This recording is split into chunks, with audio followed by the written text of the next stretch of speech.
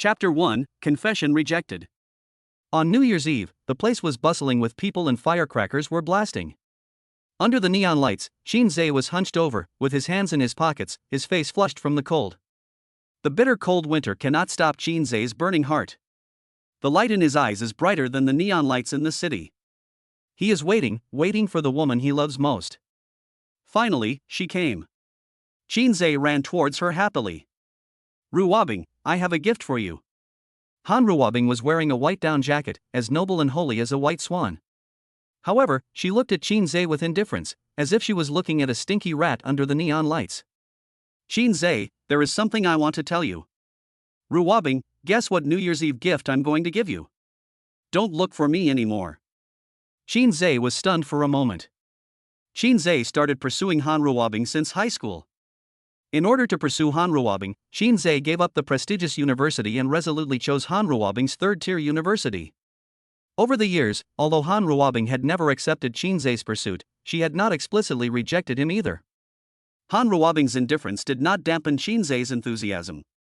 He quickly took out the New Year's gift and said excitedly, Ruabing, look, this is a gift from me to you. That's enough. Ruabing pushed Shinsz away impatiently. The gift box fell to the ground, and a small gift box fell out. Ruabing hugged her shoulders, looked at the gift box at her feet with disgust, and kicked it away impatiently. Don't you understand what I'm saying? I told you not to look for me again. The sound was so loud that it attracted the attention of passers-by. From this scene, you can tell what happened at a glance. Passers-by watched from afar, some mocking, some sympathizing, with all kinds of faces. Ruabing looked at Shinsz with disdain and said arrogantly, I came here today just to make it clear to you. Don't contact me anymore. I don't want Gu Jincheng to misunderstand me. Gu Jincheng? Shinsz knew Gu Jincheng. He was a rich second-generation man. Ruabing had just met him in recent days, but she didn't expect. Shinsz pursed his lips and said softly, Ruabing, actually I. Seeing Shinsz's shameless appearance, Ruabing felt even more disgusted, so she spat and said, Shinsz, you don't really think you are worthy of me, do you? I am a university professor now. What are you? You are just a salesperson. Don't be fooled by your well-dressed suits and leather shoes. You are actually a stinky worker. Do you know what a stinky worker is? What can you compare with Gu Jincheng? Gu Jincheng is a rich second generation. Look at yourself again. A poor beta who has no parents and was raised by his grandfather who picked vegetables in the mountains. His mouth smells like poor and sour vegetables, aren't you disgusting? It's really embarrassing to be pursued by a poor beta like you. Can you please stop looking at me in such a pitiful way? Isn't that disgusting? Can you please get away from me? Ruabing cursed a lot. Shinsz looked a little lost. It is true that he was raised by his grandfather who picked wild vegetables and lived on poverty subsidies. However, after the college entrance examination that year, Shinsz realized that his grandfather was not a simple person. At that time, my grandfather was squatting on a small stool, smoking his old pipe, and I don't know what he was thinking about. After smoking a pack of cigarettes, Grandpa knocked his old pipe against the leg of the stool to knock out the ash inside. He thought about it and came to a conclusion, so he asked Shinsz this question. Military school, do you want to go to school? Because Shinsz was going to the university where Ruabing was studying, he declined his grandfather's proposal. Later, when Shinsz went to a museum with his friends and saw his grandfather's photo on the wall of the museum, he finally understood the meaning of his grandfather's words, do you want to go to military school? Regarding Shinsz's choice, Grandpa did not persuade him, but just nodded and told him. Your mother will look for you when you get to the city. Growing up, Grandpa never mentioned Shinsz's parents. Shinsz didn't dare to ask, for fear of asking bad questions. Besides, there was nothing wrong with living with his grandfather. However, after hearing his grandfather's words, Shinsz realized that he still had a mother. But what Grandpa said seemed to mean, if I went to military school, my mother wouldn't look for me. In his sophomore year of college, Shinsz's mother found Shinsz. Shinsz's mother is Li Huixian, the boss of Wanqing Group. The Wanqing Group is a super conglomerate in Panda Country, with an extremely wide range of industries and a terrifying size, accounting for 15% of Panda Country's GDP. Shinsz's grandfather is a hero and his mother is a super chaebol. When facing Han Ruabing's insults, it is really difficult for Shinsz to feel inferior. But he didn't know how to explain this to Han Ruabing. Moreover, now that Han Ruabing had said this, there was no need to explain. So, Shinsz was lost. It's not because I've been Han Ruabing's bootlicker for 7 years. Loving someone should be like this, eating steamed bread for 2 months for a necklace she likes. In order to give her a surprise, I knelt downstairs of the girls' dormitory on a snowy day, holding a rose in my hand, and shouted Han Ruabing, I love you, letting everyone in the school know that I like you, making you the most eye-catching person in the school, and spoiling you like a little princess. Shinsz never regretted his efforts because they were good for him. What Shinsz regretted was that he had given his kindness to the wrong person. That's all. At the same time, Shinsz is clear-headed. With his grandfather being a hero and his mother being a chaebol, Shinsz never thought that his family's glory belonged to him, so when he knew his distinguished background, he did not give up on Han Ruabing. He believed that with his own efforts, he was completely worthy of Han Ruabing. If one really had to bring up background when it came to dating, Shinsz really didn't think Han Ruabing was worthy of his background. Now Shinsz has achieved this result. A new group of passers-by have come and gone. People looked at Shinsz squatting on the side of the road in surprise, wondering why Shinsz was squatting there. An old lady who was collecting rubbish came to Shinsz tremblingly with a cane and asked, Young man, do you still want this box? Shinsz came back to his senses, glanced at the old lady, and then looked at the gift box on the ground. Indeed, it is already garbage. But he still picked up the small box and took out the car keys inside. This was originally a New Year's gift from Shinsz to Han Ruabing, a brand new Porsche 911. According to the mother, as an adult she has never seen her son's girlfriend, so just consider this car as a New Year's gift.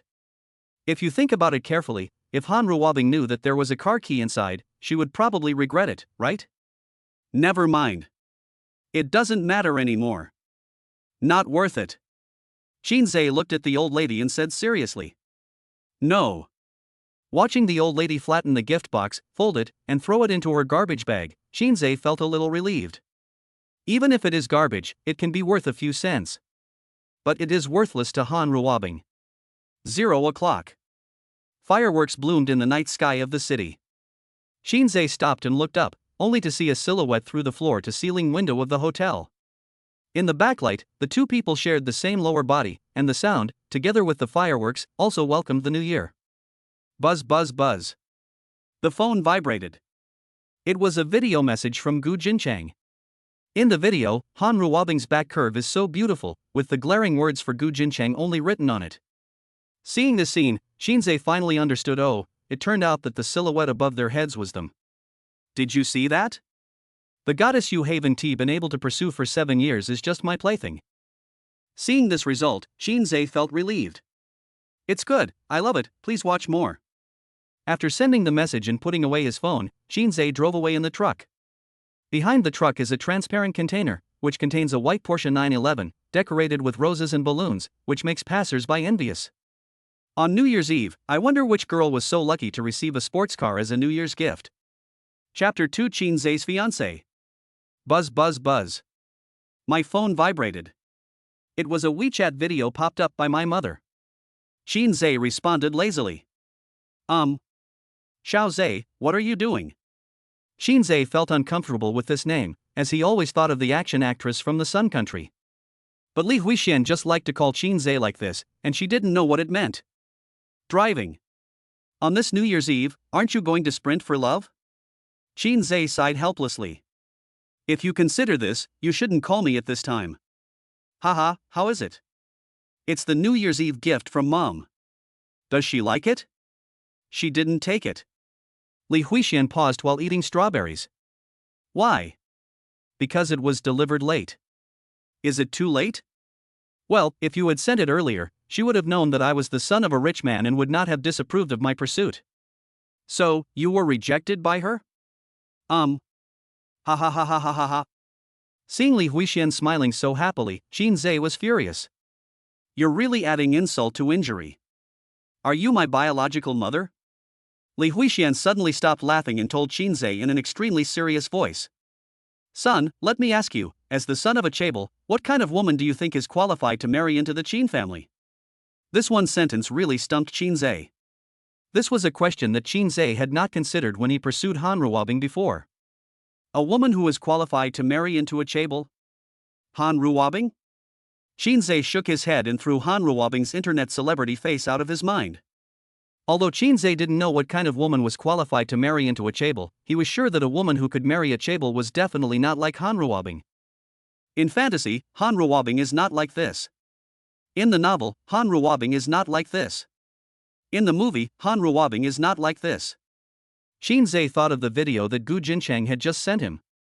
Huh? What did Gu Jinchang say? He said my goddess is his plaything?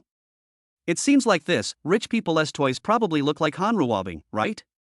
You are really good at judging people. Li Huixian gave earnest advice. Son, the Qin family has billions of assets. Don't say that I don't want you to be with Han Ruabing. Even if I agree, she can't handle such a huge fortune. Not everyone can sit on the dragon throne in the Forbidden City. Ordinary people will feel dizzy if they sit at such a high position. I gave her the chance, but she didn't take it. There's nothing I can do about it. Shinsz said nothing. Of course he knew what his mother meant. His mother was worried that he was still stubborn and didn't want him to continue pursuing Han Ruabing. To put it nicely, this is affectionate. To put it bluntly, this is a bootlicker. Things have come to this point. Gu Jinchang is now beating Han Ruabing louder than fireworks in the hotel, so there is really no need for him to get entangled with him anymore. Mom, I'm not a bootlicker. I won't look for her again. As soon as these words came out, Shinsz could clearly hear his mother on the other end of the phone let out a long sigh of relief. Shinsz smiled bitterly and explained. Mom, I just think it's cool for a man to love only one person. Well, it's okay as long as you understand this matter clearly. Having said this, Li Huixian paused for a moment and continued. Since there is no possibility between you two, there is something I need to tell you. What is it? Li Huixian kept the secret. Do you know why your grandfather doesn't allow you to have a relationship? Why? Shinsz is afraid of Grandpa. Grandpa never emphasized the seriousness of the matter. He would just tell you lightly that if you were a little careless, you would get into big trouble and then get a good beating when you got home. Actually, you have a fiancé. Ha! I don't know if it was an illusion or something, but when Li Huixian told Shinsz that he had a fiancé, Shinsz felt like Li Huixian seemed to smile secretly. Fiancé? Well, when you were a kid, your grandfather arranged a marriage for you. This kid happens to be studying at Zhengcheng Institute of Technology, where Han Ruabing teaches. Shinsz felt Li Huixian smile again. This made him feel that this matter was a bit strange, as if Li Huixian had hidden some information and did not tell him. But there is something very troublesome here, and it is not easy to handle. What's up? It's about you and Han Ruabing. What happened to us? If word gets out about you pursuing Han Ruabing, it will have a bad impact. Both families are well known and powerful, so it's a good thing for them to go together, but our Qin family broke their promise and didn't even have the most basic spirit of contract. It's really unacceptable. On the other hand, the girl will become a laughingstock. In the final analysis, this matter will bring shame to both families. Shinsz's face was full of black lines. Finished. My grandfather has heard about this and I can't escape the beating. Mom, why didn't you tell me such a big thing earlier? Mom wanted to tell you, but I'm afraid I'll upset you. Besides, I hope you'll be well. Seeing how persistent you are with Han Ruabing, I'll give her a chance. If your relationship works out, our Qin family will no longer be a human being. Young people, love freely. As a mother, I can't persuade them, and no one can say anything. This is at least a reason. Shinsz had a bitter face. He also didn't expect that the incident between him and Han Ruabing would have such a big impact. Xiaozhe, since there is absolutely no possibility for you and Han Ruabing to be together, your first priority now is to prevent Han Ruabing from spreading the news that you pursued her. Yes, I understand. Also, I'll make an appointment for you guys tomorrow so you can meet and get to know each other first. Ah? So urgent? She has been studying in Jiangqing for half a year. We should have asked her out long ago. Otherwise, what are you waiting for? Waiting for her to ask us out? If you don't ask her out now, her school will be closed for the holidays. Shinsz was silent. Li Huixian advised earnestly. Mom knows that you've been pursuing Han Ruabing for these years and it's been hard. Now you're finally free. You want to be quiet for a while. Mom understands you, but no matter what, our two families are old friends. No matter what the reason is, you have to meet. Let's get through it first and talk about it later. Li Huixian struck while the iron was hot and continued to persuade. Although your elders have arranged this marriage for you, young people nowadays have their own ideas and are very disgusted with child marriages. Even if you agree, the girl may not be attracted to you. After all, you haven't met yet, so it's hard to say. You don't need to feel too much pressure. After hearing what his mother said, Shinsz's psychological pressure was reduced a lot. Be obedient, let's get to know each other first, and it's good to be simple friends.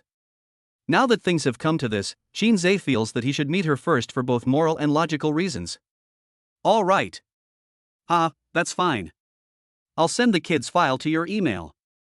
I'll contact you tomorrow about the specific time and place for the meeting. Li Huixuan's haha was somewhat inappropriate, but it gave Shinsz a feeling that his evil plan had succeeded.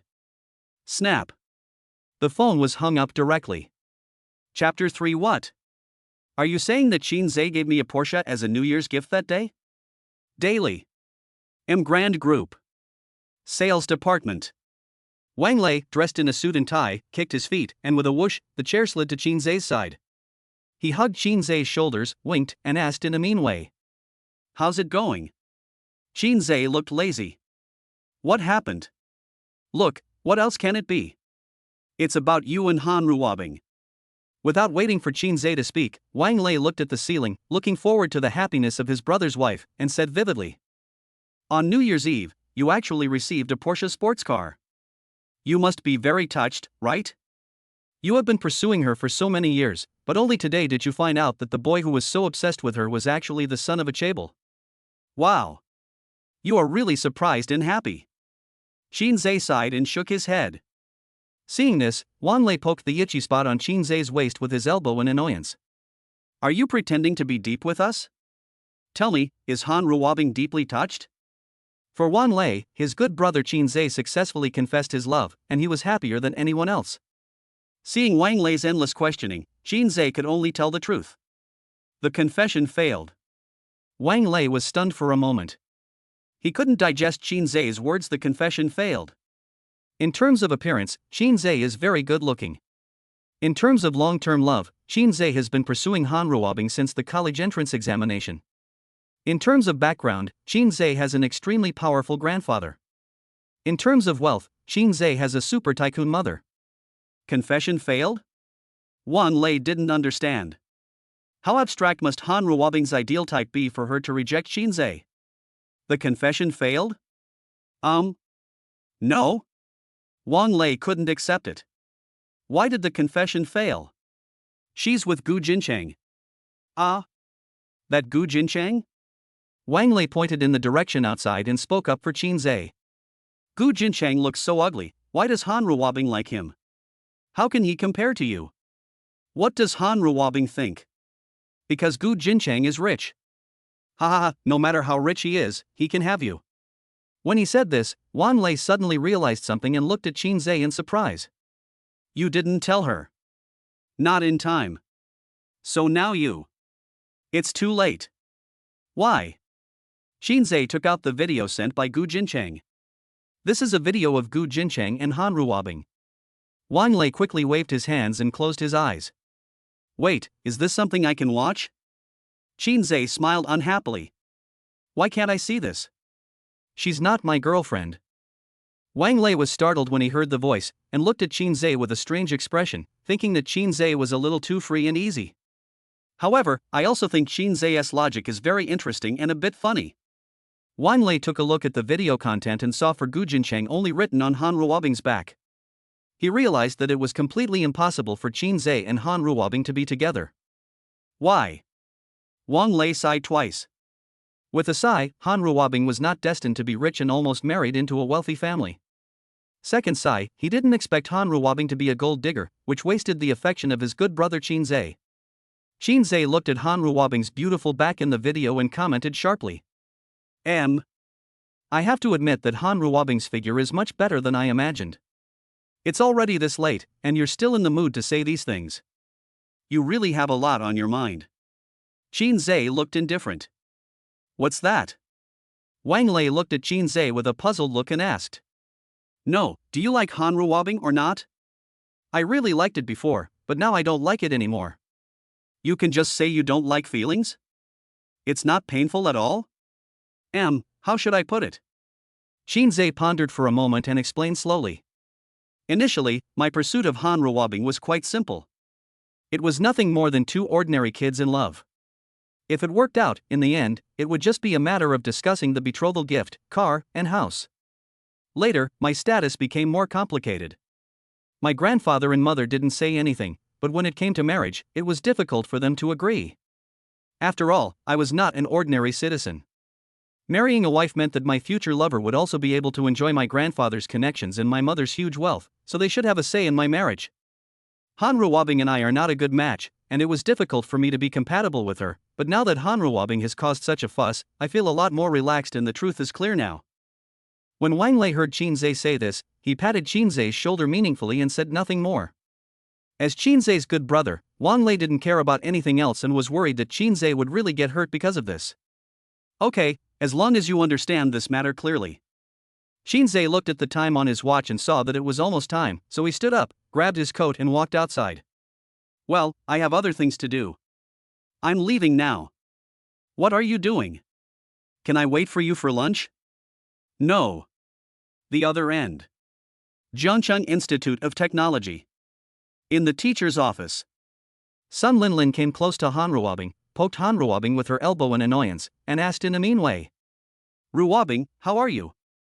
Facing the teasing of her best friend, Han Ruabing remained calm in her ancient costume, staring at the lesson plan with her beautiful eyes, and said slowly. What happened? Still pretending? I saw it all. Han Ruabing was startled, then blushed.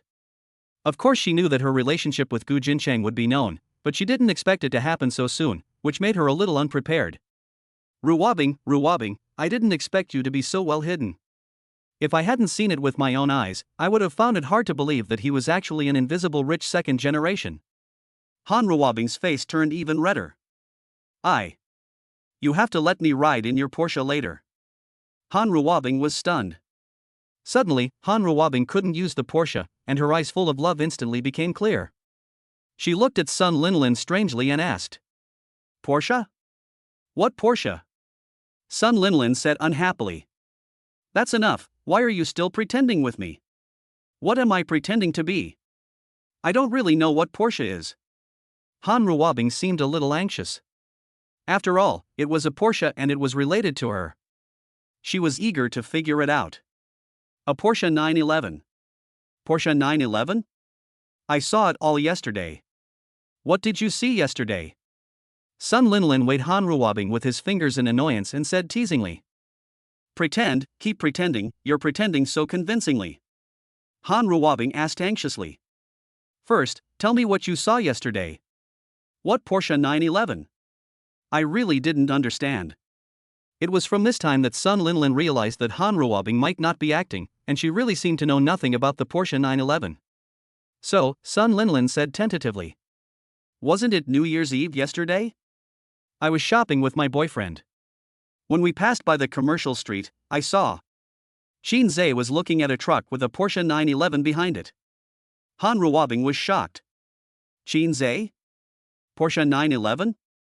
It was difficult for Han Ruabing to connect the Porsche 911 with Shinsz, an orphan who was raised by his grandfather who picked wild vegetables. Han Ruabing felt that something was wrong, so she held Sun Linlin's shoulders and asked seriously. Are you sure you're pulling a Porsche 911 to Shinsz? Chapter 4. You don't have to attend this class, your mother wants you to go on a blind date. Seeing Han Ruabing like this, Sun Linlin felt a little panicked, as if she had caused trouble, saw things she shouldn't have seen, and said things she shouldn't have said. I am. Are you sure he's pulling a Porsche 911? My partner and I both saw it, what's wrong? How do you know it's his? I saw it said, Han Ruabing, I love you, let's be together.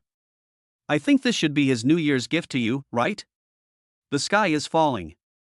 Han Ruabing could no longer hold on to Sun Linlin's shoulders. Her arms seemed to have lost their vitality and fell freely. Han Ruabing frowned anxiously, bit her fingers, and recalled all the details of her meeting with Shinsz yesterday. From Shinz's expectant look yesterday, she also felt that this year's New Year's Eve gift might be different from previous years.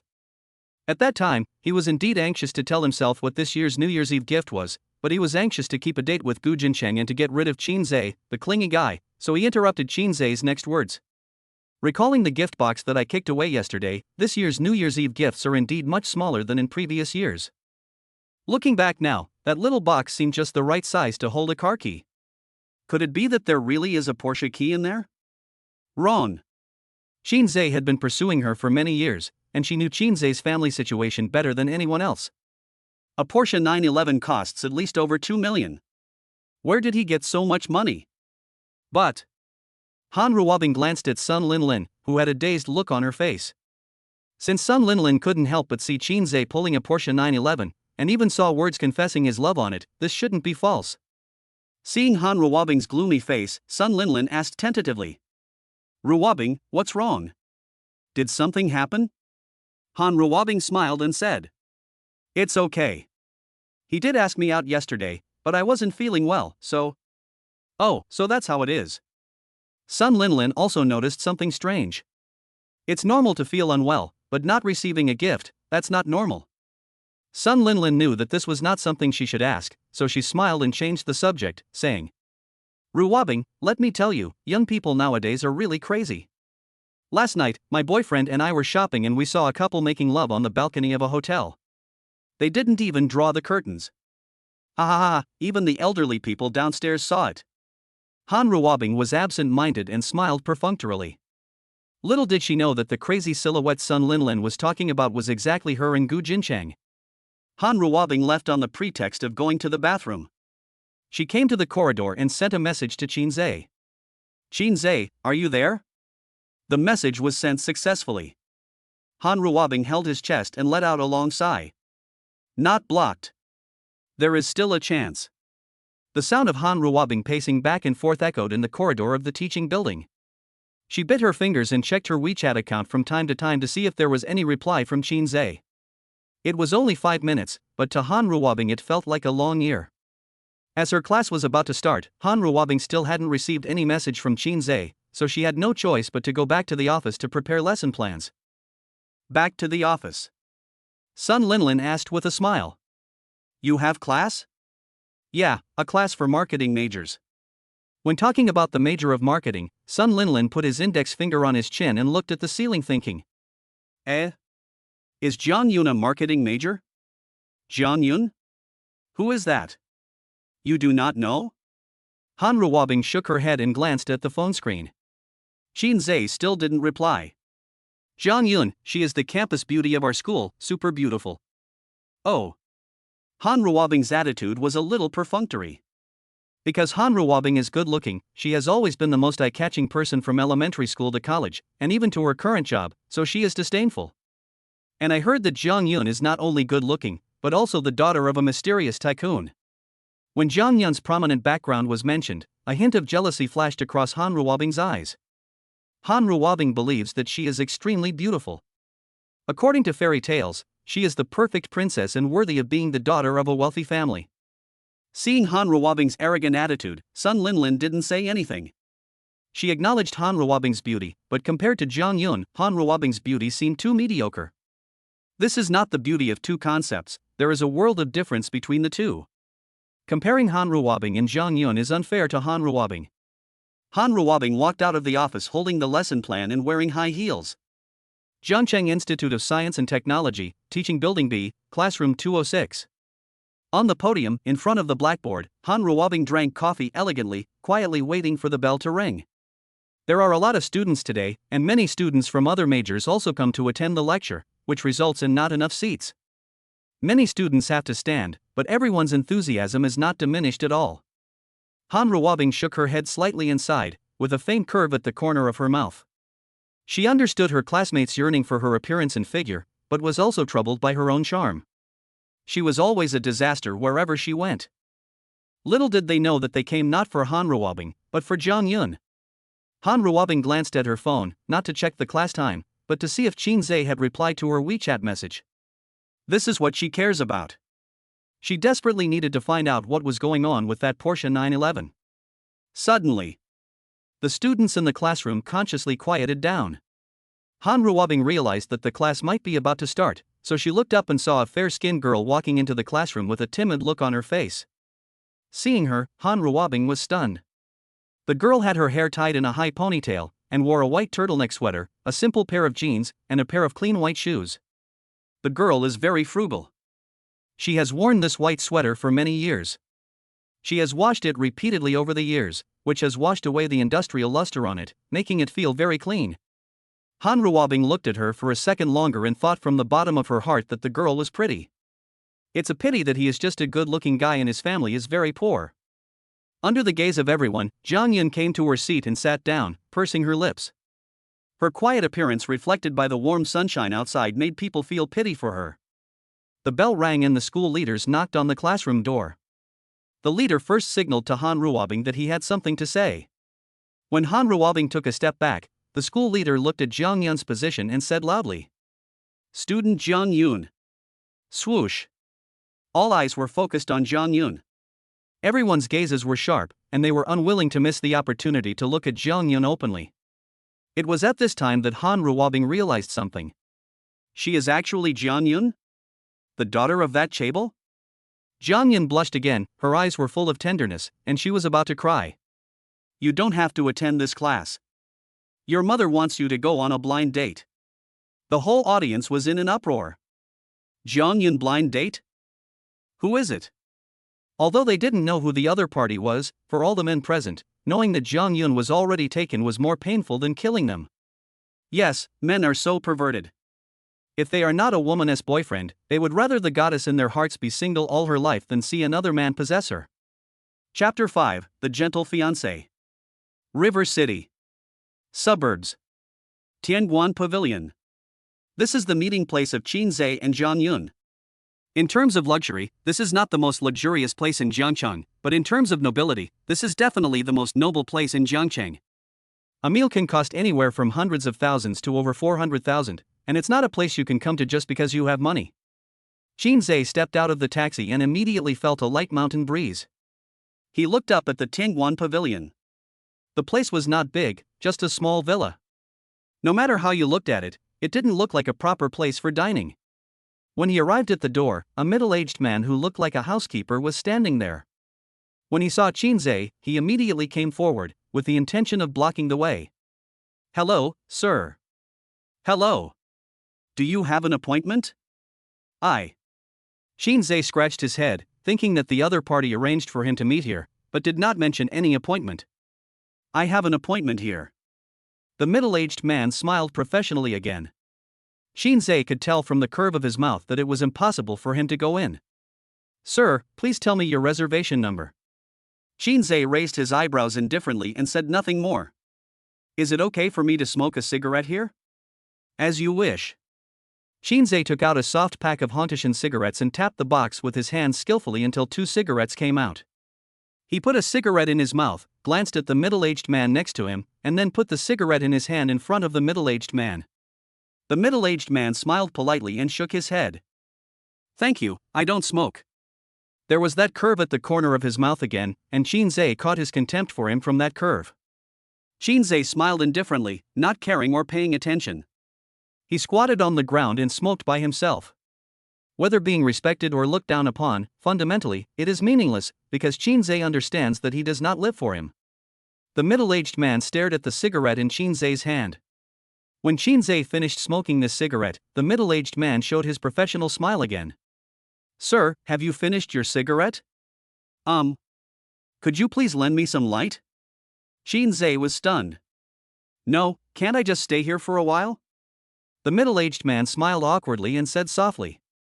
Sir, I can see that you are not here to cause trouble, but people who come to eat here want to have a quiet meal. Please give me some convenience. At this time, a Rolls-Royce Phantom pulled over. The license plate number above, Jiang 00000. A cold-looking woman in formal attire came down from the driver's seat. She walked around to the passenger seat, opened the door, and carefully invited out an innocent-looking girl. Seeing this, the middle-aged man hurried forward and bowed respectfully. Ms. Zhang. Jang Yun nodded gently. Ms. Zhang, your seat has been reserved. Thanks. It should be. The middle-aged man stepped aside, made way, and made a pleased gesture. When he saw Jang Yun in person, Shinsz couldn't help but be stunned. Jang Yun looks very pure in the photo, but I didn't expect that she is prettier in person than in the photo. There was light in her eyes, like the light of broken silver floating on the lake, so gentle that it made people feel distressed. What doesn't match it is that under this innocent face is a succubus-like figure, with a neck curve as noble as a white swan, slender arms, a huge child who doesn't make trouble for men and doesn't cry for children, a slender waist, peach buttocks, and slender long legs. A beautiful face and a stunning figure are just Jang Yun's most common advantages. The most lethal thing is that Jang Yun does not have that kind of high-handed and unattainable aura of a chaebol. What you can feel more from her is kindness and gentleness, just like the white sweater she is wearing that has been washed to a light layer. A normal man definitely doesn't want to marry a woman with an internet celebrity face that's as white as a paper-made figure. The woman that men really want to marry is definitely the kind of woman who is very good-looking, simple, gentle, and intellectual. This is the angel in the hearts of men. With a casual glance, Jang Yun noticed Shinsz squatting in the corner. Jang Yun blushed again and stood there hesitantly. Seeing this, the middle-aged man asked softly, "Ms. Jang?" "That." It took Jang Yun a long time to make up her mind. She pursed her lips and walked in front of Shinsz stiffly. "You." Jang Yun's face turned even redder, and she avoided looking at Shinsz's face. "Why are you squatting here?" As she spoke, Jang Yun was shy and timid, like a little nagging woman, which made people feel sorry for her. Shinsz stood up and straightened the wrinkles of his formal suit. Jang Yun had a faint fragrance on her body. Shinsz didn't know how to describe this smell. It was a bit like the smell of laundry detergent, giving people a very clean feeling, which made Shinsz a little uncomfortable. Shinsz glanced at the middle-aged man over there. When the middle-aged man saw this, his face turned green. The person Miss Jiang was dating turned out to be him? The middle-aged man was a little annoyed. "No? You are a person who has a relationship with Miss Jiang, and you come here to smoke a hauntition cigarette? What do you mean? Are you pretending to be a pig and eating the tiger, and are you here to mess with me on purpose?" The middle-aged man felt that he was being maliciously targeted by Shinsz. Shinsz smiled bitterly and scratched his head, then replied, "I'm just here to smoke a cigarette." Although Shinsz didn't say anything, everyone present was smart, because he took a look at the middle-aged man and everyone understood at once. Jang Yun's bodyguard glanced at the middle-aged man seriously. The middle-aged man lowered his head, his nervous forehead covered with beads of sweat the size of soybeans. Although Shinsz didn't care much about it, it was indeed inappropriate to let Shinsz in under such circumstances. After all, it was disrespectful to others and impolite. Jang Yun was in a dilemma and didn't know what to do. Apologize? After all, the other person didn't say much, and if I apologized, it would seem that he was petty. Not a word to express? This is even more unreasonable. People's magnanimity does not allow you to offend at will. Jang Yun just stood there muttering neig endlessly, and never could come up with a good solution. Moment. Jang Yun pursed her lips, blushing, and stepped forward to grab Shinsz's hand and pull him out. "Well, if you don't like it here, let's go eat somewhere else, a small barbecue stall or something, it's all good, anyway." In fact, Jang Yun hadn't thought of what to say yet, so after she said in a word, there was no further text. All she could do was hold Shinsz's hand, look at Shinsz with tenderness, and try to make Shinsz let her go with her gentle appearance. Shinsz was stunned. Subconsciously, Shinsz glanced at Jang Yun's hand that was holding his. Jang Yuning's pretty face turned red, but she had no intention of letting go. Instead, she held Shinsz's hand tightly. Don't be angry. Shinsz is not very violent. He didn't think it was a big deal. However, what concerned him more was that her hands were soft and cold. Looking at her tearful appearance, it's hard not to feel sorry for her. Shinsz said lightly, "It's okay. Since we've made a reservation here, let's eat here." After saying that, Shinsz tentatively pulled his hand back. However, when Shinsz tried to pull his hand free, he could clearly feel Jang Yun catching up with his strength and grabbing his hand tightly. Shinsz was puzzled. He looked at Jang Yun again. She was pursing her lips and tears were already welling up in the corners of her eyes. Shinsz smiled bitterly and could only put his hand into her palm. Shinsz just felt that, after all, this was their first meeting, and she was such a pure girl, without any worldly airs at all, so holding hands like this was indeed not very decent. If the only way to prove that he is not angry is to let her hold his hand, then there is really no better way. Jang Yun held Shinsz's hand and felt much more at ease. Shall we go in and eat?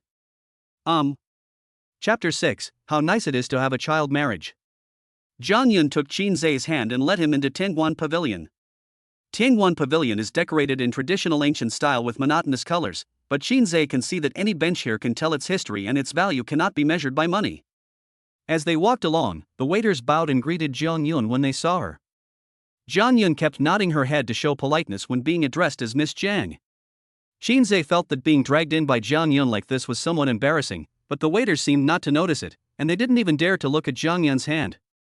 This is not just a matter of respect, it has risen to the level of fear of Jang Yun. Jang Yun took Shinsz's hand and explained softly. In fact, Tiangwan Pavilion is our Jang family's property. Hearing Jang Yun say this, Shinsz nodded, thinking that the logic made sense. However, somehow, Shinsz felt that there was something weird about the whole thing. Entertaining people is very simple.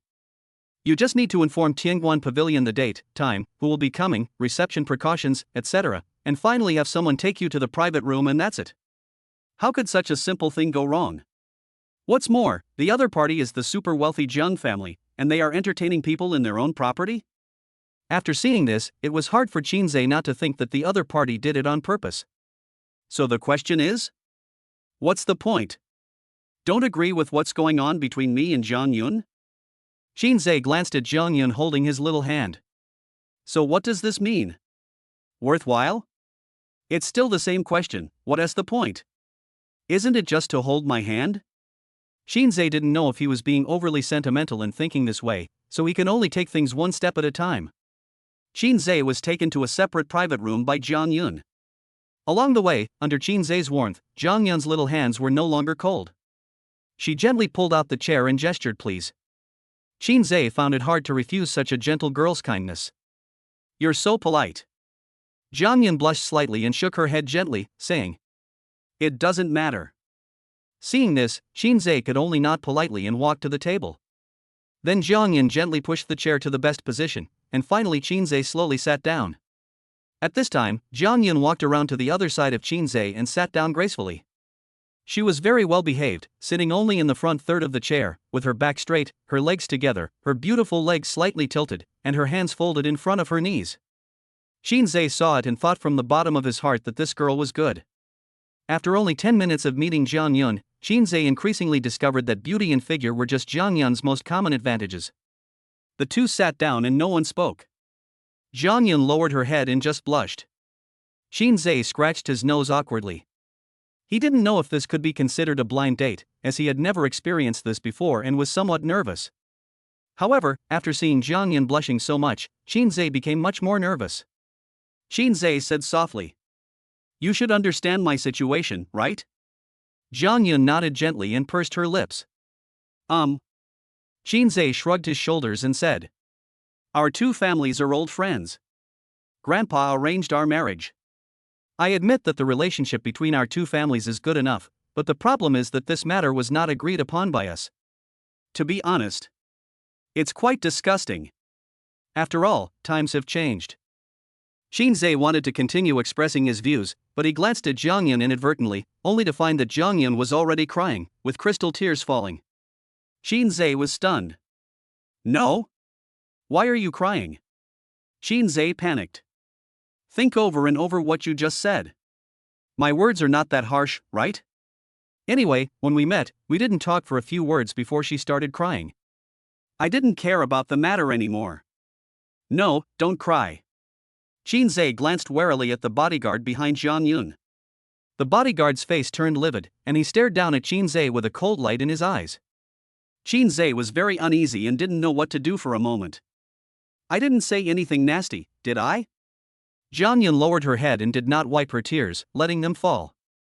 Her aggrieved little mouth formed a crooked line, and she was afraid that if she opened her mouth she would burst into tears, feeling extremely aggrieved. Shinsz's heart melted when he saw this. He knew that now was not the time to explain to Jang Yun that he was wrong in what he said. The most important thing was to comfort her first. Don't cry, I. Shinsz stood up, walked around to the other side of the table and sat next to Jang Yun.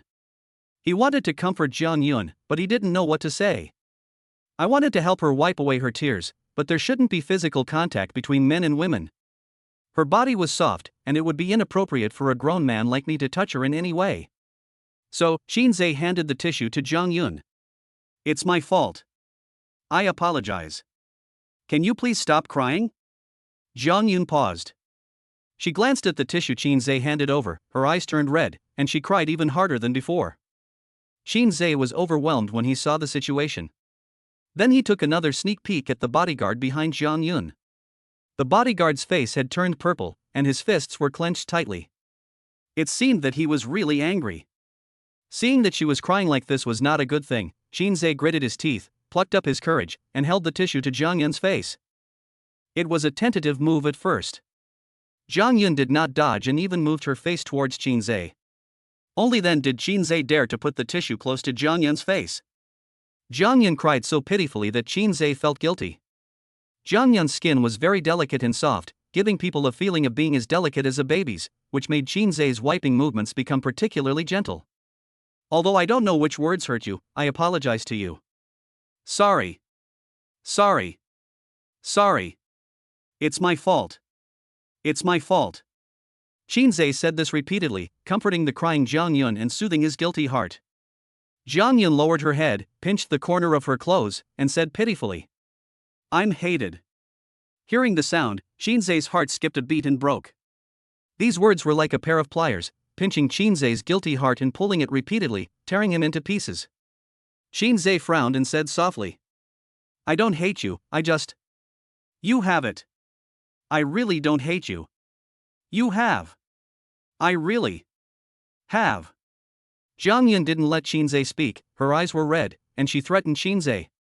When Shinsz saw that Jang Yun was about to cry again, he was speechless on the spot. I'm sorry. It's my fault. Jang Yun remained silent. Shinsz thought about it and felt that it was necessary to explain.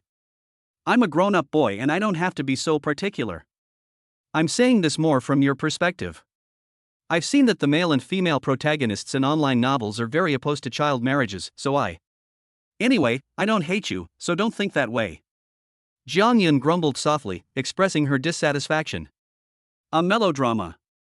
Shinsz smiled bitterly and said nothing. Child marriage is very hard. Shinsz was startled, raised his head, and looked at Jang Yun strangely. Jang Yun lowered her head and explained aggrievedly.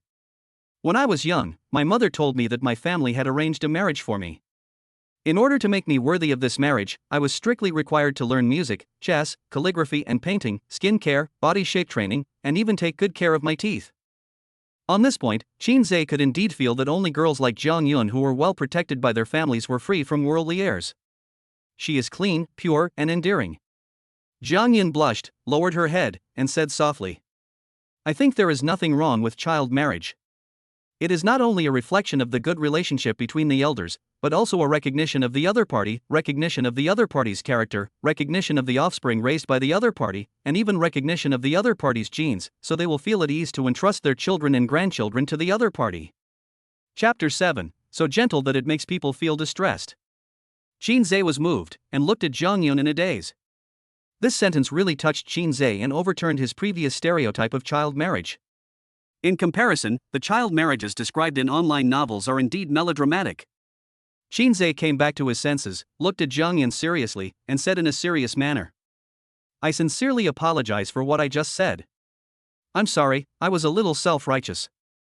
Jang Yun's pretty face turned slightly red. She didn't say whether she would accept Shinsz's apology, but whispered, This is your first time eating here, and I don't know what you like, so I ordered all the delicious food. Don't think I'm extravagant, I'm not the kind of girl who spends money lavishly. Shinsz certainly knew that she was a good and thrifty girl, but when he saw Jang Yun's white sweater that was a little thin from washing, his face turned red and he quickly avoided her gaze. He saw Jang Yun's white sweater to prove that she was indeed a good girl, but Jang Yun's figure was really great. The sharp contrast between her slender waist and her proud breasts was visually shocking. It's okay, thank you. If you can't finish it, I can pack it up. Jang Yun slowly picked up the knife and fork, took a shrimp and put it on the plate. She first used a fork to hold the shrimp head and gently removed it. Starting from the belly of the shrimp, gently insert the tip of a fork between the shrimp shell and the shrimp meat, and slowly pry the shrimp shell upwards. Finally, use the tip of a fork to gently pick out the shrimp thread on the back of the shrimp.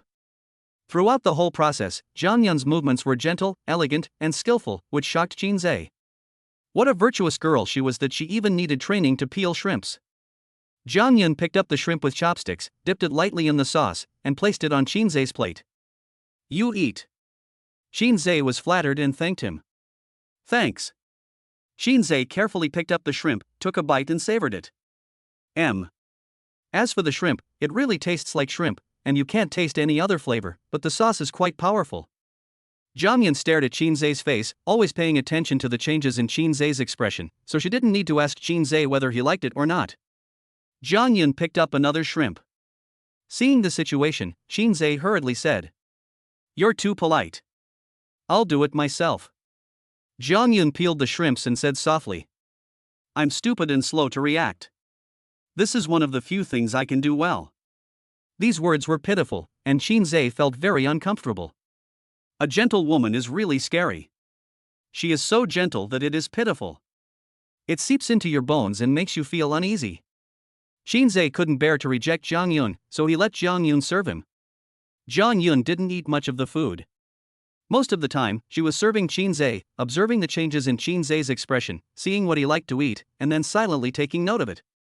Shinz said softly, "You should eat too, don't just serve me. I have a small appetite, so I'll be full after eating a little." Jang Yun patted her stomach to show that she was very full. Shinz looked at Jang Yun's contented expression and felt sorry for the girl in front of him from the bottom of his heart. So, Shinz asked tentatively, "You've worked so hard since you were a child, just for what you've done today. Do you think this is fair to you?" Jang Yun was stunned for a moment and asked back, "What about you?" You're having a hard time, too, right?" Shinz was silent. "My grandfather was strict, and I was subjected to strict requirements since I was a child. I had to get up at 3 o'clock in the morning to practice martial arts, go down the mountain to school at 6 o'clock, and was even required to get full marks in every subject. Other people's childhood is colorful. They can play with mobile phones, play games, talk about anime, etc., but for Shinz, there are only two things he can do, that is, practicing and studying. It's impossible to say that it's not hard, but I've been doing this for more than 10 years, I'm used to it, and I don't notice the hardship anymore." However, Grandpa never told me that he had a fiancée, nor did he say that he was studying and practicing martial arts for Jang Yun. Shinz came back to his senses and saw Jang Yun looking at him, as if waiting for his answer. "It's a bit hard indeed. By the way, what did you ask me just now? Do you think it's fair that your parents asked you to do all this just for today?" Jang Yun did not reply, but slowly married Shinz a piece of meat. In order to make the meat more delicious, the attentive girl first dipped the meat in the soup and then put some chopped green onions on it. After finishing all this, Jang Yun put down her chopsticks and said softly, "Will you make me feel unfair?" Shinz was stunned for a second before he understood what Jang Yun meant. According to Jang Yun's logic, their childhood sweethearts worked hard to be the best for each other, and from this point of view, it was fair. The so-called unfairness was that she gave everything she had learned to herself, but she did not give her best. Shinz smiled and said unhappily, "Didn't you say you were stupid and slow to react?" Jang Yun blushed and was too embarrassed to speak. The meal took 2 hours. During this period, Shinz did not feel it was so long. On the contrary, time passed quickly, and when I came to my senses, I found that it was getting dark. When leaving, Jang Yun asked, "How are you going to get back?" Shinz smiled and said, "I'll take a taxi. This place is very remote." "It's okay, I got a ride." "Oh." Shinz saw that Jang Yun had no intention of leaving, so he said, "Don't you have to go back to school? Go back quickly. Don't worry about me. I can wait here by myself. It won't take long." Jang Yun lowered her head, looked at the tip of her shoe, and said in a very low voice, "What about me?" Shinz was startled and turned to look at her. "You are not." It was then that Shinz discovered that the bodyguard who had been following Jang Yun was missing. The sky was getting darker and darker. There was no village in front and no shop behind this place, and Jang Yun's bodyguard was not there. No matter how hard they looked, they couldn't leave Jang Yun here alone, right? Shinz asked tentatively. "How about you give the bodyguard a call?" Jang Yun didn't explain why she couldn't call the bodyguard, but she just shook her head, as if she was being naughty. Seeing this, Shinsz smiled bitterly. Then if you don't mind, you can take my car, and I'll take you to school first. Hearing the voice, Jang Yun looked up and looked at Shinsz with some surprise, as if she had found a life-saving straw. May I? It's nothing for me, I'm just worried that you won't be used to it. I've seen you come here in a luxury car, and I don't know if you can get used to taking a taxi, so I'm embarrassed to invite you. Jang Yun quickly shook her head and said, I don't mind. Well, that's fine. Gradually, night fell and the mountain wind howled. Jang Yun hunched her shoulders and tentatively moved closer to Shinsz. Shinsz noticed it and took off his coat. I'll put this on you. Jang Yun shook her head. Thank you, I'm not cold. Jang Yun had fair skin, and the mountain breeze made her nose red. She insisted that she was not cold, which made her look particularly cute, and Shinsz couldn't help but smile like an ant. It's okay, just put it on. I'm really not cold. Having said that, Jang Yun sniffed again. Realizing that she was exposed, she blushed and lowered her head again. Shinsz sighed helplessly and put his coat on Jang Yun's shoulders. I have lived in the mountains since I was a child, and I am used to this temperature. It doesn't matter if I wear one more or one less. But you, a city dweller, can't stand this wind. If you catch a cold, it will be more trouble than good. Jang Yun didn't say anything. However, she took a small step away from Shinsz, looking a little lost. Shinsz sighed and said softly, I don't dislike you. Jang Yun pouted and said in a very low voice, I didn't say anything. Then why did you move aside? Jang Yun blushed and stopped talking, looking a little aggrieved. Shinsz explained, I lent you my coat because I was afraid you would catch a cold, not because I wanted you to stay away from me. You hid behind me, so I at least blocked the wind for you. Jang Yun remained silent. Seeing the situation, Shinsz shook his head helplessly, took a step forward, stood in front of Jang Yun, and blocked all the mountain wind. Jang Yun hid beside Shinsz, took small steps towards Shinsz, pursed her red lips, and smiled contentedly. Chapter 8 is over. I forgot to ask for contact information. 20 minutes later, the online taxi finally arrived. Through the rearview mirror, the driver glanced at Shinsz and greeted him politely. Hello, sir. Are you going to? Before he finished speaking, when the driver saw Jang Yun, he was stunned. Being an online taxi driver is a job that requires him to interact with people. He meets all kinds of people throughout the year, but Jang Yun is the most beautiful woman he has ever seen. After being stunned for a few seconds, the driver struggled to get out of shock and set his eyes on Shinsz again, with a little more scrutiny, wondering how rich Shinsz was to have such a beautiful woman as his girlfriend. Hello, sir, are you going to Sunshine Garden? No, let's go to Jiangcheng Institute of Technology first. When mentioning Jiangcheng Institute of Technology, Shinsz's expression became somewhat stiff. Jang Yun noticed something was going on. What's wrong? No, nothing. Follow the navigation? Asked the driver. It's all right. Just do whatever you want. Good. During the journey, the silence in the car was embarrassing. The driver looked at the handsome Shinsz in the rearview mirror and said jokingly, Sir, is this your girlfriend? When Shinsz heard this, his old face turned red. That. Shinsz dragged out the sound to delay time and carefully looked at the emotional changes on Jang Yun's face beside him. This is not a difficult question to answer. The reason why Shinsz is so embarrassed is because of Jang Yun beside him. God knows what Jang Yun wants to hear. If it's not good, she will cry. Actually, we are not. Shinsz answered tentatively, always paying attention to the changes in Jang Yun's emotions. When he saw Jang Yun's eyes slightly red, he knew that his answer was wrong. So, Shinsz quickly changed his words. To be honest, we just met today. Jang Yun's eyes became even redder. Shinsz immediately patched it. But our two grandfathers had a very good relationship, so this marriage was arranged in the early years. Seeing that Jang Yun's face looked better, Shinsz breathed a sigh of relief. The driver was a man in his 50s. He understood everything just by taking a look at the condition of Shinsz and Jang Yun. The driver drove the car with an anti-smile on his face and said, Little brother, I am older than you, so I will tell you a few honest words. Don't mind whether they sound good or not. Shinsz smiled and said, You say. The driver looked at Shinsz seriously and asked, "Brother, your family condition should be good, right?" Shinsz was stunned for a moment, and then his chaebol mother, who had laughed out loud when she heard that he failed to pursue Ruabing, smiled bitterly. "I don't have much money myself." When the driver heard Shinsz say this, he smiled lightly and didn't ask any more questions about this issue. It is actually very easy to judge whether a man is rich or not. First, look at the occasions he goes to. Places like Tianwan Pavilion are not places that only rich people can go to. Another very important point is that looking at the appearance of the woman next to the man, a woman like Jang Yun who was as beautiful as a model, it can be seen that Shinsz's identity is not ordinary. Because of Shinsz's low-key attitude, the driver looked at him with even higher regard. The driver said, "Brother, I not only drive a taxi, I also work as a designated driver. Although I don't make much money, I can judge people very well. After all, I deal with different people every day. Over the years, you are the most low-key rich second generation I have ever seen."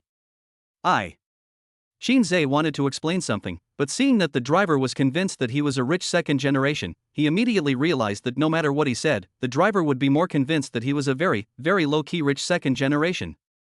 The driver looked at Jang Yun beside Shinsz again and said seriously, "Brother, to be honest, I personally don't like the second generation of rich people.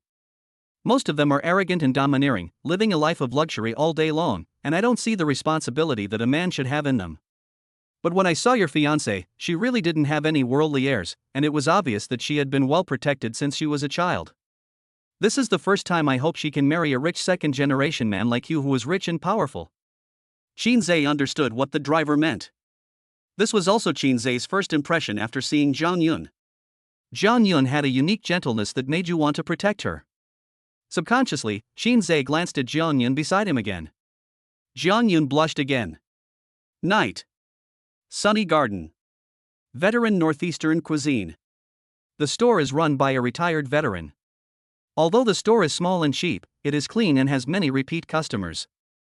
Shinsz brought the leftovers that he had packed today here, told the boss about it, and asked him to help heat up the food by paying for the labor. The boss smiled, didn't say much, heated up the food, and then said he would never take Shinsz's money. After a while, Wang Lei pushed the door open and saw Shinsz raising his hand in the corner. "What day is today? Why did you suddenly think of treating me to a meal?" Wang Lei hung his down jacket on a chair, sat down, and looked at the food on the table, slightly stunned. "Your mother invited you to dinner again?" Without. Wang Lei didn't say anything polite. He picked up his chopsticks and started eating. "This is quite expensive, isn't it? Are you willing to eat this? I had a date today, and the food there was delicious. I ordered a lot and didn't finish it, so I packed it up and brought it back for the two of us to eat." While chewing, Wang Lei looked at Shinsz strangely and asked, "Dating?" Shinsz scratched the tip of his nose, looking a little embarrassed. Wang Lei glanced at Shinsz, and seeing Shinsz's embarrassed look, an evil smile appeared on the corner of his mouth. He put down his chopsticks, moved closer to Shinsz, poked Shinsz with his elbow in annoyance, and asked in a mean way, "A girl, right? Is the other person looking older and more beautiful?" Wang Lei raised his eyebrows at Shinsz in a mean manner. Shinsz raised his fist to clear his cough and said seriously, "Girls nowadays don't look bad with a little makeup, right? Do you have any photos? Let me take a look." "No." Wang Lei, who was smiling, suddenly changed his expression and looked at Shinsz with contempt. "How stingy.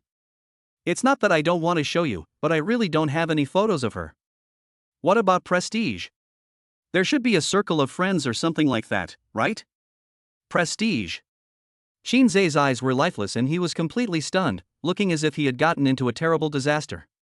"When we met, he didn't ask for WeChat, which would be hard to avoid misunderstanding." At this moment, what emerged in Shinsz's mind was Jang Yun's pretty face with tears in her eyes.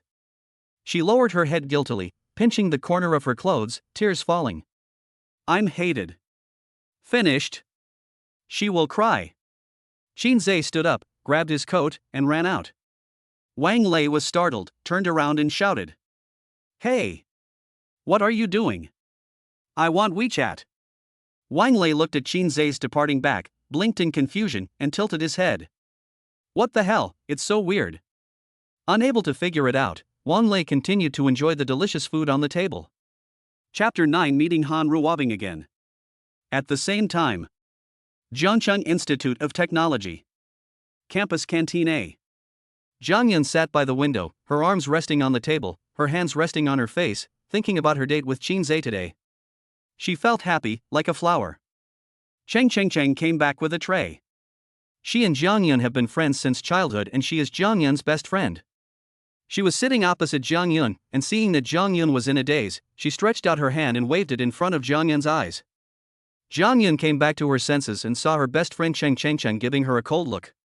She immediately lowered her head in embarrassment and blushed. I'm sorry, what did you say just now? I didn't hear. I didn't say anything. Jang Yun's face turned even redder. Oh. Cheng knocked the plate with a spoon and said unhappily. Look at you. You came back from a blind date and you look like this. Sorry. Cheng rubbed Jang Yun's forehead with her fingers in annoyance and said angrily. You are usually stupid and dumb, and now you are so dumb. We just met and you haven't even dated her yet. Jang Yun covered her head with her hands, pouting her lips, looking like she was in pain. She was as cute as a psyduck. I didn't. Seeing Jang Yun's worried look, Cheng felt worried about her from the bottom of her heart. Jang Yun, there are some things I don't know whether I should say or not. Go ahead. Cheng looked at Jang Yun with a serious expression. They have been playing together since they were young, so Cheng knows better than anyone how much Jang Yun has paid for this marriage. Are you a reliable child lover? Jang Yun pursed her red lips and nodded gently. How is the other person? Jang Yun's mind once again flashed with Shinsz's handsome face, and her face immediately turned red again. TSK, Jang Yun, you can't just judge a person by their appearance. Jang Yun immediately looked up, pouted, and tried her best to explain. I don't. I'm your best friend. Of course I hope you can find a man who loves you and is able to protect you, but just look at the rich second generations in our school and you'll know that boys raised in wealthy families are all very playboys. He has little money. Cheng was confused. So what does his family do? Nothing. His grandfather is a hero. Cheng felt relieved when she heard this. I have the right. Jang Yun didn't say anything. What's your last name? My surname is Qin. Qin family? Cheng seemed to have thought of something and immediately took a breath and covered her mouth. Could it be the grandson of that old gentleman? Jang Yun nodded. Oh my god, the background is so red. Cheng looked at Jang Yun in shock. Only then did she realize the value of this marriage with Jang Yun. On one side is a wealthy girl with countless assets. On one side is the grandson of a hero, with outstanding achievements. A marriage of this level is no joke, as both parties carry a legacy. After marriage, if the woman has problems, she will be jailed for life. If something goes wrong with the man, the Qin family will be ruined, and all the contributions the old man has made throughout his military life will be gone. At the moment, Cheng was not worried at all that Jang Yun would be deceived by the scumbag, because the other party's background was simply not something she would dare to admit. Cheng looked at Jang Yun expectantly and asked. What does your childhood sweetheart look like? Let me see. I don't have a photo of him. What about moments? No photos or anything? Friends circle. Jang Yun's eyes were blank, as if he realized something. Weixin, it must be Weixin's circle of friends. Cheng, I. Having said this, Jang Yun's eyes turned red, and a thin layer of mist appeared in her tender eyes. Cheng looked surprised. No? Didn't you add prestige after you met? Without.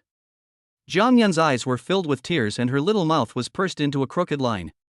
Cheng, am I hated? Cheng quickly stood up, moved to the opposite side, sat next to Jang Yun, hugged Jang Yun's shoulders, and comforted her softly. Hey, don't cry, maybe he forgot, who knows? Having said that, Cheng has a scale in her heart. No matter how careless she is, she will never forget this matter. If he didn't add her on WeChat at that time, it meant that the other party didn't like Jang Yun at all and didn't plan to have any further contact with her in the future. Therefore, Cheng words of comfort later in the text also seemed weak and powerless. Jang Yun's tears fell. Cheng looked at Jang Yun, who was crying, with a serious expression, her brows almost twisted into a rope. She really couldn't understand why her friend had lost. Jang Yun had good looks, a good figure, good manners, and was gentle, virtuous, and lovable. Why was she? At this time, Ruabing passed by with a tray of food. Ruabing saw Jang Yun by the window and didn't understand why Jang Yun was crying. However, Ruabing stared fiercely at Jang Yun's proud big thunder. With every sob of Jang Yun, her delay would tremble, making her look like a very young wife. If it weren't for the technology and hard work, this would be something Ruabing would never be able to envy in her life. After leaving the cafeteria, Ruabing took out her cell phone again, glanced at WeChat, and opened Shinsz's chat box, but there was still no message from Shinsz. Ruabing frowned. Over the years, I was the only one who didn't reply to Shinsz's messages. Shinsz always replied to my messages within seconds. What happened to Shinsz suddenly? Thinking back to Sun Linlin's words again. Wasn't it New Year's Eve yesterday? I was shopping with my boyfriend. When we passed by the commercial street, I saw Shinsz was driving a truck with a Porsche 911 behind it. Ruabing pursed her lips, took out her phone again, and sent another WeChat message to Shinsz. Shinsz, I know you are here. If you don't speak anymore, I will really ignore you. After editing, Ruabing put away her phone and waited angrily for Shinsz to kneel down and beg for her forgiveness like a pug as usual. Snort! You're not so lucky this time. This is what Ruabing thought. When she arrived at the school gate, Ruabing saw a familiar figure. In the twilight, he came running in formal attire. When Ruabing saw that it was Shinsz, a proud smile immediately appeared on her lips. I asked why he didn't reply to my WeChat message, and it turned out that he came to the school to find me. It seems that he still cares about himself. Oh, man. But this was not a reason for Shinsz not to reply to her message. Ruabing put away her smug smile, raised her chin, crossed her shoulders, and looked serious, as if she would never associate with Shinsz again. Ha! What are you doing here in my school? Don't you know that my school prohibits outsiders from entering and leaving at will? Chapter 10, Ruabing's self-indulgent. Shinsz, who was extremely anxious, did not see Ruabing and only stopped when he heard Ruabing's voice. Ruabing stood in front of Shinsz, blocking his way. Shinsz smiled awkwardly and said, "Sorry, I'm busy." When Ruabing saw Shinsz apologize, her delicate chin raised even more. "If you have anything to say, just say it here. The school does not allow outsiders to enter and leave at will." Shinsz knew that Ruabing had misunderstood, and said with a wry smile, "What I mean is, don't block my way. I'm not here to look for you." When Ruabing heard what Shinsz said, she couldn't help but laugh disdainfully. She looked at her manicure and said arrogantly, "Shinsz, let me tell you, there are many people pursuing me, and I can't always give you a chance. While I haven't agreed to Gu Jincheng's pursuit yet, I advise you to be sensible, otherwise you will end up in the crematorium if you pursue your wife. Yes, please let me go first." "Okay, as long as you don't regret it." Ruabing passed by Shinsz in her high heels. Shinsz breathed a sigh of relief and walked into the school gate. Ruabing took a few steps and saw that Shinsz did not catch up with her, which made her feel a little strange. She and Shinsz had known each other in high school. After so many years, she understood Shinsz's character better than anyone else. If this had happened before, Shinsz would have run back to hold her hand and begged her on his knees not to be angry. "What's going on today? Did you take the wrong medicine?" Thinking of her best friend seeing Shinsz's truck pulling a Porsche 911. Ruabing looked unwilling, gritted her teeth, turned back again, and grabbed Shinsz who was about to run. "Shinsz!" Shinsz glanced at Ruabing's hand that was holding him tightly, then looked at Ruabing's face, which looked puzzled. "What do you mean?" Shinsz was a little impatient. "Shinsz, explain yourself clearly to me. What do I need to explain to you?" Ruabing was humiliated. She wanted to know about the Porsche 911, but she couldn't ask so directly. "Shinsz, I said those things to you yesterday just to test you. I never thought you were such a weak person. I really misjudged you." When Shinsz heard this, he laughed unhappily. "Test? Gu Jincheng has sent me the video of you two having fun together in the hotel. What are you still testing here?" Shinsz did not expose Ruabing. Compared with the matter between Ruabing and Gu Jincheng, the most important thing now is to prevent Ruabing from revealing that he once pursued her, so the best way to handle this matter is to boil the frog in warm water, and there is no need for too much dispute and conflict. Shinsz's disdainful smile made Han Ruabing feel guilty. You, what are you laughing at? Nothing. Shinsz shook his head. You are like this. I really have something urgent to do now, so I really didn't come to school to see you this time. If there is anything, I will talk to you tomorrow, okay? Han Ruabing snorted coldly and spat. Do you think you still have a chance to talk to me? At the same time, the school leaders of Jiangcheng Institute of Science and Technology came over and saw Shinsz at the school gate and hurried forward to greet him. Mr. Qin. Mr. Qin. Seeing this, Han Ruabing looked at the principal and others, then looked at Shinsz. She didn't know what was going on and why the principal had any contact with Shinsz. The principal and others came forward respectfully, and the principal extended his hand to Shinsz in a friendly manner. Shinsz shook the principal's hand and said politely, Hello, Principal Li. Hello, Mr. Qin. Oh, I'm so sorry, we are late. Han Ruabing narrowed her beautiful eyes slightly when she saw that the principal and others were very respectful to Shinsz. Combined with what her best friend said about the Porsche 911, Han Ruabing realized that perhaps Shinsz's identity was not as simple as a child who grew up in the mountains. Faced with Principal Li's compliments, Shinsz behaved very calmly. No, I came too hastily. It was indeed a bit presumptuous to disturb Principal Li so late at night.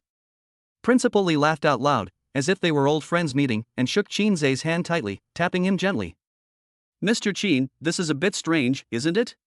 Shinsz smiled but didn't respond. Principal Li was also a smart man. When he saw Shinsz didn't say anything, he realized that he had to get to the point. So, Principal Li glanced at Han Ruabing behind Shinsz and said with a smile. Mr. Qin, you are here to talk to your girlfriend about something urgent, right? Why don't we go somewhere else and talk, and see if I can help you? Han Ruabing blushed slightly when she heard this. She didn't expect that Shinsz actually had contact with the principal. This is the best. By making use of this relationship, my future educational career will be much smoother. Principal Li, you misunderstood. When Principal Li heard this, he was stunned at first, then looked at Han Ruabing with doubts in his mind. Shinsz smiled faintly and said, Principal Li, she is not my girlfriend. Hearing this, Principal Li narrowed his eyes and sensed a strange taste in Shinsz's words. Shinsz's pursuit of Han Ruabing was a big deal, and few people didn't know about it. It was also because of Shinsz's pursuit of Han Ruabing that Han Ruabing was able to quickly become a regular employee from the internship period. Now, Shinsz directly denied this relationship, and it was not difficult to see that there was something unpleasant between the two. It was obvious what standpoint he should take when looking at Han Ruabing's issue at this time. As someone who had climbed from the grassroots level to the position of president of Jiangcheng Institute of Science and Technology, he knew it better than anyone else. Han Ruabing, on the other hand, was a little anxious. Hey, Shinsz. The principal laughed heartily, not giving Han Ruabing any chance to speak. Ha ha ha, this is a misunderstanding. The principal laughed, and the school leaders around him also laughed. There was no awkwardness in the matter, and it was simply brushed aside. In that case, Mr. Qin, can you please chat with me for a moment? Everyone left, leaving Han Ruabing alone standing at the school gate. After walking out of Han Ruabing's hearing range, Shinsz said, Principal Li, I won't go far. I'm here to find someone. Oh? Principal Li raised his eyebrows. Mr. Qin, who are you looking for? Jang Yun. When the name Jang Yun was mentioned, Principal Li was visibly stunned. Jang Yun is a super tycoon, and people of this level are a double-edged sword in Jiangcheng Institute of Science and Technology. If you serve them well, the school will be gilded and have access to a lot of resources. If he fails to serve the school well and offends the big capitalists, he will no longer be able to be the principal. So when mentioning Jang Yun, Principal Li's expression was particularly cautious. Principal Li attaches importance to Shinsz not because he knows Shinsz's true identity, but because when Shinsz came to the school to study, he was sent by Chen Hai. This Chen Hai is of a very high rank, and Shinsz calls him Lao Chen, which shows that the relationship between the two is not ordinary. Because Shinsz had studied here, the principal took good care of Shinsz and used this opportunity to establish a relationship with Chen Hai, and gradually they had some contact. However, in comparison, the Jiang family is still too large, so Principal Li asked tentatively. Mr. Qin, who are you looking for? Chapter 11. This emotional tug is wrong. Did Jang Yun miss class this afternoon? Yeah, it's a blind date. At this point, Principal Lee's pupils trembled, and he looked at Shinsz in shock. Mr. Chin. Yes, it's me. Principal Lee hurriedly said. Mr. Chin, I don't mean anything else. The Jang family. Shinsz nodded and said softly. I understand. Don't worry, my finding her won't cause any trouble for your school. Principal Lee nodded, took out his cell phone, called the security room, and finally learned through the campus surveillance that Jang Yun was in Canteen A on campus at the time. After learning that Jang Yun was in Canteen A on campus, Shinsz smiled politely and said, Principal Lee, I can handle the rest by myself. It's so late, I'm sorry to trouble you. Principal Lee could tell that Shinsz didn't want to be disturbed, so he made a gesture of invitation and said, Mr. Chin is too polite. Shinsz nodded politely and turned to leave. He walked a few steps first, and then gradually started to run. Principal Lee looked at Shinsz's gradually fading back. At this moment, he realized that Shinsz's identity was even more terrifying than he had imagined. No wonder he could call Chen Hi Old Chen. Principal Lee left only when Shinsz was no longer visible. When passing by Han Ruabing, Principal Lee paused. It was not difficult to see from Han Ruabing's confused, expectant and anxious expression that Han Ruabing had a lot he wanted to know. In response to this, Principal Lee sighed slightly. Teacher Han. Headmaster. Han Ruabing thought that Principal Lee would tell her something. How long will your internship last? Han Ruabing was stunned. Principal Lee, I have been promoted to a full-time employee. Converted to a regular employee? Yes. I remember the internship period was half a year. I got the job ahead of schedule. This is against the rules. Han Ruabing was stunned. Teacher Han, our Jiangchang Institute of Technology has always upheld the philosophy of putting morality first and learning first. As a teacher, you are here to teach and educate people, so you should follow the normal procedures for your formal employment. Principal Lee, but I have already passed the internship assessment. Principal Lee smiled contemptuously, looked at Han Ruabing with a smile, and asked meaningfully. Teacher Han. Ah. If you can get a permanent job, you don't really think it's because of your excellent personal abilities, do you? Han Ruabing was stunned. Principal Lee's words seemed to be telling her that, in fact, your ability is not enough to be a university teacher. If you can appear in this position one day, it is because there is someone behind the scenes manipulating it. Who? Han Ruabing thought of how respectful Principal Lee was to Shinsz. Could it be Shinsz? Combined with what my best friend said, she saw Shinsz driving a truck with a Porsche 911 behind it. Han Ruabing and Shinsz have known each other since high school. No one knows Shinsz's family conditions better than her. How could it be possible for him, a poor boy with no parents and raised by his grandfather who picked wild vegetables? Han Ruabing gritted her teeth and made up her mind to find out the truth. Principal Lee glanced at Han Ruabing and sighed again. As an outsider, Principal Lee felt sorry for Han Ruabing. In this day and age, is it easy to meet someone of Shinsz's level? What's more, he has been pursuing you for so many years, but for Shinsz's sincere feelings, not and accept Shinsz's pursuit. In addition to this sincere feeling, you will definitely get an unexpected surprise. Principal Lee turned and left. Jiangcheng Institute of Technology. Campus Canteen A. Chang Changcheng hugged Jang Yun with a sad face. Looking at Jang Yun, who was crying pitifully, she didn't know how to comfort her for a moment. Jang Yun, don't be sad. I'm hated. Chang said angrily. We are not bad in terms of conditions, do we have to marry him? There are many good men in this world. He is the boy that the Qin family has spent many years cultivating. He should be mine. But I'm hated. Cheng Qingqing's brows were twisted into a rope with worry. She really couldn't understand where her good friend lost and why the other party didn't like her. No? Why? At this time, Shinsz, dressed in formal attire, ran into the cafeteria. He looked around and finally found Jang Yun's back in the corner by the window. Seeing Jang Yun right in front of him, the worry in his heart finally settled down. He bent down, resting his hands on his knees, to take a short break. Call. After adjusting his breathing, Shinsz stood up and slowly walked towards Jang Yun. Seeing Jang Yun crying so hard, Shinsz's face looked uglier than if he had eaten shit. He knew that Jang Yun would definitely cry, so luckily he came. At this time, Cheng Chengcheng cursed fiercely. How can I contact him? I'll find him tomorrow. I'll give you the correct answer. I'm hated. Jang Yun sobbed and kept repeating these words. Shinsz was standing next to Chung Cheng. When he heard Jang Yun say I'm hated, his heart seemed to hit something. With a click, his soul ached. Sorry. Shinsz's voice was very light. Jang Yun's body trembled when she heard the voice, and she cried even harder. Cheng felt that the voice was too close and looked up at Shinsz. She was startled at first. She had seen handsome guys before, and there were many of them in TV dramas, but among them, Shinsz was definitely the most detached and unique one. Then, Chung Cheng looked at Shinsz with a vigilant look. Who are you? What do you do? Handsome? Handsome, you can't be so close to us. Who knows what you do? Is he a good guy or a bad guy? Cheng hugged Jang Yun tightly, as if she was about to run away with Jang Yun if the situation got bad.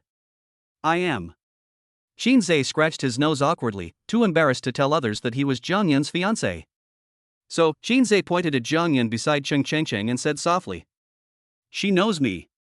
Cheng looked at Jang Yun beside her strangely, waiting for Jang Yun's introduction. Jang Yun's eyes became even redder, she bit her lips unwillingly, and she didn't dare to look at Shinsz. Seeing Jang Yun's reaction, Cheng looked at Shinsz suddenly, shocked that the man in front of her was actually Jang Yun's fiancé. Jang Yun took Chung Cheng's hand, turned around and left, as if she didn't want to say another word to Shinsz. Orange, let's go. Jang Yun's voice was trembling. It was a voice of inferiority, cowardice, and escape. Only people who had suffered great injustice would speak in this way. Shinsz stepped forward and grabbed Jang Yun's hand. Wait. Cheng turned around, looked at Shinsz's hand that was tightly holding Jang Yun, and stepped forward to help. Hey! What are you doing? You came up and grabbed my Jang Yun's hand. What does that mean? If you don't let go, I'm going to call the police. As he spoke, Cheng tried to pull their hands apart. During the process, Cheng suddenly felt someone pinching her waist, and it felt like Jang Yun? Cheng looked at Jang Yun beside her with a puzzled look on her face. Jang Yun turned her back to Shinsz and glared at Cheng Cheng was stunned. Then, Cheng saw Jang Yun with a red face and tears in her eyes, looking at Shinsz timidly, like a hurt kitten, trying to pull her hand out of Shinsz's palm with extremely weak strength. Shinsz took a step forward and held Jang Yun's hand tightly again. Jang Yun saw Shinsz tightly holding her hand, timidly hunched her shoulders, tears streaming down her face, and begged in a low voice. Let go, let me go, I beg you. Jang Yun, listen to me first. Chung Cheng, who was standing by, saw the emotional tug-of-war between the two and felt something was wrong. Are these two going to kiss in front of me soon? Chapter 12 I thought you hated me. Cheng Cheng's eyes widened as she looked at Jang Yun in disbelief. As Jang Yun's best friend, no one knows Jang Yun better than her. Jang Yun has a delicate personality and seems not good at dealing with people, but in fact, she just doesn't give the opposite sex the opportunity to contact her. She herself doesn't like to have too much contact with irrelevant people. Now, Jang Yun can let him hold her hand at will. I'm afraid Jang Yun is determined to take Shinsz into his own hands. Shinsz felt even more guilty when he saw Jang Yun crying. Can I add your prestige?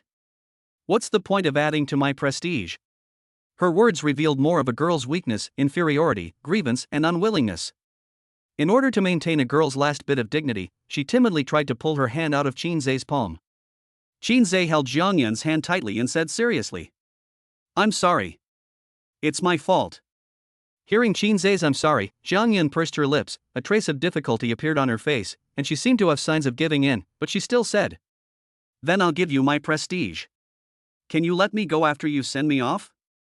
Chung Cheng on the side was completely dumbfounded.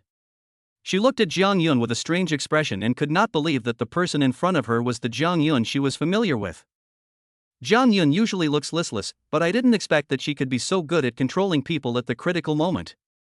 This expression and this language are enough for Cheng to learn for several years. No, you misunderstood me, Jang Yun took out her mobile phone and showed Shinsz the QR code of Weixin. This is my prestige. If you add it, just let me go. Shinsz's hand holding Jang Yun tightened. Jang Yun felt Shinsz's domineering power and immediately blushed with embarrassment, her beautiful eyes dodging. Shinsz explained anxiously. Listen to my explanation. I didn't mean to dislike you. At that time, you were so nice. It was really easy to get along with you. So I didn't realize until I got home that I didn't have your contact information. Jang Yun lowered his head and remained silent. Shinsz said apologetically. I'm really sorry, I really don't mean to hate you, so. Having said that, Shinsz paused, raised his head and looked seriously at Jang Yun, who was in tears. So can I add your prestige? Jang Yun's heart finally settled down, and she burst into tears of joy. Woo woo. Shinsz was confused, not knowing which link had gone wrong. Seeing Jang Yun crying so hard, he was in a panic and didn't know what to do. I thought you hated me. Hearing this, Shinsz felt relieved, and the stone in his heart finally settled. I'm sorry. It's my fault. Jang Yun's fragility gave Shinsz a sense of manliness. He took out a tissue from his pocket and gently wiped away the tears from the corners of Jang Yun's eyes. I'm sorry. It's my fault. Jang Yun seemed to have forgiven Shinsz as well, and she put her face into Shinz's hands so that he could help her wipe away her tears. Cheng Cheng on the side was completely dumbfounded. Although she could see that Jang Yun had already intended to forgive her fiancé, Jang Yun had been spoiled and well protected since childhood, so she developed a misophobia. Cheng stepped forward to try to stop it. Hey, how did you get started? Before she finished her words, Jang Yun turned her head slightly and glared at Cheng Cheng fiercely again. Seeing this, Cheng Cheng rolled her eyes helplessly. The scenes between Jang Yun and Shinsz were like a melodramatic love web drama. Cheng had wanted to escape a long time ago, but was worried about Jang Yun's safety, so she could only eat the dog food they fed her. But Cheng looked at Jang Yun in surprise, thinking, this woman is really proactive when she meets a man she likes. She started touching and searching him on the first day of the blind date, and there was no sense of incongruity. It can be seen how quickly the two of them broke the ice. After waiting for a while, seeing that the two of them were not stopping, Cheng hugged her shoulders, looked at the two of them showing affection with a look of disgust, and said impatiently, Hey, that's enough. This is a public place. If you really don't want to, why don't you two get a room and spend some time together? The two of them blushed instantly and jumped away as if they had been electrocuted. Jang Yun ran to Cheng took her arm, pursed her lips, secretly pinched Cheng Cheng's waist, blamed Cheng for embarrassing her like this, and then shyly looked at Shinsz over there. Shinsz was also a little embarrassed. He was too anxious at the time and didn't pay attention to the girl next to Jang Yun. Logically speaking, he should have said hello to her. This was indeed a violation of basic etiquette. Jang Yun also came back to his senses, stood up and introduced. This is my good friend, Cheng Cheng. Then he whispered to Cheng Cheng. He's the one I told you about. His name is Shinsz. Jang Yun skipped over the fact that Shinsz was her fiancé, but when she mentioned Shinz's name, she would still purse her lips and blush in embarrassment, and her love for Shinsz was beyond words. Shinsz stepped forward and extended his hand in a friendly manner. Hello. Cheng also shook Shinz's hand openly. Hello. I'm so sorry. I can see that you are Jang Yun's good friend. I should have greeted you earlier, but Cheng didn't care and said lightly. I understand. Jang Yun was crying at the time, and you couldn't take care of so many things. Cheng said everything Shinsz wanted to say, and Shinsz could only smile and say nothing more. Cheng, who had grown up with Jang Yun, was naturally not an ordinary person. He was also a reasonable person and immediately said, Okay, in that case, I won't bother you here anymore. I'll go back to the dormitory first. You can just send my Jang Yun back to the dormitory later. Of course. Having said this, Cheng paused, turned his head to look at Jang Yun beside him, and added, If she's willing to come back to the dormitory tonight. The blush on Jang Yun's pretty face spread to her ears. She looked at Shinsz over there shyly, pinched Cheng's waist shyly, and said angrily, Cheng, what nonsense are you talking about? Faced with Cheng's teasing, Shinsz was also embarrassed and didn't know what to say for a moment. Cheng packed up the dishes, turned around and left, complaining to Jang Yun unwillingly. You should have introduced me a long time ago. After you introduced me, I could leave. You two are being so affectionate and showing off your love. I can't leave, and I can't stay either. It's really. After Cheng walked away, Jang Yun felt a lot more relieved. After all, she felt a little embarrassed with her good friend around. she's just talking nonsense. Don't take it seriously. She's actually a nice person. I can see that. That. Jang Yun pointed in the direction of the outside and said softly. Since you're here, why don't I show you around my school? Okay. Chapter 13, Jang Yun's Perfect Body. The two left and walked out of the cafeteria. Along the way, I attracted a lot of people's attention. Jang Yun is a famous person in the school. She has attracted the attention of the whole school since the first day she registered for school. Because Jang Yun's beauty is too perfect, she is praised as a model face. With her model-like face and devilishly attractive figure, Jang Yun became the recognized campus beauty of Jiangcheng Institute of Science and Technology the next day, attracting the pursuit of countless people both inside and outside the school. Although Jang Yun and Shinsz always kept a distance of one person from each other, the alumni could tell at a glance that Jang Yun was shopping with him at this time. Combined with the rumors that Jang Yun went on a blind date today, everyone could infer that the man in front of them was most likely Jang Yun's fiancé. Unfortunately, due to the twilight, no one could see Shinsz's appearance clearly. They could only tell from his height and figure that he was a very muscular man. Compared with these people, Shinsz and Jang Yun's world of two seems much simpler. Shinsz accommodated Jang Yun and kept the same pace and rhythm with her, being very careful, for fear of making Jang Yun cry again. Jang Yun walked, showing Shinsz her campus slowly and calmly. This is Teaching Building A. My class is in classroom 313 on the third floor. Normally, students in my major study there. This is Teaching Building B. This is the dormitory building. Oh, by the way, my dormitory building is in the back row, the one you can see. My dormitory is 209 on the second floor. Jang Yun was worried that Shinsz couldn't see it, so she stood on tiptoe and raised her hand to point at the dormitory building. Jang Yun had such a great figure that whether she was standing on tiptoe or raising her hand, her huge breasts would tremble. Such a scene would have been hard not to attract Shinsz's attention, which made it seem that where Jang Yun's dormitory was not so important. Perhaps Jang Yun was not used to it either, so she would free up one hand to support delay to stabilize the situation. Jang Yun saw that Shinsz did not look in the direction she pointed to him, and looked a little disappointed. She asked aggrievedly. Am I very bored? Shinsz came back to his senses. Without. All right. Jang Yun lowered her head in disappointment and said nothing more. Seeing this, Shinsz comforted him softly. I really didn't feel bored. Oh. Although she said that, Jang Yun still looked lost. Shinsz knew that he was misunderstood again, so he explained. I'm telling the truth. But you always seem absent-minded. Shinsz was speechless. How do you explain this? You can't say that you are too dangerous and distract yourself, right? How can you say that? Or in front of other girls? What is the difference between this and taking off your pants and acting like a hooligan in front of a girl? Jang Yun pursed her lips and said softly. I will try my best. Don't blame yourself, I really. Shinsz couldn't bear to see Jang Yun's self-blaming expression, so he could only bite the bullet and say. To be honest, you have such a great figure that it always distracts me. In Shinsz's impression, Jang Yun was a very gentle girl who blushed easily, but the strange thing was that after his explanation, Jang Yun did not blush, but looked at him puzzledly, with her beautiful eyes blinking with soft light. Jang Yun looked at her giant child and asked. Really? Really, I don't really mind you being boring, it's just that it always distracts me, so I'm also annoyed. No. What's not?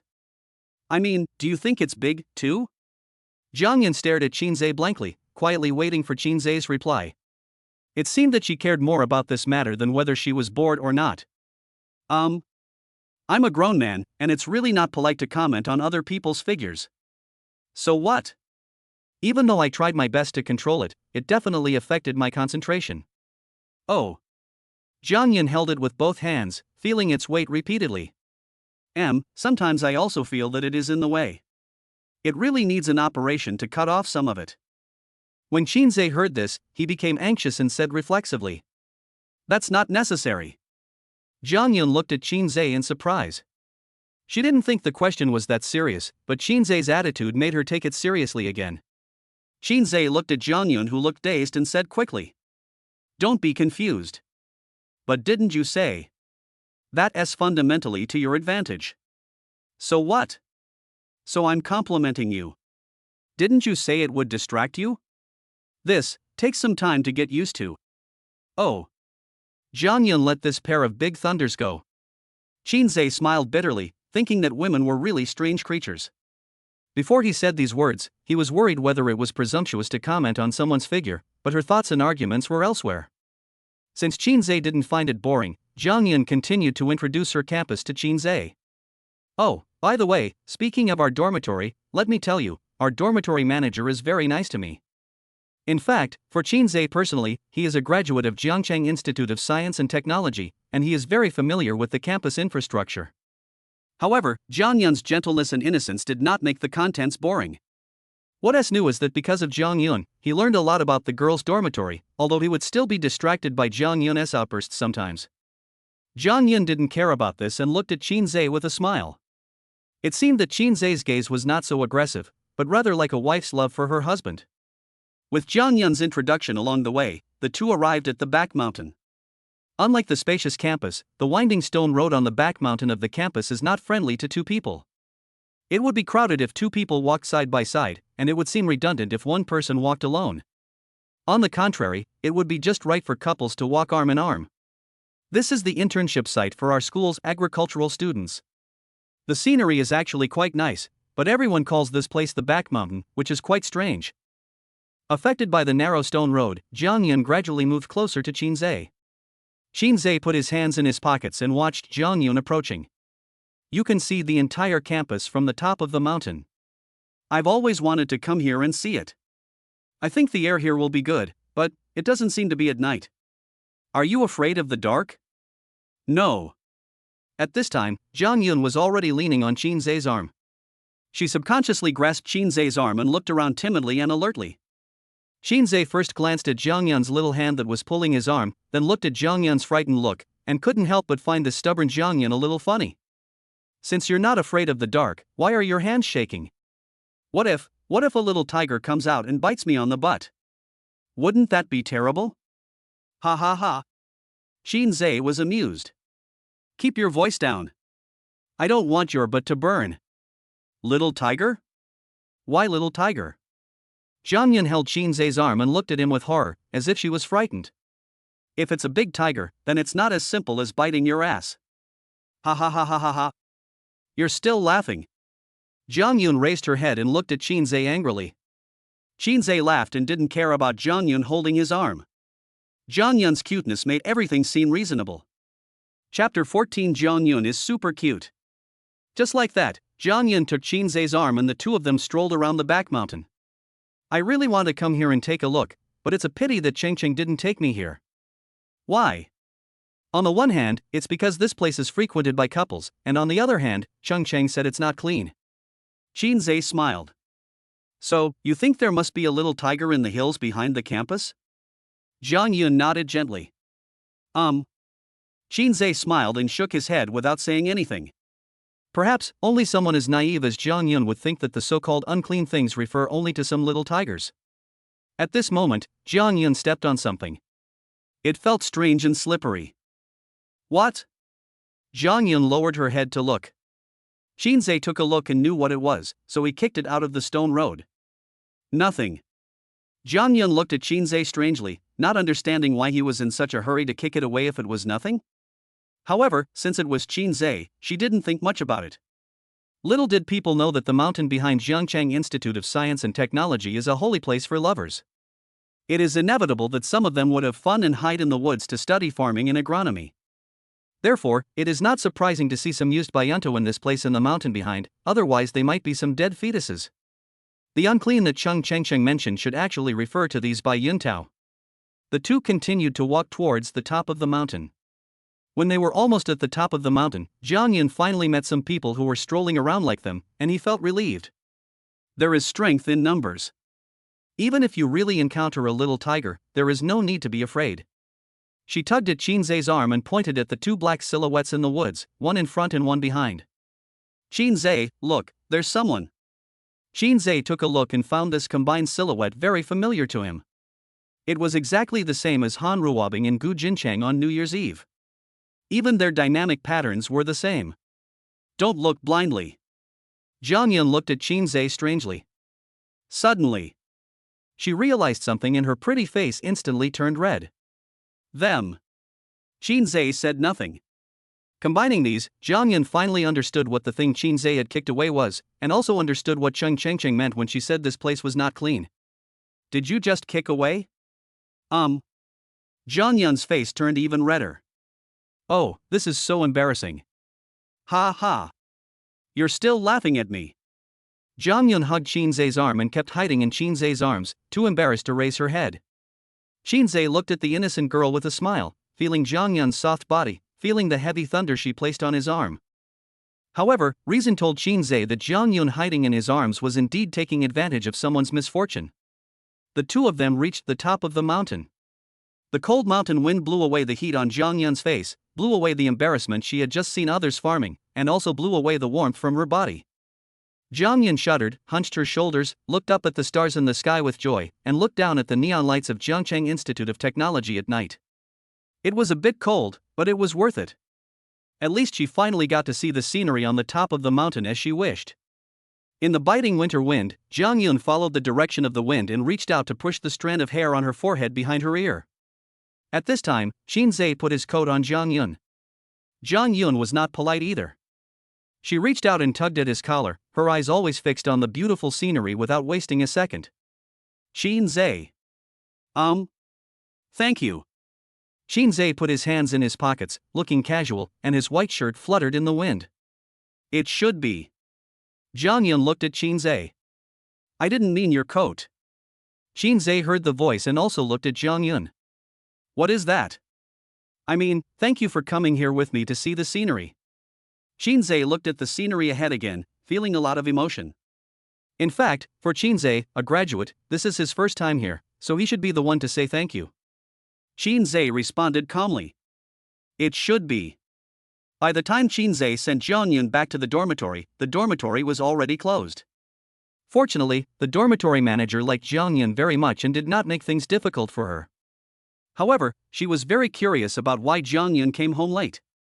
You know, Jang Yun is a very well-behaved person and follows the rules in everything she does.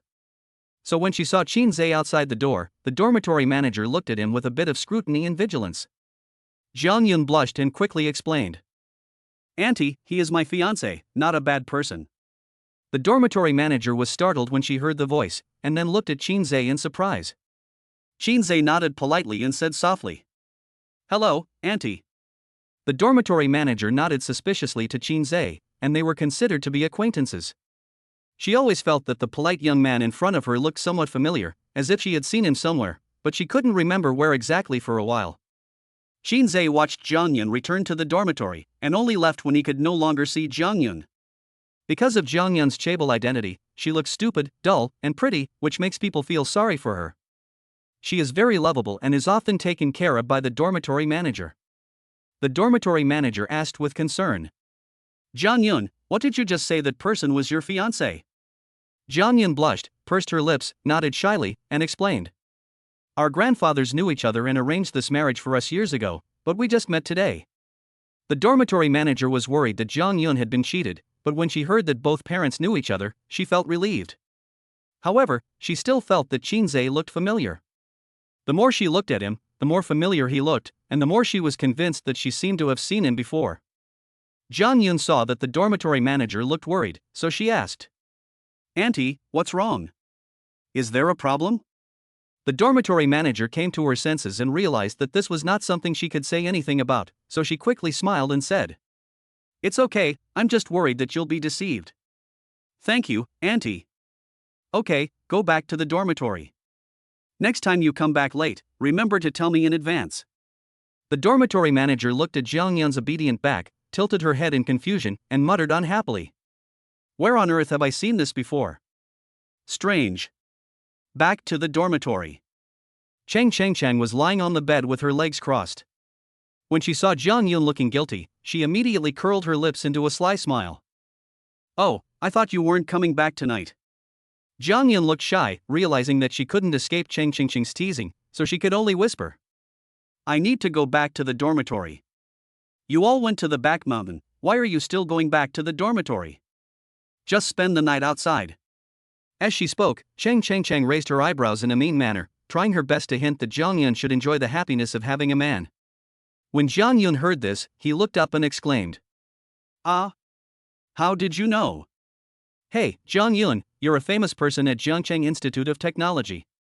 Wherever you go, people are paying attention to you. Don't you know that? The news that you went to the back mountain with him has spread a long time ago."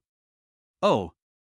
Jang Yun didn't say much, and didn't seem to care about the scandal between her and Shinsz. Her attitude was more like a tacit agreement.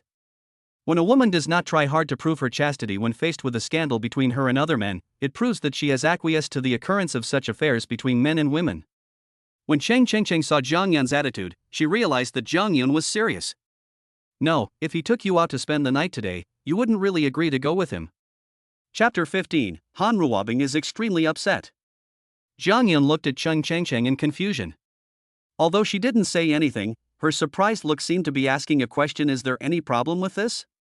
Cheng Chengcheng sat up in shock, got out of bed, put on her slippers, and hurried to Jang Yun, holding her shoulders with both hands, and said very seriously, "Although you are engaged, you just met for the first time today and you don't know each other yet, okay? I admit that he seems sincere, but at least, don't you think this needs some time? Isn't this too fast?" Jang Yun looked at Cheng Chengcheng in surprise. This expression seemed to tell Cheng Chengcheng that it was you who didn't understand the situation. Cheng Chengcheng looked at Jang Yun in confusion. Orange. He's my man. Cheng Chengcheng was stunned. She felt a firm strength from Jang Yun's words. He inherited everything from the Qin family, and he is an outstanding talent cultivated by the Qin family with all their efforts. All of this is for me. He is a man tailor-made for me. Maybe you think we are moving too fast, but for my engagement and the contract between our two families, these are just what should happen. But, what if Shinsz betrays you, what will you do? Then I will compete with him. Cheng Chengcheng smiled bitterly and shook her head, not wanting to say anything more. However, because of Jang Yun's attitude, Cheng Chengcheng suddenly felt that their engagement was indeed quite awesome. It is not based on the traditional logic of marriage. There is no so-called process of getting to know each other, understanding each other, warming up, falling in love, etc. It is the pure spirit of contract. The two people have been working hard for today since they were born to become the most perfect and impeccable people to each other. After understanding this, Cheng Chengcheng suddenly felt a little envious of Jang Yun, who was born with a handsome man who would never betray her. The other end.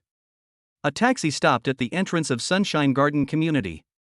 The driver reached out and tapped the signal light inside the car, and the red occupied sign changed to green empty. The driver glanced at the meter. 17 in total. Shinsz scanned the code to pay and got off the car.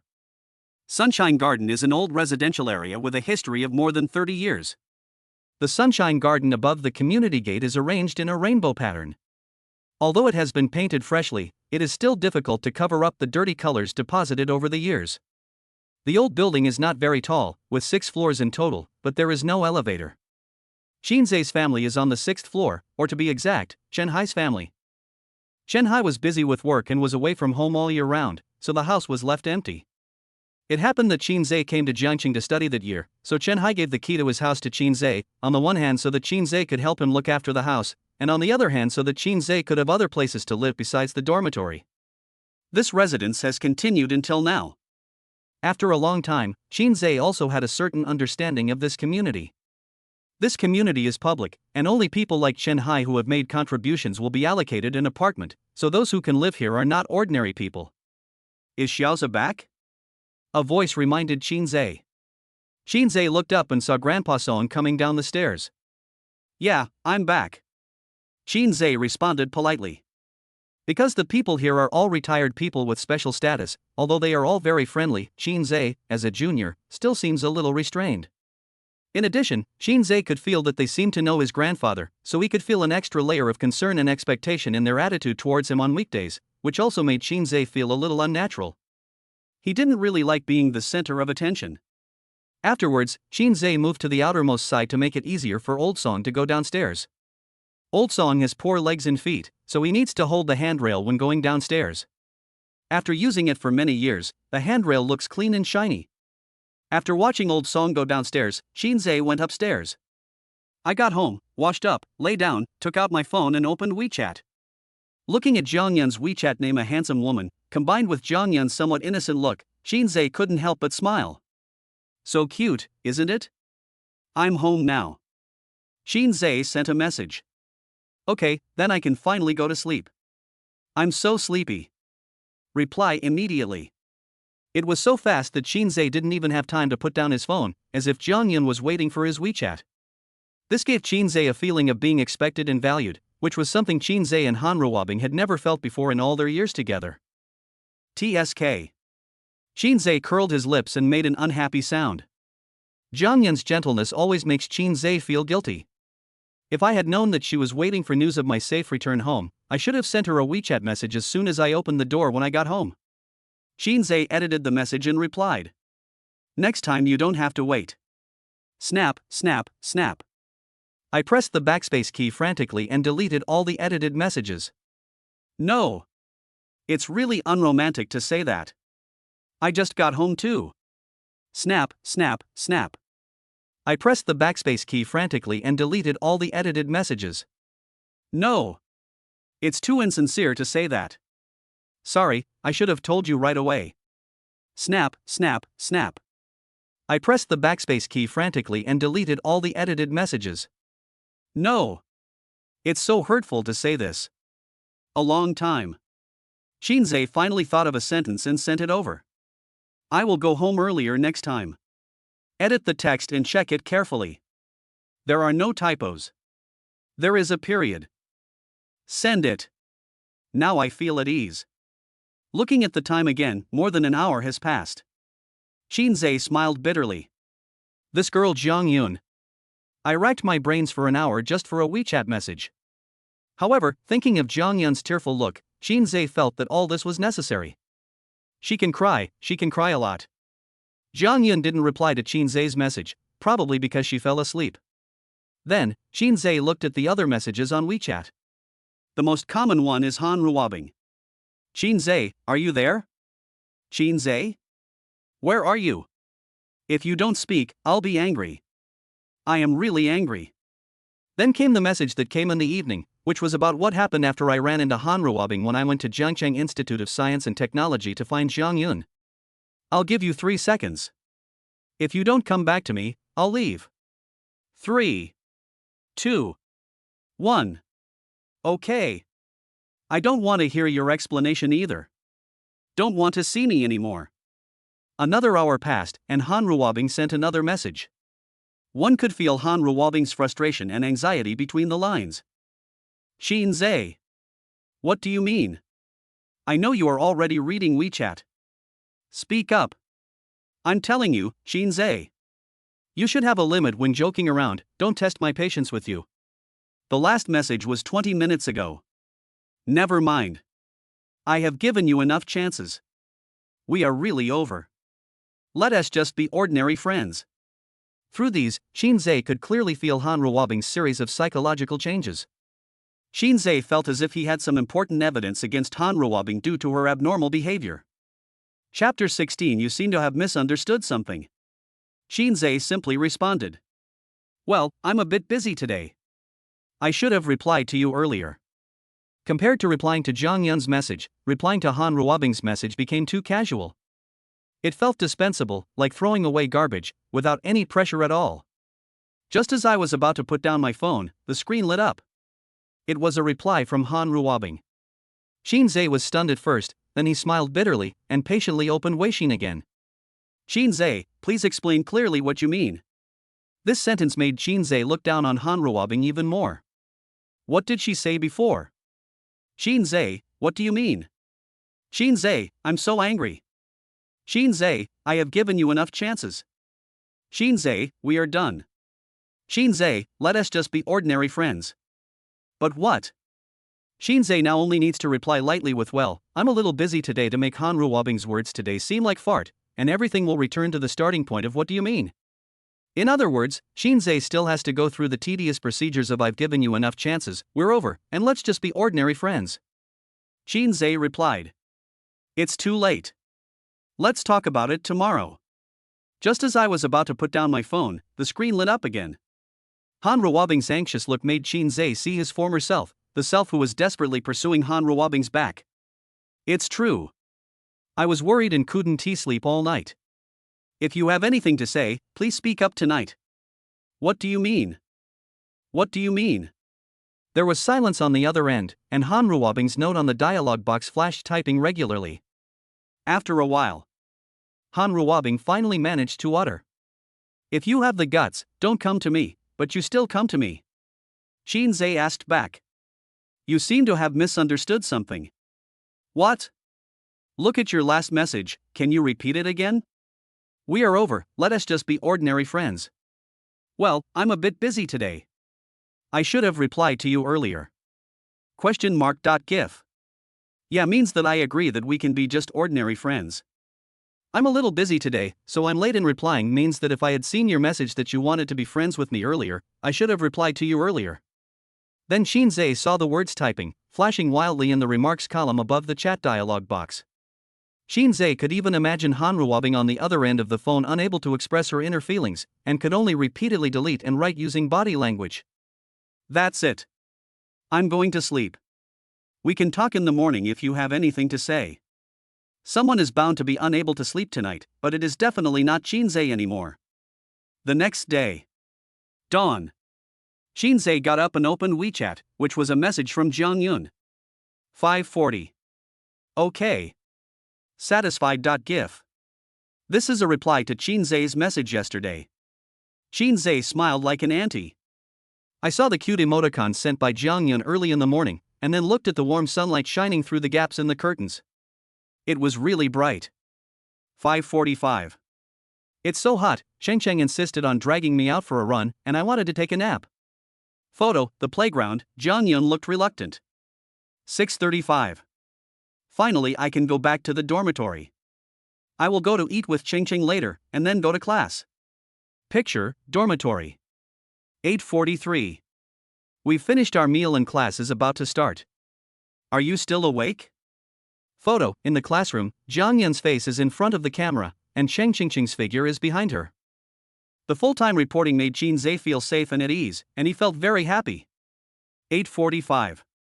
Shinsz smiled and edited a WeChat message to reply. Just woke up. Then what? Reply immediately. Then I sent you a message. Shouldn't you tell me yesterday that you would wake up early? Pouty mouth expression.gif. Across the screen, Shinsz smiled again. Okay, no more jokes, the teacher is here, I have to go to class. Regrettable.gif. Good.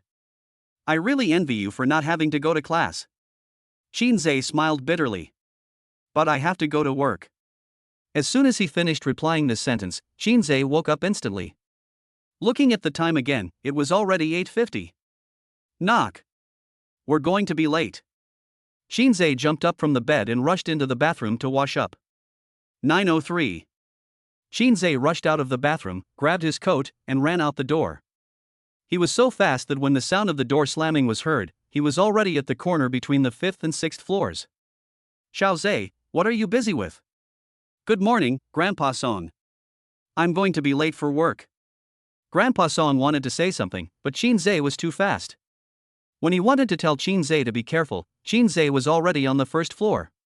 Grandpa Song sighed helplessly, shook his head regretfully, and continued to go upstairs holding the railing. That's good about being young. 9:20. Shinsz rushed into the company building, put on his work badge, scanned his face to clock in, and took the elevator to the department floor. When I arrived at the office, everyone was busy and it seemed that the morning meeting was over. Shinsz held the unfinished bun in his mouth, tucked his tail between his legs, tiptoed, and crouched as he slipped through the manager's office and quietly returned to his own office. Little did he know that the manager had already seen Shinsz, who was late. The reason why he was not called was because the manager realized that Shinsz was a relative of his. He didn't know who was standing behind him, but he was sure that Shinsz had a strong backing. In addition, Shinsz has strong business capabilities and can always exceed the assigned tasks, so being late or being lazy is not that important as long as it does not cause trouble for the manager in terms of business, and he can just turn a blind eye to it. Shinsz sat down and breathed a sigh of relief. Wang Lei kicked his feet and the chair under him slid to Shinsz's side. He skillfully took a bun from Shinsz and asked vaguely while chewing. Why did you come just now? Shinsz didn't mind his good brother taking one of his buns, and just responded lightly. I got up late. Wang Lei chewed a bun and observed the color on Shinsz's face. Seeing Shinsz's happy mood, his intuition told him that Shinsz was probably getting along well with his fiancée. Shinsz ate buns and confirmed today's work content. Did the manager ask me about it in the meeting today? Well, I said you took a shit. The manager didn't say anything? No, he doesn't care that much. As long as there are no problems with your work, he will turn a blind eye to some things. Shinsz nodded. Well, that's fine. At this moment, Wang Lei noticed that the screen of his mobile phone lit up. After checking, he found that it was a WeChat message from Ruabing. Are you there? Chapter 17, Lunch Delivery. Wang Lei glanced at Shinsz, who was busy beside him, and replied. If you have something to say, just say it. Did Shinsz go to work today? Wang Lei patted Shinsz's arm and motioned for him to check the WeChat message. Shinsz took a look and frowned slightly. Wang Lei saw the situation and replied. Without. Can you contact him then? Wang Lei patted Shinsz's arm again. Shinsz glanced at the screen, then looked at Wang Lei speechlessly. Are you making fun of me? Wang Lei laughed, scratched the back of his head, and said with an embarrassed smile. I just want to see your attitude, don't I? Shinsz rolled his eyes at Wang Lei in annoyance and turned back to work. Wang Lei edited the message and replied to Ruabing. If you can't contact him, how can I contact him? Oh. There was only one word in the reply to Wang Lei, and it could be seen between the lines that Ruabing was very anxious and disappointed. Wang Lei thought the conversation was over here, but Ruabing added. Then when he is at work, let him take a look at WeChat. Wang Lei laughed and showed his phone to Shinsz beside him. Look, Ruabing asked you to reply to her WeChat message. Shinsz was busy with the project documents in his hands and said unhappily. I'm so busy, how can I have time to reply her message? Buzz buzz buzz. The phone on Shinsz's desk vibrated twice, and then the screen lit up. A WeChat message from Jang Yun popped up in the status bar below. Wang Lei raised his eyebrows and looked at Shinsz with a smile, looking forward to Shinsz's next performance. Shinsz glanced at the screen and looked warily at Wang Lei, who was standing beside him and was unwilling to let him go. Taking the current situation into consideration, he still felt that Jang Yun's message should be replied to quickly, so Shinsz put down the work at hand and cleared his throat, which was a little dry due to embarrassment. Ahem. He shrugged his shoulders and picked up the phone as if nothing had happened. Wang Lei saw the situation and said with a bad smile. Hey, who just said that he was so busy that he didn't even have time to reply to WeChat messages? Shinsz's old face turned red and he remained silent. Wang Lei came over in a nasty way, trying to peek at Shinsz's WeChat content. My sister-in-law's name is Jang Yun? Shinsz turned the screen over and looked at Wang Lei with disgust, flicking his hands as if he was chasing away an annoying fruit fly. You go away, you die, okay? Seeing Shinsz's defense broken, Wang Lei's slyness was satisfied, and he felt a great sense of accomplishment, laughing happily. Shinsz rolled his eyes at Wang Lei in annoyance, disliking the guy in front of him for being too noisy. Turning his back, Shinsz carefully unlocked his phone, opened WeChat, and checked the WeChat message sent by Jang Yun. My get out of class is over. Have you had breakfast? Have eaten. What are you eating? Steamed stuffed bun. Raise your phone and take a picture of the buns. With a casual glance, he saw Wang Lei lying on the table beside him, looking at him in a mean way, raising his eyebrows and winking at him. Shinsz sighed and added. However, a bitch stole one of them. Cheating? Yes, friends, we have played together since childhood. Oh, so that's how it is. It seems like you two have a good relationship. That's just how it is. We grew up together naked, and it's like we grew up naked. We have to bear it, good or bad. There's nothing we can do about it. Very good. How about lunch? What do you eat for lunch? I haven't thought about it yet. I'll go see my friend then, maybe he has some good suggestions. What do you usually eat? We just find a place to have a bite and that's it. Takeout? Almost. Takeout is so unhealthy. Reluctant expression.gif. Everyone eats this. Why don't you do it yourself? I'm busy with work and don't have time. But physical health is more important. Talking about this, Shinsz felt a little uncomfortable.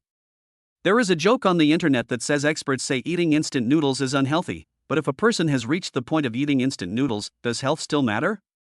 Therefore, when talking about the issue of takeout being unhealthy, this person seems somewhat naive, unreasonable, and pretentious. Just as Shinsz was thinking about how to reply to Jang Yun sent another WeChat message. How about, I cook for you? Seeing this, Shinsz was stunned for a moment. Jang Yun said so much, but she didn't expect that it was all to pave the way for this sentence.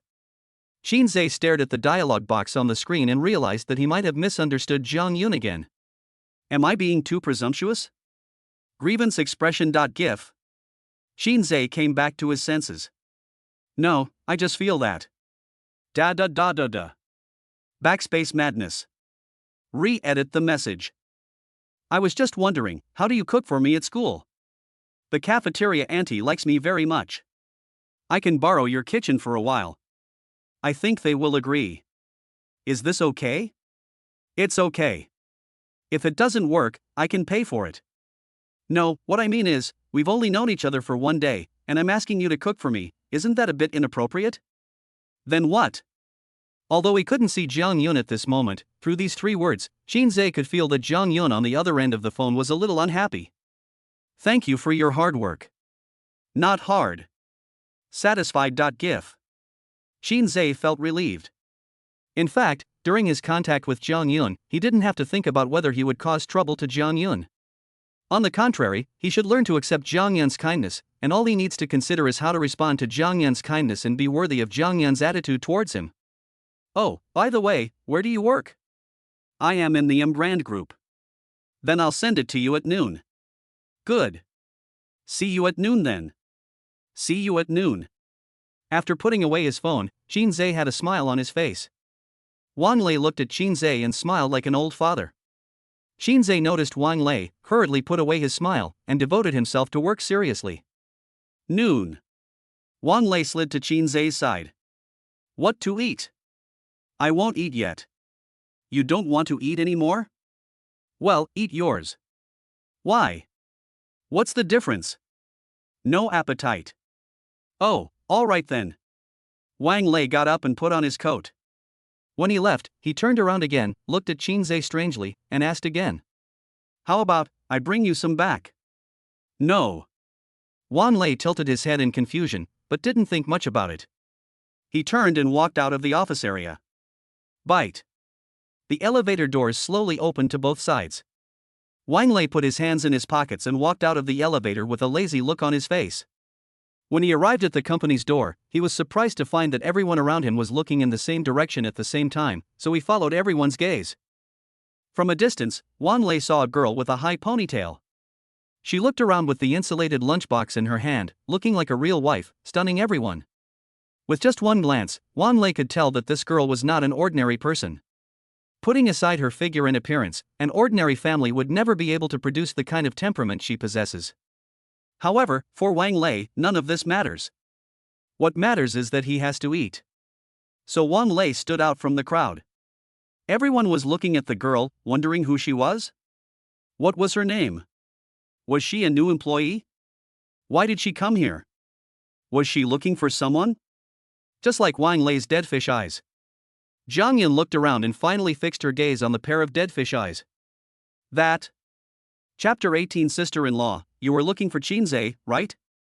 Wang Lei glanced at her with a cold expression and didn't think she was talking to him.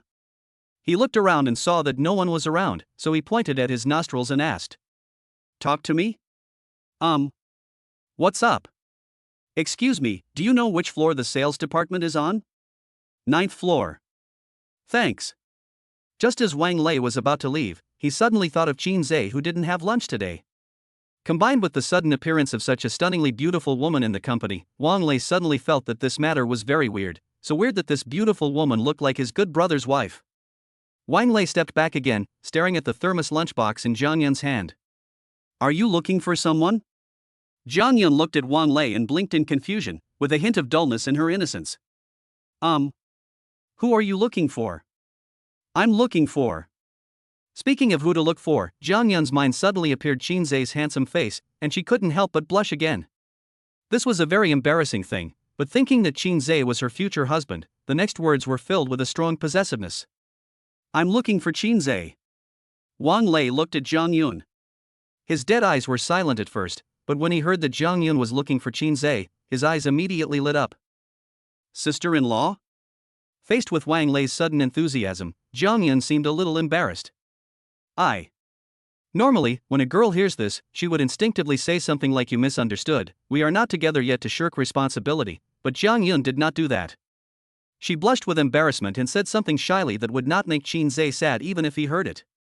He hasn't promised me yet. It was a simple sentence, but it conveyed the feeling that she was the active one in the relationship between her and Shinsz. Oh my god, sister-in-law, what you said is really inappropriate. Wang Lei made way and made a pleased gesture. Sister-in-law, I'll take you to find Shinsz. How can that be so embarrassing? Just tell me where it is. I can do it myself. Oh no. Sister-in-law, you need to swipe your card to enter and exit our company, and you are not an employee of our company. If I don't take you in, you can't get in. Oh, so that's how it is. Let's go. Well, thank you for your help. What? It's no trouble, no trouble. There was a hint of excitement in Wang Lei's enthusiasm. Jang Yun nodded politely and followed Wang Lei obediently. Wang Lei first swiped his employee card to let Jang Yun in first, and then swiped his own employee card again. Sister-in-law, are you here to bring lunch to my brother? Wang Lei pressed the elevator button. Sister-in-law, where do you work? I haven't graduated yet. Hearing the voice, Wang Lei looked at Jang Yun in surprise. Jang Yun is pretty, and looks like a wife. You can't really tell she is still a student. Are you a student? Where do you study? It's at Jiangcheng Institute of Technology. Wang Lei looked at Jang Yun unexpectedly and said with a smile. What a coincidence. My brother and I also went to college at Jiangcheng Institute of Technology and just graduated this year. Okay. Wang Lei looked at the lunchbox in Jang Yun's hand again and asked with a smile. Sister-in-law, you, a college student, still take time to cook for my brother? Jang Yun said embarrassedly. I don't really want him to eat out. After saying this, Jang Yun realized something and quickly added. Of course, I didn't mean to say that the food outside is unhygienic. I just wanted to say that since he now has the conditions to eat cleaner food, there is no need to eat out, and it can also save some money, so there is nothing wrong with that. Wang Lei laughed out loud. Sister-in-law, my brother is able to marry a woman as good as you. I feel happy for him from the bottom of my heart. No way. I still need to work harder. Jang Yun's face turned even redder. By the way, sister-in-law, why didn't you call my brother when you came? He's very busy at work, I don't want to disturb him, and I'm just here to deliver lunch, and it's no problem for me to ask for directions, there's no need for him to come downstairs to pick me up. Hearing Jang Yun's words, Wang Lei envied Shinsz from the bottom of his heart. Bite. The elevator door opened. Sister-in-law, please go in first. Thanks. There were many employees getting off the elevator. They were all shocked by Jang Yun's stunning beauty. When they heard Wang Lei calling her sister-in-law, everyone turned their eyes to Wang Lei. The elevator door closed, and people outside immediately started talking. Who is that girl? She's so pretty, isn't she? I don't know. I really want to meet you. Just you? Do you think she looks like an ordinary person? What do you think of you? No, I want to introduce her to Mr. Chen. Come on, does she look like she's short of money? I think you're crazy about getting a promotion. Why? Besides, didn't you hear what the man next to her called her? What's her name? I wasn't paying attention. I was just looking at her face. You're calling me sister-in-law, but I'm already taken. And the lunchbox I'm holding shows that I'm here to bring lunch to my husband. I'm so envious. I really want to see what the man who can marry such a beautiful wife looks like. Jang Yun's arrival set off the entire group. Everyone was discussing Jang Yun, whom they met this afternoon. Some of them wanted to introduce Jang Yun to the leaders they knew in order to win their favor and get a promotion and a raise. It only took a few minutes, but the people in the company already had a general idea of what was going on. The young man following the beautiful lady is a newcomer in the sales department, named Wang Lei. There was another person named Shinsz who entered the group with Wang Lei. The two had a very good relationship and were inseparable. They called each other brothers in private. Wang Lei called that beautiful woman sister-in-law all the time, so she was most likely Qin Zhe's wife. For a moment, the ordinary Qin Zhe instantly became the target of the group. He thought he had a lot of resources and was very capable, so he was thinking about how to pry Jang Yun away from Qin Zhe. Those who have few resources but are thinking about promotion and salary increase plan to keep an eye on the emotional state of Qin Zhe and Jang Yun. Once there is a conflict between the two, they will immediately introduce Jang Yun to the boss or leader they know. The other end. Wang Lei took Jang Yun into the sales office area and started shouting arrogantly from a distance. "Brother! I'm back!" Qin Zhe was startled and became suspicious. This old guy was out for only 5 minutes, how come he's back so soon? Qin Zhe looked up at Wang Lei. When he saw Wang Lei leading Jang Yun in, his face instantly turned black. Oh my! He knew that nothing good was going to happen next. So, Qin Zhe quickly stood up and pulled Jang Yun behind him. "Why didn't you call me when you came?" Jang Yun blushed, lowered her head timidly, and said shyly. "I don't want to disturb you from working, so I just..." "Look at you. I don't need a minute or two of work, but you let me pick you up. I just..." On the other side, Wang Lei smiled and took credit. "Brother, you have to thank me for this. If it weren't for my work badge, my sister-in-law wouldn't be able to come up." Qin Zhe glared at the arrogant Wang Lei in annoyance. "Oh, by the way, sister-in-law is here to bring you lunch." Jang Yun blushed and held the insulated lunchbox in front of Qin Zhe with both hands. At this time, Wang Lei added with deep regret. "What a pity, sister-in-law, you came at a very bad time. I just asked my brother out for dinner, but he refused to eat, saying he had no appetite." "Ah?" Jang Yun looked a little regretful. Qin Zhe quickly pushed Wang Lei aside and shouted in a low voice. "Would you please shut your filthy mouth?" Chapter 19: Jang Yun's low-level personality. Wang Lei spread his hands with an innocent look on his face. "You clearly said that just now. I'm just annoying you and don't love having dinner with you. Can't you see that? Then I was really sad. Fortunately, I saw that you had no appetite, so I specially invited it for my sister-in-law." "Go away, stop being so cocky and get out of here." "Ha ha ha ha ha ha." There is a kind of happiness that is seeing your friend's defenses break down, which satisfies a person's desire to be naughty to the greatest extent. Wang Lei was pushed and chased out of the office area by Qin Zhe. Jang Yun, who was standing by, saw how close Qin Zhe and Wang Lei were and couldn't help but smile.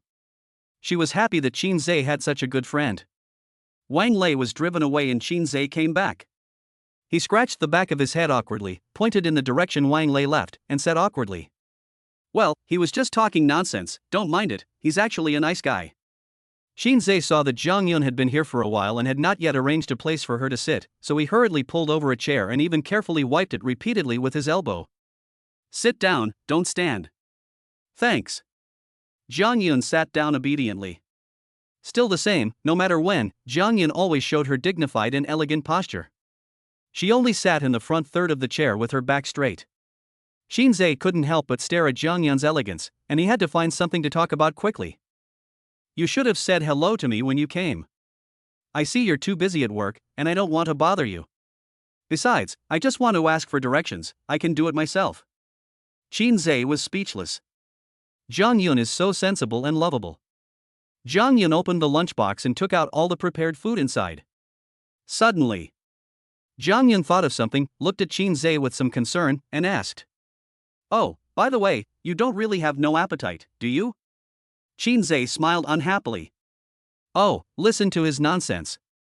Didn't you say you would bring me food today?" So those were just words to get rid of my brother." Jang Yun's face turned red again. "Here, these are all your favorites. Eat them while they're hot." Qin Zhe sat down, leaned forward to take a look, and was stunned. These were the meals they had eaten in Tianwan Pavilion yesterday. "Did you buy it?" "No." "Can you make some?" Qin Zhe looked at Jang Yun with some surprise. "Well, I'll learn it when I'm bored at home." Qin Zhe looked at the food and couldn't help but be shocked by Jang Yun's cooking skills. "Strange?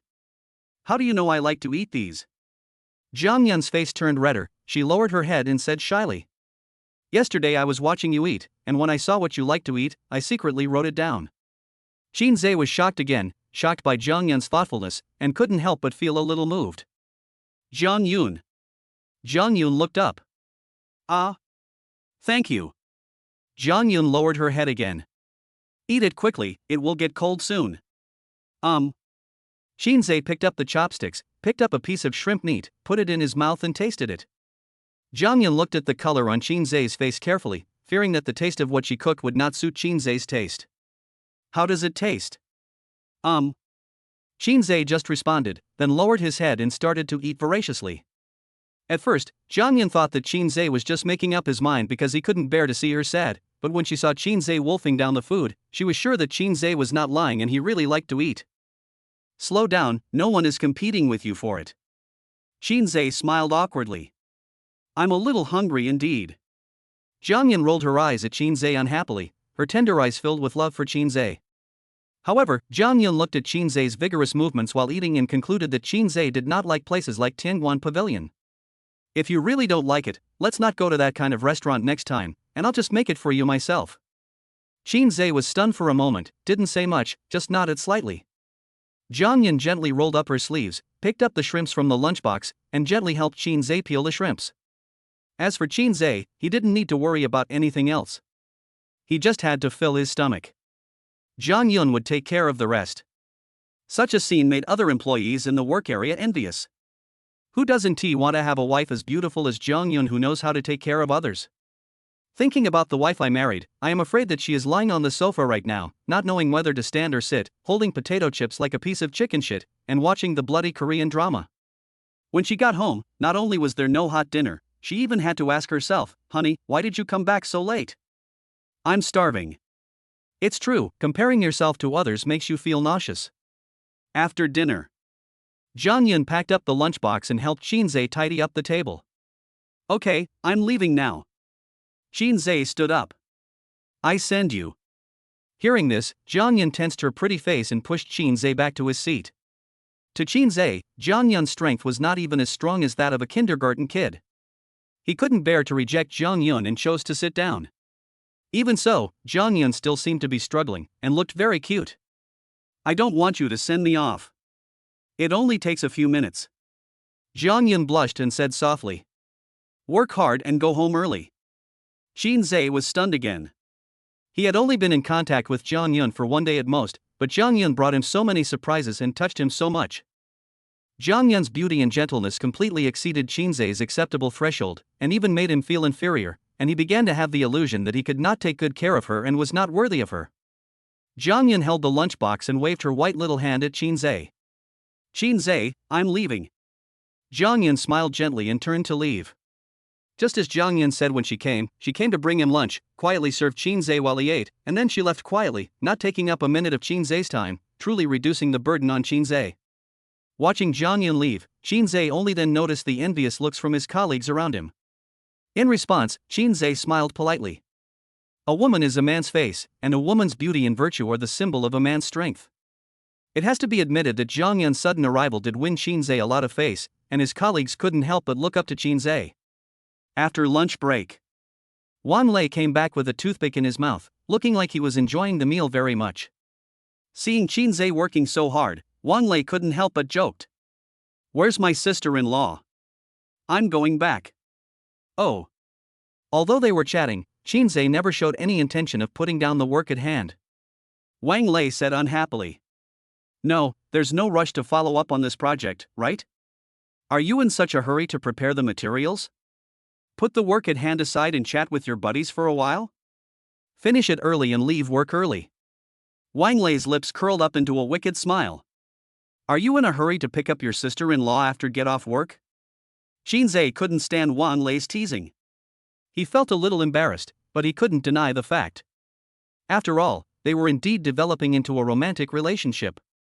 No, it's a normal thing. Why does it sound so awkward when you say it? Oh, I didn't say anything else.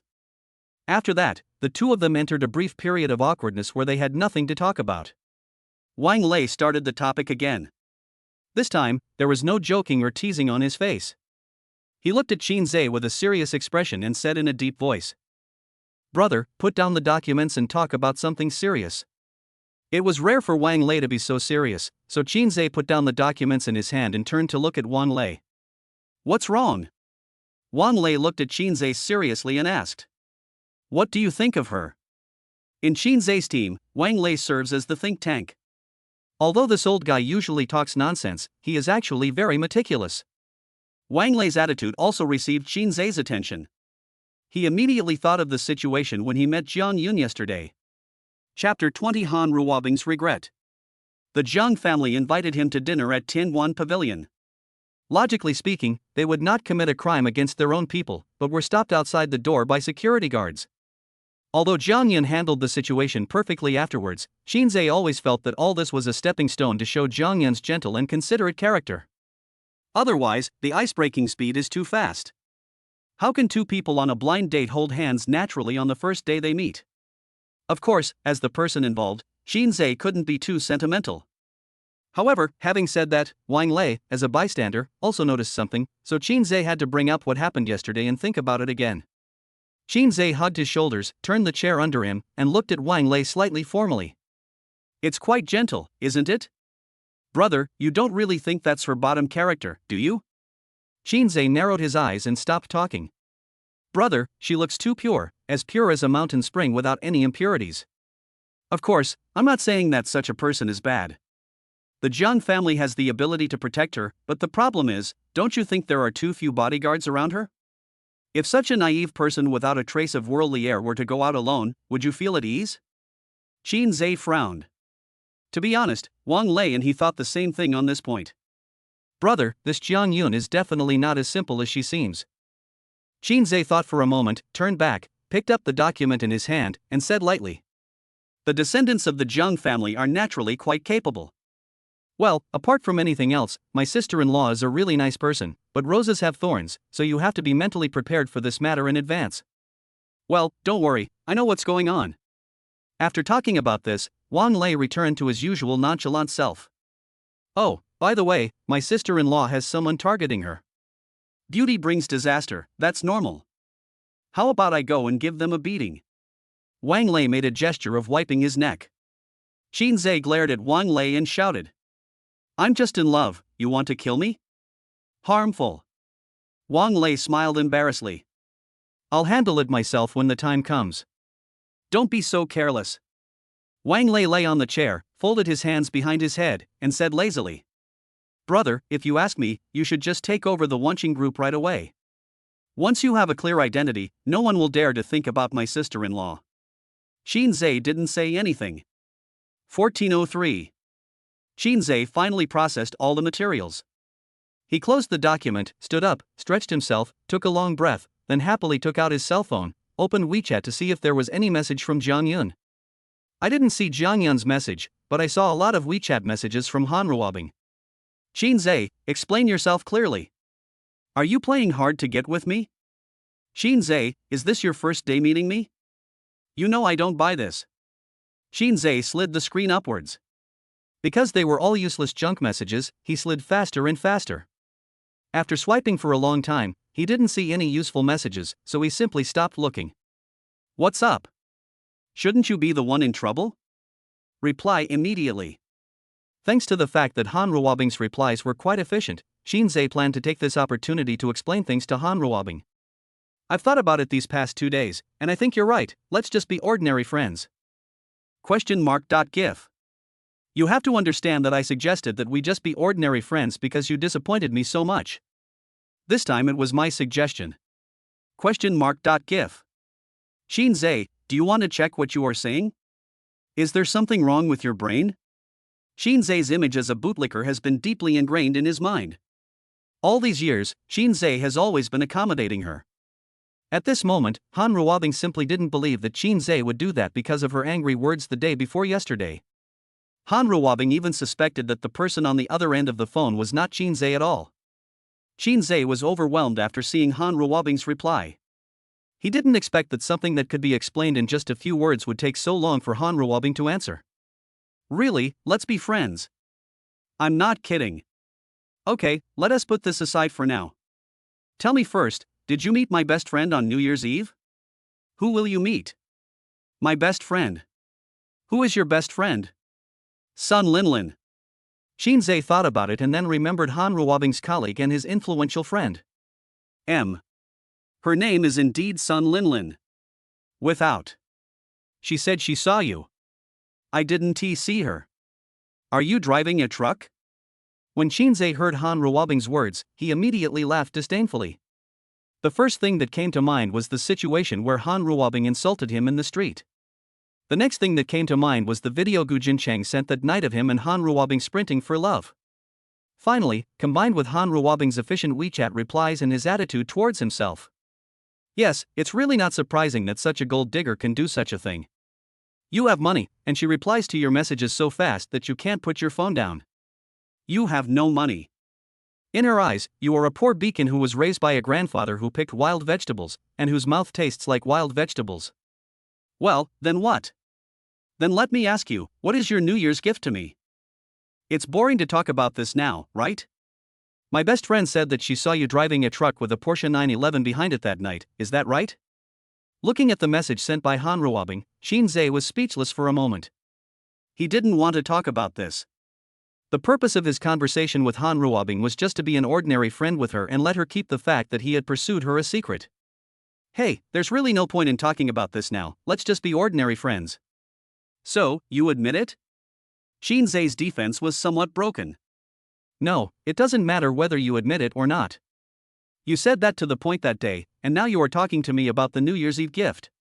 Do you still expect me to give you the gift again? Then, Shinsz quickly sent another message. We are both grown-ups now. Can't we just be ordinary friends and give each other some self-respect? Shinsz, where are you? I'll come find you and we can talk in person. After seeing this message, Shinsz scratched his head in annoyance. Are you sick? Why did you come to see me? You are at work, right? Wait for me. I'll be there soon. I'm on a business trip. Okay, I'll wait for you. Shinsz turned off his phone, held his head with his hand, and was so angry that he almost died on the spot. Chapter 21. A well-behaved, sensible and caring girlfriend. Wang Lei, who was standing by, saw this and asked in confusion. What's going on? Han Ruabing. What's wrong with her? On New Year's Eve, her best friend saw me driving the Porsche 911 that my mom was going to give to Han Ruabing. Han Ruabing heard about it and got anxious. She said she wanted to see me. Wang Lei laughed, as if he liked this kind of plot. Hurry up, meet her, tell her that you are the future chairman of Wanqing Group. Things may change over time. You look down on today's young master, and you won't be able to reach tomorrow's young master. Shinsz rolled his eyes at Wang Lei in annoyance. Is there something wrong with you? Who is entangled with her? She and Jang Yun are from the same school. How can it be considered a big deal if Jang Yun hears about this? How do you want Jang Yun to see me? Ha ha. When Shinsz saw Wang Lei's attitude of watching the fun and not minding the trouble, he immediately didn't bother to continue talking nonsense with Wang Lei. Coincidentally, my cell phone vibrated at this moment. It was a voice call from my mother. Answer a phone call. After a simple greeting, Shinsz walked outside with his phone. Go to the empty safe passage and answer the phone. Mom. Ozawa. The mother on the other end of the phone had a smiling voice. She seemed to know something about the situation and was interested in watching the fun. Shinsz took out a cigarette and lit it with his head tilted. Hiss. Filter. Call. With the smoke, Shinsz said lightly. What's that? Shinsz had a feeling that this call was probably not a good thing. How's Jang Yun? Not bad, right? Mom, let's talk business. I'm at work and I'm busy. Oh, nothing. I called you to tell you that if you and Jang Yun are going to get along well, I have to tell you in advance so that you don't let the girl's family know that you are the son of the chairman of Wanqing Group. Shinsz was stunned. Why? Ha ha. What are you laughing at? Nothing. The four largest financial groups in Panda Country are Jiangsun Group, Huaji Group, Ruabing Group, and Wanqing Group. Among them, Jiangsun Group and Wanqing Group are the most incompatible. If the Jiang family knew that you were my son, your relationship would be ruined.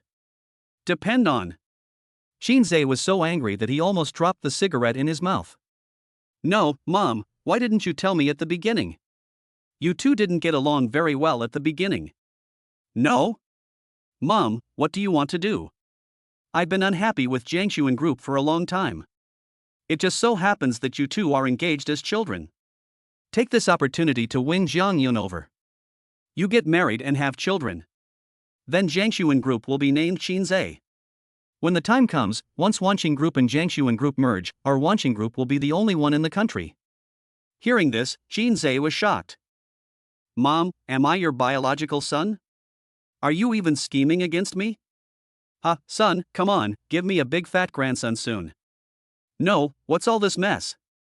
Beep, beep. The call was hung up. Shinsz looked at the hung-up phone and sighed helplessly. He leaned on the handrail in the corridor, smoking a cigarette and thinking. Shinsz is marrying into the Jiang family, so it is impossible for the Jiang family not to know who his parents are. Wanqing Group and Jiangxuan Group are sworn enemies, which means that the Jiang family currently does not know that the chairman of Wanqing Group is his mother. Being able to hide this identity under the nose of the huge Jiangxuan Group, it seems that my mother is quite strong-willed and has left me a lot of room to maneuver.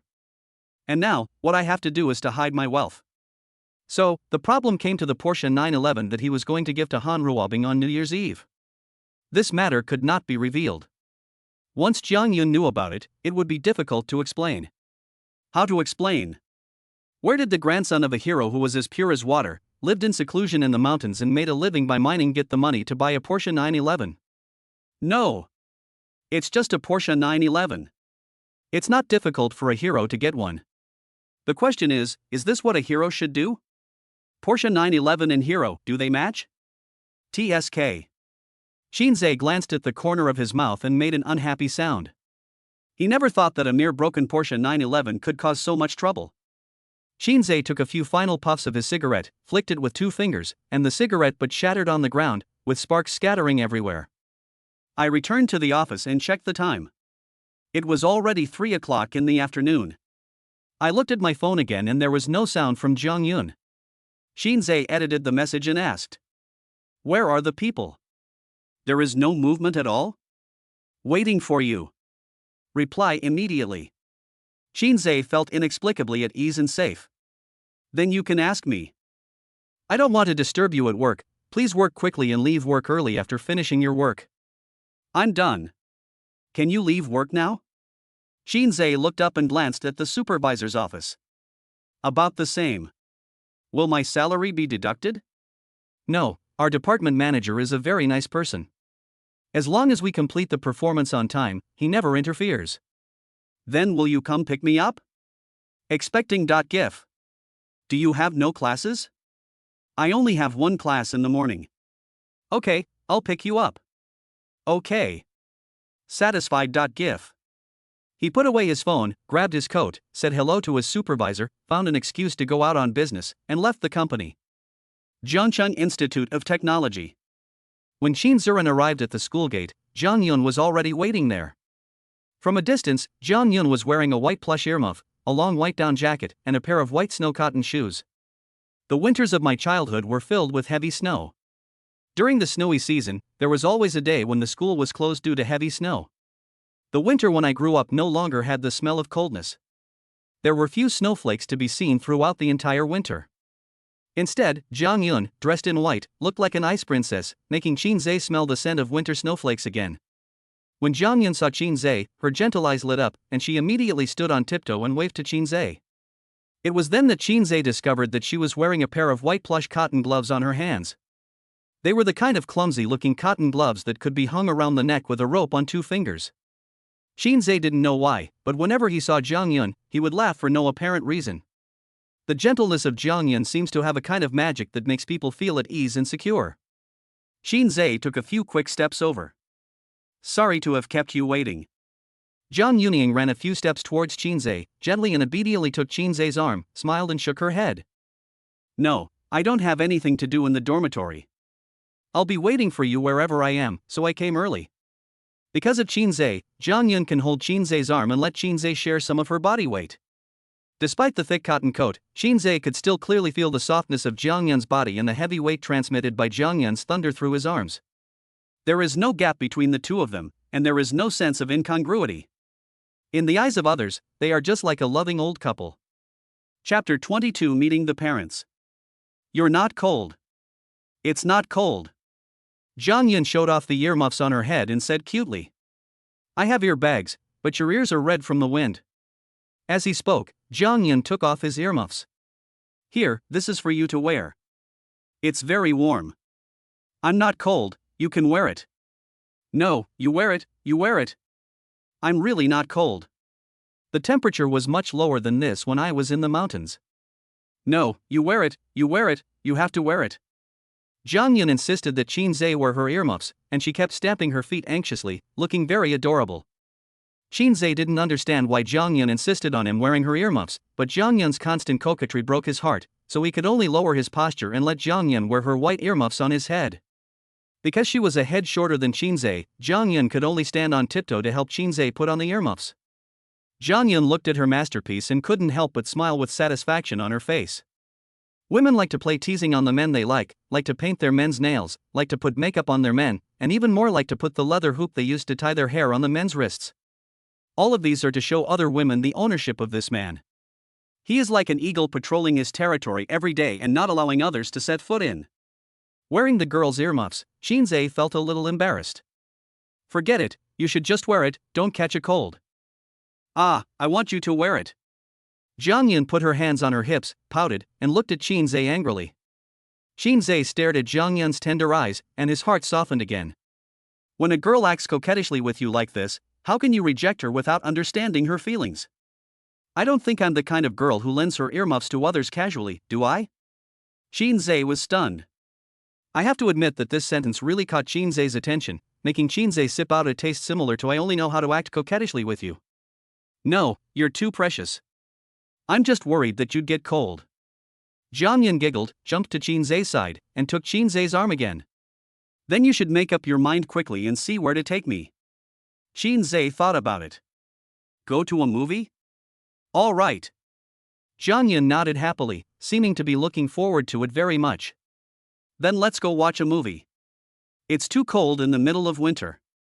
I can't think of any good places to go except the mall. Then let's go. Good. Jang Yun's face flushed, and she hugged Shinsz's arm tightly, looking very satisfied. That. Shinsz glanced at the black and white Maybach in the distance. He had seen the person standing next to the Maybach when he was in Tengwan Pavilion. He was Jang Yun's driver, but Shinsz knew that this person was definitely more than just a driver. The fact that the Jang family could let her look after Jang Yun alone without any worries was enough to prove that this person was extremely powerful.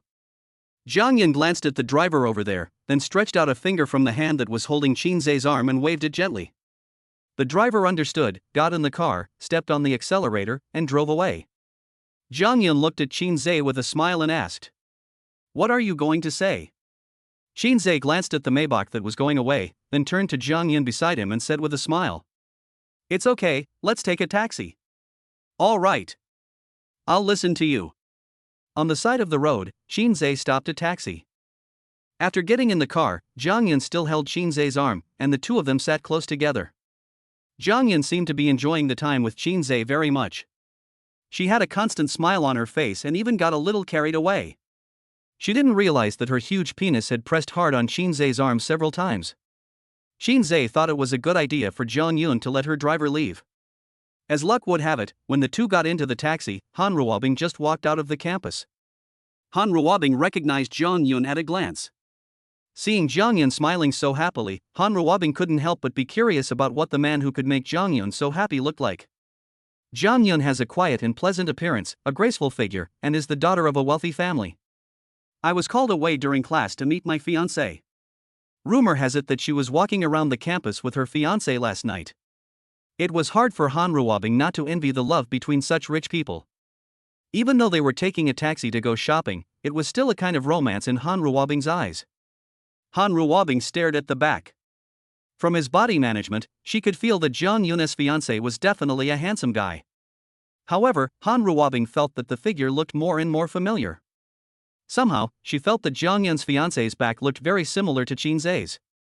Thinking of this, Ruabing was stunned. Shinsz? How is that possible? Ruabing smiled bitterly. He took out his phone again and sent another WeChat message to Shinsz. Are you there? What are you doing? When will you be back? Wanching Square. As soon as the two got off the car, Jang Yun's phone in her pocket vibrated. Jang Yun took out her cell phone and glanced at Shinsz apologetically. Feel sorry. It's okay, answer the phone first. Shinsz could see that it was a very important call, but Jang Yun did not carry Shinsz on her back, but answered the call in front of Shinsz. Dad. He is Jang Yun's father. Because the square was a bit noisy, Shinsz couldn't hear what Jang Yun's father said to her. However, through Jang Yun's answer, we can infer something. Yeah, next to me. It seems that he is asking about Shinsz. Ah. Jang Yun seemed to be frightened, her pretty face instantly turned red, and she was even a little embarrassed to look at Shinsz beside her, and her voice became shy. Don't. No, he's really nice, I just. Oh, alright then. Shinsz was confused and had no idea what Jang Yun talked about with her father. He watched Jang Yun slowly put down the phone, thinking that Jang Yun must have something to say to him, and was anxious about the specific content of their conversation just now. Jang Yun took the phone in her pocket, pursed her lips, and said shyly, My dad. Shinsz thought her father wanted to see him for something. It's okay, you can watch movies anytime, family matters are the most important. Jang Yun shook his head and said, No. What is that? My dad. Jang Yun lowered her head shyly, My dad said he wants to see you. Shinsz was stunned when he heard this. So early? At the same time, the Maybach that Shinsz saw at the school gate had stopped in front of them. Jang Yun's driver got out of the car, walked around to Shinsz's side, opened the door for the two of them, and waited for them respectfully. In response, Shinsz just scratched his nose awkwardly and agreed. All right then. Jang Yun suddenly raised her head and looked at Shinsz in surprise. Don't you think it's early? You think it's early? Jang Yun blushed, shook her head, and explained. I mean, I think my father is too abrupt and should have given you some psychological preparation. I'm worried that this might scare you. Shinsz smiled faintly. Fine. Chapter 23 Jang Yun's Manner. Jang Yun looked at Shinsz with some concern. My dad. Shinsz knew what Jang Yun was worried about, and of course he understood the intention of Jang Yun's father's meeting with him this time. It's obvious that your father loves you very much. It's okay. Our two families decided on this marriage a long time ago. After all, a father should also see what kind of people his daughter is in contact with. There's nothing wrong with meeting them earlier. Shinsz's words moved the indifferent driver beside him, and he couldn't help but take a second look at this young man who was so calm in the face of difficulties. Jang Yun didn't say anything. Oh well. Shinsz got in the car, glanced at the driver, and said with a polite smile. I'm sorry to trouble you. The driver looked indifferent, glanced at Shinsz, and said nothing. In the car. Jang Yun held Shinsz's arm, looking worried as if something was on her mind. Shinsz patted Jang Yun's arm and said with a bad smile. Fine. My dad is a very fierce person. It doesn't matter. Jang Yun lowered her head, already thinking about how to help Shinsz conquer her father. After thinking for a moment, she looked up suddenly and said quickly. Why don't we get off the car and buy something? If we buy some gifts, it should be easier to talk, right? Without waiting for Shinsz to speak, the driver said calmly. Mr. Jiang specifically told you not to buy anything. But. Shinsz smiled gently and said. It's okay, he just wanted to see me, that's all. But what if Dad doesn't have a good first impression of you? No. Sure enough, it's still too early. Jang Yun became worried. She thought for a while, and then came up with an idea.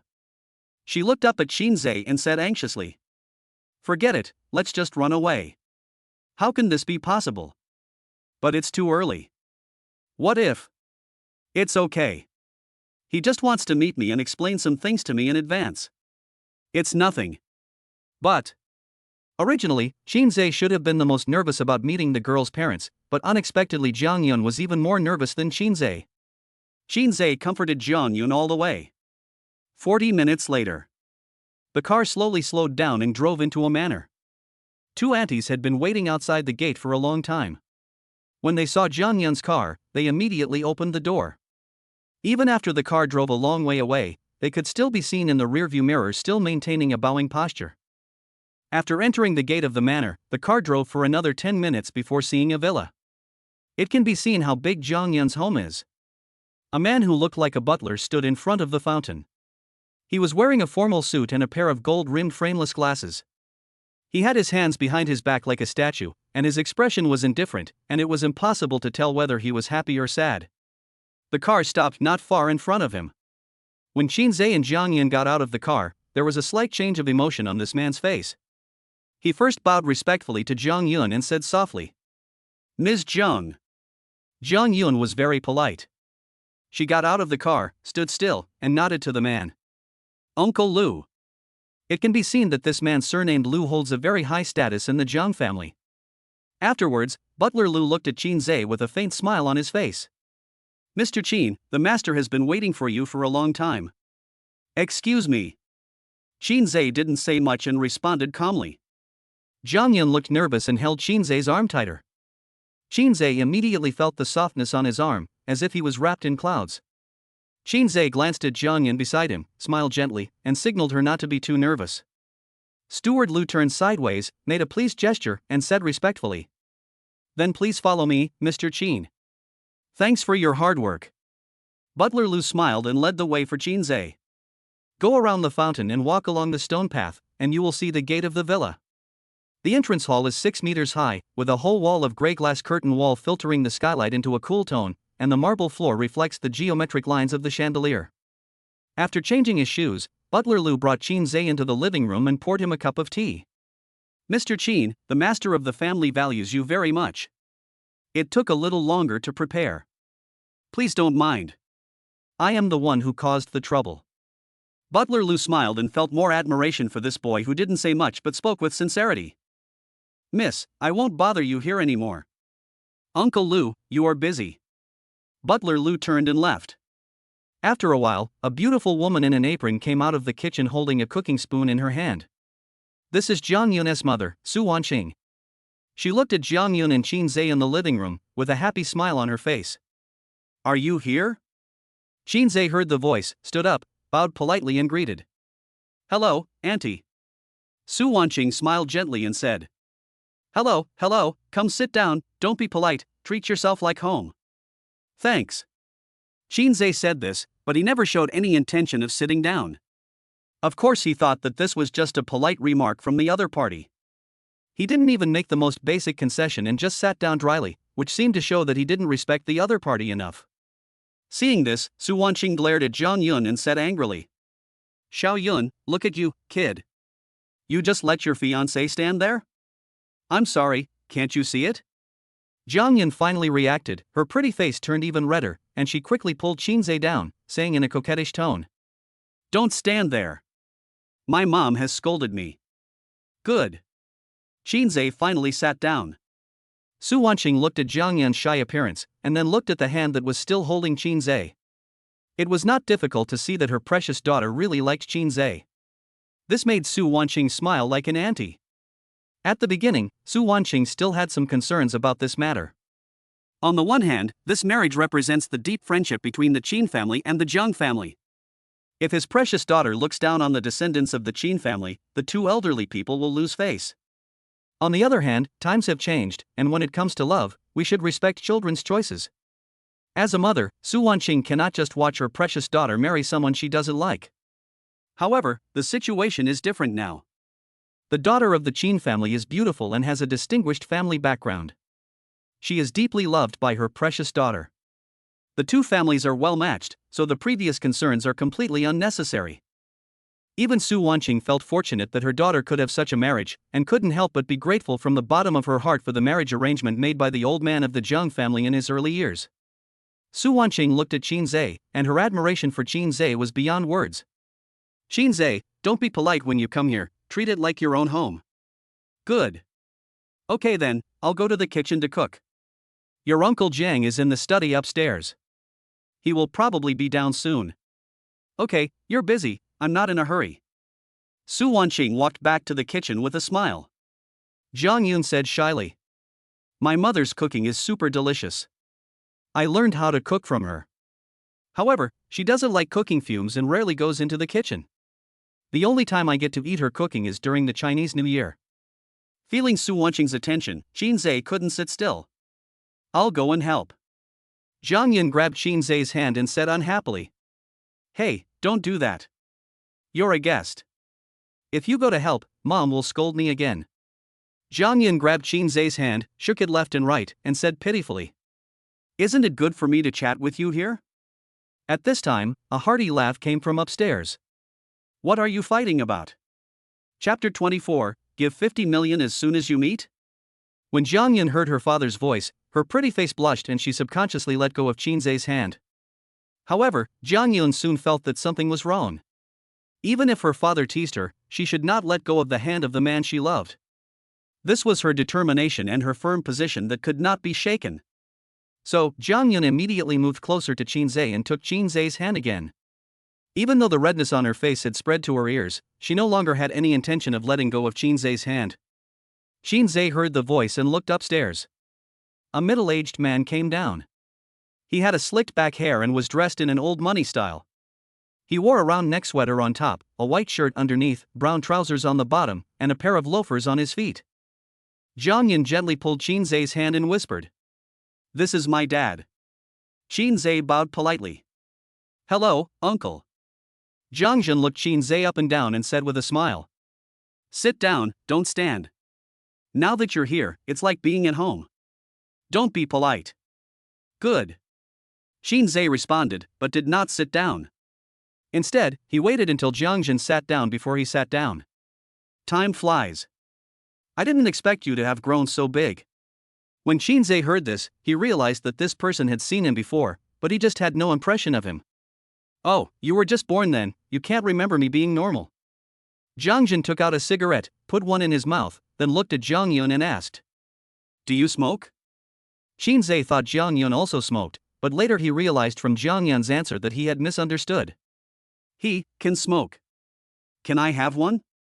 Jang Yun blushed, glanced secretly at Shinsz beside her, and nodded obediently to Jang Yun.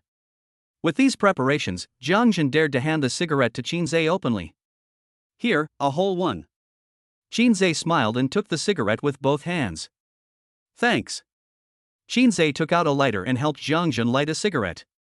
Jang Yun did not refuse and accepted the flame handed over by Shinsz generously. When he lit the cigarette, he politely tapped Shinsz's hand twice with his index finger to express his gratitude. Passing cigarettes and lighting them is a simple ritual of mutual recognition between men. Jang Yun took a deep puff of his cigarette, leaned back on the sofa, and crossed his legs. How is Mr. Chin doing recently? Thanks to you, Grandpa has always been in good health. Jang Yun nodded, took another puff of his cigarette, thought for a moment, leaned over, and took out a black bank card from his trouser pocket. Shinsz, if you are like this, I am not very good at talking, so I won't give you any useless nonsense. There is 50 million in this card, and the password is your birthday. Don't think it's too little, just take it and spend it. When Shinsz heard this, he immediately became restless. Sees the young master? 50 million? Take it and spend it? Don't think it's too little? Shinsz waved his hands quickly and stayed away from the bank card. No, that won't do. You're. Jang Yun looked at Jang Yun and asked. Isn't that a little too little? When Shinsz saw that Jang Yun had misunderstood, he immediately explained. No, I don't mean to complain about the small amount, it's just that your move is too big and I can't catch it. I'm looking for you this time because I have something to say. Please take the card first, otherwise it will be difficult for me to say what I want to say next. This. Shinsz was in a dilemma. It's not easy to accept a card of 50 million when you first meet someone. If I don't take it, people won't be able to talk to me, and it's difficult to take the card back, which is really embarrassing. Shinsz glanced at Jang Yun beside him. The blush on Jang Yun's face still did not fade away. Just take it if you give it to me. After hearing Jang Yun say this, Shinsz could only take the bank card with both hands.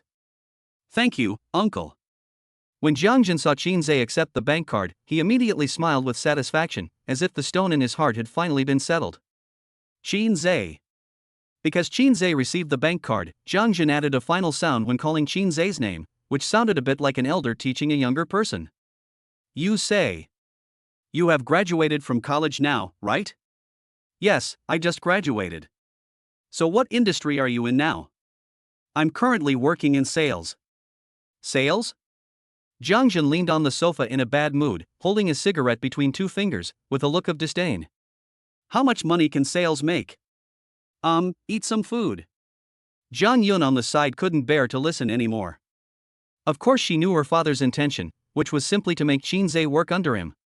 The intention is good, but when it comes to the words, it becomes a bit offensive. Dad, what are you talking about?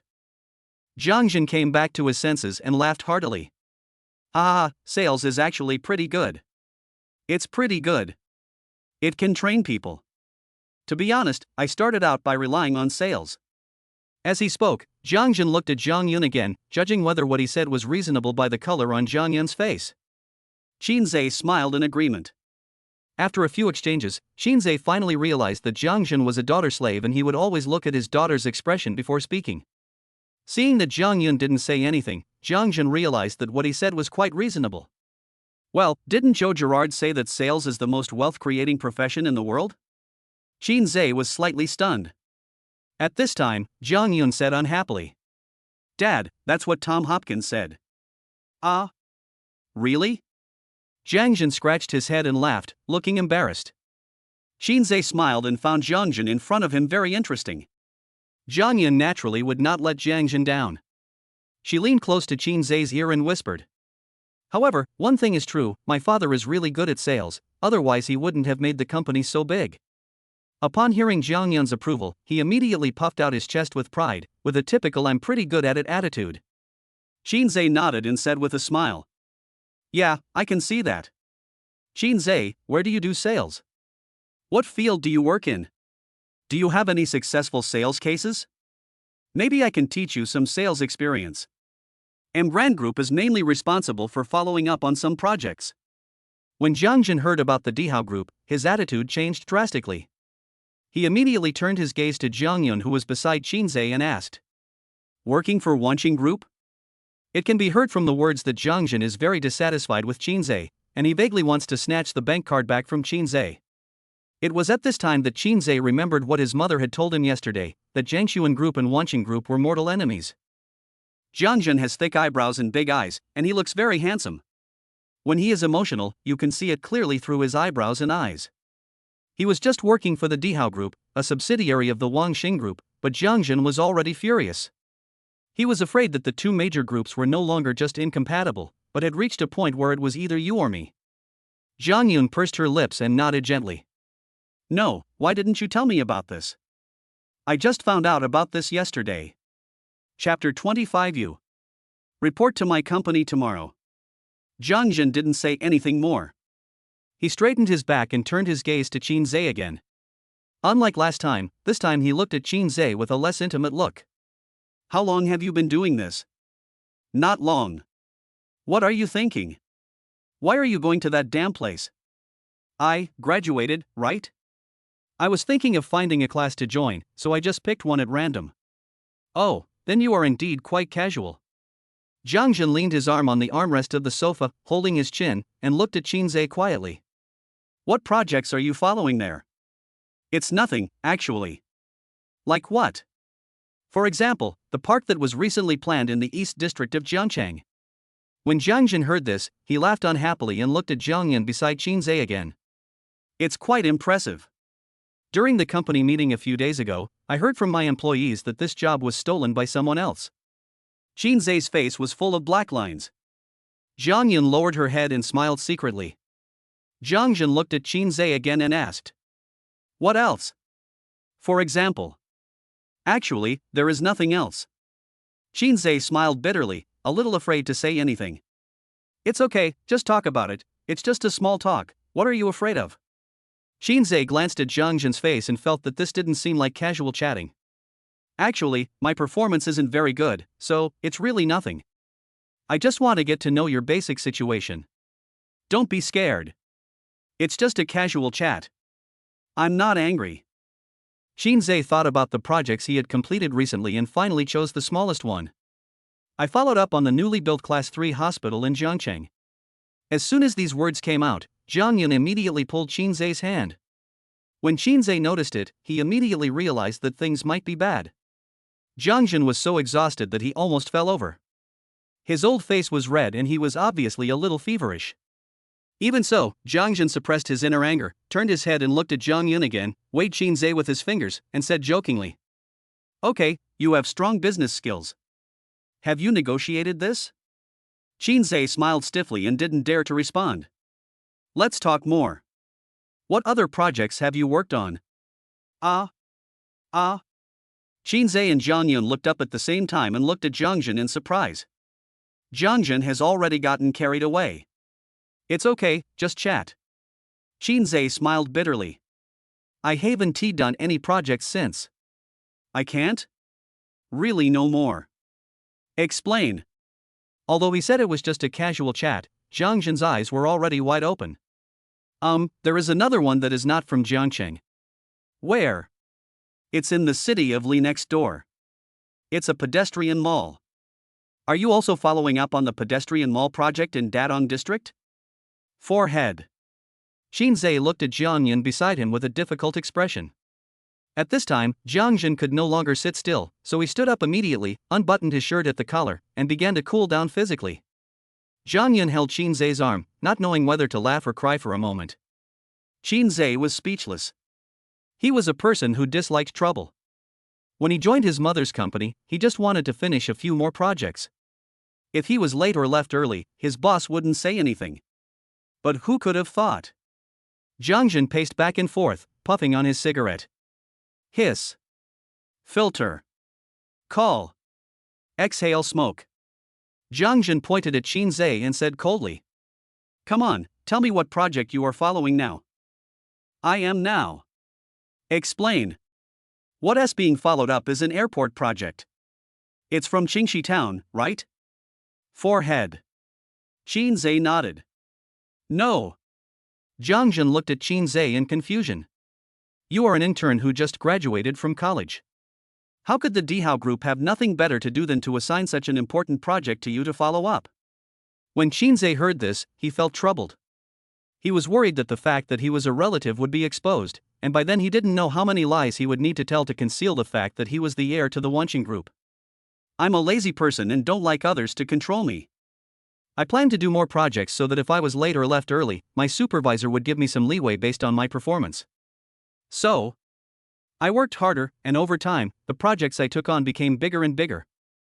Jang Yun paced back and forth, thinking for a long time, and finally pointed at Shinsz and ordered, "You report to my company tomorrow." Okay." "No." Jang Yun said harshly, "You will be hired soon." Shinsz smiled bitterly. "Good." Jang Yun's eyes turned and he had another idea. "By the way, how is the negotiation on your airport project going?" "I just finished making the materials and haven't started following up yet." Jang Yun nodded. "Come to my side." "Okay." "Is it difficult?" "No, I just need to break down the negotiation here." When Jang Yun heard this, a determined smile appeared on his lips, and he looked at Shinsz more and more favorably. "As for your salary." Shinsz waved his hands quickly. "No need for salary, I am already very happy that I can help you." Shinsz said it well. Jang Yun felt comfortable and burst into laughter again.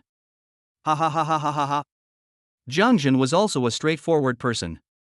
He patted Shinsz's shoulder heavily and said generously, "Shinsz, if you come to work for me, to be honest, no matter how much money I give you, it won't be enough. How about this, you come to my place to get familiar with it first, and then I will hand over all the property to you. Do you think this is okay?" Shinsz said embarrassedly. "Uncle, you." Since the other person has said so much, it would be a bit ungrateful if you don't accept it, but if you say you accept it, you will seem too inappropriate. So, Shinsz looked at Jang Yun beside him to see Jang Yun's attitude. Jang Yun said softly, "Do you have any other ideas?" When Shinsz heard Jang Yun's words, he felt uncomfortable. Shinsz looked at Jang Yun and said in a deep voice, "Uncle, please let me do the current work well first. If I am really capable and you still need me at that time, I will definitely not let you down." At this time, Jang Yun's mother Su Wanqing walked in. "Lao Jiang, what are you doing?" Everyone looked at that direction. Su Wanqing walked up to Shinsz, gently placed her hand on Shinsz's shoulder, and said to Jang Yun unhappily, "You haven't seen Shinsz for many years. What nonsense are you talking about when you just met?" I feel so stressed when I hear these words. It's really. Shinsz was relieved by Su Wanqing's rescue. Su Wanqing looked at Shinsz, and her satisfaction with Shinsz was beyond words. Besides, you can bring this up in a few years. Shinsz and Jang Yun's children are still young. Let Shinsz accompany Jang Yun for 2 more years while they are still young. You just leave the company to Shinsz now. You are relieved, but what about Shinsz? If he is away from home for 10 days or half a month like you, what will Jang Yun do? When Shinsz heard this, his face turned red. Jang Yun also blushed, but did not make any excuses and simply accepted the situation. Jang Yun scratched his head and laughed heartily. After all, Jang Yun is Su Wanqing's husband. The person who can take down a man like Jang Yun is certainly not an ordinary person. After scolding him, she did not forget to give face to her husband. She held Shinsz's shoulders and said with a smile, Shinsz, please don't be offended.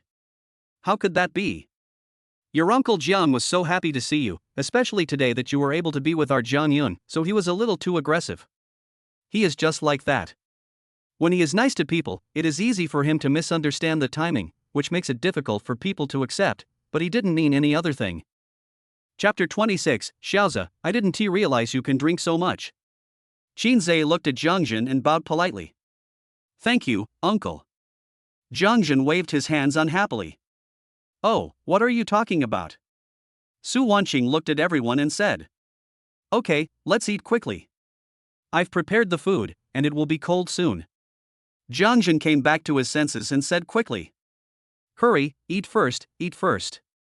As he spoke, Jang Yun carelessly hugged Shinsz's shoulders and carried him towards the restaurant, muttering. Boy, you are in for a treat. Let me tell you, your Aunt Sue's cooking is second to none. Throughout the year, we get to eat only a few meals cooked by her. Yeah, Jang Yun said the same thing. While eating, Jang Yun held Feitian Mitai in his left hand and Westfiltrin 12 beer in his right hand. He looked towards Jang Yun and asked tentatively. Can Xiaozi drink? Jang Yun glanced at Shinsz beside her, with an embarrassed expression.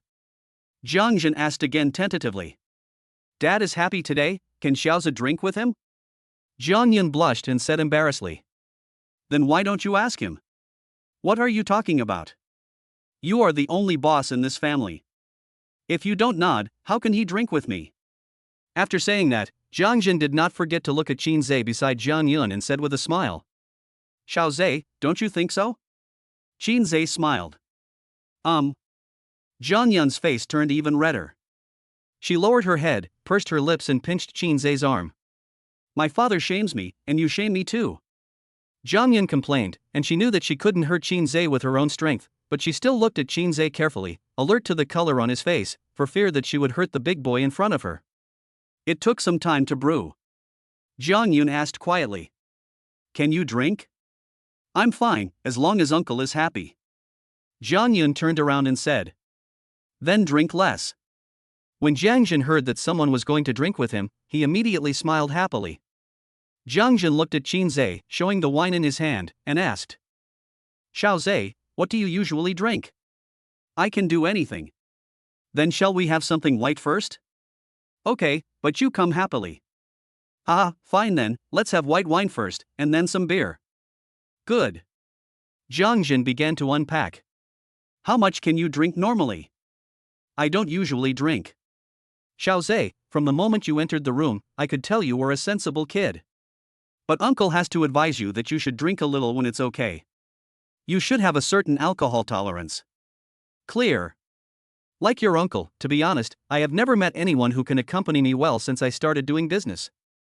Jang Yun took the lead in showing off his drinking ability. Shinsz glanced at Jang Yun and said nothing more. Jang Yun stood up and poured wine for Shinsz. Shinsz was flattered and quickly stood up. Uncle, I'll do it, I'll do it. Jang Yun pushed Shinsz's hand away and said unhappily. Hey, what are you talking about? We are at home, we don't care about that. When Jang Yun gets bold, he does give people the feeling that he's overdoing it. Shinsz did not refuse anymore. He was being too hypocritical and it would only annoy people and make Jang Yun unhappy. Jang Yun poured the wine while looking at Shinsz's face and asked tentatively. Is that enough? Shinsz glanced at Jang Yun's cup and thought that it would be a sign of sincerity if he drank as much as the other person did, so he said nothing. When the cup was almost half full, Jang Yun asked again. Is that enough? Shinsz remained silent. Seeing this, Jang Yun looked up and glanced at Shinsz strangely. She didn't think Shinsz was the kind of man who tried to show off his strength. Since he hadn't spoken yet, it meant he definitely wasn't someone who didn't drink often, as he said. After Jang Yun filled Shinsz's cup, he glanced at Shinsz and said with a smile. Can you drink this glass?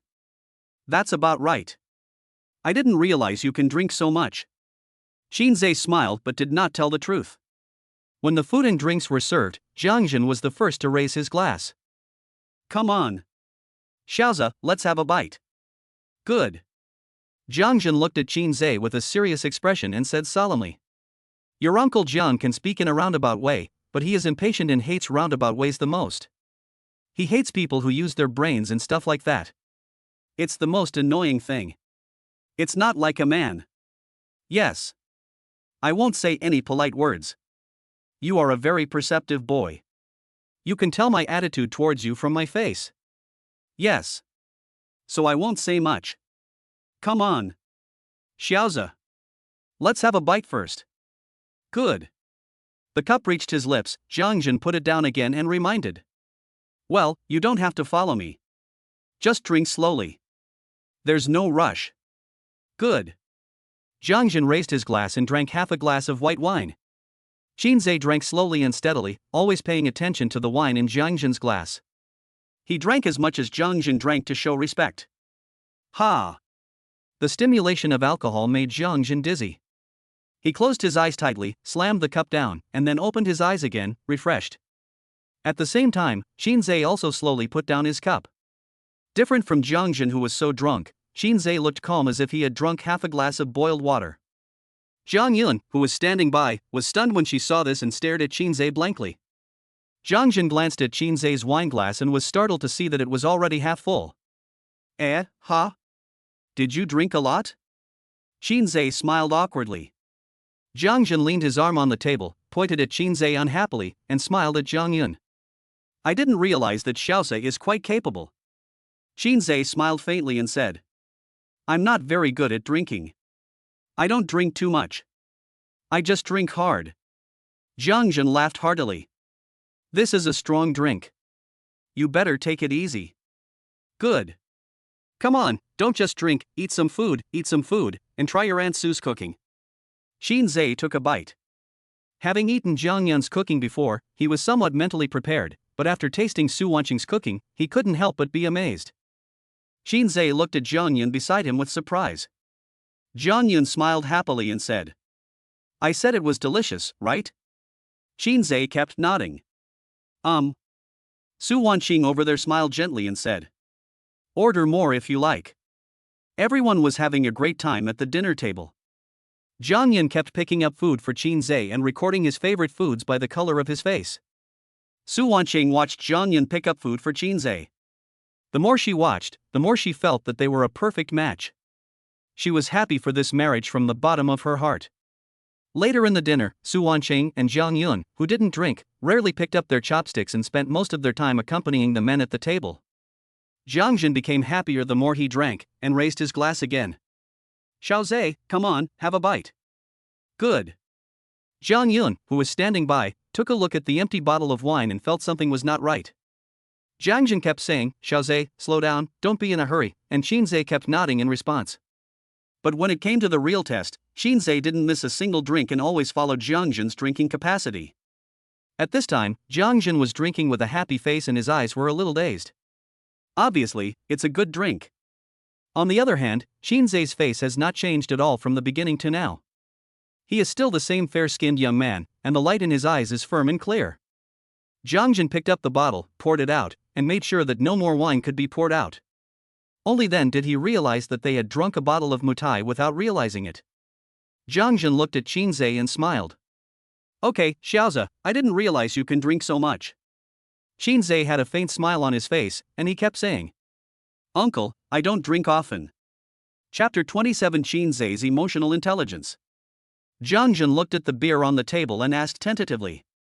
Can we get some more beer? Okay. When Jang Yun heard this, he immediately smiled happily and quickly picked up a bottle of beer and handed it to Shinsz. At this time, Su Wanqing on the side glared at Jang Yun unhappily. Jang Yun naturally saw everything and said unhappily, "Look at you, why are you staring at me?" Su Wanqing said unhappily, "It's Xiao's first day here, you're almost there. Don't mind your own business. I finally found someone who can keep me company." As he spoke, Jang Yun handed the beer to Shinsz. "Xiao, don't listen to your Aunt Su. We are just two people." Jang Yun's boldness infected Shinsz, who laughed and said, "Good." Su Wanqing looked at Shinsz and said softly, "Xiao, you don't have to force yourself to drink with him. He's a drunkard. If he wants to drink, let him drink by himself. Let's just drink enough and don't drink too much." Jang Yun blared and pretended to be angry. "Drunk, what?" Then, Jang Yun said to Shinsz, "Don't listen to your Aunt Su. We have plenty of room at home. I'll ask Yuner to clean up a room for you. You can stay here if you get drunk." Another hour. The two of them drank another box each. At this time, Jang Yun was drunk, his eyelids drooped, and his tongue was a little unsteady when he spoke. On the other hand, Shinsz sat with his back straight, his face as gentle as a spring breeze, like a scholar who never drinks. At first, Jang Yun really didn't want Shinsz to drink too much. It wasn't because she was afraid of anything else, but mainly because she was worried about Shinsz's health. However, seeing that Shinsz still didn't look drunk, he was not only relieved about Shinsz's alcohol tolerance, but was also a little curious about how much Shinsz could drink. Su Wanqing looked at Shinsz and couldn't help but become curious about how much Shinsz could drink. Jang Yun is her man, and no one knows her man better than her. Although the wine is not enough to make Jang Yun drunk, he will definitely not remain calm like Shinsz. For Jang Yun, he really wanted to test Shinsz's background, but after drinking all the wine, seeing Shinsz's current mental state, he was afraid that he could drink more than himself. Jang Yun glanced at the beer box under his feet and became suspicious. Half a bottle of white wine and a case of beer, no problem. How could nothing happen? Did the dog drink this wine? Jang Yun didn't believe it and brought another box of beer. "Can you still drink?" Shinsz smiled faintly and said, "I don't care, as long as you are happy. Then accompany uncle for a while." "Good." An hour later. Jang Yun was sitting at the table, leaning on the wine bottle on the table. If he didn't have this support, he would have crawled under the table by now. His head drooped and he couldn't even speak straight. "Oh Zawa." Jang Yun raised his eyes with difficulty and looked at the 7, 8, 9, 10 Shinsz in front of him. No matter how steady he tried, he couldn't condense these afterimages into one Shinsz. Shinsz was still the same, sitting upright, with one hand on his knee and the other hand naturally on Jang Yun beside him. "Well, I'm listening, you say?" "You kid." Jang Yun weighed Shinsz with his fingers, looking a little picky. You kid is not polite." Shinsz was stunned and puzzled. "You don't look like someone who drinks often, given your alcohol tolerance." "I'm not lying. I don't drink often." "Then you can drink so much?" "High activity of ethanol metabolizing enzymes." Shinsz's words seemed to sober him up. Jang Yun looked up suddenly, looking at Shinsz in surprise, and then he became a little annoyed. "No, why didn't you say so earlier?" "You didn't ask." Jang Yun smiled secretly. She didn't expect Shinsz to be such a taciturn person, but it was very endearing. Subconsciously, Jang Yun hugged Shinsz's arm into her arms again. "Then you should also give me a heads up," Shinsz said with a serious expression and a sincere attitude. "Uncle Jiang, I know what you mean. I know that drinking can cause trouble. So please rest assured that I will not get drunk outside, and it is impossible for me to get drunk outside. The reason why I said that I don't drink often is because the few times I drank occasionally were with my grandfather, and the other time was with you today. Of course, it will be the same in the future." Jang Yun fell silent after hearing this. He turned to look at Su Wanqing, and the two exchanged glances and nodded in approval. Jang Yun picked up the wine and drank the whole bottle without saying anything else. Seeing this, Shinsz quickly followed with a bottle. Jang Yun put down the bottle and reached out to wipe the residue from the corner of his mouth. "Oh Zawa." Jang Yun glanced meaningfully at Jang Yun beside Shinsz, and then looked at Jang Yun's hand that was tightly holding Shinsz's arm. "There are some things I need to say in advance. I'm afraid I'll be really drunk in a while." "Good." Jang Yun suddenly became serious and looked at Shinsz with a stern expression. As a junior, I have no objection to what the elders have decided. Based on the family's trust, I believe that the descendants of the Qin family will not betray our Jiang family. But after I met you, even if there is no marriage, from my personal point of view, I agree that you and Jang Yun should be together. Jang Yun was even happier when she saw Jang Jin recognize Shinsz, and she pushed Shinsz's arm into her arms again. Shinsz nodded politely. Thank you for your recognition. Shinsz knew that these were all Jang Jin's preparations, and what was to come was the key. Jang Jin said in a deep voice. You saw it when we just came in. I have to get my precious daughter's consent before I can give you a cigarette. Don't be fooled by me, but I have the lowest status in this family. Fortunately, Jang Yun doesn't keep cats or dogs, otherwise I would have to line up behind them. Jang Yun said unhappily. Dad. Jang Jin saw that Jang Yun was embarrassed and immediately laughed happily. Ha ha ha ha ha ha ha. Jang Jin's fondness for Jang Yun was obvious when Shinsz entered the room. The so-called low family status is just Jang Jin's self-mockery. After all, Jang Jin has the final say in this family, and Shinsz does have some foresight. Back to the topic, Jang Jin put away his smile and looked at Shinsz seriously. I mean, I only have one daughter. Clear. We've already drunk so much, so here, as a father, I want to say something to my future son-in-law. In the future, please be more considerate of my daughter. Shinsz hurriedly said. I am. If you encounter any problems, or if my daughter does something wrong, tell me and I will definitely teach her a lesson, but don't hit her. After saying that, Jang Jin was worried that Shinsz would be angry, so he quickly added. Of course, our Jang family has absolutely no intention of bullying you.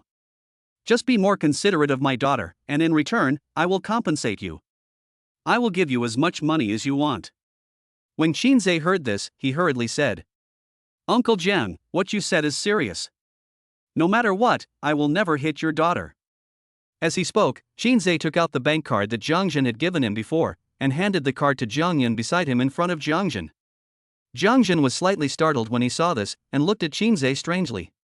When Su Wanqing saw Shinsz's action, she also looked at Shinsz meaningfully. Jang Yun held Shinsz's arm, looking dazed. What do you want me to do? Actually, I have no use for the money, so you can keep it for me.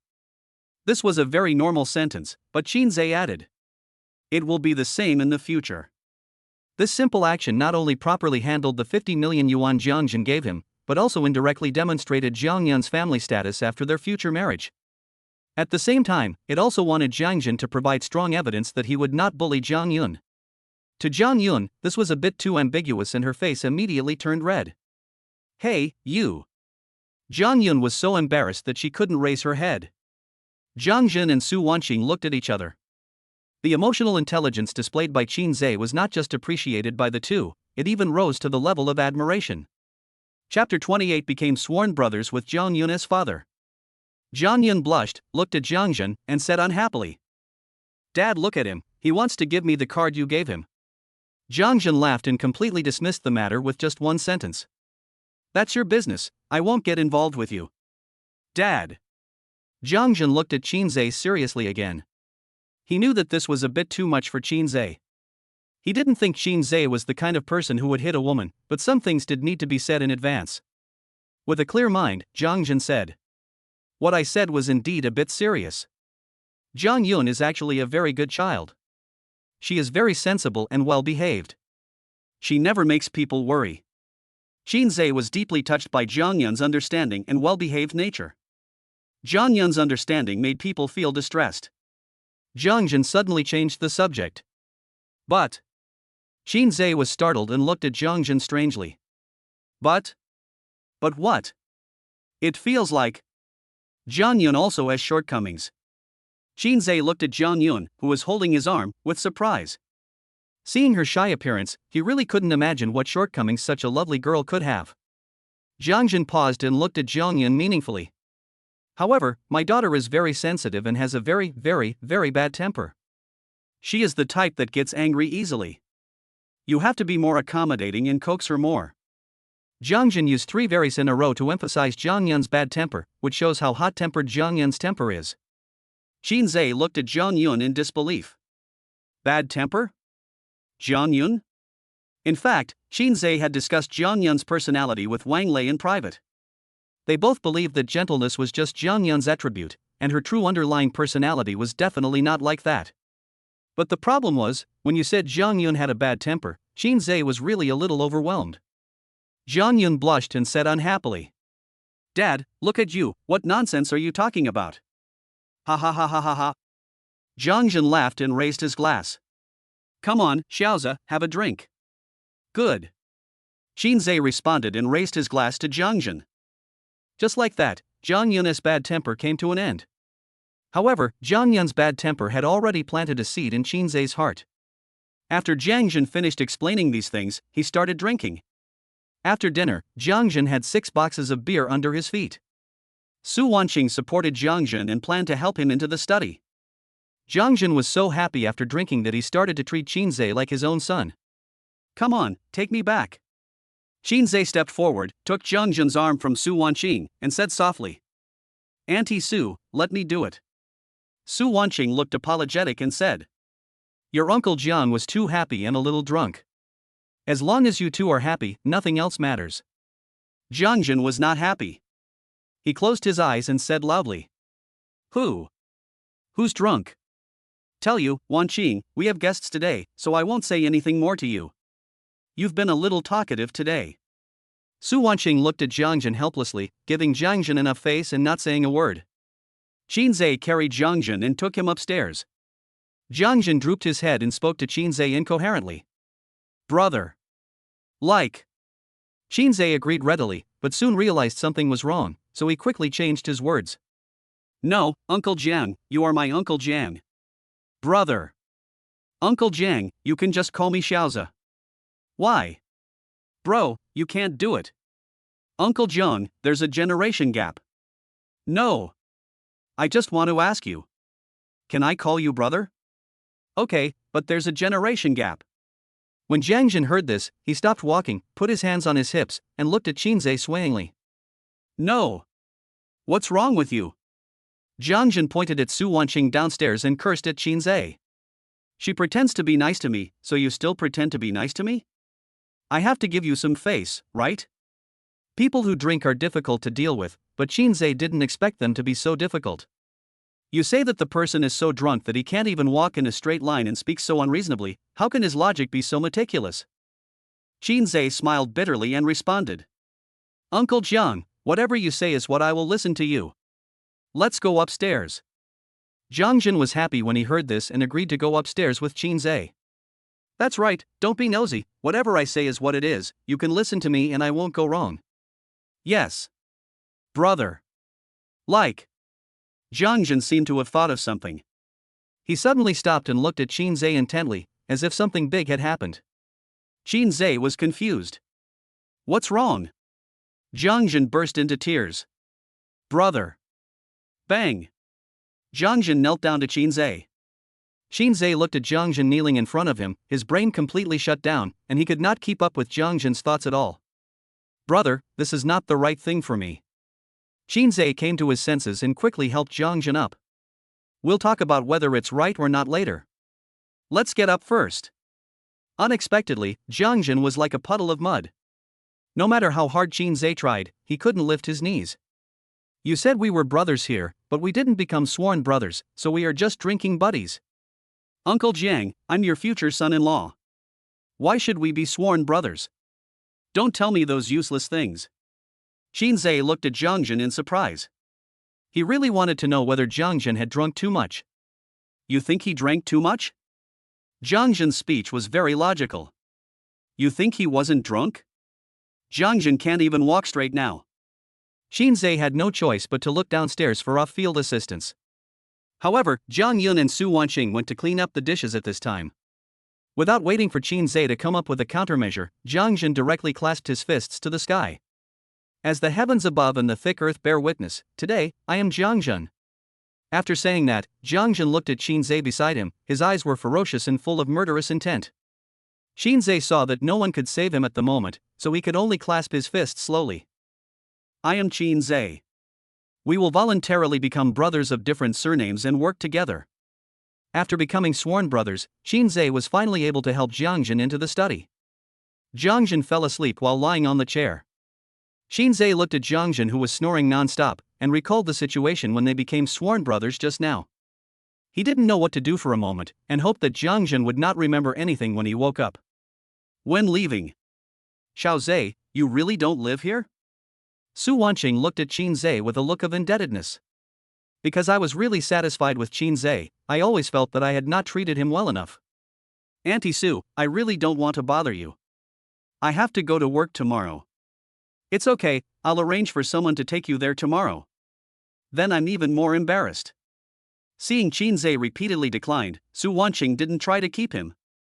She also understood that for Shinsz, this was their first meeting and they were not familiar with each other. Forcing him to stay would put pressure on him. All right then. Seeing that Shinsz was about to leave, Jang Yun followed him and took Shinz's arm. Mom, I'm going back to the dormitory to sleep. Cheng Cheng is still waiting for me. Jang Yun is Su Wanqing's flesh and blood. As a mother, how could she not know her daughter's little thoughts? It's nothing more than wanting to spend more time with Shinsz. Su Wanqing rolled her eyes at Jang Yun in annoyance. Jang Yun's face was full of shyness. She buried her head and didn't dare to look at Su Wanqing at all, for fear that Su Wanqing would expose her little thoughts.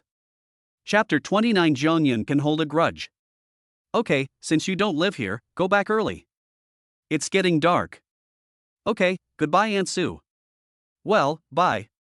Su Wanqing watched the vehicle drive out of the manor, and even after the vehicle completely disappeared from her sight, she still did not return to the house. She stood at the door, looking in the direction where Shinsz left, and a satisfied smile appeared on the corner of her mouth. Be it Jang Yun or Su Wanqing, as superchables, they naturally have a way of identifying people. What kind of person is Shinsz and whether he is worthy of trust, they just need to take a look and have a few simple chats, and they will understand everything. Butler Lu. At some point, Butler Lu appeared behind Su Wanqing.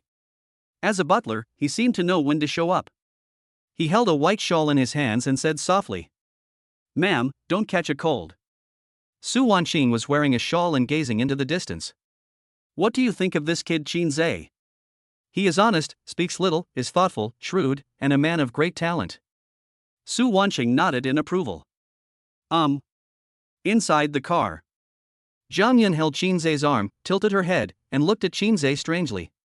Because Jang Yun always cries, Shinsz has developed the habit of paying more attention to Jang Yun, intentionally or unintentionally.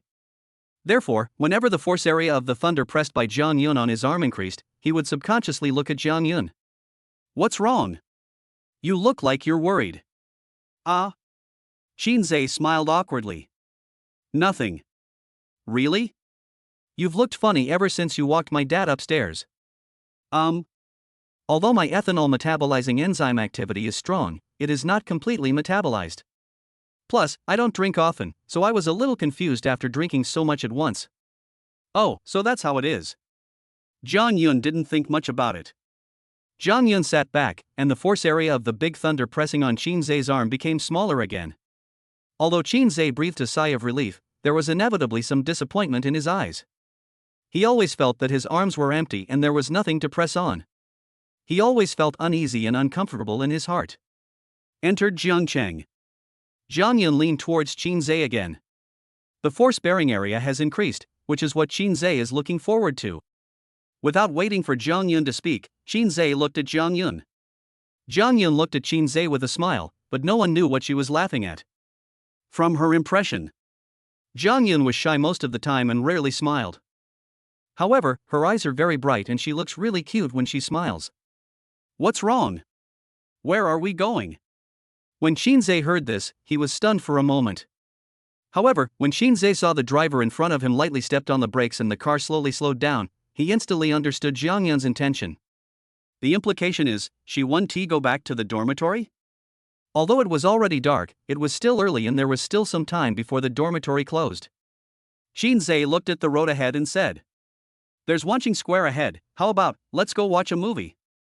Have you decided what movie you want to take me to see?" No. That's fine. Shinsz explained. I haven't seen the movie. I haven't seen it either. Shinsz looked at Jang Yun strangely. He hadn't watched the movie because most people who went to the movies were couples, and as a single man sitting there, he couldn't bear to see others showing off their love. Because he never caught up with Han Ruabing, he never had the chance, so the idea of going to the movies was naturally put on hold, to the point that he didn't even have the experience of buying a movie ticket. You haven't seen the movie? How could that be? Why not? You can go to the movies with your bestie. Then why don't you go with your good brother? It's different. I've seen girls go to the movies together, but I've never seen a few single guys go to the movies together. It looks so stupid. Most of the people I saw watching the movie were couples. Shinsz stopped talking. That's right. Jang Yun asked again. Where are you going? Shinsz smiled bitterly. To be honest, I don't know. I'm actually quite boring. If I get off work early, I'll go to a restaurant with my friends to eat. If I get off work late, I'll just go home, grab a bite, wash up, and then it's time to go to bed. Me too. Shinsz felt that he was a very boring person, but Jang Yun's words "me too" made Shinsz feel that he was not so bad. Jang Yun is still asking. Where are you going? Is there anywhere you'd like to go? Jang Yun shook her head. Have no idea. Shinsz fell into deep thought. Jang Yun was also thinking. After a while, Jang Yun looked up and hugged Shinsz's arm again, as if she had thought of a brilliant idea, otherwise the force-bearing area of Shinsz's arm would not have become so huge, which made Shinsz feel like he was wrapped in clouds. Or, take me to your house. Ah? Shinsz looked at Jang Yun with horror. Is it not possible?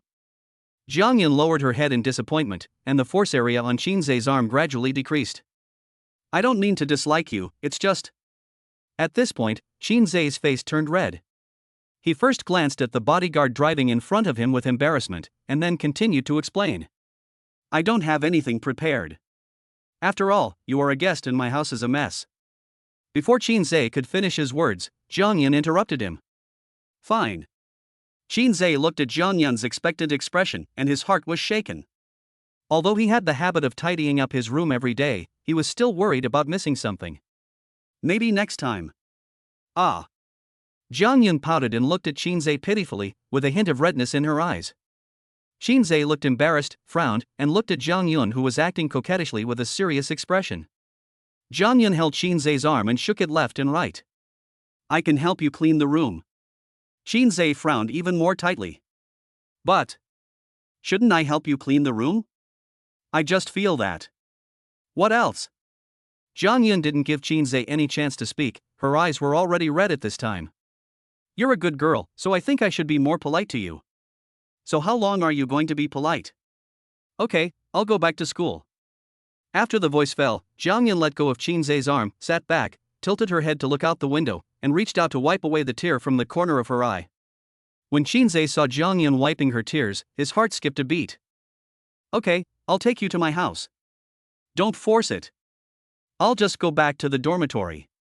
I'm not forcing you. I really want you to come to my house. I just want to leave a good impression on you, so...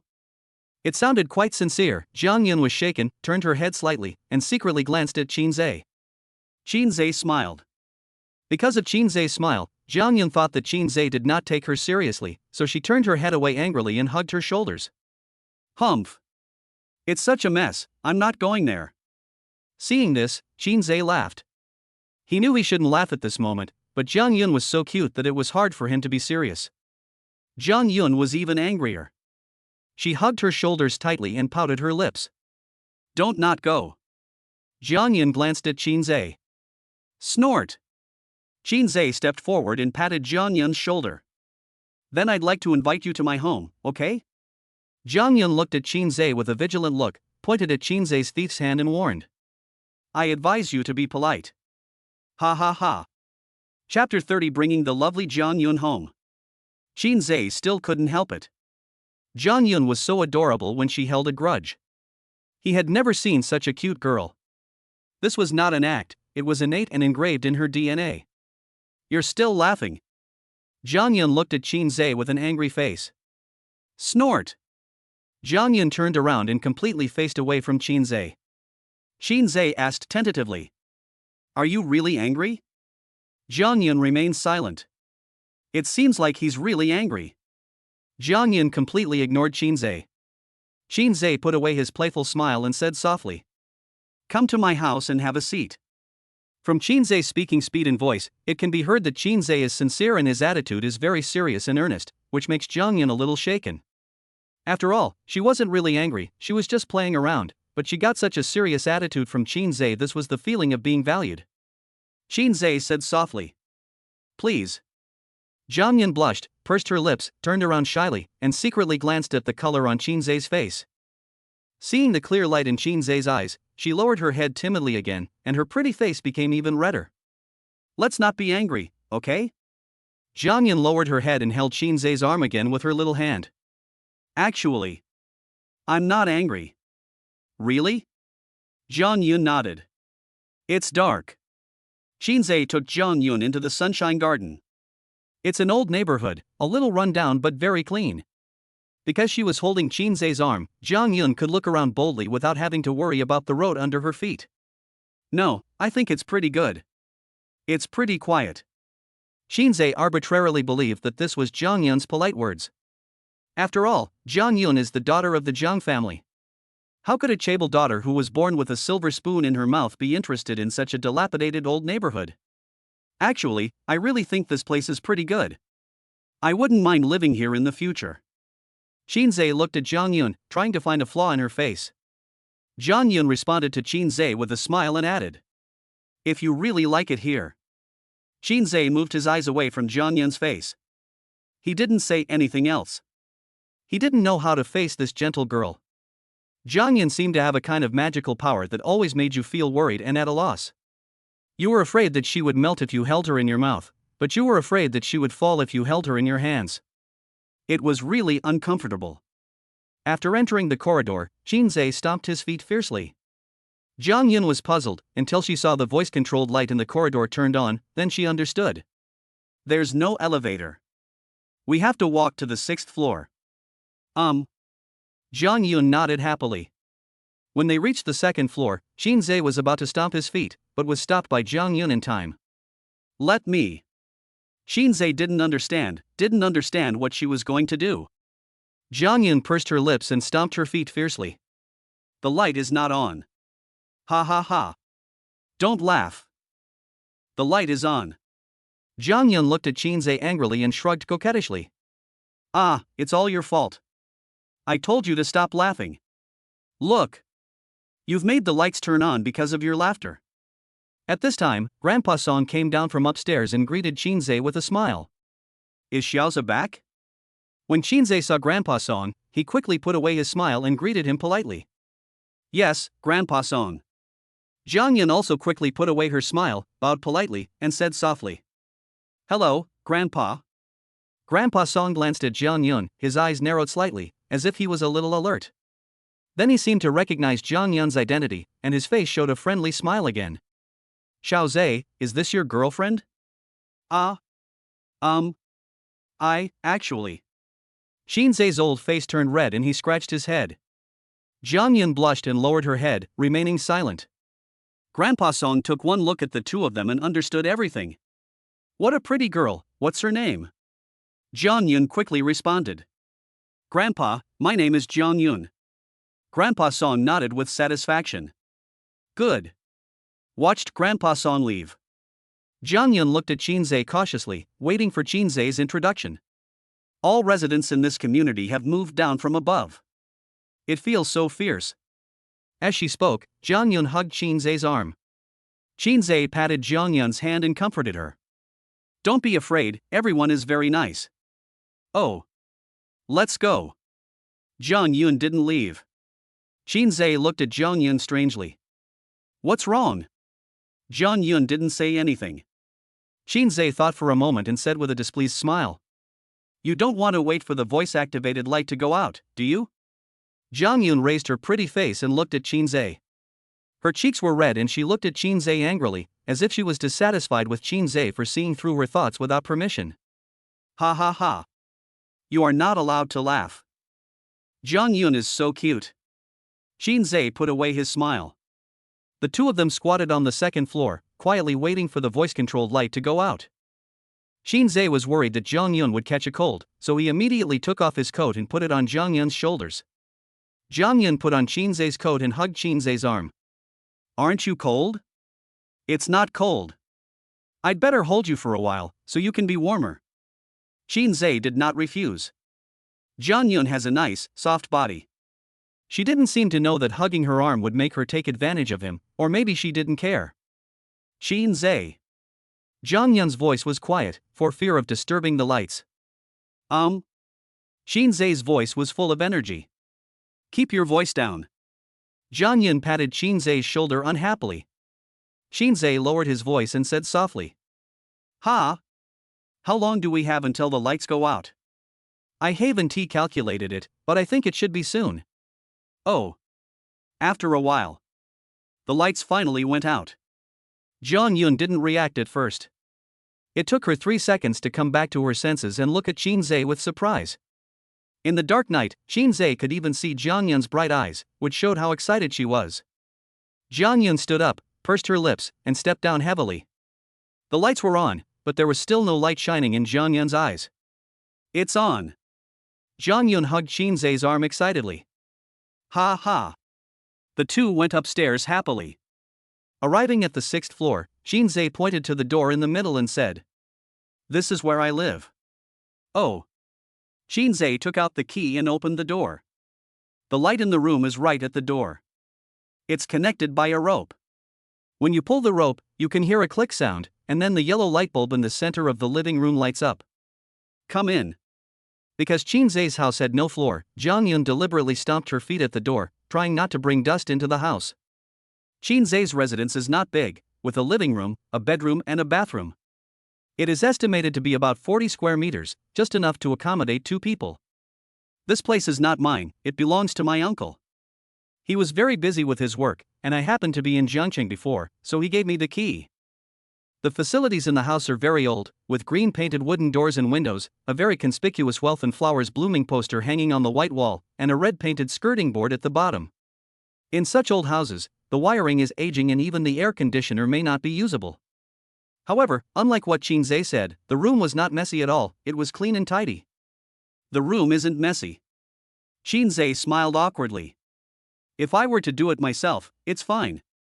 But if you were to come, I would always feel that I should do a thorough cleaning.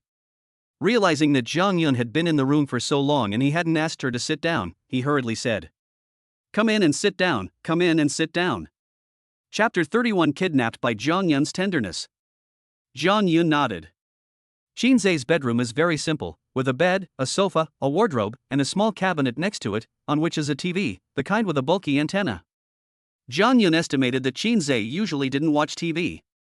Yes, nowadays, except for some older people who don't know how to use the internet or smartphones, few people watch TV, right? Shinsz brought a cushion and placed it on the sofa. Please sit down. Good.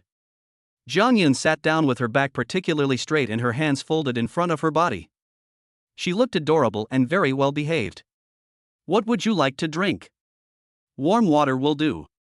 When choosing a cup, Shinsz hesitated. Because nothing was prepared, there was no brand new cup for Jang Yun to use. At this time, Jang Yun's gentle voice came from the room. Shinsz? Just use your cup. Shinsz came back with a cup of warm water and looked at Jang Yun apologetically. Sorry, I don't have any extra cups because I live alone here. I don't mind. Jang Yun took the warm water that Shinsz brought over. Jang Yun held the cup with both hands and drank the warm water in small sips. Of course, the most important thing is that Jang Yun really didn't dislike Shinsz.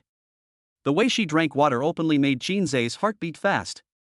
Jang Yun seemed to have discovered something and pointed at the quilt on the bed in surprise. Your quilt is folded nicely. Didn't we have military training when we were in college? We learned it then, and it became a habit over time. Shouldn't we have learned it when we first entered school? Jang Yun shook her head. I didn't participate in military training. Shinsz looked at Jang Yun's fair face and guessed that Jang Yun did not participate in the military training. I remember that during the military training that year, all the girls in our major were tanned by the sun, and their skin hasn't turned white yet. Jang Yun said somewhat disappointedly. Because I didn't participate in military training, I was slow to integrate into the group. Until now, the female classmates in the class don't seem to like me very much. Shinsz didn't comment much. Although I have never seen jealousy among female classmates, I have heard a lot about it. Especially for a girl like Jang Yun who is rich, powerful, and beautiful, no one will offend you, but behind her back everyone will despise her for not participating in military training, saying that she is pretending and so on. In short, they will say all kinds of things.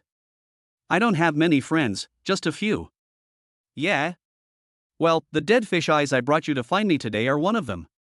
Jang Yun covered her mouth and laughed. You have to emphasize the dead fish eyes, really. Ha ha ha. It can be seen that you two have a really good relationship. Yes, it's really good. There are a few good friends. I will introduce them to you when I have the chance. Good. Jang Yun took another sip of warm water. Can I just take a look? Sure, whatever. Jang Yun stood up, put her hands behind her back, and looked here and there like a curious baby.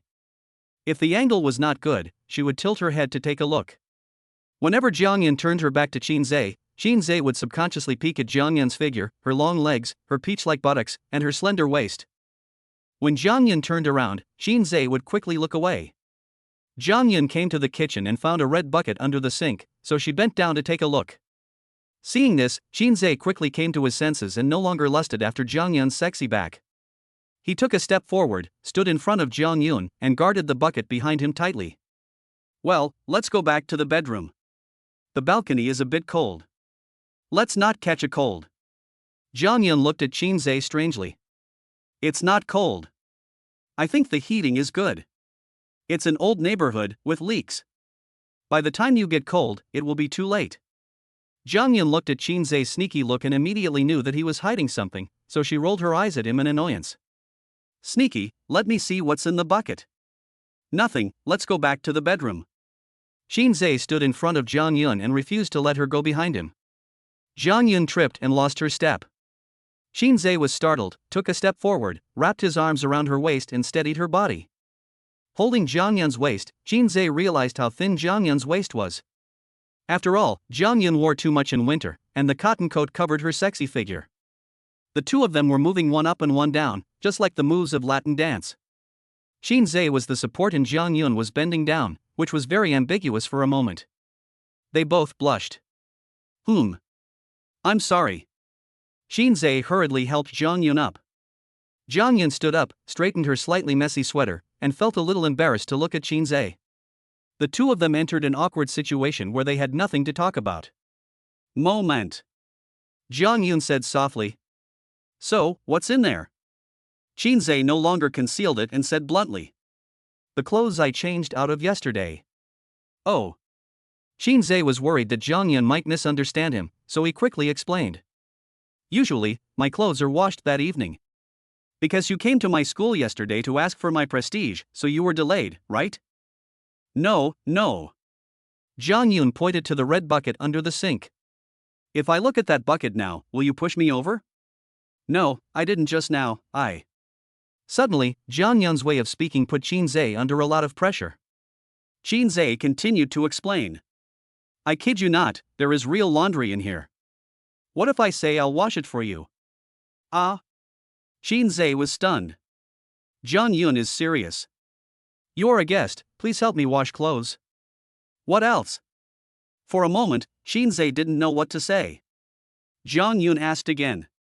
So, if I go over to help you wash your clothes now, you will still push me down, right? I didn't push you. Jang Yun walked over, bent down, and reached out for the red bucket. Shinsz saw the situation and thought for a while, but still felt that it was not possible, so he stepped forward and held Jang Yun's thin shoulders.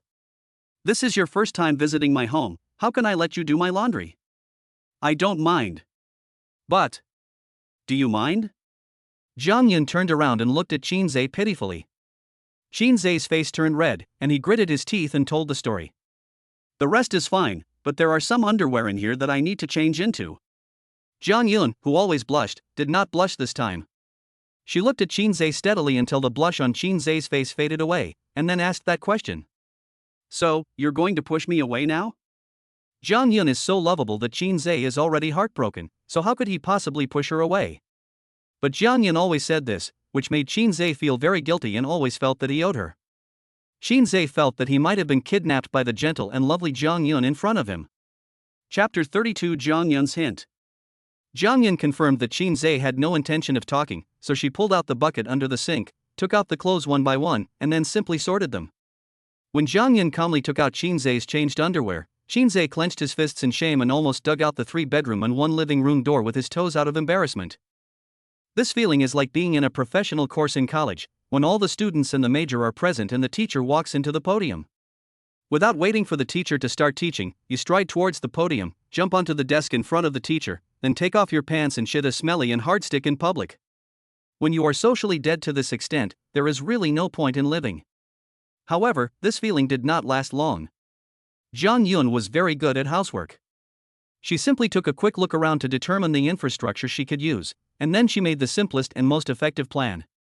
She first checked the stains on the shirt and saw that there were stubborn oil stains, so she applied some laundry detergent on it in advance and then set it aside. Put the sorted clothes into the washing machine. Because they are white cotton clothes, she will pour in hot water at about 60 C. After starting the washing machine, she took out Shinz's underwear separately, put it in the basin, and added warm water and laundry detergent. At the same time, the white shirt that had just been smeared with detergent had been left for almost 10 minutes. She took out the shirt and scrubbed it. Jang Yun didn't have much strength and her movements were slow, but she was patient, and she was able to clean the stubborn oil stains by rubbing repeatedly. As she was busy, a thin layer of sweat appeared on Jang Yun's forehead, and a strand of hair floated down in front of her forehead. At this time, she would stop temporarily, raise her arm, use her wrist to push the hair in front of her forehead back, and wipe off some sweat. Shinsz watched this scene very seriously. Men are like this, they like long-legged and exquisite beauties like Delay. This kind of sexy beauty can stimulate men's desire to conquer, just like in a football game, catching up with the football, shooting violently, and the ball goes into the net. This kind of pleasure will only be understood by those who have experienced it.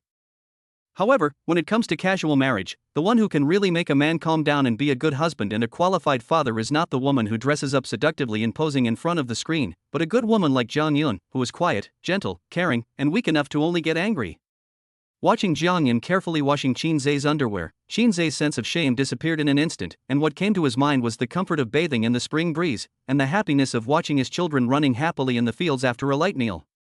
Shinsz feels that true happiness is not short-lived, on the contrary, true happiness is long-lasting. It can make time stand still, allowing you to see the hazy beauty of her hair falling down from her forehead. It allows you to see clearly how beautiful her wrist lines are when she raises her wrist. You can see the fine beads of sweat on her collarbone. You can see how gracefully she pushes the lock of hair behind her ear. The drying rope on the balcony was a bit high, so Jang Yun had to stand on tiptoe and stretch her body thoroughly before she could hang the washed clothes on it. As a result, Jang Yun's sweater seemed a little short, revealing her slim waist, showing her fair skin and perfect back curve. Although Shinsz has never been in love or had any experience with women. However, in this developed internet age, there is never a shortage of beautiful women showing off their bodies on the internet, so Shinsz can be considered a veteran. However, these are nothing compared to Jang Yun. Your rope is a bit high. Not high, just right. Jang Yun turned around and looked at Shinsz with a dull expression. Shinsz retracted his gaze and changed the subject. Well, you come to my house as a guest and then you have to help me wash my clothes. I'm really embarrassed. Jang Yun was directly led away by Shinz's topic. Ah, it's nothing. I'm not very good at other things. You work very hard every day. I'm very happy that I can reduce your burden. It's just. What is it? Jang Yun blushed and said embarrassedly. It's just that the water heater seems to have a small capacity, and my hands were a little cold after washing. As she spoke, Jang Yun slowly approached Shinsz and handed her cold little hands to Shinsz.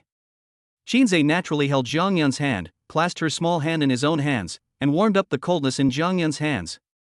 Then I'll change to a bigger water heater someday. Jang Yun shook her head gently. Need not. Shinsz smiled awkwardly. Sorry, it makes me feel like I'll have to ask you to help with the laundry in the future. I mean, this is fine. Shinsz was stunned for a second before he understood Jang Yun's intention. It turned out that when she said this is good too, she meant that I could warm her hands. Jang Yun also realized that her words were a bit too ambiguous, but she couldn't take them back once they were out, so she could only lower her head shyly, hoping that Shinsz would take advantage of the situation to humiliate her. Go back to the house and sit down. The balcony is still too cold. They returned to the house and sat on the sofa. Are your hands still cold? Jang Yun said nothing, but gently handed her hand to Shinsz. Because of Jang Yun's preparation, Shinsz did not seem to be greasy, smooth-talking and had to grab the girl's hand and take advantage of her. A man and a woman were alone in the same room. If they had clothes to wash, it would be fine. If they didn't, the atmosphere would be somewhat awkward, even though they broke the ice quickly. In fact, Jang Yun's hands were no longer cold, but Shinsz was already holding her hands. If he let go, it would seem that Shinsz was unromantic. We are all adults, and some things are obvious and there is no need to talk about them openly. What's more, Shinsz has already met Jang Yun's parents today and has obtained their approval. It is right for him to hold hands with them. Before I knew it, it was already past 9 o'clock in the evening. The dormitory door closes at 9:40. If Jang Yun wants to go back to the dormitory, she has to leave now. Jang Yun glanced at the time and said softly, "Should I go back to the dorm?" Jang Yun directly threw the question to Shinsz. Without waiting for Shinsz to speak, Jang Yun added, "I'll listen to you." Even without looking at Jang Yun's expression at this moment, one could tell from her voice that Jang Yun said this with her lips pursed, as if she had made up her mind. Shinsz hesitated. He has no experience in this matter. Forget it, you still have to go to work tomorrow morning, so just have a good rest and stop working so hard. At this point, Jang Yun's words "stop making trouble" have already conveyed her sincerity to Shinsz. Shinsz was not stupid, so he naturally understood the meaning of Jang Yun's words. Jang Yun stood up and said with a smile, "Okay, I'm going back to the dorm. If I go back late, Sheng will tease me again. She's really good at embarrassing me." Chapter 33 Shameless Han Ruabing. Shinsz also stood up and responded, "Okay, I'll take you there." Shinsz took Jang Yun's down jacket from the hanger. When handing it to Jang Yun turned her back. Shinsz understood and carefully helped Jang Yun put on the bulky, thick down jacket. Because the down jacket was long and the zipper was at the knee, Shinsz squatted down and pulled the zipper up from bottom to top. Jang Yun was so big that when Shinsz pulled the zipper to his chest, he clearly felt that Jang Yun was restrained. This position is too sensitive, Shinsz is more careful. Jang Yun, on the other hand, stood there adorably, happy that Shinsz was helping her put on her clothes, without any sense of crisis at all. "Let's go." Go out." On every floor, Jang Yun stomped her feet happily. When the voice-controlled light came on, she looked at Shinsz happily, showing off her achievements. Shinsz smiled knowingly. It was exactly 9:40 when I sent Jang Yun to the dormitory building. The dormitory manager was locking the door. When she saw Jang Yun outside, she stopped and gave Jang Yun some time alone. "Then I'll go back to the dormitory." "Good. I have classes tomorrow afternoon." "Never mind, I'll send you my schedule when I get back to the dormitory." Jang Yun is very good at taking care of people. She always gives Shinsz a sense of security, which makes Shinsz smile uncontrollably. "Okay. Can I bring you lunch tomorrow? Don't you have classes tomorrow afternoon?" "Not in the morning." "Ha ha. People who like you, want to take care of you, and want to cook for you always have excuses." "That's settled then." Jang Yun stuck out her tongue and unexpectedly became cute. "Well, thank you for your help." Jang Yun turned and left. She took 2 steps, seemed to remember something, and turned back. "Oh, right. What's wrong?" "It's too late today. Go back and change your clothes and go to bed. I'll go to your house and wash you tomorrow." "I can do it myself." Jang Yun suddenly stopped smiling and muttered, "Everyone knows you can do it." After saying that, Jang Yun turned and left. Shinsz was worried that Jang Yun would feel wronged and cry again when she returned to the dormitory, so he could only follow Jang Yun's wishes. "Hey. Sorry to bother you." "Who's bothering me? I'm not the one washing you, so who cares?" "Humph. Anyway, I leave it to you." "Never mind you." "Then I'll just leave it there to stink." Jang Yun turned around angrily and said unhappily, "Lululu, you'll stink to death." Coincidentally, they both laughed. Jang Yun felt embarrassed to keep the dormitory manager waiting for her, so she raised her cotton gloves and waved them cutely. "I'm leaving now." "Go ahead. See you tomorrow."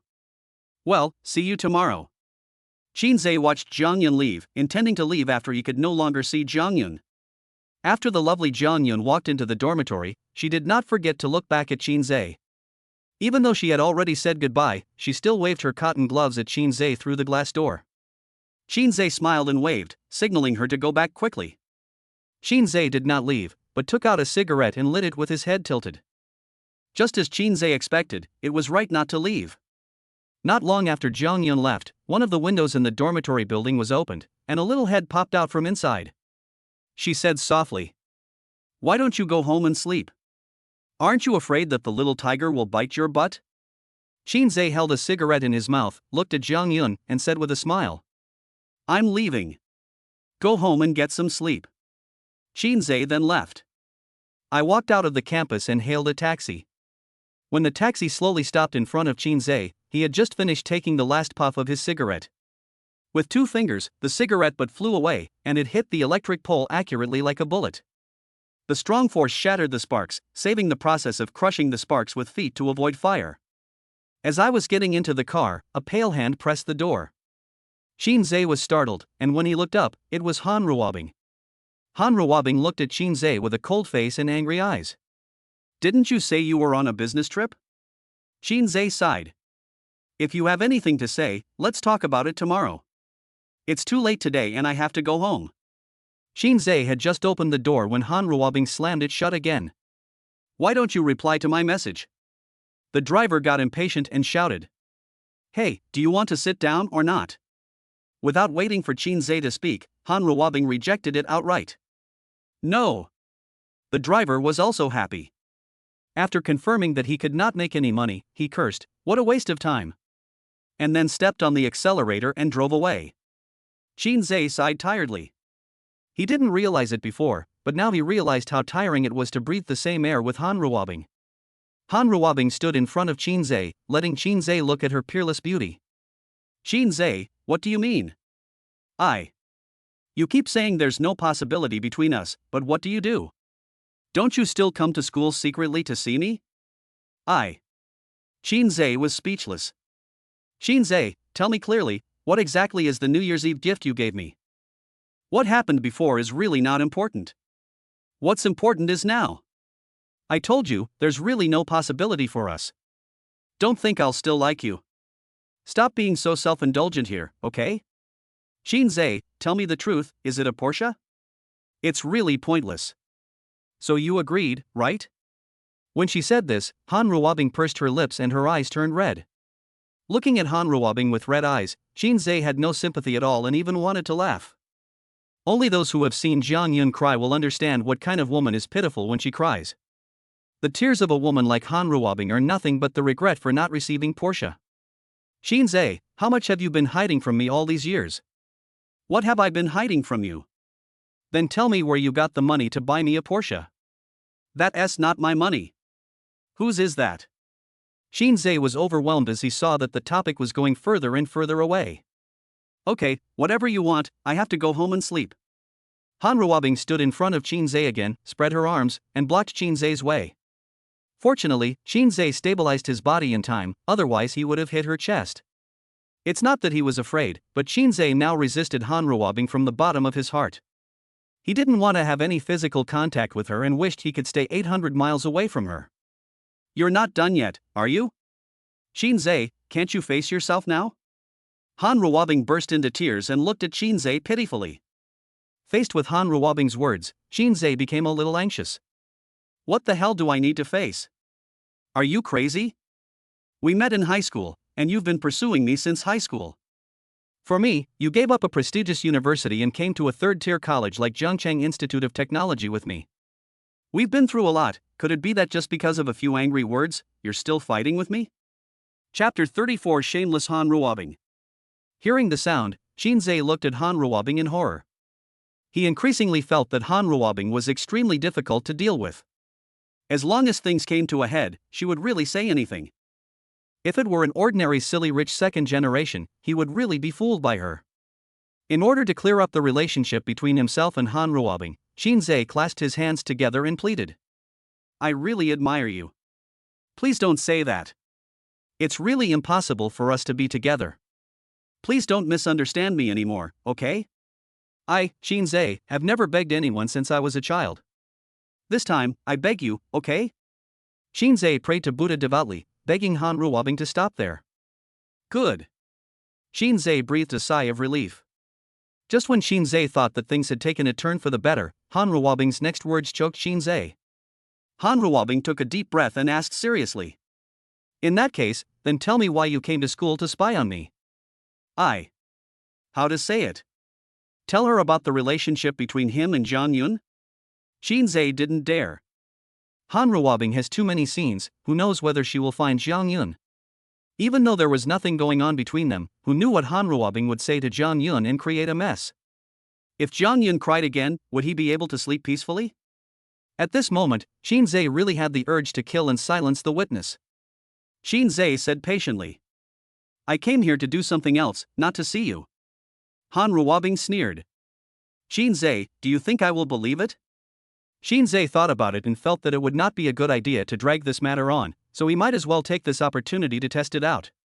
So, Shinsz looked at Han Ruabing seriously and asked tentatively. I'm going to tell you something from the bottom of my heart. Ever since you said those words to me on New Year's Eve, it's really impossible for us to be together. Nothing has happened between us.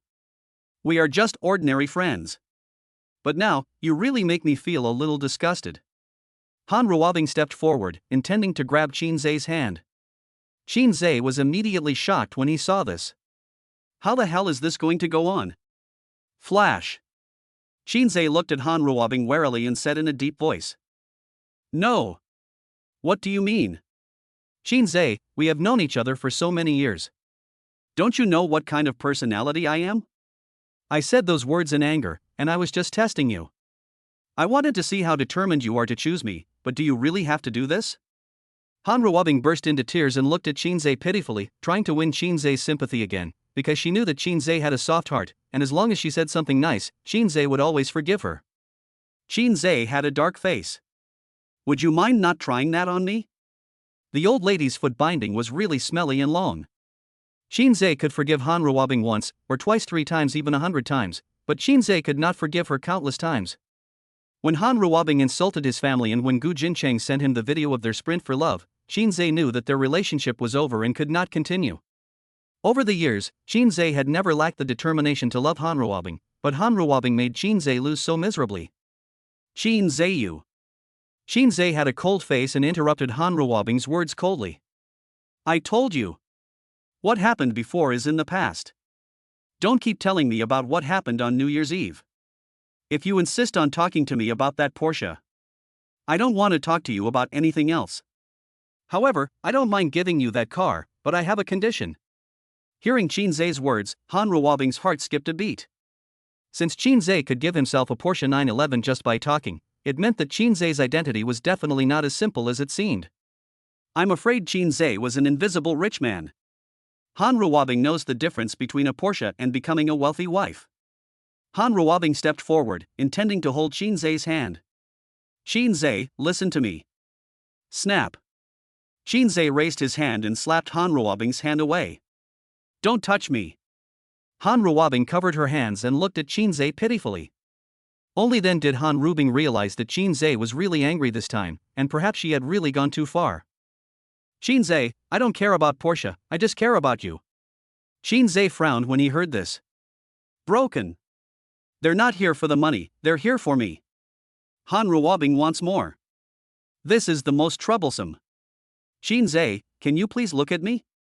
Han Ruabing looked at Shinsz affectionately. Shinsz, you have been pursuing me for so many years. Yes, I didn't agree with you, but at least I didn't reject you, right? And during the time you were pursuing me, I didn't agree with others pursuing me, right? I just want to see if you are determined to choose me. I am not a casual person. After explaining this matter, Han Ruabing recalled how she had humiliated Shinsz in the street on New Year's Eve. So, Han Ruabing explained again. Yes, I admit that I said a lot of harsh words to you on New Year's Eve. Afterwards, I felt that I was wrong, but weren't you at fault? You put too much pressure on me. You pushed me too hard. You didn't even give me a chance to breathe. But in the end, those were just my angry words. Don't take it too seriously. If you really feel that I hurt your feelings, I can apologize to you. Shinsz remained silent and looked at Han Ruabing steadily. No one knew what Shinsz was thinking at this moment, but he was terrifyingly quiet, and there was a faint sense of hostility around him, which made Han Ruabing feel unfamiliar. This was not the Shinsz that Han Ruabing was familiar with. Shinz's coldness made Han Ruabing subconsciously take a step back. Shinsz. Shinsz was still looking at Han Ruabing. He was thinking, wondering whether he should show Han Ruabing the video that Gu Jincheng sent him. How will she react after you show it to her? Will she stop bothering me? Also, should we show this most basic favor to Han Ruabing? After some thought, thinking of Jang Yun's gentle appearance, Shinsz sighed helplessly. Han Ruabing didn't understand why Shinsz sighed, but Shinz's indifference gave Han Ruabing a bad feeling. You were with Gu Jincheng on New Year's Eve, right? The sudden words made Han Ruabing's face visibly panicked. Gu. Shinsz looked at Han Ruabing steadily. Han Ruabing avoided looking around, and it took her a while to control her expression. Gu Jincheng did come to see me that day, but because I was not in a good mood, I went back to bed early. When she said this, Han Ruabing's face was still a little stiff, as if she also understood that this reason did not stand up to scrutiny. Because she didn't know what Gu Jincheng had said to Shinsz, she looked at Shinsz with vigilance, worried that Shinsz knew that she and Gu Jincheng slept in the same bed in the hotel that night. Shinsz smiled calmly. Seeing Shinsz smile, Han Ruabing felt relieved and a tentative smile appeared on her face. Unexpectedly, Shinz's next words froze the smile on Han Ruabing's face. Han Ruabing, let me tell you this. I was the one pursuing you these years, and we weren't dating, so I really don't care what happened between you and anyone else. This is your own choice, and I have no right to interfere. But you were having so much fun with Gu Jincheng, and you still came to me. How lowly am I, Shinsz, to still accept you? Not only do you look down on me, you're even insulting me. Chapter 35, The Truth is Revealed. You. Han Ruabing looked at Shinsz with horror, thinking back to how Gu Jincheng had developed her that night. Han Ruabing was a little scared, afraid that Shinsz would know what happened that day. But Shinz's mysterious identity and the Porsche 911 were so tempting that Han Ruabing still held out hope that Shinsz didn't know the truth before the truth came to light. Han Ruabing pretended to be calm and said, Shinsz, what are you talking about? Gu Jincheng has indeed been pursuing me, but you know that I have never agreed to him.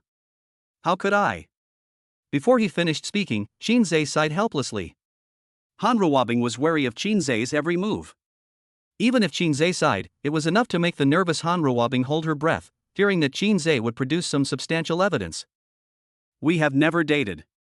What happened between you and anyone has nothing to do with me.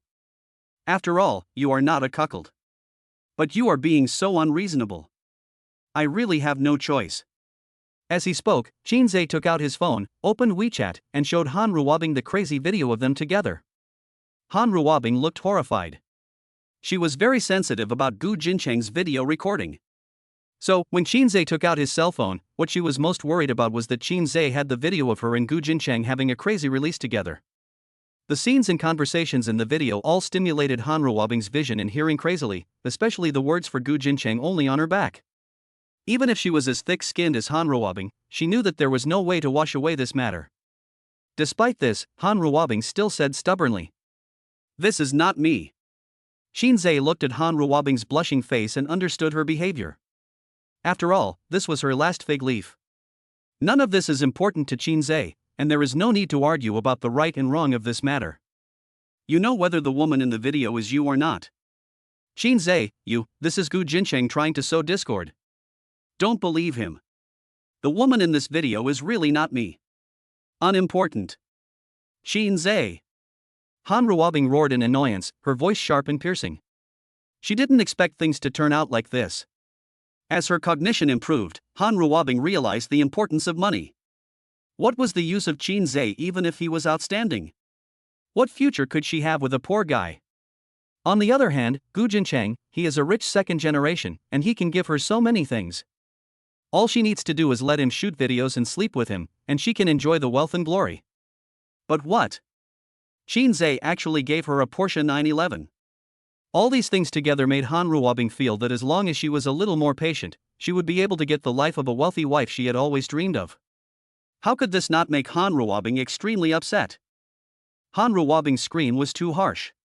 Shinsz stretched out his hand to touch his ear and said lazily. You don't need to rush me about this. You can talk to Gu Jincheng about whether the person in the video is you. There's no point in getting angry with me. I have no other intention in showing you this video. I just want to tell you that even if you have slept with Gu Jincheng, it will not affect my decision to give you a Porsche. Han Ruabing was stunned. She thought Shinsz loved her to the core, and even if she had an affair with Gu Jincheng, as long as she changed her mind, Shinsz would still accept her again. But Shinz's nonchalant look made Han Ruabing realize that Shinsz might have other intentions. What do you mean? You can keep the Porsche 911, and I can even give you some money, but I have a condition. Han Ruabing said nothing, quietly waiting for Shinz's next words. Shinsz said lightly. That is, I hope you keep the fact that I pursued you to yourself and don't mention it to anyone. Han Ruabing was stunned again when she heard this. Okay, this is what happened, this is the situation. I'm not in a hurry for you to give me an answer today. Go back and think about it carefully. When you have a result, you can tell me. Coincidentally, a taxi passed by at this time and was stopped by Shinsz. This time, Han Ruabing did not stop Shinsz from getting in the car. Because she also understood that when Shinsz took out the video of her and Gu Jincheng going crazy on the balcony, what she urgently needed to find was Gu Jincheng, not Shinsz. Shinsz got in the car and glanced at Han Ruabing coldly again. We are classmates after all. There is nothing wrong between us. We can just be ordinary friends. It's not that complicated. There's nothing wrong with respecting each other and not hurting each other, right? You should think about it carefully these days. After saying that, the car window rolled up and Shinsz drove away. The light in Shinz's eyes made Han Ruabing feel extremely unfamiliar. In Hongsha in the city, Han Ruabing watched Shinz's taillights disappear at the end, recalling Shinz's cold eyes, feeling mixed emotions. Over the years, Han Ruabing thought she knew Shinsz very well, an understanding that lacked any sense of novelty or conquest. She was so bored that she hated Shinsz and wanted to kick him away. But Shinz's performance today made Han Ruabing recognize Shinsz in a new way. His indifference and mystery condensed into a personal charm that she had never felt before. Han Ruabing regretted it, really regretted it. Han Ruabing took out her cell phone and made a voice call to Gu Jincheng. Hello? Honey, are you home yet? Thinking of the handsome and mysterious Shinsz, and then thinking of Gu Jincheng, the fat man with big ears, Han Ruabing regretted how she had behaved in the past 2 days. An unprecedented feeling of nausea surged into my heart. Han Ruabing shouted angrily. Gu Jincheng! How did Shinsz know about us? There was a brief silence. Gu Jincheng said coldly. What do you mean by telling me this now? Is there anything wrong with him knowing about us? Did you send our video to Shinsz? Gu Jincheng on the other end of the phone fell silent again. It would be fine if this matter was not mentioned. The more it was mentioned, the angrier Gu Jincheng became. When he was in college, Gu Jincheng liked Han Ruabing, but Han Ruabing had a cold personality and wouldn't even look at him. However, Han Ruabing is very close to Shinsz. Not only is Shinsz handsome, he is also very good at playing basketball. Many girls often pursue Shinsz in sports competitions held on campus. The most important thing is that Shinsz and Han Ruabing have known each other since high school. For Han Ruabing, he gave up a prestigious university and accompanied Han Ruabing to Jiangcheng Institute of Science and Technology. Shinsz is handsome and affectionate, and his buff is fully stacked. Many people are supporting him and Han Ruabing as a couple. Faced with all this, every time he saw Han Ruabing's beautiful face and long legs, how could Gu Jincheng not bear a grudge against Shinsz? Over the years, he relied on his huge financial resources to gradually make Han Ruabing feel the sense of superiority that money could bring her, and gradually pry open Han Ruabing's materialistic heart. On New Year's Eve, when he finally conquered Han Ruabing, Gu Jincheng immediately sent the video to Shinsz, severely humiliating Shinsz and letting Shinsz experience how painful it was to see the goddess in his heart with other men. Unexpectedly, Shinz's grandson actually replied, "It looks good, I like it, give me more." This feeling is just like when you go to overseas pornographic websites to watch secretly filmed and self-filmed videos, looking at other people's privacy, and feeling extremely happy inside. Thinking about how he had finally pursued the goddess of his dreams, and then recording his sex life with his girlfriend into a video and sending it to his love rival, so that Shinsz could observe his and Han Ruabing's coordination skills, Gu Jincheng wished he could slap himself to death. How can you be so stupid? This isn't cheating on Shinsz. Gu Jincheng was completely defeated, but afterwards, Shinsz's grandson seemed to be dead. No matter what he said to him, he just wouldn't respond. As a result, he hadn't slept well in the past few days. He just felt a little sleepy, and he got irritated when he thought of this matter. Chapter 36. The partner turned out to be Gu Jincheng. Seeing that Gu Jincheng didn't say anything, Ruabing gnashed her teeth and cursed. Say. Ruabing, please listen to my explanation. Gu Jincheng, I thought you were sincere to me, but I didn't expect you to be this kind of person. Ruabing, don't be angry yet. I'll come find you and explain to you in person. Roll. Snap. The phone was hung up. When Gu Jincheng called again, Ruabing directly refused and turned her phone to silent mode. Things have come to this point, she bit her nails, thinking seriously whether there is any room for recovery. Judging from the current situation, Shinsz must have been hiding something from me over the years. Using a car and a sum of money as hush money, judging from Shinsz's indifferent expression, he didn't seem to care about the money at all, which showed that his financial resources were far more than that. The most important thing is that no matter what happened between Shinsz and me, I have to know that Shinsz just pursued me. It is not difficult to see that he cares so much about my past. Shinsz's background is not ordinary. The more Ruabing thought about it, the more regretful she felt. She regretted so much that she bit her freshly done manicure unconsciously. No. This absolutely cannot go on. I have to do something to save the situation. After thinking it over carefully, Ruabing's eyes lit up and he came up with an idea. In the video of myself and Gu Jincheng, I did not show my face. Thinking in this way, Ruabing's mind was opened, and the light in his eyes became brighter. Right. That's right. The woman in the video is not me at all. Gu Jincheng has been pursuing me for many years, but I never gave him a chance. This video was a means for him to make Shinsz give up on me. Yes. That's it. There were too many men pursuing her. When they knew that they had to agree to Shinsz's pursuit, they became anxious and tried every means to prevent themselves from being with Shinsz. People are evil, they just can't stand seeing Shinsz and I getting along well. I'll call Shinsz right now and tell him the truth. When she took out her cell phone, Ruabing paused again. No. I will go to the company to find him tomorrow and explain everything to him face to face. She had known about Shinsz's feelings for Ruabing for so many years. He was just waiting for an explanation from her. Otherwise, why would he come to school to peek at her? After all, he just couldn't let go of himself. Shinsz's life has never been so easy. When you wake up, you can see Jang Yun's WeChat message. She said that Chung Chengcheng forced her to run again this morning. She said that she didn't like running because Delay couldn't keep up with her range of motion and her body was swinging back and forth, which was painful. Also, many boys liked to stare at her there, which was very embarrassing. She also said that she had to exercise because Delay was too heavy and she would suffer shoulder pain every day, which could only be relieved by muscle group training on the back of the watch. She also said. Seeing these messages, Shinsz couldn't help but smile.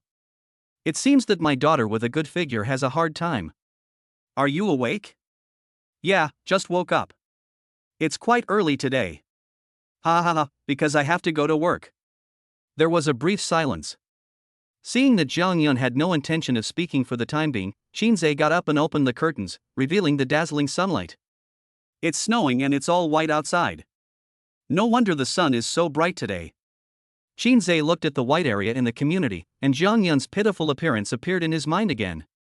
She would wear a pair of cotton gloves, and her eyes would be very bright when she saw him, and then she would hold up her cotton gloves and shake them at him vigorously. Shinsz breathed a sigh of relief, feeling extremely relieved. Because of Jang Yun, Shinsz suddenly found himself full of expectations for this world. While I was washing up, the cell phone in the room vibrated twice. Shinsz ran out of the house with a toothbrush in his mouth, picked up his phone and saw that it was indeed a WeChat message from Jang Yun. Let me ask you something. Tell me, do you boys like this thing? It depends on the person. Shinsz replied to Jang Yun's message while brushing his teeth. What about you? I like it. I think if a man's wife is Delay, it's a sign of blessing. Besides, when we have children in the future, we will have enough milk. According to you, those girls of Shaolei can't raise children? Yes, but it can only provide one person. Suddenly, Jang Yun fell silent. She is thinking. Shinsz put down his phone and continued to wash. After washing up, Jang Yun finally sent a message. Ah, now I understand what you mean. Ha ha ha ha. I don't want to chat with you anymore, you are so mean, I am going to the cafeteria to cook for you. Jang Yun is still the same, generous, and very likable. Good. See you at noon. See you at noon. Today is the last project that Shinsz will follow up in the Dihao group, which is the airport project mentioned by Jang Yun. According to Jang Yun's request, after Shinsz's negotiations broke down, the partner would naturally find Jang Sun group, and then Shinsz could resign and join Jang Sun group. This matter was not difficult in itself, but the problem was that before meeting Jang Yun, Shinsz had been following up on this project for a long time, and it had been basically finalized. Today, he just needed to sign and discuss other details before he could start construction. Therefore, for something that has already been decided, it is somewhat difficult to break up the negotiations. You can't just curse people, right? Ha! Swearing seems to be a good choice. If it really doesn't work, then Wang Lei can only curse on the spot. The supervisor paused in front of Shinsz's workstation. Shinsz. Shinsz looked up. The supervisor raised his wrist and shook the watch on it. The partner will be here in half an hour. Is this project okay? Before the signature is signed, it's hard to say what will happen. The supervisor nodded with satisfaction. He particularly admired Shinsz, not because of Shinsz's mysterious background, but because of Shinsz's low-key, humble and steady character. He said this every time, but he managed to get the project every time and it went very smoothly. The supervisor believes that this time will be the same. Seeing his supervisor leave with satisfaction, Shinsz thought about joining Jang Yun group in a while, so he looked at Wang Lei who was playing Candy Crush next to him. Lazy. Wang Lei was busy playing games and had no time to look at Shinsz. He just responded indifferently. After a while, you and I will change places to work. All right. Wang Lei didn't care about this, but still asked out of curiosity. Where are you going? Jang Yun group. Oh, so it is. Suddenly, Wang Lei reacted. What? Jiang. Shu. Wang Lei lowered his head and whispered. Brother, do you know that Jang Yun group and Wanqing group are sworn enemies? What do you think? Why are you planning to work there? Thinking of his mother who always caused him trouble, Shinsz rubbed his brows with a headache and told Wang Lei the whole story. After hearing this, Wang Lei felt numb. Brother, this is a bit too messy. No way. But, brother, I'm telling you, this is not a joke. Even though you two are child lovers, if the Jiang family finds out that you are the son of the chairman of the Wanqing group, your relationship with my sister-in-law will be ruined. Let's take it one step at a time. Seeing that the time was almost up, Shinsz patted Wang Lei on the shoulder. Almost done, let's go and meet our partners. 10:30. The partner finally showed up. Shinsz patted Wang Lei beside him. Wang Lei was yawning. Seeing that his partner was coming, he immediately straightened his formal clothes, controlled his expression, and prepared to greet the partner. Interestingly, among this group of people, Shinsz saw an interesting face. Wang Lei also noticed it, patted Shinsz and said, Elder brother. Everything is implied. Originally, it was a bit difficult to negotiate this settled matter, but after seeing this face, Shinsz knew that it would be difficult to negotiate this matter. A middle-aged man wearing gold-rimmed glasses whispered to Gu Jinchang. Mr. Gu, we have already reached an agreement on this matter. We are here today to finalize other details. Gu Jinchang was yawning, looking like a typical person who had not woken up yet. We've already reached an agreement, so why did you call me here? Mr. Gu, this is what the master wants. He wants to take this opportunity to let you come out and train yourself, and follow a project so that you can take over the group in the future. Okay, hurry up, I'll go back to bed after signing, I have other things to do tonight. The middle-aged man looked at Shinsz and said with a hearty smile. Mr. Qin, I'm sorry, we are late. Shinsz glanced at Gu Jinchang, who looked like he hadn't woken up yet, then held the middle-aged man's hand and smiled faintly. Secretary Zhao, you are always punctual. We came down early to wait for you this time. Ha ha ha, Mr. Qin is still as enthusiastic as ever. The two of them chatted happily like old friends. Oh, by the way, I forgot to introduce you. Secretary Zhao gave up his seat and introduced Shinsz with a smile. Mr. Qin, this is Gu Jinchang, the future successor of our Gu group. He just graduated from university not long ago and is here to follow the project and learn something. Gu Jincheng put his hands in his pockets, looking lazy, and didn't even look at Shinsz. Secretary Zhao laughed jokingly. Oh, by the way, you all graduated from Jiangcheng Institute of Technology. Maybe you were classmates. Having said this, Gu Jincheng still didn't look up at Shinsz. Chapter 37. Gu Jincheng is furious. Gu Jincheng was still fiddling with the broken cell phone in his hand. Shinsz looked at Gu Jincheng with a smile, and was looking forward to his expression when he saw him. Secretary Zhao felt somewhat embarrassed when he saw Gu Jincheng still fiddling with his phone. He first gave Shinsz an awkward smile, then gently reminded Gu Jincheng. Mr. Gu, this is the person I mentioned to you before. Our airport project has always been followed up by Mr. Qin. After Gu Jincheng confirmed that Ruabing had no intention of replying to the message, he raised his head, casually extended his hand to Shinsz, and said, Hello. Shinsz raised his wicked smile, shook Gu Jincheng's hand, and greeted him jokingly. Hey. See you again. Old classmates. Gu Jincheng was startled for a moment when he heard the voice, then raised his head and looked at Shinsz. It took Gu Jincheng 3 seconds for his eyes to capture Shinz's smiling face, transmit the image to his brain, and finally analyze the image. Gu Jincheng widened his eyes and looked at Shinsz in disbelief. He never thought that he would meet Shinsz in such a place. Looking at the smirk on Shinz's lips, Gu Jincheng suddenly remembered that he had taken the initiative to send the video of him and Ruabing having sex to Shinsz, and he blushed with annoyance. You. It's me. Gu Jincheng slapped Shinz's hand away. You are so fucking. Shinsz looked at Gu Jincheng with a smile. Secretary Zhao standing by felt that something was not right and looked at the two of them with confusion. Shinsz smiled and explained to Secretary Zhao. As you said, Gu Jincheng and I are schoolmates. Secretary Zhao laughed heartily when he heard this. What a coincidence indeed. Yes. Although he said this, Secretary Zhao noticed that something was wrong between the two. Shinsz made way and made a please gesture. Everyone, please.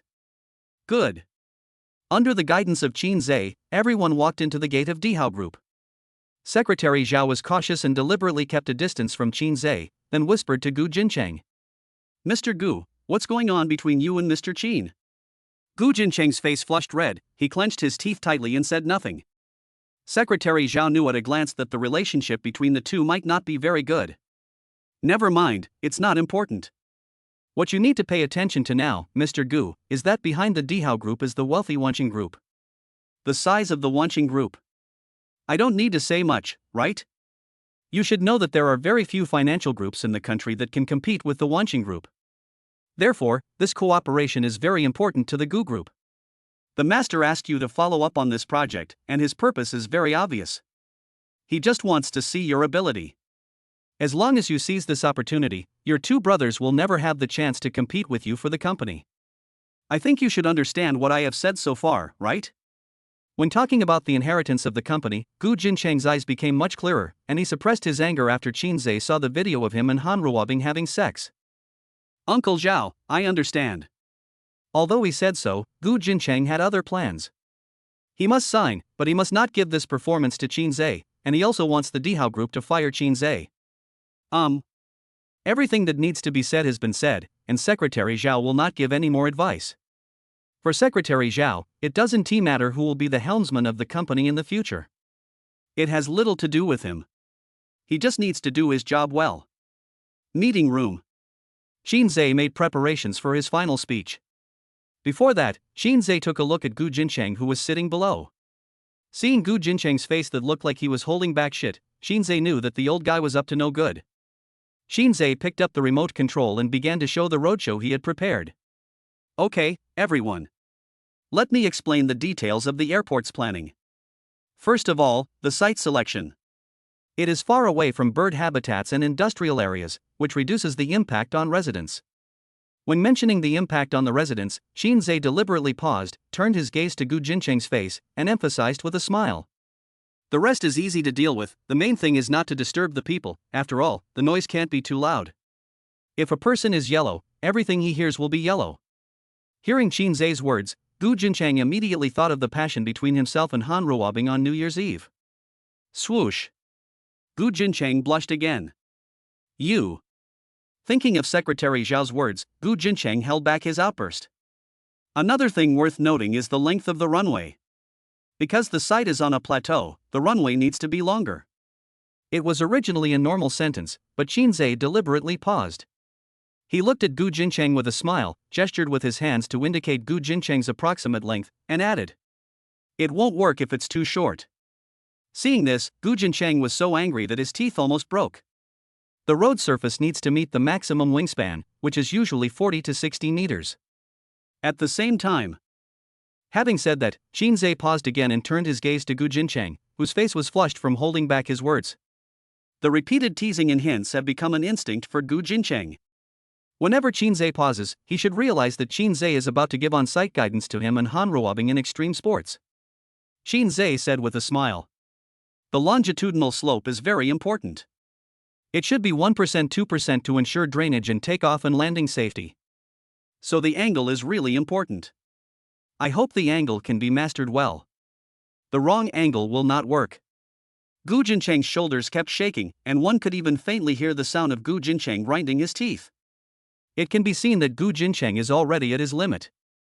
It is worth emphasizing the problem of the road surface. Although asphalt is a flexible road surface that can be constructed quickly, it also has obvious problems. That is, it has poor durability and requires long-term maintenance, so... Shinsz looked at Gu Jincheng again and added with a smile. I hope your company will take note that not persisting is not an option. Gu Jincheng slammed the table, stood up, pointed at Shinsz's nose and cursed. I'll hold your horse's nose. Quiet. The whole place was dead silent. It's so quiet that you can hear a pin drop. All eyes in the conference room were focused on Gu Jincheng. Everyone looked at Gu Jincheng strangely, not understanding what had happened to him all of a sudden. Only Shinsz looked at Gu Jincheng with a smile on his face without saying a word. Secretary Zhao saw that things had come to this point and stopped saying anything more. Gu Jincheng pointed at Shinsz's nose and cursed. Shinsz. Did I give you some face? Shinsz raised his eyebrows, said nothing, and waited quietly for Gu Jincheng's performance. I'm telling you, Shinsz. Don't think that you are such a great person just because you work for the Imgran Group and have taken over such a big project. I tell you, Shinsz. You are a poor person who came out of the mountains. You are a poor person who was raised by this grandfather who picked wild vegetables. Do you understand? I tell you, Shinsz. You are now just a lousy worker. You can only get a share of this project if I give my approval. If I don't give my approval, you won't get a penny. Do you understand? Besides, I also want to tell you, Shinsz. As for this airport project, not only your Dihao Group is going to do it, but Jang Yun Group is also going to do it. I will turn to Jang Yun Group for cooperation.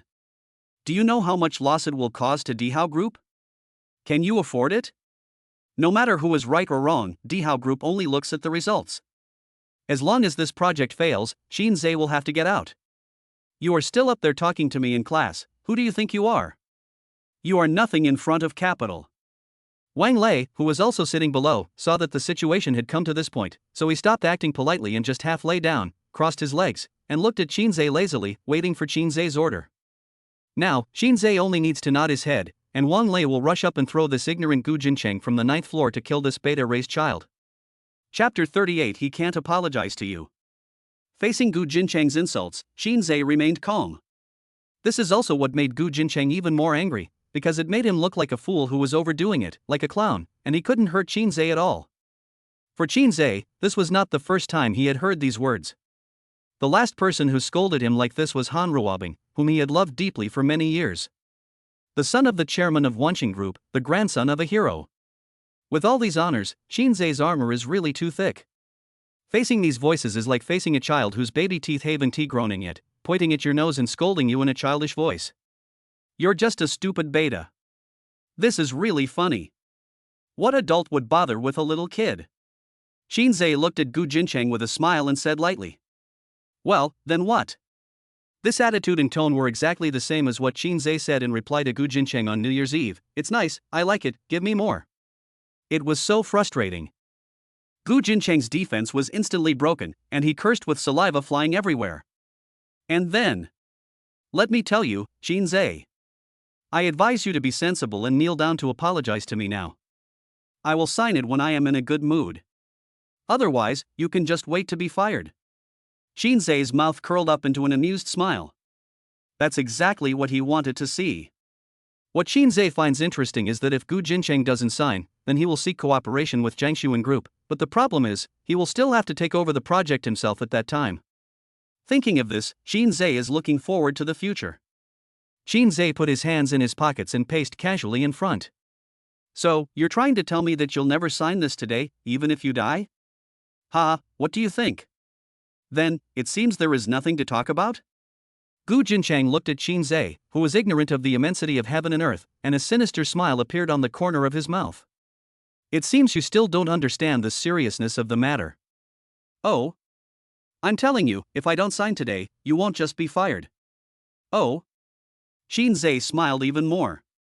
As long as I tell you that you have offended me and you don't kneel down to apologize to me, I will turn around and cooperate with Jang Yun Group. Your company's leaders will definitely put pressure on you and you will still come to apologize to me. Shinsz burst out laughing. No?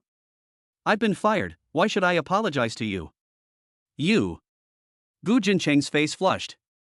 Shinsz smiled gently. Okay. Let's wait and see. After making these harsh words, Gu Jincheng took his men away. Secretary Zhao didn't say a word throughout the whole process. Before leaving, Secretary Zhao just gave Shinsz a meaningful look. A secretary, especially a male secretary, must have extraordinary abilities because he does not have the innate advantages of a female secretary. The reason why he was so respectful to Shinsz was that since the first time they met, he keenly discovered that this person was extraordinary. Shinsz is low-key, speaks little, has high emotional intelligence, and he always has a nonchalant expression. Secretary Zhao knows that this child is definitely not something that can be raised by an ordinary family.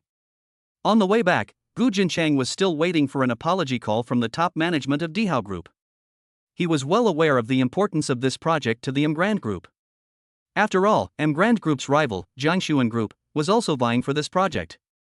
In fact, Gu Jincheng had already started celebrating in advance and began to think about how to humiliate the damn Shinsz in person. Buzz buzz buzz. Secretary Zhao's cell phone began to vibrate. Seeing this, Gu Jincheng could no longer suppress the smile. Really? The Dihao Group attached great importance to this project. Within just 5 minutes, they received an apology call. Uncle Zhao, answer the phone. It must be a call from the top management of Dihao Group. Secretary Zhao took out his cell phone, looked at the number, and hesitated. Uncle Zhao, answer the phone. Just say that I'm very angry and in no mood to answer the phone. If they want money, let's change the time. Secretary Zhao looked at Gu Jincheng and said in a deep voice. Mr. Gu, it belongs to the master. Gu Jincheng, who was leaning lazily in the car, jumped up immediately after hearing the sound. Secretary Zhao answered the phone. Well, master, it's me, there's a problem. It's not signed, yes, right, okay, I'll let the master answer the phone. Then, Secretary Zhao handed the phone to Gu Jincheng beside him. Young master, the master asked you to answer the phone. Of course Gu Jincheng knew that his father was looking for him, but the problem was, he hadn't thought of a solution yet.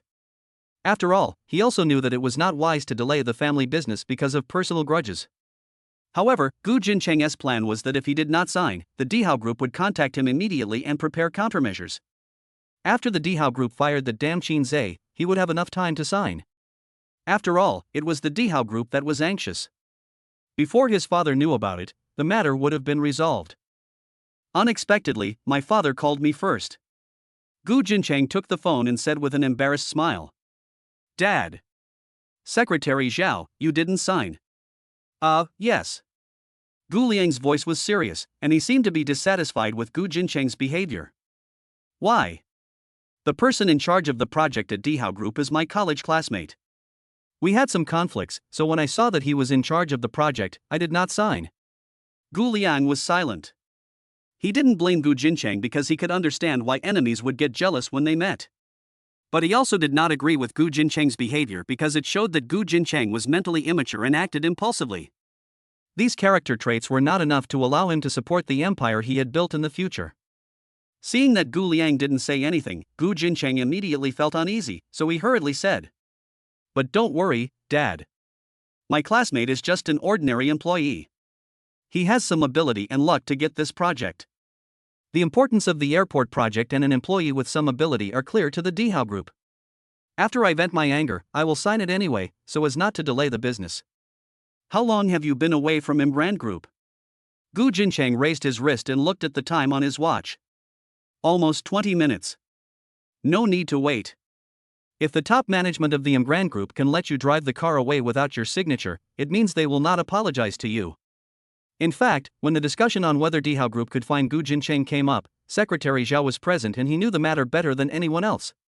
When mentioning how long Gu Jincheng had left the Dihao Group, he gave a wry smile, so the fact that the Dihao Group would not look for Gu Jincheng was reflected on Secretary Zhao's face. Gu Jincheng was startled and said unwillingly, "Dad, how is that possible?"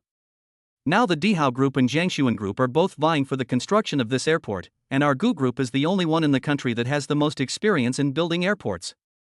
Before Gu Jincheng could finish his words, Gu Liang interrupted him impatiently. "I'll say it again. The top executives of the Imbrand Group let you drive the car away, which means they won't apologize to you." Chapter 39 Resignation and Promotion.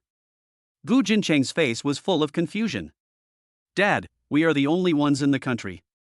First of all, you have to understand what kind of group Dihao is. It is backed by the Wanqing Group. The Wanqing Group has grown into a monster in the country. Do you think they would make such a low-level mistake? If they let you drive away, it means they are unlikely to be looking for you." Gu Jincheng clenched his fists, feeling unwilling. He didn't understand. He didn't understand how it was possible for the Imbrand Group to carry out such an important project, just for a poor beta who came out of the mountains? Gu Jincheng could not accept such a result. He felt that there must be something wrong in other links. Gu Liang did not blame Gu Jincheng, but just sighed, very disappointed with Gu Jincheng's performance. "Okay, that's enough of this matter." Seeing that Gu Liang was about to hang up the phone, Gu Jincheng hurriedly stepped out of his thoughts and said urgently, "Dad, this project is very important to Jiangcheng. Tomorrow I will go to Jiangxuan Group to discuss cooperation. Jiangxuan Group and Wanqing Group are sworn enemies. They have no reason to reject me." "As you wish." It is not difficult to see from Gu Liang's attitude that he himself does not care much about this project.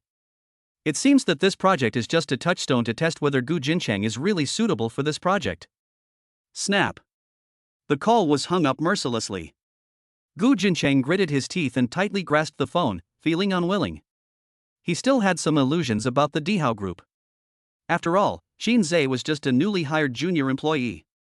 After all, the airport project was a project that they had racked their brains to pry from the Jiangxuan Group. How could they just say they would not follow up on it?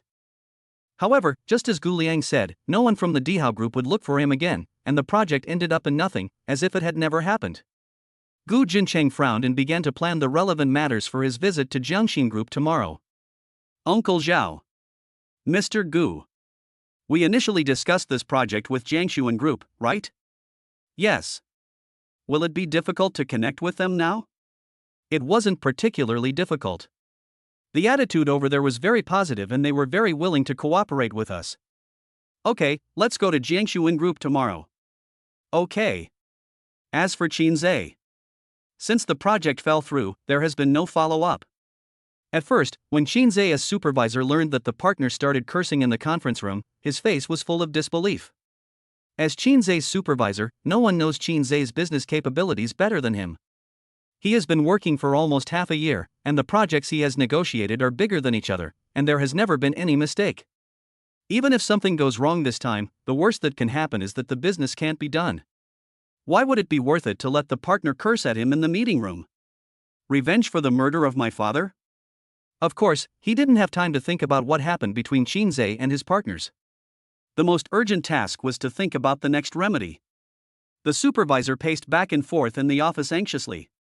However, as time went by, the leader never came to him to ask about the situation. The incident caused quite a stir, and everyone in the company was talking about it, but it never caused any waves. The supervisor checked the time on his watch. 2 hours have passed since the Gu Group left the Dihao Group. If no one comes to look for him at this critical juncture, it means that no one will come to look for him later. There's a high probability that this matter will just pass. This also made the supervisor conclude once again that Shinsz's identity was not simple. Boom, boom, boom. There was a knock on the office door. The supervisor came back to his senses, looked towards the door, cleared his throat, and said, "Come in." Seeing Shinsz coming in, the supervisor immediately stood up. "It's Ozawa." The supervisor is a smart man. Since no one from his superiors has taken charge of the incident for such a long time, and there has not even been a basic call for accountability, he knows that he can just pretend he doesn't know about it. Shinsz nodded politely and said, "Managerly, I need to trouble you with something." Managerly paused when he heard this. "Something? Or do you want to bother me?" Managerly racked his brains but couldn't figure out how he could help Shinsz. "Please sit down first. I'll pour you a glass of water." "No, it's just a few words. I won't bother you anymore." "Well, okay, tell me what it is." Managerly took a sip of water, and had already made up his mind to agree to whatever Shinsz asked. "I don't want to do this anymore." "Okay, no problem." After saying this, Managerly finally reacted. He suddenly raised his head and looked at Shinsz in surprise. "What did you say?" "I won't come tomorrow." "No." The incident happened suddenly, just like the partner scolded Shinsz in the conference room just now. As Shinz's supervisor, he had no idea what to do. "Why are you suddenly leaving your job?" Shinsz smiled but said nothing. Managerly saw this and knew that this matter had nothing to do with him. If he asked too much, he would be annoying. According to Shinz's current mysterious identity, coming to say hello to him was a favor to him. "So what can I do for you?" "Just fire me." Managerly looked at the color on Shinz's face seriously. After confirming that Shinsz was not joking, he said nothing more. "Okay, let's do what you say." "Thanks." "Not really." Shinsz looked at Managerly in front of him with a smile and explained. "I'm referring to the care you've shown me over the past 6 months." Managerly smiled bitterly. "Care? Why does Shinsz need someone like me to take care of him?" Managerly thought this was just a polite remark from Shinsz. Shinsz continued. "It's hard for others to notice anything, but as my supervisor, you can clearly see that I have someone in the upper echelons of the company." Managerly smiled bitterly again without saying anything. "Because of my identity, your job is difficult, so what I mean is, you have done a great job during this period." Managerly looked at Shinsz, confused, and had no idea what Shinsz meant. "That's it. I'll finish today's work and I won't come tomorrow." Managerly, keep up the good work. After saying that, Shinsz turned and left. Managerly stared blankly at the door, not understanding what Shinsz meant. Managerly? Who? Buzz buzz buzz. The phone vibrates. Managerly answered the phone. "Hello, is this Managerly?" "Yes, I am." Managerly, the current situation is this: the manager position of the Imgrand Group is currently vacant. "Are you interested in serving as the manager of the Imgrand Group?" Suddenly. An epiphany. Managerly was pleasantly surprised, and only then did he understand why Shinsz was looking for him this time. If he wanted to resign, he didn't need to come to me. The reason he came to talk to me was more to express his recognition of my work in the past 6 months and to send me his concerned wishes for my future as a manager. I have faith. Okay then. You will receive an appointment email from headquarters in 5 minutes. Please check it. Okay. In addition, your family will also receive a thank you letter from our company, thanking you and your family for your recognition and support of the company, and inviting your loved ones and children to celebrate and share your joy. Thanks. Well, here, I would like to congratulate Managerly first. Thanks. Goodbye. Goodbye. For a corporate slave, nothing is more important than getting a promotion and a pay raise, but for some reason, Managerly felt inexplicably moved and wanted to cry. Chapter 40, so beautiful that it's a foul. Noon. Downstairs of Dihao Group. Shinsz put his hands in his pockets, and when he saw the Maybach parked over, he took out the cigarette from his mouth. Jang Yun is still as cute as ever, wearing a thick cotton coat, cute earmuffs, and cotton gloves. Shinsz looked at the somewhat naive Jang Yun with a smile. When she discovered him, Shinsz could clearly see a bright light flashing in Jang Yun's eyes. It's true, what a person is looking forward to cannot be hidden. Jang Yun held the lunchbox in one hand and waved at Shinsz with a cotton glove in the other. Shinsz laughed and waved at him. Don't run. What are you busy doing? What if you fall? Jang Yun ran up to Shinsz, grinning and looking a little naughty. Then, Jang Yun would pretend to be angry and say, I've already told you that I can do it myself, but you insisted on coming down to pick me up. Really, you don't mind the cold, don't you? You don't even have earplugs, so pitiful. As she spoke, Jang Yun took off her earmuffs, then stood on tiptoe and put them on Shinz's head. I messed up at work today and got fired, so I came downstairs to pick you up. This is why Shinsz must explain to Manager Lee in advance the reason for firing him. This seems more logical. He doesn't want the Jang family to know that his mother is the chairman of Wonqing Group. Jang Yun heard this and asked quietly. The airport project. Shoo. Jang Yun immediately covered her mouth with cotton gloves, leaving only her two big eyes exposed, alertly looking around. Shinsz took Jang Yun's hand and said with a smile. Let's go. It's cold outside. Let's go upstairs. Can you still go in? Didn't you say you were fired? After all, it's a big company, there are many things to pay attention to and many procedures. Even if you are fired, you still need to finish today's work, otherwise it will be difficult to calculate your salary. Oh, that's quite reasonable. Jang Yun was so pretty, and Shinsz holding her hand while walking in the company was really eye-catching. The two of them were like walking on a red carpet, being watched by everyone and causing everyone to talk about it. Is it her? Yes, that's her. She came to bring him lunch yesterday. Oh my god, isn't this so beautiful? Yeah, isn't it against the rules to look like this? Oh. What's the big deal? In my opinion, they will break up soon. Why? How realistic are people nowadays? Getting married and raising children, how can it cost money? You can tell from the innocent look of that girl that she has never been in a relationship. When she realizes what's going on, she will naturally look down on Shinsz. It's only a matter of time before they break up. I think so too, not to mention that Shinsz was fired. But I saw that girl came in a Maybach. She's quite rich. Let me tell you, money matters in this era. It doesn't matter if you're handsome. How can he marry such a good girl just for her face? If you were the girl's father, would you agree to this marriage? There are many different opinions. Shinsz held Jang Yun's hand and ignored the discussions around him. As for Jang Yun, she was held by Shinz's hand and followed behind him like a little kid, looking at the strange looks from people around her with a timid look. Shinsz. How about, I should wear a mask or something next time I go out? Frozen face? No, I don't want to be seen. Shinsz heard the voice and finally understood the reason. It seems that she still cares about what others think. People look at you because you are good looking. Don't you think you are good looking? Looking good is my ability, why should I show it to them? Jang Yun's voice was not loud, but it was filled with a strong sense of stubbornness and persistence. Perhaps it was because he had never felt love since childhood. When Shinsz heard these words, he was inexplicably moved. Jang Yun saw Shinsz staring at her in a daze, so she asked, What's wrong? Shinsz smiled and said jokingly, Who are you showing it to? When Jang Yun heard this, her face turned red with shame. She shook Shinz's hand away angrily and said angrily, Hey, what do you mean? Shinsz laughed.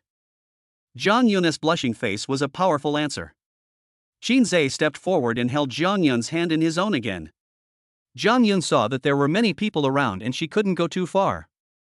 She had to behave well when necessary, otherwise she would be laughed at by outsiders. I have something to tell you, don't be angry. What? Just say you're not angry. I'm not angry. I was asked for prestige yesterday. When it comes to Jang Yun being threatened with prestige, Shinz's hands tremble. Feeling Shinz's strong possessiveness, Jang Yun quickly explained. Of course, I didn't. Jang Yun looked at the color on Shinz's face. Although she couldn't tell whether he was happy or angry, her intuition told her that Shinz was still jealous. Jang Yun comforted him again. Actually, I knew I should have told you yesterday, but I thought about you being at work and I wanted you to work hard, so I planned to tell you later. Then, when I went to your house, I was too nervous and forgot. Fine. Jang Yun held Shinz's hands with both hands and asked pitifully. You're not going to be mad at me, are you? Seeing Jang Yun so pitiful, Shinz felt very distressed and comforted her instead. How could that be? You told me everything, and you didn't give him your contact information. Jang Yun frowned in distress. Shinsz smiled softly and said, "Okay, don't worry about it, this is normal." "Oh well." Jang Yun knew that she had to act happy and didn't want to affect Shinz's mood because of such a small matter. However, she had made plans in her heart. From now on, when Shinsz is not around, he will wear a mask and never cause trouble for Shinsz. Shinsz took Jang Yun into the office area. Seeing this, Wang Lei quickly stood up and said with a smile, "Sister-in-law is here." Jang Yun blushed and said politely, "Excuse me. Sister-in-law, look at what you said. How can this be called a disturbance?" Wang Lei looked at Shinsz with a smile and kept winking at him. His meaning was very clear. "Brother, look, I call her sister-in-law," and she agreed. Shinsz naturally understood, but he was embarrassed to dwell on this topic too much. "Well, lazy, don't go out to eat. She brought you a copy." Wang Lei was startled when he heard the voice, and turned to look at Jang Yun blankly, looking slow to react. Jang Yun said openly, "Actually, Shinsz told me to do it, so I prepared an extra copy." As she spoke, Jang Yun hugged Shinz's arm into her arms again. Wang Lei looked at Shinsz again. Shinsz smiled awkwardly and said unhappily, "Okay, you eat whatever I eat, don't be picky." Shinsz knew this clearly in his heart. He never explained this matter at all. This was all Jang Yun's thoughtful consideration, which won face for him. Wang Lei smiled happily, moved closer to Shinsz, poked Shinz's waist with his elbow, and whispered, "Brother, I didn't realize it. It's only been a few days. How can you speak so forcefully in front of your sister-in-law?" Chapter 41 Winning. In response to Wang Lei's praise, Shinsz laughed and gave Wang Lei a look that told him not to say anything. Wang Lei sat down, broke off his chopsticks, took a bite, and chewed and savored it slowly. He felt that the taste was not right, and looked at the food in the lunchbox with a serious expression. Then he looked at Shinsz in surprise and asked tentatively, "Brother, did you buy it?" Shinsz smiled unhappily. "What nonsense are you talking about? This was made by your sister-in-law, ahem, herself." "No." Wang Lei looked at the food in the lunchbox with a puzzled look on his face, and said very seriously, "Brother, don't lie to me, I'm telling you, this tastes exactly the same as what you packed back that day." At this point in the conversation, Shinsz could hardly hide his pride, but he had no intention of telling Wang Lei the truth, so he angrily scolded. "Okay, if it's delicious, just eat it. Why are you talking so much nonsense?" Wang Lei looked at Jang Yun with a puzzled look on his face. Jang Yun explained with a smile, "I don't have any special hobbies. I usually spend my time learning some cooking. When I was having dinner with your brother that day, I wrote down the dishes he liked, thinking that I could save some money by making them for him myself." When it comes to saving money, Wang Lei waved his hand unhappily and said, "Sister-in-law, you are superfluous. My brother is the least." Seeing this, Shinsz quickly raised his fist to clear his cough. Wang Lei suddenly came to his senses and smiled awkwardly. Jang Yun looked at Wang Lei strangely and asked, "What happened to your brother?" Wang Lei scratched his head, laughed, and changed the subject, saying with a smile, "Sister-in-law, what I mean is that my brother was blessed to marry a wife like you in his previous life. My brother can't save his face and won't let me talk about it." Wang Lei's words really hit the nail on the head for Jang Yun. Jang Yun blushed and said nothing. She just glanced at Shinsz beside her and hugged Shinz's arm into her arms. This time the action was bigger, and it was like stuffing Shinz's arm into her chest, allowing Shinsz to passively take advantage of her. What Shinsz cared about was the attitude Jang Yun showed when Wang Lei said, "My brother is lucky to marry a wife like you." Jang Yun was very happy and hugged Shinz's arm happily, which made Shinsz feel inexplicably satisfied. Of course, she is also physically satisfied. Jang Yun has an exaggeratedly large chest. Even if a diamond is stuffed into her arms, it will be shattered, let alone an arm. While eating, Jang Yun was serving Shinsz. Shinsz suddenly remembered that he was fired, so he said, "That's right." Jang Yun responded softly, her hands peeling the shrimps as gently as ever, and her quiet and gentle eyes seemed to be able to take care of everything for Shinsz. "If I go to Jiangsu in group tomorrow, I have to bring one more person with me." Jang Yun fed the peeled shrimp to Shinz's mouth. Shinsz looked at the tender Jang Yun and said seriously, "I forgot to tell Uncle Jiang about this that day. Eat the shrimp first." Shinz's seriousness could not match Jang Yun's gentleness. He could only open his mouth silently and watch Jang Yun hand the shrimp into his mouth. Seeing Shinsz eating obediently, Jang Yun glanced at Wang Lei over there.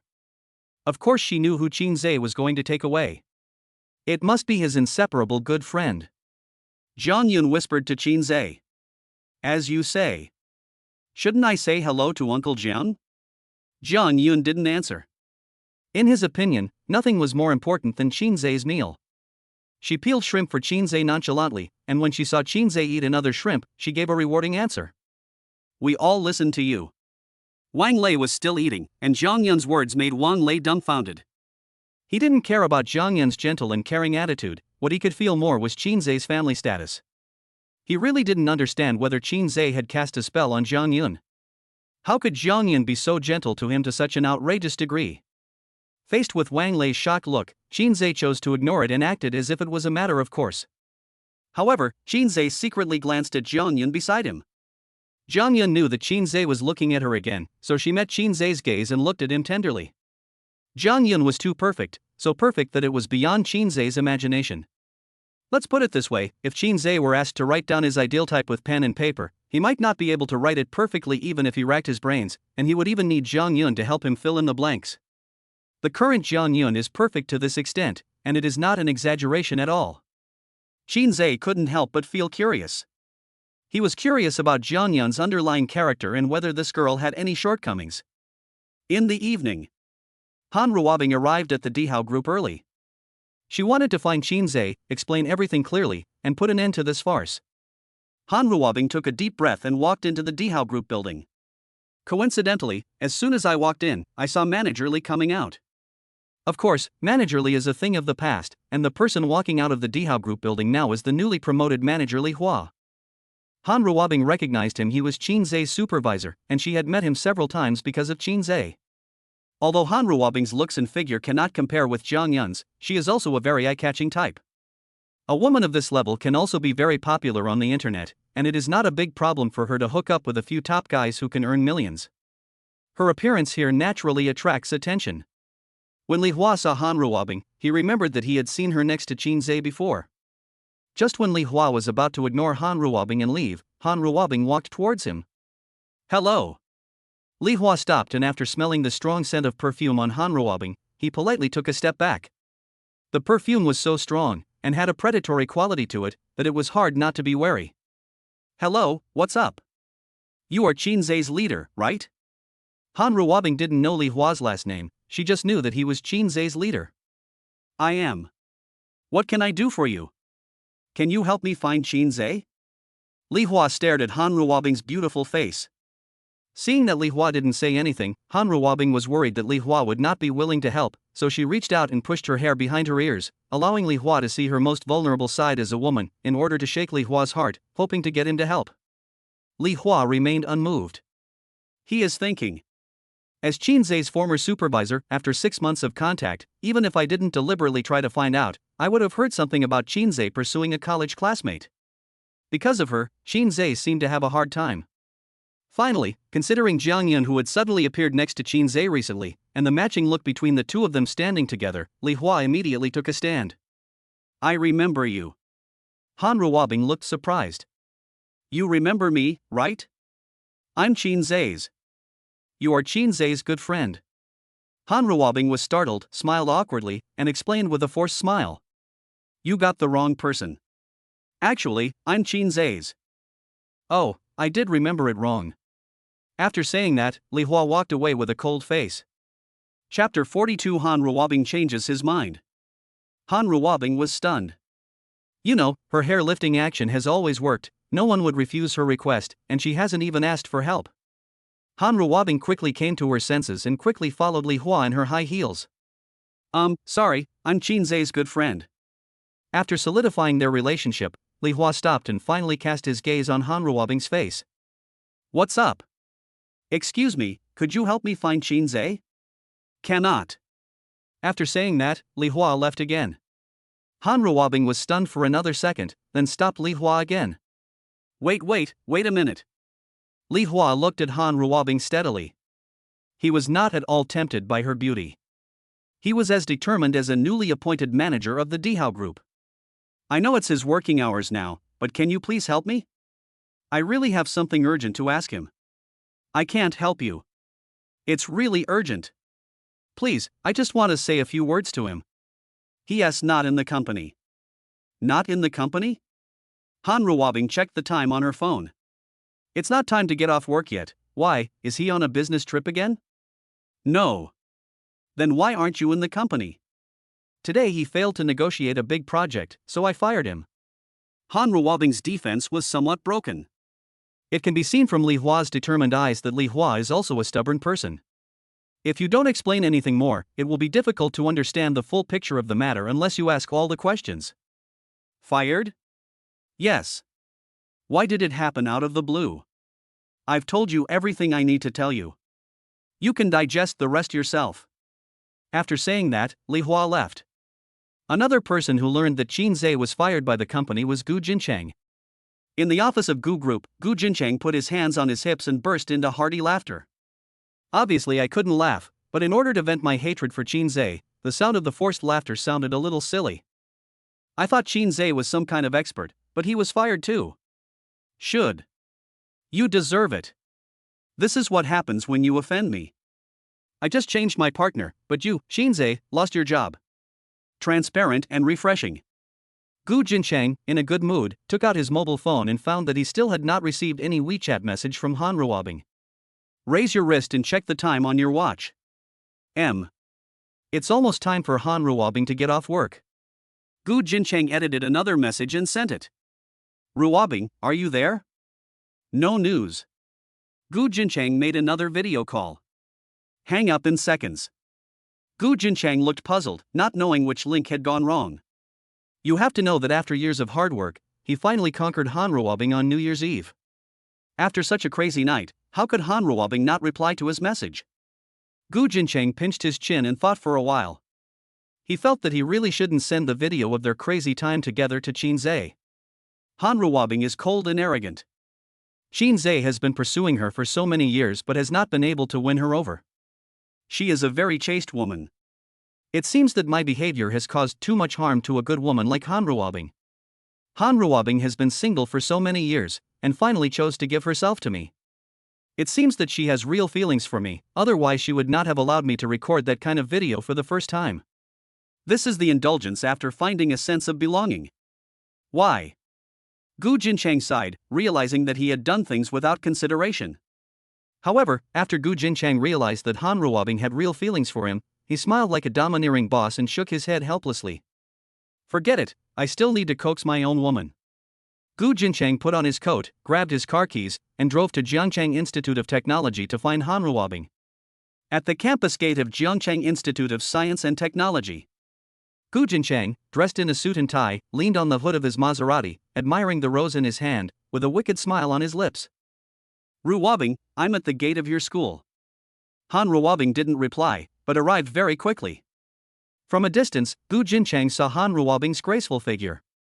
Han Ruabing walked in a twisting manner in high heels, looking very sexy and full of aura, which made Gu Jinchang a little blurred about the madness of New Year's Eve.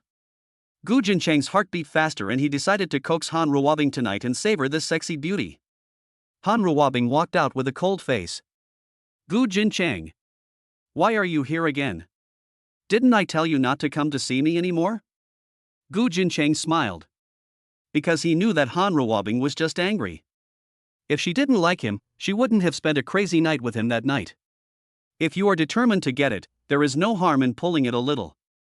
Gu Jinchang shook his hair, presented flowers, and said softly. Ruabing, don't be angry.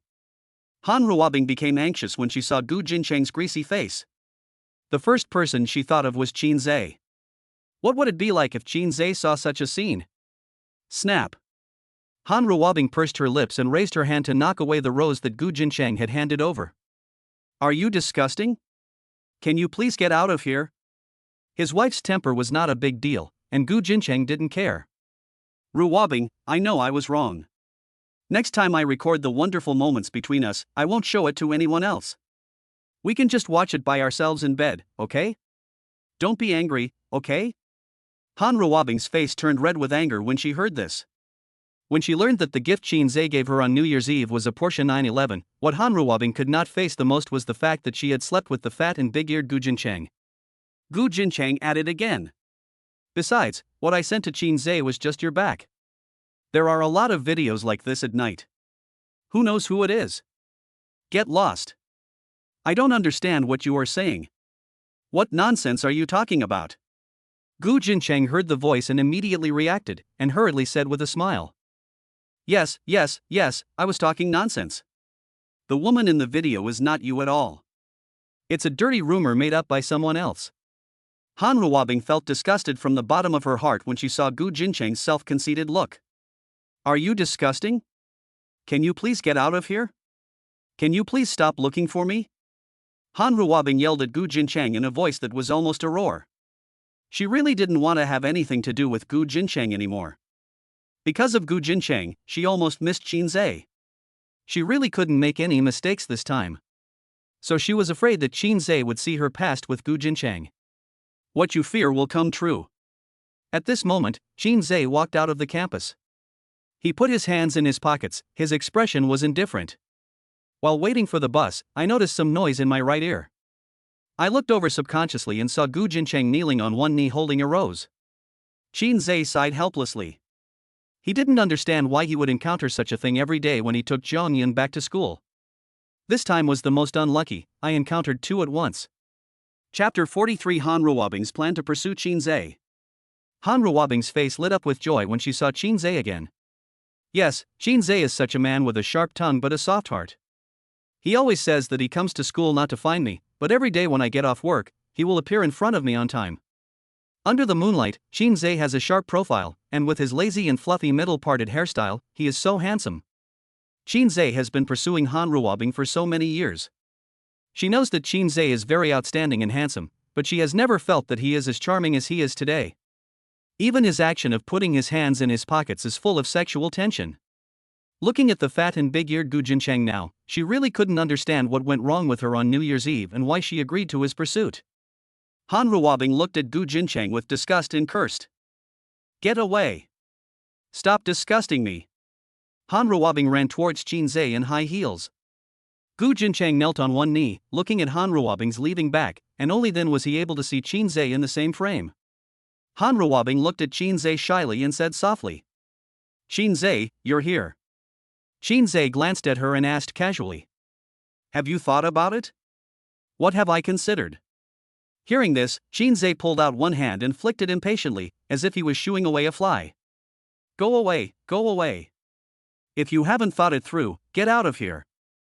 However, since Ruabing believed that Shinsz came to the school just to see her, she would not take Shinsz's harsh words to heart.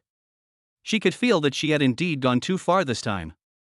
Shinsz, please listen to my explanation. Before he finished speaking, Gu Jincheng interrupted Ruabing loudly. He also put his hands in his pockets, walked over thinking he was handsome, looked Shinsz up and down in front of him, and said in a shady tone. Hey, who am I thinking? Isn't this Shinsz? When Ruabing saw Gu Jincheng following her, she immediately rolled her eyes in annoyance. If it weren't for Shinsz's presence, she would have wanted to slap this shameless pig to death. It's late at night, are you out to relax? Without waiting for Shinsz to speak, Gu Jincheng quickly added. Oh yeah, you're in a bad mood after being fired from the company, right? Ha ha ha ha. Shinsz raised his wrist and looked at the time on his watch, complaining inwardly that it wasn't that late, so why wasn't there even a taxi? Gu Jincheng cursed arrogantly. Now you understand what will happen if you provoke me, right? Ruabing looked at Gu Jincheng in surprise, and then she realized that Shinsz was fired by the company because of Gu Jincheng. Pretend? Keep pretending? Aren't you usually pretty good at pretending? Weren't you pretty good at pretending when you were in college? You could play basketball, dance, and sing. Can't you pretend? What's wrong? You can't pretend anymore in society? Ha! Shinsz said nothing. He actually hoped that Gu Jincheng could talk more. I will join Jiang Xuan Group tomorrow, and will then take over the airport project. I am really looking forward to Gu Jincheng's expression when he sees me again. Gu Jincheng looked at Shinsz, who was unmoved in front of him, and a cruel look flashed in his eyes. He keenly noticed that the corners of Shinsz's mouth were slightly raised, which was disdain. Nausea. So disgusting. Shinsz is always like this. Every time he looks at me, his eyes are empty. He looks through me into the distance and doesn't take me into his eyes at all. Shinsz didn't say a word, and Gu Jincheng broke down. He pointed at Shinsz's nose and yelled angrily. I'm telling you, Shinsz, when you get into society, the tricks you used in school won't work. In society, power and background are important. You're a poor beta who came from the mountains with nothing. As long as I talk a little, you won't be able to find a job, and you won't even be able to eat. Do you understand?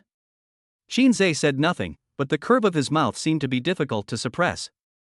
Han Ruabing, who was standing by, couldn't stand it anymore and stepped forward and pushed Gu Jincheng away. Gu Jincheng, shut up. Who the hell are you? How dare you say that about Shinsz? Seeing Han Ruabing, Gu Jincheng lost his temper and said softly. Ruabing, I know you don't like Shinsz at all. The reason you asked him to come to school to find you was just because you knew I would come to see you today. You are just mad at me and want to make me jealous and angry. Shinsz shook his head slightly, inexplicably. It's such a mess. When Han Ruabing heard this, her face turned green. You have to know that she has not yet reconciled with Shinsz, and the current misunderstanding has not been explained clearly. How can she accept Gu Jincheng's nonsense here? Han Ruabing looked at Shinsz and said almost pleadingly. Shinsz, don't listen to his nonsense. Gu Jincheng thought of the video he sent to Shinsz and took this opportunity to make a patch.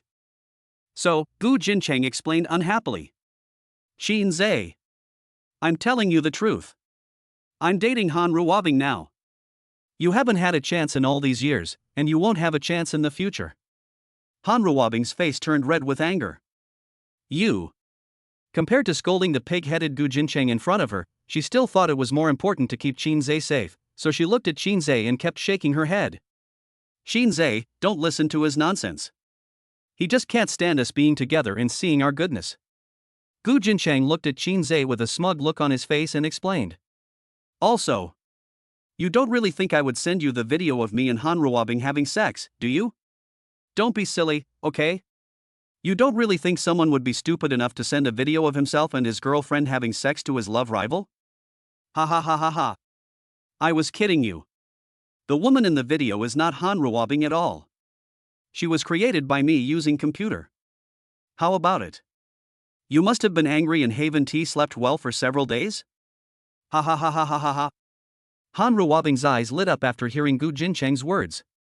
Unknowingly, Gu Jincheng's words became a springboard for Han Ruabing. Now she just needs to wait for Shinsz to leave, and then find a time to meet Shinsz alone, and explain everything clearly based on what Gu Jincheng just said. Then not only will the Porsche 911 be hers, but even Shinsz himself will be hers. Thinking in this way, Han Ruabing's thoughts became clearer and clearer. Anyway, Shinsz has been pursuing me for so many years. After resolving these misunderstandings, they can still go back to the way they were before. If that doesn't work. If it really doesn't work, it's worth taking off Shinsz's clothes. It's very easy for a beautiful woman to coax a man. Thinking in this way, the future of himself and Shinsz became clearer and clearer. At the same time, a taxi passed by here. Shinsz raised his hand to stop him. Before getting in the car, Shinsz glanced at Han Ruabing and said in a deep voice. Please think about what I told you as soon as possible. I don't have that much time to wait for you. Han Ruabing said nothing and let Shinsz leave. However, she had already thought of a reason to ask Shinsz out. Chapter 44 Han Ruabing meets Shinsz. Gu Jincheng's surprised eyes moved repeatedly between Han Ruabing and Shinsz. He had no idea what they were talking about, but the secret deal formed between the two of them made Gu Jincheng feel uncomfortable. Gu Jincheng lowered his brows and stared at Shinsz fiercely. His hatred for Shinsz increased even more. After Shinsz completely disappeared around the corner, Gu Jincheng retracted his gaze, managed his expression, looked at Han Ruabing again, and said softly. Ruabing, it's my fault. I've explained it clearly. Please don't be angry with me, okay? Shinsz left, and Han Ruabing immediately revealed her original appearance. In the city, Ni Hongxia and Han Ruabing hugged their shoulders and looked at Gu Jincheng with indifference, as if they were a rat crossing the street. If Shinsz is rich, she really doesn't know what the meaning of Gu Jincheng's existence is. Shinsz is handsome, versatile, devoted, and loyal. Even the materialistic Han Ruabing could not help but be shaken. She has thought about sleeping with Shinsz more than once. Anyway, she will not marry such a poor man in the future. It would be a pity not to sleep with such an outstanding person like Shinsz. But she still suppressed her inner desire. Han Ruabing was very good at managing herself. The reason why she attracted so much attention was because of the popularity brought to her by Shinsz's persistent pursuit. She needs this kind of popularity. The principle that things are scarce and valuable can attract many wealthy second generations to come to her, and then she can choose the richest one among them to marry. But things are different now. Shinsz's gift was a Porsche 911. If Shinsz was a rich man, then Han Ruabing at this moment really didn't understand how this pig-headed Gu Jincheng could compare to Shinsz. Seeing Han Rua's coldness, Gu Jincheng couldn't help but be bewitched by her. He was attracted by Han Ruabing's cool and aloof attitude, which could arouse a man's desire to conquer. He was anxious. My heart is pounding with anxiety. Today I must revisit the contrast of Han Ruabing's New Year's Eve. Gu Jincheng's voice began to tremble, and he said in a tone that was almost begging. Ruabing, please don't be angry. I know you went to Shinsz to piss me off and make me jealous. On the other hand, you wanted to explain the video matter clearly. I was wrong. I shouldn't have sent our wonderful moments to Shinsz. At this point, Gu Jincheng could no longer hold back, his impatience caused him to breathe rapidly, and his voice was trembling with a strong sense of my dear, please don't torture me, just obey me. Ruabing, just stop being angry. As he spoke, Gu Jincheng reached out and tried to hold Han Ruabing's slender waist. Who knows? Han Ruabing's figure flashed, leaving Gu Jincheng with nothing to grab. Ruabing, don't be angry. Han Ruabing looked at Gu Jincheng coldly. She was thinking about how to deal with Gu Jincheng. Over the years, Han Ruabing has met many rich second generations, and after screening, she found that Gu Jincheng is the most capable and also the ugliest one. After thinking about it, Han Ruabing felt that before she and Shinsz got together, Gu Jincheng was indeed a good cash cow. Although it is indeed disgusting that Gu Jincheng is chasing after him like a dogskin plaster, this is also the key point that makes Shinsz jealous. Maybe it can become a catalyst for him and Shinsz to quickly achieve a happy ending. And more importantly, Gu Jincheng has finally said that the heroine in the video is not him. This is what she wants to see the most, so she cannot completely turn against Gu Jincheng for the time being. Therefore, whether from the perspective of money or from the perspective of her and Shinsz's future, Han Ruabing really has to keep Gu Jincheng in suspense. Having made all the plans, Han Ruabing stepped out of her thoughts and said coldly to Gu Jincheng, I'm not in the mood. After saying that, Han Ruabing turned and left. It was already time to go to bed. How could Gu Jincheng let Han Ruabing leave like that? Gu Jincheng stepped forward and grabbed Han Ruabing's little hand. Ruabing, it's so late, I'll take you wherever you want to go. How could Han Ruabing not know what Gu Jincheng was thinking? He said he would take me home, but once I got in his car he started to beg me for mercy. He definitely couldn't take me home. However, Han Ruabing did not shake off Gu Jincheng's hand, but looked coldly at Gu Jincheng's thieving hand. I told you, I'm not in the mood. If you do this again, I'll really get angry. Ruabing. Han Ruabing pushed Gu Jincheng away, hailed a taxi and left. Inside the car, the screen of the mobile phone in Han Ruabing's hand lit up. The status bar shows that this is a WeChat transfer from Gu Jincheng. Confirm payment 88888. Wife, don't be angry, it's my fault. Han Ruabing smiled complacently and confirmed the payment directly. Gu Jincheng on the other end saw Han Ruabing receive the money and realized that something was going to happen next, so he quickly edited the message while the iron was hot. Wife, where are you? Are you home? I'll come find you. How could Han Ruabing not know what Gu Jincheng was thinking? She could even imagine the drawn gaze in Gu Jincheng's eyes when he looked at her. I told you, I'm not in the mood and I'm not feeling well. Then it is even more necessary for me to accompany you. Did I not understand? I have my period. I feel really uncomfortable. I know you are not feeling well, but I just want to see you. I am really afraid if you are angry. I cannot sleep well without you by my side. I've been suffering from a sore throat lately and have developed oral ulcers. Baby, I just want to see you. Can you let me have a good night's sleep? I have a lot of classes recently, and my hands hurt from writing on the blackboard. The driver in front reminded again. This lady? Han Ruabing came back to her senses and looked at the driver in front of her. What's wrong? The driver smiled bitterly and said, Ma'am, where are you going? Han Ruabing thought about the fact that she had just received a prestige transfer of 88,888, and she felt very confident, and her expression became even more arrogant. Just take a walk.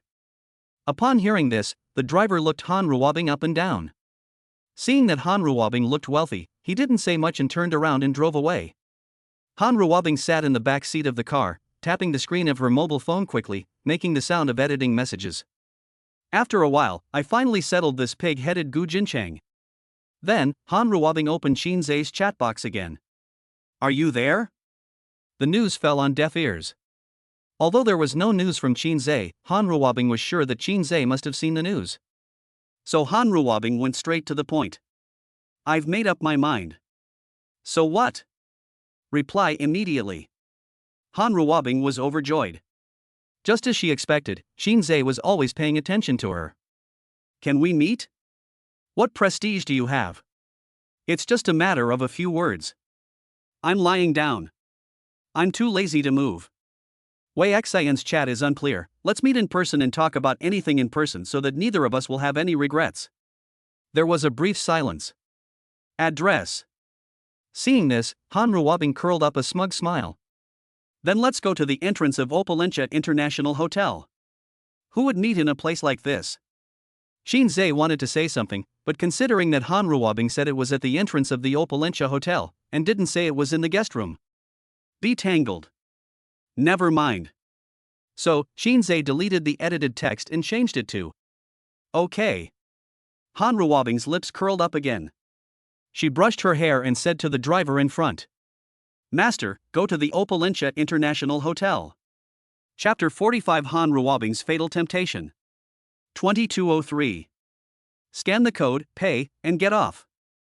Shinsz put his hands in his pockets, looked up at the Opalentia International Hotel in front of him, and looked around, but did not see Han Ruabing.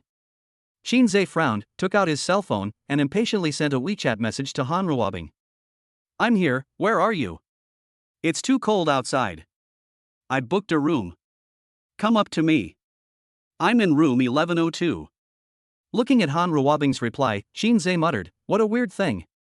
I won't go up anymore. Please come down. It's just a few words. You should come up. It's too noisy outside. Let's chat for a while so that neither of us will have any regrets. Shinsz sighed, put his phone in his pocket, and walked straight into the hotel. When the beautiful receptionist saw Shinsz, she smiled professionally and bowed respectfully to greet him. Good evening, sir. Shinsz nodded and walked towards the elevator. Sir, if you are checking in, please register.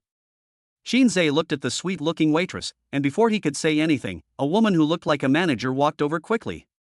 She pulled the waiter away and then kept bowing to Shinsz to apologize. Mr. Qin, I'm really sorry, she is new here and doesn't know you. Shinsz said nothing and walked into the elevator. The beautiful girl looked at the handsome and tall Shinsz in front of her in confusion. As the elevator doors on both sides slowly closed, Shinsz's cold face also closed. The manager let out a long sigh and said unhappily, remember this gentleman's face. Next time you see him, don't be so talkative. Oh, he is. Don't ask if you shouldn't. All right. The young beauty looked at the elevator door again, and then she realized that Shinsz was not just handsome. Shinsz came to room 1102 and rang the doorbell.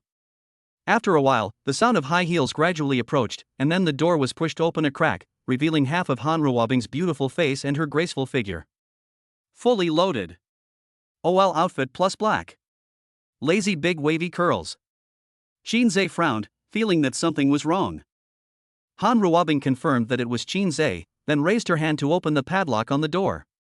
Shinsz, you are finally here, come in and chat. Shinsz walked into the room with a cold face. Han Ruabing leaned against the door, looking at Shinsz's tall back, her eyes were wired. She slowly leaned back and closed the door with a click, followed by 2 more clicks. Shinsz didn't turn around, but turned his head to look at Han Ruabing, who was leaning against the door behind him. Although the door lock was hidden behind her, it did not affect Shinsz's conclusion that she had just locked the door. What would you like to drink? The room was filled with the crisp sound of Han Ruabing's high heels. Shinsz walked to the window, put his hands in his pockets, and looked down at the city of Jiang below like a god. This position, this angle. Gu Jinchang and Han Ruabing went crazy in this room on New Year's Eve, right? Shinsz? Shinsz came to his senses and found Han Ruabing holding 2 glasses of red wine. He just glanced at it calmly, his hands still in his pockets. Not thirsty. Drink some, this wine is good, it will moisten your throat. Shinsz still refused to take his hand out of his pocket. He glanced at the small table beside him and said coldly, "Leave it there." Ruabing bowed slightly and placed the glass of wine on the table, not forgetting to show off her graceful figure. However, these really did not arouse Shinsz's interest. You know, her figure is so far inferior to Jang Yun's, it's not even a matter of concept. Usually Jang Yun always holds his arm. When Jang Yun is happy, she will always forget herself and hug Shinsz's arm. Her big thunder is no joke. Those who lack self-control will rise up on the spot. After seeing Jang Yun's strength, looking at Ruabing's hypocritical moves, it's really embarrassing. Shinsz sighed helplessly. He didn't want to continue watching her being embarrassed, so he went straight to the point in a cold voice. It's getting late, let's talk business. Let's talk business? Ruabing shook the goblet in her hand, the red wine in the glass was as hot as her red lips. You don't drink, why don't you let me drink first? Shinsz sneered when he heard this. When he saw Ruabing lock the door, he knew that Ruabing must have other plans for looking for him today. A Porsche 911, a sum of money, and you can keep what I'm after to yourself. It's a good deal. Ruabing also smiled. She didn't answer Shinsz. There was plenty of time, so she planned to talk slowly like a boiling frog in warm water. Shinsz said nothing. With the help of red wine, Ruabing looked at Shinsz's sharp profile with intoxicated eyes. The more she looked at him, the more handsome she thought Shinsz was, and the more she regretted how she had been so stubborn before. Not to mention that Shinsz was of extraordinary status. Even if Shinsz was penniless, what would happen if she gave him the gift based on his figure and handsome face? This matter is about each taking what he needs. Shinsz is so handsome and strong, he can definitely feed her, and it won't affect her marrying a rich man afterwards. No one will know her past in another city. In short, let Shinsz have fun first, it won't be a loss. I noticed, since that day, you never smiled when you saw me again, and every time you saw me, you put your hands in your pockets and always faced me sideways. Yes, after New Year's Eve, Shinsz never looked at Ruabing again. I'm a bitch too. You've been chasing me for so many years, but I didn't have any feelings for you. I always thought you were childish. Now that you're so cold to me, I think you're so handsome. Really, really handsome. Ruabing took a sip of red wine and said self-deprecatingly. Sure enough, if a boy like you acts childish in front of you, it proves that he really likes you. Shinsz sneered and didn't buy it at all. Let's get down to business. By the way, how many years have you been chasing me? Ruabing looked at the ceiling, put her fingers under her lips, and thought. Shinsz was patient and said coldly. I didn't come here to listen to your nonsense. Since high school, it seems like it's been almost 8 years, right? Shinsz sighed, his stored patience was about to be exhausted by Ruabing. Ruabing leaned lazily against the table, quietly reaching out to pull up her hip skirt. The hem of the skirt was between her thighs and buttocks, in a state where she could be exposed at any time and anywhere. Although Shinsz was always looking out the window at this time, she believed that Shinsz could still see her sexy figure through the reflection of the floor-to-ceiling window. She looked at Shinsz in fascination, and her flaming red lips uttered a voice full of royal sister flavor. To be honest, what I said on New Year's Eve was really too much. I shouldn't have been like that. Shinsz interrupted Ruabing's words coldly. It's over. Stop talking about useless things and talk about something serious. Shinsz did not give Ruabing any room to maneuver, and his attitude made it very clear to Ruabing no matter what nice words she said, it was impossible for them to be together.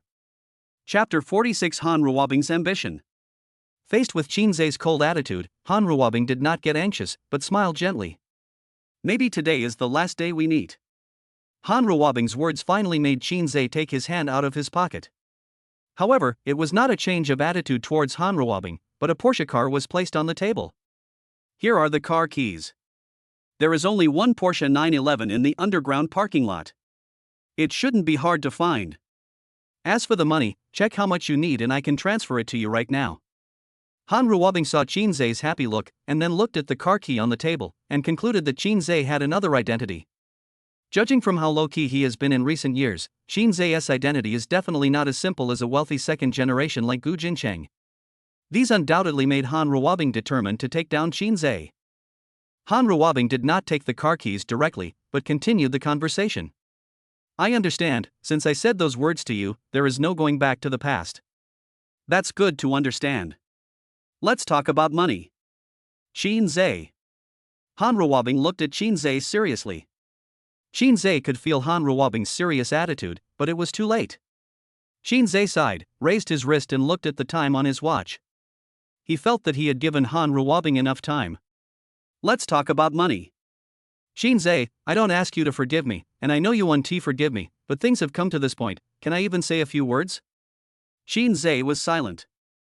Shinsz, what I want to say is that I think too highly of myself. I am too idealistic. I always think that women should be more reserved and value their precious first time more. I admit that I am vain and I worship money, but I am not for sale. Shinsz sighed again. Han Ruabing knew that Shinsz was impatient, so she said, I understand that it's useless for me to say this now, but I just want to take this opportunity to make everything clear. I just want to tell you that I really regret it. Shinsz couldn't help but laughed contemptuously. Han Ruabing raised her head, looked at Shinsz anxiously, and continued. What I regret is not that I didn't agree to your pursuit, but that I didn't take our relationship seriously.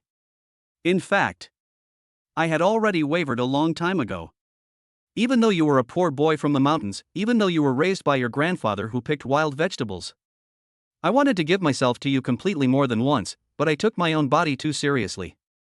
Having said that, Han Ruabing lowered her head in shame and smiled bitterly. I don't know how to express it. I don't know if you can understand what I mean. I just want to tell you that in these 8 years, I have wavered in your love for you more than once, even though in your eyes I am a materialistic and vain gold digger. Shinsz frowned slightly.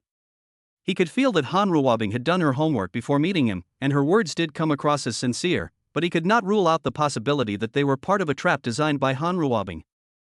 However, Han Ruabing's words completely changed his previous stereotype of Han Ruabing. This woman has a high IQ and speaks very well. Shinsz turned around and finally looked at Han Ruabing directly. It was not that he was shaken, nor that he felt compassion, but that he felt he needed to treat Han Ruabing as an opponent. This woman is not easy to fool. Han Ruabing looked at Shinsz with tears in her eyes. Shinsz. Shinsz looked at Han Ruabing like this and his brows furrowed even tighter. This woman's acting skills. Shinsz, I always say that you can't face yourself. Today I finally understood that it was actually me who was unable to face myself and that I was too pretentious. In these 8 years, I should have promised you long ago. Even though I worship money and even though I won't be with you until the end, because of your persistence in me, I should give you everything I have. This is what you deserve and what I want. At the same time, I firmly believe that I will not regret my decision in the future. Shinsz, I shouldn't be so hypocritical to you. If I, Han Ruabing, must marry a rich man to enjoy wealth and honor, and if the rich man I end up marrying is not you, Shinsz, then I sincerely hope that I can give you my first time, because you are really good, very good, very good. When she said this, Han Ruabing burst into tears and bent over with sobs. Shinsz, I'm sorry, I really regret it. Han Ruabing. Han Ruabing raised her head, looking at Shinsz with tears in her eyes, who had a serious expression on his face, and waited quietly for Shinz's next words. What do you mean? Han Ruabing stood up, leaned against Shinsz, reached out to touch the zipper of Shinz's down jacket, and gently pulled it down. Shinsz, I know that I, Han Ruabing, look down on you. I said all the things that made you sad. Today, I, Han Ruabing, don't have the face to ask you, Shinsz, to forgive me, but at least. At this point, the zipper of Shinz's down jacket had been completely opened by Han Ruabing. Han Ruabing's small hands have already begun to attack Shinz's lower 3 sections. Shinsz, I, Han Ruabing, must marry a rich man in this life. If the person I end up marrying is not you, I hope that I, Han Ruabing, can give my first time to the man I love the most. Snap. Han Ruabing pried open the buckle of Shinz's belt. Shinsz sighed helplessly again. Han Ruabing raised her head and looked up at Shinsz with a pitiful look. What's wrong? Han Ruabing, Han Ruabing. Shinz's expression, tone, attitude and reaction were very different from what she had planned, which gave Han Ruabing an ominous premonition. Let's talk about money. Shinsz, look at me. Shinsz patiently met Han Ruabing's icy eyes. Shinsz, with my face and body, if I want a Porsche 911 or something, is that difficult? Shinsz was silent. It is no exaggeration to say that Han Ruabing is much better than those online anchors who use beauty filters. If she goes to do live broadcasts on the internet and lowers her bottom line a little, it would not be difficult for her to get a Porsche or something. Shinsz, you can say that I worship money, but I, Han Ruabing, am not a prostitute. What do you want? I don't know why you want to hide the fact that you pursued me, but I, Han Ruabing, can agree to your request. I promise that no one will know about our past. If someone mentions it, I will even tell them that we are just good friends. Shinsz narrowed his eyes, thinking that this matter was even more troublesome. If Han Ruabing is materialistic, this matter is easy to handle. Just throw money at it. After all, there is a price. If you throw enough money at it, the matter will be solved. But now it seems that is not the case. Han Ruabing has a high IQ, some tricks, and a big appetite. Chapter 47 Han Ruabing's defense breaks.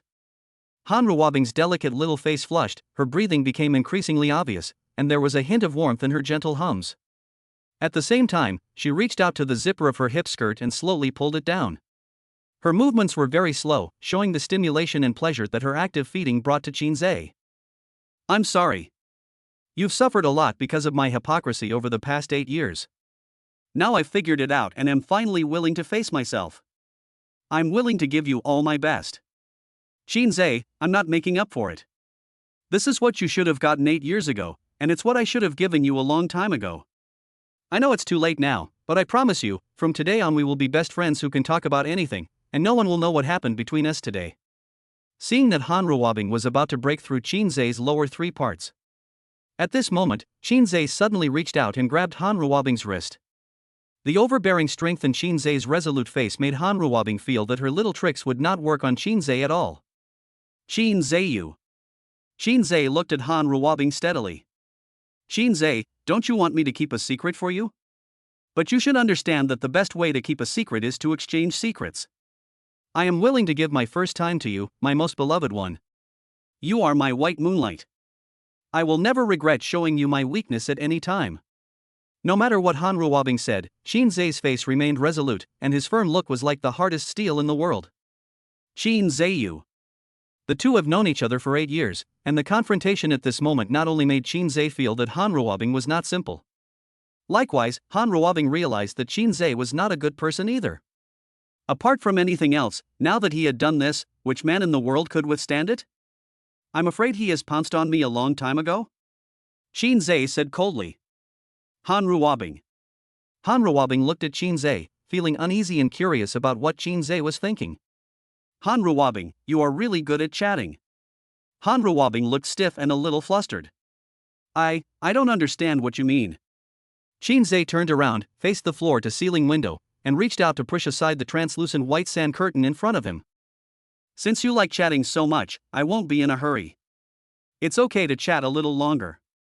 You have to know that at this time, Han Ruabing's hip skirt was half taken off, and Shinsz could even see the black lace she had put on beforehand. However, Shinsz looked out the window. The scenery here is nice. What's the meaning? Shinsz turned around and looked at Han Ruabing again. Han Ruabing looked at the indifferent Shinsz, completely unsure of Shinsz's thoughts. The unknown is the most terrifying thing. Suddenly, Shinsz smiled. The laughter came so suddenly that Han Ruabing was caught off guard. What are you laughing at? This Operantia Hotel. Oh, by the way, do you know what Operantia means? What does it matter? In ancient Greek mythology, Talia is one of the 9 muses on Mount Olympus, in charge of comedy and banquets, and symbolizes joy and entertainment. What's the point of you telling me this? Aren't you curious about why I know so much? I've always been a good student. It's not surprising that you know this, is it? It seems you still haven't grasped the point of the matter. So what's the point? Actually, this hotel is mine. Strictly speaking, this isn't mine. It should be my mother's. Han Ruabing was shocked when she heard the voice.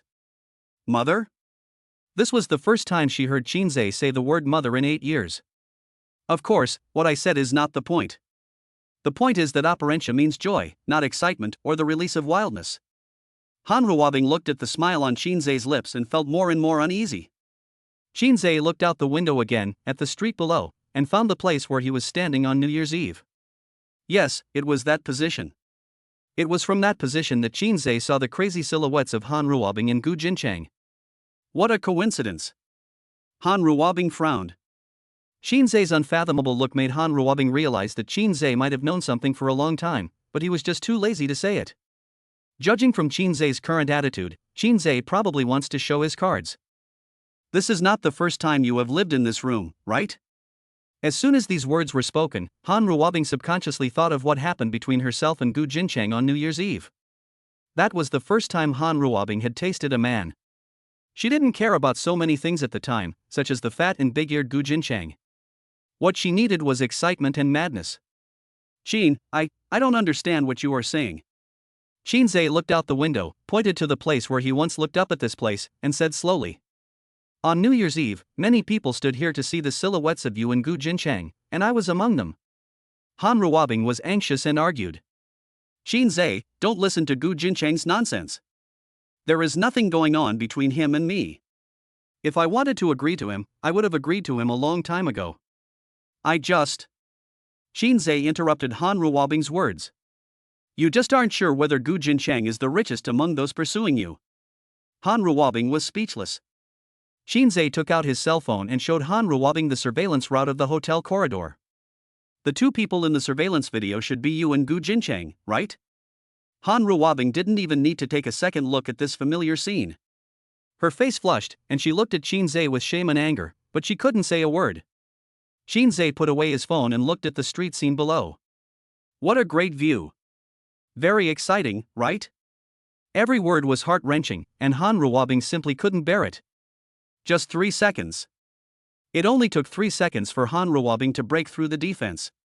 The plan failed and Shinsz produced irrefutable evidence, which made Han Ruabing instantly angry and embarrassed. Han Ruabing clenched her fists and roared at Shinsz. So what? Shinsz looked at Han Ruabing with a smile. Let's talk about money, Han Ruabing. Yes, I admit that I gave it to Gu Jinchang for the first time. I also admit that Gu Jinchang is the richest person I know over the years, but so what? I ask you. So what? Han Ruabing pointed in the direction outside and shouted at the top of his lungs. Go and have a look outside. Even if you don't go and see, you've heard enough. What era is it now? Nowadays, many children are no longer girls when they reach junior high school. What's wrong with sleeping? Huh? What's wrong? How many people who are dating outside now have gone from first love to marriage? What's wrong with a person having had several partners in the past? What can you do? If you don't try them one by one, who can know what kind of person you like? Chapter 48 The Real Shinsz. The Perverted Shinsz. Shinsz said nothing. On this point, he admitted that people nowadays do not have that spirit of contract. Everyone lives in the present, and as long as they are relaxed and happy, why bother about other people's past? Shinsz, I told you, I was too pretentious before. There's no need to drag things out for so long. We should have dated after graduating from high school. We should have had a wonderful college life. As for my materialism, that's a story for the future, but it doesn't affect you having me for the past few years. I've come to my senses now. Why are you pretending to be such a jerk to me? Let me ask you, Shinsz, why are you pretending in front of me? I promise you that I will not tell anyone about what happened between us, and I will even declare to the outside world that we are good friends. Shinsz, why do you come to my school every day to secretly watch me? Isn't it for this? I have done so much, what else do you want from me? My patience is limited, just do your best. Because Han Ruabing didn't know about the relationship between Shinsz and Jang Yun, she always believed that Shinsz still had her in his heart. Based on this starting point, Han Ruabing always believed that as long as she apologized to Shinsz and gave Shinsz a way out, they could still go back to the way they were before. Even if Han Ruabing and Gu Jinchang had already had a relationship, theoretically it wouldn't be a big problem. After all, times have changed. There are too many couples who have broken up and gotten back together, and how many people have used her in during that time? Who cares? Isn't that how we all live? Just be happy and don't worry about the rest. Even if the broken mirror cannot be mended, can you be sure that the girlfriend you find next time is your first love? Unless she tells you, how can you know how many men she had during the period before you met her? What matters is what she can bring to you. If the job is good, you won't care so much. As I said, the present is the most important. This is what Ruabing thought, and this is also the theoretical basis for Ruabing to believe that she is bound to succeed today. Faced with these remarks, Shinsz remained calm and composed, with a hint of teasing always on the corner of his mouth. The inability to shake Shinsz undoubtedly made Ruabing's anger rise to a new level. She roared at Shinsz. Have you done nothing wrong in the past 8 years? Shinsz, I love you. This is a fact that will never change. Even if you have no money. I still don't regret giving you everything I have for a while. But if you really loved me, shouldn't you have told me your life story long ago?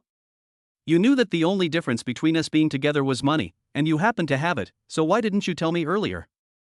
If you had told me earlier, I, Ruabing, would have handed myself over to you long ago. After the hard part, Ruabing didn't forget to do something soft. She walked forward crying, grabbed Shinsz's hand, and tried to put Shinsz's hand on her chest so that Shinsz could feel her heartbeat. Shinsz, I said I will keep it a secret for you, but at the same time, I also hope you can keep it a secret for me today.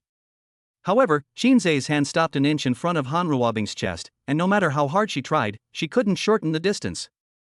Just like their relationship, it was just an inch away, but this inch became an unreachable distance for Ruabing. Shinsz looked at Ruabing and smiled again. What on earth are you laughing at? Am I really that ridiculous in your eyes? Let me ask you a question. What? If we don't do anything tonight, can't you keep it a secret for me? Ruabing was stunned. It was not difficult to tell from Shinsz's words that Shinsz seemed to have seen through her little tricks a long time ago. Ha ha ha. You. Shinsz exposed Ruabing's ulterior motives with just one sentence. Shinsz, how long are you going to keep pretending in front of me?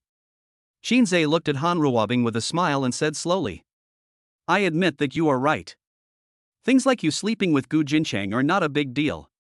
As you said, no one is clean nowadays. Everyone has a past in their relationship. If you care too much, you will never get married in this life. You can say that I am pretending or that I am just trying to keep myself clean, but these are not the fundamental reasons why we can't get back together. Do you know why we can never go back to the way we were before? Ruabing lowered her eyebrows, looked at Shinsz with a gloomy face, and asked. Why? Ha ha ha ha ha ha. Shinsz smiled happily, with a hint of excitement in his cold eyes. Isn't it funny? Shinsz put away his smile, and a wicked arc appeared at the corner of his mouth. Ruabing, actually I am a person who pursues perfection. It may be difficult to understand what I mean, but to be exact, I am a pervert. Take fighting for example. A real man will never follow a group of people to fight one person. A real man will do only one thing in his life, and will always do one thing, and will only fight one person, and will always fight one person, and will only fight one person in his life, and will do this repeatedly, and do it well, and do it to the extreme. Looking at the perverted smile on Shinsz's mouth, Ruabing was stunned. Shinsz looked at Ruabing with a smile. Although he tried his best to suppress his inner excitement, he couldn't help but reveal a little bit of it. But this was enough to make Ruabing feel his inner desire for perfection. Don't you think this feeling is very enjoyable? Shinsz put his hands in his pockets, as if he were an ant. So, I have nothing to pretend in front of you, it's just that the feeling I want is not quite the same as what you imagined. It's no exaggeration to say that with my family's financial resources, as long as I want, I can do whatever I want, not to mention you, or even a mainland star. It's not just about money, it's about. Oh, by the way, what did Gu Jinchang say? It actually makes sense. I remembered that at school there are school rules and regulations to protect us, but outside of school what matters is financial resources and power. This is not a matter of whether they agree or not. As long as they still want to make a living in this society, they will find ways to please me. The reason why I didn't do that is because the things I like to play and the feelings I want are different from those of ordinary people. Ha ha ha ha ha. Amid Shinsz's ridicule, Ruabing finally realized that Shinsz in front of her was not a good person either. At the same time, she also understood that if she couldn't sleep with Shinsz today, she might not have another chance in the future. Not to mention marrying Shinsz. There's one more thing I forgot to tell you. I want you to keep this secret from me because I don't like trouble. Even if you don't keep it a secret, it won't affect me at all. There's very little in this world that can threaten me. Shinsz looked up at his watch and saw that it was almost time and they had finished talking. Okay, let's leave it at that. Shinsz looked at Han Ruabing meaningfully. Even now, Shinsz admitted that Han Ruabing was truly the best of the best. Note, cannot be compared with Jang Yun. To be frank, there is no hatred or grudge between us. Even if we can't be lovers, we are still friends. Let's let it go. I still say that for the sake of our 8 years of relationship, just ask for whatever you need. It's nothing to me. Shinsz smiled, patted Han Ruabing's shoulder like an elder, and then passed by her. I'm leaving. Open the door. Shinsz did not forget to turn around and remind. Oh, by the way, I won't block you on WeChat anymore. What I said still counts. If you've decided on the price, just send me a WeChat message. Chapter 49, joined Jang Yun group and accepted Gu group project again. Shinsz left. Han Ruabing just couldn't accept the fact that nothing happened between her and Shinsz today. She looked at the empty private room, and every corner was filled with memories of her and Gu Jinchang. She knelt on the sofa and worshipped.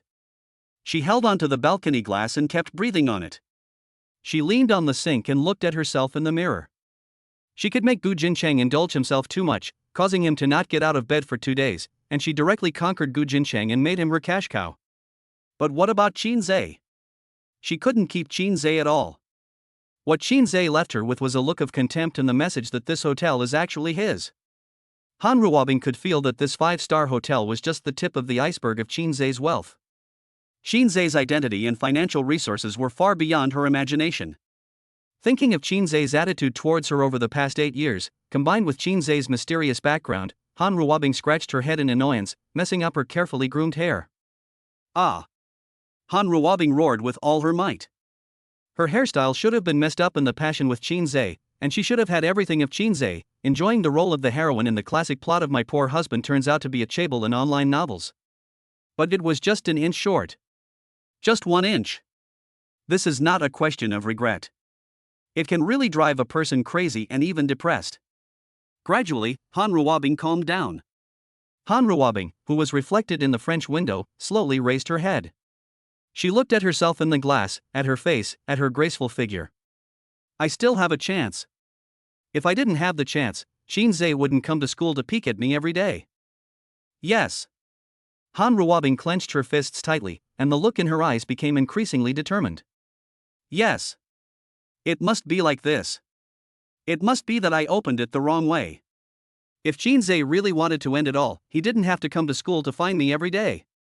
I have a chance. I still have a chance. Shinsz will still stick to me every day like before, and I will become the envied heroine in the novel My Poor Husband is Actually a Chaebol. My husband is Shinsz. My husband is affectionate and loyal.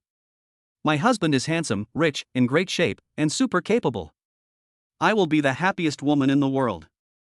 The next day, Shinsz successfully joined Jang Yun group. The supervisor who handled Shinsz's entry procedures was also a supervisor named Li. This man is called Li. He looks to be in his early 40s, with a wisp of white hair on both sides of his temples. He wears typical rimless glasses. You can tell at a glance that he is very capable at work. Li was very enthusiastic when he met Shinsz, and he looked as if he knew everything but would not say anything, as if he was saying, I know you are a relative who was parachuted in. Shinsz was also enthusiastic, because his previous supervisor was surnamed Li, so he was very familiar with this surname. The onboarding process was very simple. Li stood at the front, clapped his hands, and drew everyone's attention. Let me tell you something. Here come 2 new people, Shinsz and Wang Lei. Just these simple words, and then Shinsz and Wang Lei were placed in a corner. This is also what Shinsz wants to see. You know, Shinsz is very low-key in his own territory, not to mention that this is someone else's territory. He doesn't want others to know that he is actually the fiancé of the daughter of Jang Yun group. Compared to being domineering and flamboyant, Shinsz prefers to hide in the dark, being a mysterious mastermind behind the scenes, controlling the overall direction. Shinsz calls this reserved and sarcastic. Wang Lei sat down and felt the chair under him. Elder brother. Shinsz was tidying up his workstation. I feel like this working environment is no worse than Wanqing Group. Well, if they couldn't compete with Wanqing Group, Jang Yun Group would have been acquired by my mother long ago. Would they have used me to sell my body? Wang Lei kicked his feet and the chair under him slid directly to Shinsz's side. Wang Lei closed his eyes, savored it carefully, and finally came to the conclusion.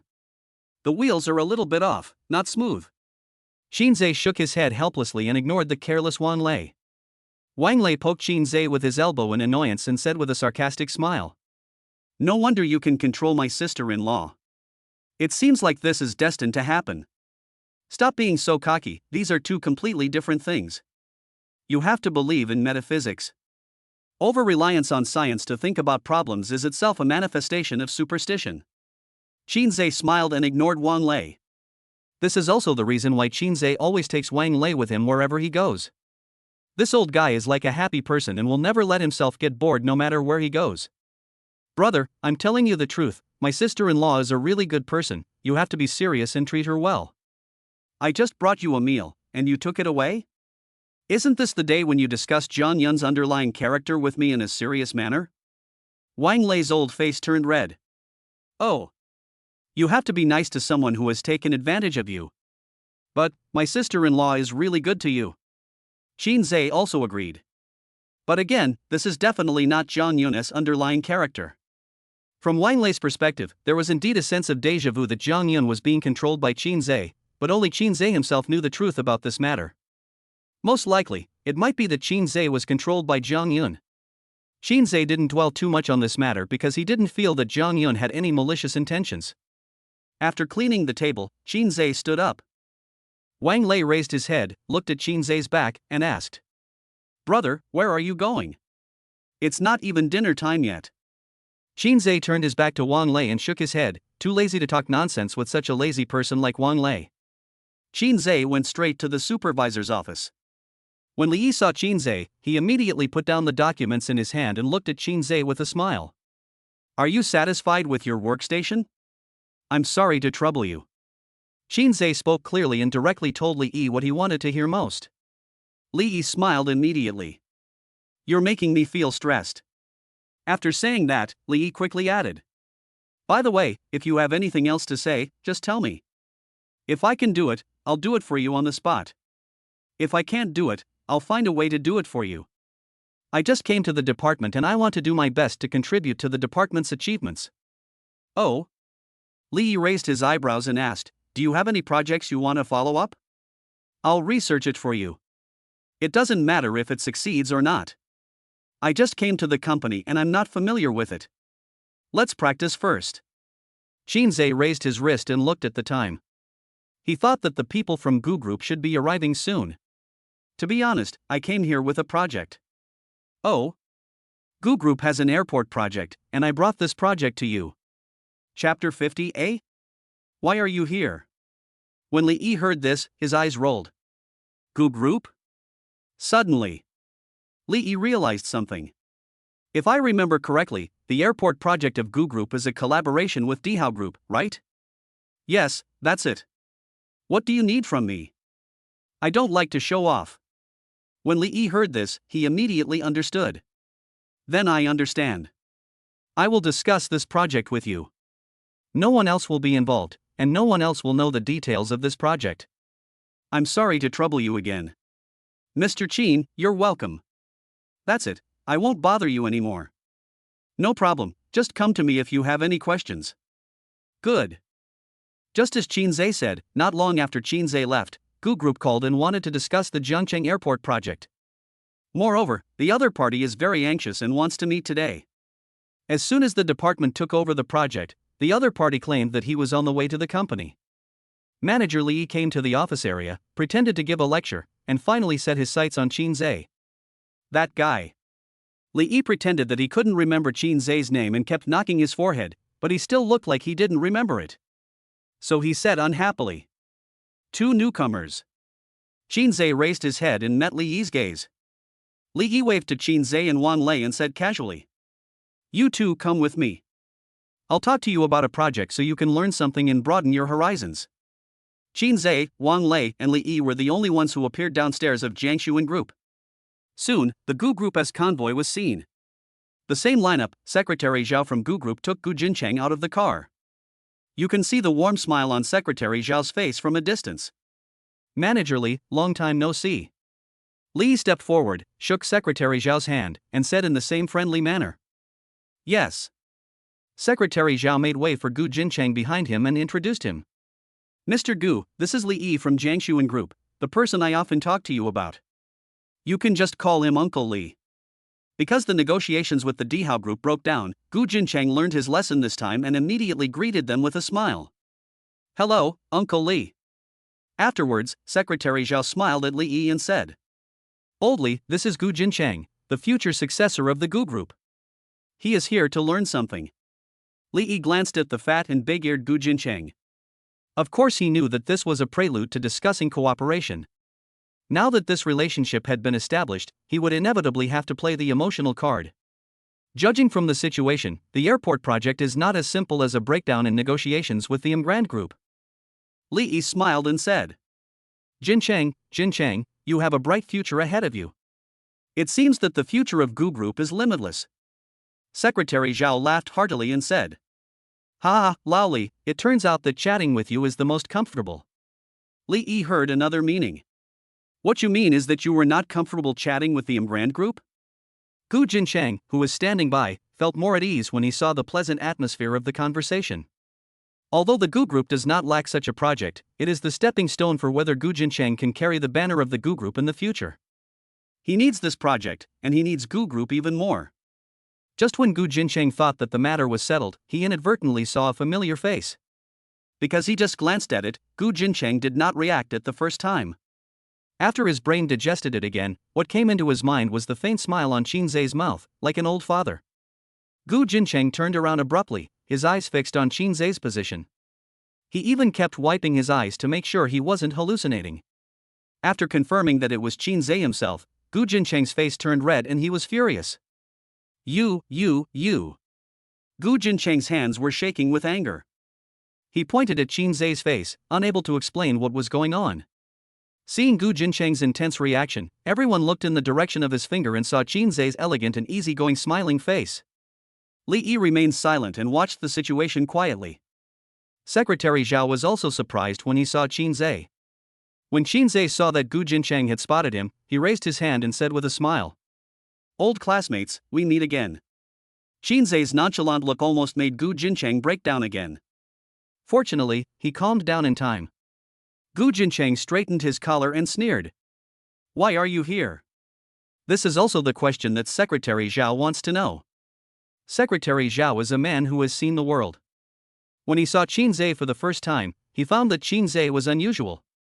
Logically speaking, people of his and Gu Jincheng's age should be young, energetic and combative, but Shinsz was too calm, so calm that Gu Jincheng looked like a fool. If this gap really exists, then Shinsz's cultural injection channel is undoubtedly different from that of ordinary people. In other words, Shinsz is not a child that can be raised by an ordinary family. Therefore, he hoped that Shinsz appeared here to apply for a job, rather than targeting the project in Gu Jincheng's hands. Just as Secretary Zhao expected, Shinsz answered bluntly. The application has come. After hearing this, Secretary Zhao felt relieved. Gu Jincheng was waiting for Shinsz to say this. Applying for a job? Oh, yes. If you hadn't mentioned it, I would have almost forgotten. You were fired from the Dihao Group, right? Then, Gu Jincheng said sarcastically. It's strange. I went to Dihao Group yesterday and talked to me about cooperation. How come you were fired by the group out of nowhere? While speaking, Gu Jincheng also glanced at the color on Li Yi's face. The meaning is very clear. Employees fired by the Grand Group must have some problems, so your company must be careful when hiring. Shinsz laughed. For Shinsz, life is boring. Others all have something to strive for, such as paying off car loans, online loans, mortgages, etc. Everyone is always busy, but Shinsz has a chaebol mother and a heroic grandfather, so he never has to worry about food and drink. If there was no clever guy like Gu Jincheng to spice up his life, Shinsz would really have a headache. I failed to negotiate a project yesterday, which caused the company to suffer heavy losses, so I was fired. Ha ha ha ha ha ha. Gu Jincheng loved hearing this. Shinsz was in a bad mood, and Gu Jincheng wanted to laugh so hard in front of Shinsz that he almost fainted. Wang Lei, who was next to Shinsz, smiled triumphantly, nudged Shinsz with his elbow, and gave him a look that said, "Brother, good job, there will be something interesting to watch soon." Gu Jincheng noticed Wang Lei and asked in confusion. Wang Lei? You were fired too? TSK. Gu Jincheng pouted, shook his head and looked at Wang Lei, hypocritically expressing his sympathy for Wang Lei's situation. But Gu Jincheng added another stab. Wang Lei, the fire in the city gate has affected the innocent people. How can Shinsz be a good person? Tell me, why did you hang out with him for no reason? Now you are fired, right? You are also fired. Wang Lei laughed. Chapter 51 Shinsz, you are shameless. Gu Jincheng's plan was to first lay the groundwork in front of Uncle Li, and then implement the airport project later, and at the same time, destroy Shinsz's job, so that Shinsz would know the dangers of capital. Although Li on the side had not expressed his opinion, he had a clear view of the current situation. He did not need anyone to teach him from what angle and standpoint he should look at Gu Jincheng's issue. Without this kind of vision, he would not have been able to get the position of supervisor. Gu Jincheng looked at Li and said with a smile, Uncle Li, this is a college classmate of mine. Li also glanced at Shinsz and smiled faintly. What a coincidence. Of course not. After Li confirmed that Shinsz had no intention of talking anymore, he immediately invited the people from Gu Group inside. Everyone, please come in. Good. When he arrived at the meeting room, Gu Jincheng was surprised to find that Shinsz and Wang Lei had followed him here, so he said unhappily. Hey, why did you two follow me here? Can't you see I have something important to discuss? Shinsz pointed at Li over there and said with a smile. I'm not following you, I'm following him. Gu Jincheng thought that the reason why Shinsz and Wang Lei followed him here was because of his influence. Perhaps Li heard that these two people were his college classmates, so he gave them some face. However, he didn't expect. Shinsz was already an employee of Jang Yun Group? Gu Jincheng looked at Li in surprise. Uncle Li. Li smiled politely and took his time to give Gu Jincheng a reply. Shinsz looked at Gu Jincheng and said with a smile. I am now an employee of Jang Yun Group. Gu Jincheng was stunned. Not only Gu Jincheng, but also Secretary Zhao beside Gu Jincheng was stunned when he heard this. Super conglomerates like the Jiangxing Group have extremely high recruitment standards. Even if you have a strong foundation, the application process is extremely cumbersome, and it takes at least 3 days from application to employment. On the other hand, Shinsz was fired yesterday and joined Jang Yun Group today? Gu Jincheng looked at Shinsz with disdain and muttered unhappily. What a shit luck. Afterwards, Gu Jincheng looked at Li, dispelled his relationship with Shinsz, and said. Uncle Li, he and I are just ordinary college classmates. Our relationship is not as good as you think. You don't have to consider my face. Just let him do whatever you want him to do. Don't let him follow me. Wang Lei, who was standing by, was surprised to see that Gu Jincheng could be so stupid and immediately laughed out loud again. Shinsz hadn't had enough fun yet, so he poked Wang Lei's waist in annoyance, which made Wang Lei hold back his laughter. Shinsz glanced warily at Secretary Zhao beside Gu Jincheng, because he knew that this secretary was a bit smart and he should have noticed something by now. I brought this airport project to you, so of course I have to follow it. This sentence was meant for Secretary Zhao. Gu Jincheng only has women in his head and has no wisdom at all. His father is willing to let him follow up on this project, so he must have a think tank around him to stabilize the situation. Therefore, Shinsz didn't want the shrewd Secretary Zhao to ease the relationship between him and Gu Jincheng with just a few words. Things turned out just as Shinsz expected. The meticulous Secretary Zhao fell into his trap after hearing his explanation. At first, Secretary Zhao was wary of the fact that Shinsz, who was fired by Dihao Group yesterday, was able to quickly join Jang Yun Group this morning. It was hard not to think that Shinsz was protected by someone above him. However, after hearing what Shinsz said, Secretary Zhao let down his guard. In the Dihao Group, Shinsz was responsible for following up on this airport project. Because the partner was Gu Jincheng, the matter fell through.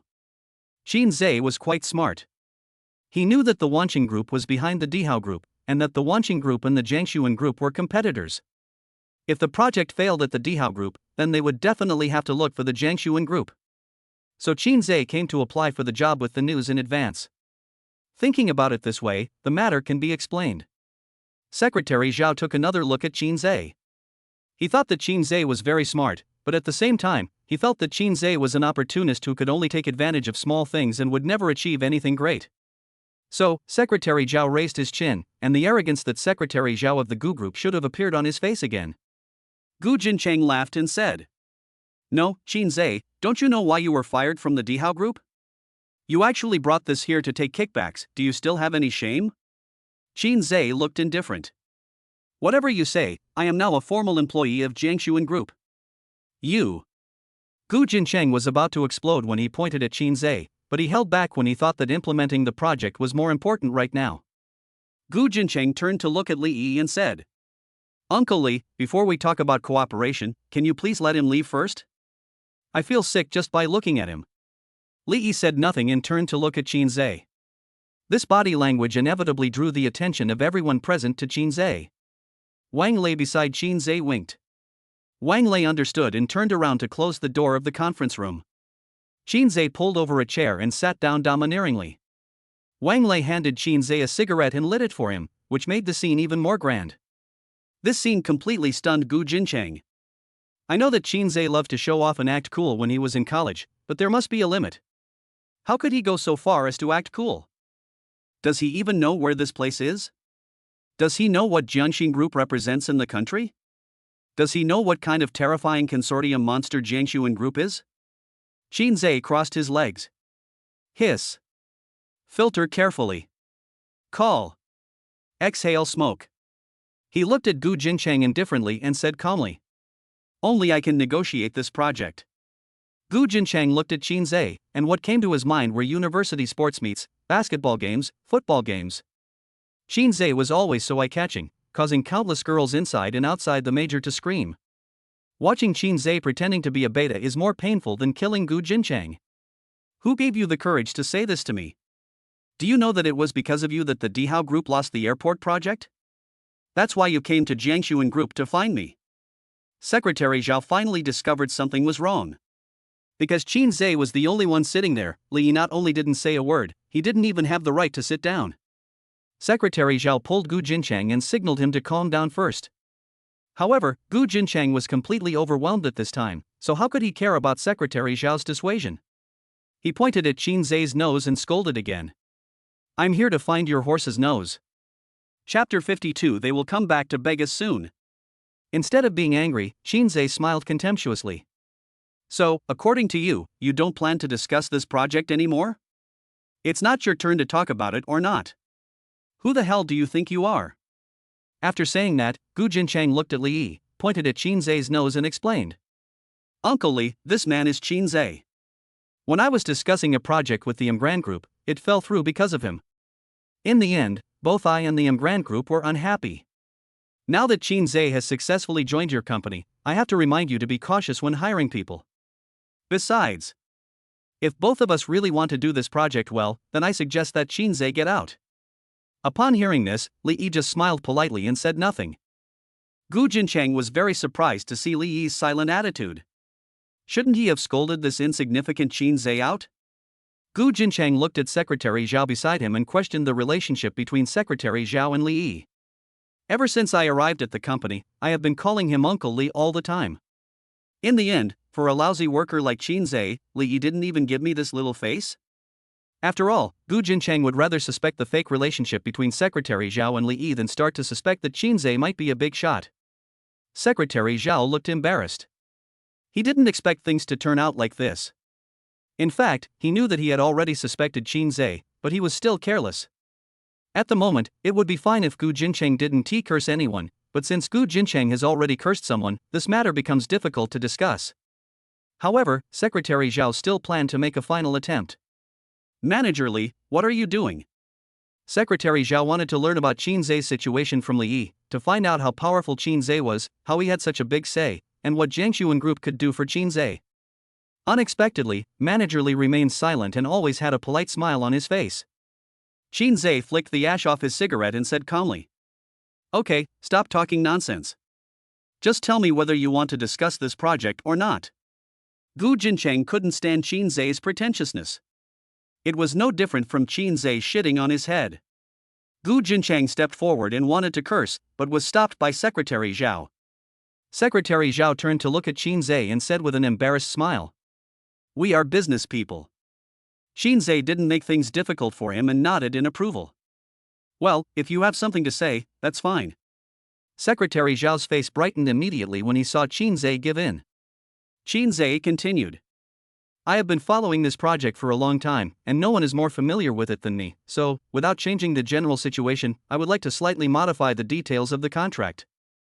No problem, it's good to improve it.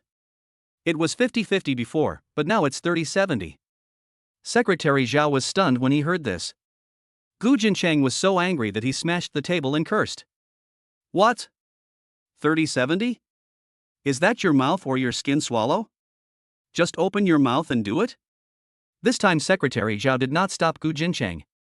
He couldn't accept this price, so he hoped that Gu Jincheng would make a fuss so that the matter would drop and then turn around and start a new conversation with Wanqing, a competitor of Jiang Xuan Group. Gu Jincheng looked angrily at Li Yi, who was standing behind Shinsz without saying a word. I've given you face and am still willing to call you Uncle Li, but what I want to ask is, are you going to just leave it at that? Li Yi looked at Gu Jincheng with a polite smile from beginning to end. Gu Jincheng was furious. Okay. You guys are going to play like this, right? Okay. Although I don't know what your relationship with Shinsz is, you have to know what you will lose when I leave this room. Just don't regret it then. Facing Gu Jincheng's threat, Li Yi remained calm and even wanted to laugh. What is lost? The higher-ups have secretly told us that Shinsz is the fiancé of the daughter of Jiang Sun Group. I can't tell which end is lighter and which end is heavier. What will I lose after you leave? You die. I also smiled and definitely wouldn't stop you. Gu Jincheng snorted coldly, waved his sleeves and left. Secretary Zhao, let's go. Shinsz smoked a cigarette, looked at Secretary Zhao's back, and said lazily. Secretary Zhao, right? Secretary Zhao turned around and glanced at Shinsz. I know the Gu Group. This project is not a big one. Even if you don't do it, it won't have much impact on your industry. But I need to remind you that this project is nothing more than a matter of signing. It has been delayed for so long.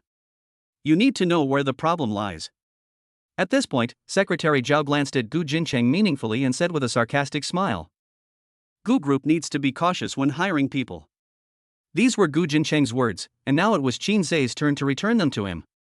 How could Gu Jincheng keep his composure? He immediately turned around and cursed. Shinsz! I'm telling you! Don't be so arrogant! Our business is not over yet. We'll see. Shinsz raised his eyebrows, indicating that it didn't matter. After the people from Gu Group left, Shinsz stood up, looked at Li Yi with an apologetic look, and said embarrassedly. Managerly, I'm sorry that I, your competitive old classmate, have caused you a lot of trouble. Mr. Qin, you are so polite. If you need any help, just ask. If you say so, I do have a small favor to trouble you. Li Yi was stunned. What's the matter? About this matter, how should I put it? Li Yi understood and said quickly. Mr. Qin, there's no one else here, just tell me, I will keep it a secret. With Li Yi's promise, Shinsz continued. This project will definitely be done by Jiang Xuan Group, but I don't want anyone to know all the details of my cooperation discussions with them. Li Yi was silent. Shinsz didn't disturb him and gave him enough time to think. Moment. Li Yi looked up at Shinsz and said seriously. I understand. I told the public that the project was going very smoothly and there were no obstacles. Shinsz smiled with satisfaction. Seeing Shinsz smile, Li Yi also smiled. Although Li Yi didn't know the purpose of Shinsz's doing this at this time, Li Yi understood that the young man in front of him was the fiancé of the daughter of Jiang Xuan Group, and as long as he stood on his side without thinking, he would be right. Okay, it's almost time, let's go down and pick them up. Li Yi asked curiously. Who? Shinsz's mouth curled up into a wicked smile. Someone from Gu Group. Li Yi looked surprised. So soon? Buzz buzz buzz. Li Yi's cell phone vibrated. Li Yi took a look and saw that it was Secretary Zhao's phone number. He didn't answer the phone, but looked at Shinsz in shock. Shinsz had an elegant and easygoing smile on his face. Yes, that fast. Chapter 53, no other choice but to ask Shinsz for help. The Gu Group's plan is that since the Jiang Xuan Group is raising the price so much, they will go back to the Dihao Group to continue discussing cooperation. The reason is easy to find. Just say that Shinsz, who is responsible for following up the project at Dihao Group, has a very poor work attitude. Since Dihao Group has already fired Shinsz, this matter can be brought to the table for discussion again. We are all businessmen, so why would we not do a profitable business? Everything went smoothly at the beginning. When the call came to the Imgran Group, they were very enthusiastic and their intention to cooperate was very obvious. But the project got stuck when it was reported to the project manager. This person is none other than the newly appointed manager Li Hua. Li Hua climbed from supervisor to manager position by relying on his hard power. How could that be achieved by ordinary people's brains? When Li Hua heard that Dihao Group came here again to seek cooperation, his eyes immediately turned, and he took a stand after a little thought. Cooperate? Mr. Qin never called me to tell me about this. Since Mr. Qin hasn't said anything, I'm sorry, but even if the King of Heaven comes, I will still choke you. Gu Jincheng was dumbfounded when he received the news. He really couldn't understand why the Dihao Group refused to cooperate. When Gu Jincheng thought about his future position as the heir to the Gu Group, he gritted his teeth and stomped his feet, declaring a 60:40 split, with the Gu Group giving up 10% of the profits. For the Gu Group, this was already a huge loss, and it also demonstrated the Gu Group's determination to win this project. However, the reply from the Dihao Group was also very firm, let alone 64%, even if it was 91%, or even if you worked for nothing and gave all the profits to the Dihao Group would not cooperate with the Gu Group. This attitude is already pushing Gu Jincheng to death. To make matters worse, Gu Jincheng's father Gu Liang called. However, the call was made to Secretary Zhao's cell phone. From his attitude, it can be seen that Gu Liang actually had some doubts about Gu Jincheng's abilities. Secretary Zhao did not dare to delay and answered the phone. Master, it's me. How's it going? Secretary Zhao knew that Gu Liang didn't care about this project. What he cared about was whether his youngest son could achieve success. Master, there is a small problem. There was silence on the other end of the line. This project is not big and can be solved by just signing a document, but now there are frequent mistakes, which makes it hard to be happy. Of course, it doesn't matter if something goes wrong. This is also something Gu Liang has considered. After all, he knows his son's character better than anyone else. So Gu Liang asked his most trusted right-hand man, Secretary Zhao, to accompany him in advance, in order to cover for Gu Jincheng. However, things went as expected. All of the above also made Secretary Zhao lose face. Moment. Gu Liang said calmly. Gu Jincheng is too tired. Let him travel abroad and relax. As for the project, let Gu Gaoga take over. The meaning is very clear, which is to prevent Gu Jincheng from interfering in the internal affairs of the family company. When Gu Jincheng heard that his father was going to give the project to his brother, he became anxious on the spot. He snatched the phone and said harshly, Dad, let me do this project. I can definitely do it well. You said the same thing last time. Dad. This time it's because you called too early. You shouldn't pay attention to the process of things, but the result of things. It's not that I called too early, but this project was just a matter of signing, and it shouldn't have been delayed for so long. Gu Jincheng gritted his teeth and blamed it all on that damn Shinsz. Gu Liang didn't hang up the phone and seemed to be thinking. A moment. Gu Liang said calmly.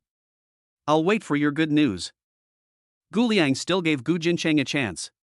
Because there was something Gu Jincheng said that was recognized by Gu Liang, that is, for some things, one should not pay too much attention to the process of things. Not all success is glamorous, and there will always be some shady means. If Gu Jincheng realized this, then it would not be a point where he would have no value in training. Then Secretary Zhao called Li Yi of Jiangxin Group. At Shinz's signal, Li Yi answered the call. Hello, Secretary Zhao. It was still the same, as warm as meeting old friends, which gave people the illusion that nothing had happened just now. Hey, Manager Li, is there anyone next to you? I want to talk to you alone. Li Yi glanced at Shinsz beside him and continued. Just chat, it's okay, there are no outsiders. It's like this. Gu Jincheng just graduated from college not long ago, and he takes some things too seriously. This time, my master wanted to use this project to let Gu Jincheng learn something. Look at what happened, both of us brothers are embarrassed, right? That's not true, but let's be honest. Our project is a project, and our relationship is ours. Sometimes we are not talking about people, but about things. We can't confuse them. Of course, of course. After talking about this, Secretary Zhao felt that the time was almost right, so he asked tentatively. Then I want to ask you, who is this Shinsz? This. Li looked at Shinsz in embarrassment, wanting to see Shinz's attitude. Shinsz shook his head. Li continued. I can't say anything more, but the higher-ups have told me that the success or failure of this project depends on Shinz's hands. Secretary Zhao felt embarrassed when he heard this. Until now, he still hasn't figured out Shinz's background, which makes it difficult for him to control the scale of his actions. Secretary Zhao, just say whatever you want to say. It's okay. Then I'll tell you straight, then do you think there's still anything to discuss about this project? This is what Li was waiting for. Including Shinsz, Secretary Zhao was also waiting here to come back. However, the clever Li did not agree to Secretary Zhao's request directly, but took a roundabout approach.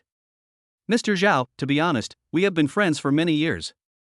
We worked in different companies and had conflicts over our positions, but in the end, we have come through it all. Yes. You are the secretary of the boss of Gu Group after all. At least speak up in front of me. I have to think of something for you. That's great. Secretary Zhao was overjoyed. However, this matter has nothing to do with me. Fortunately, I have some connections with brother Shinsz, and he happened to be next to me. I asked him to answer the phone. How far we can talk depends entirely on your own ability. What do you think?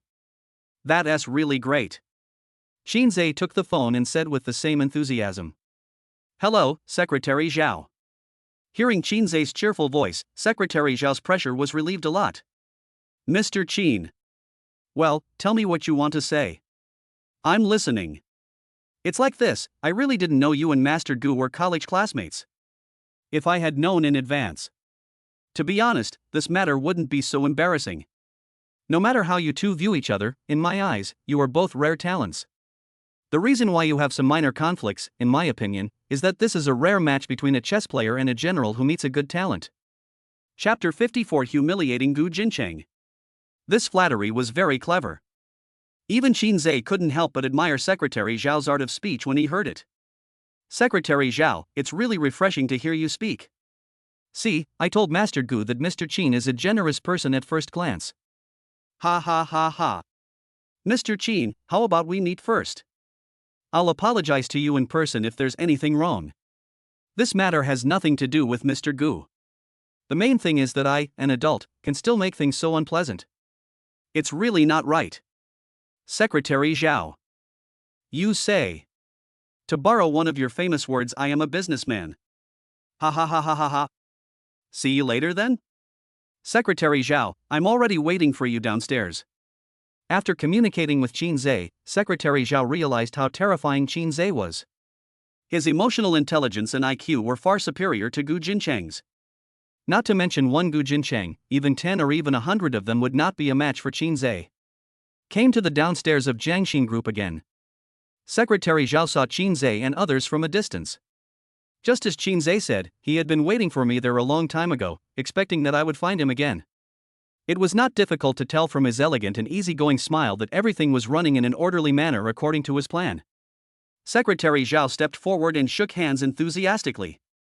Mr. Qin, we meet again. Yes. After saying hello, Shinsz looked at Gu Jincheng who had been silent. Still the same, Shinsz looked at Gu Jincheng with a smile, raised his hand and greeted him. Hey. See you again. Old classmates. Gu Jincheng looked at Shinsz with a dark face without saying a word. Gu Jincheng knew that he didn't have much chance left.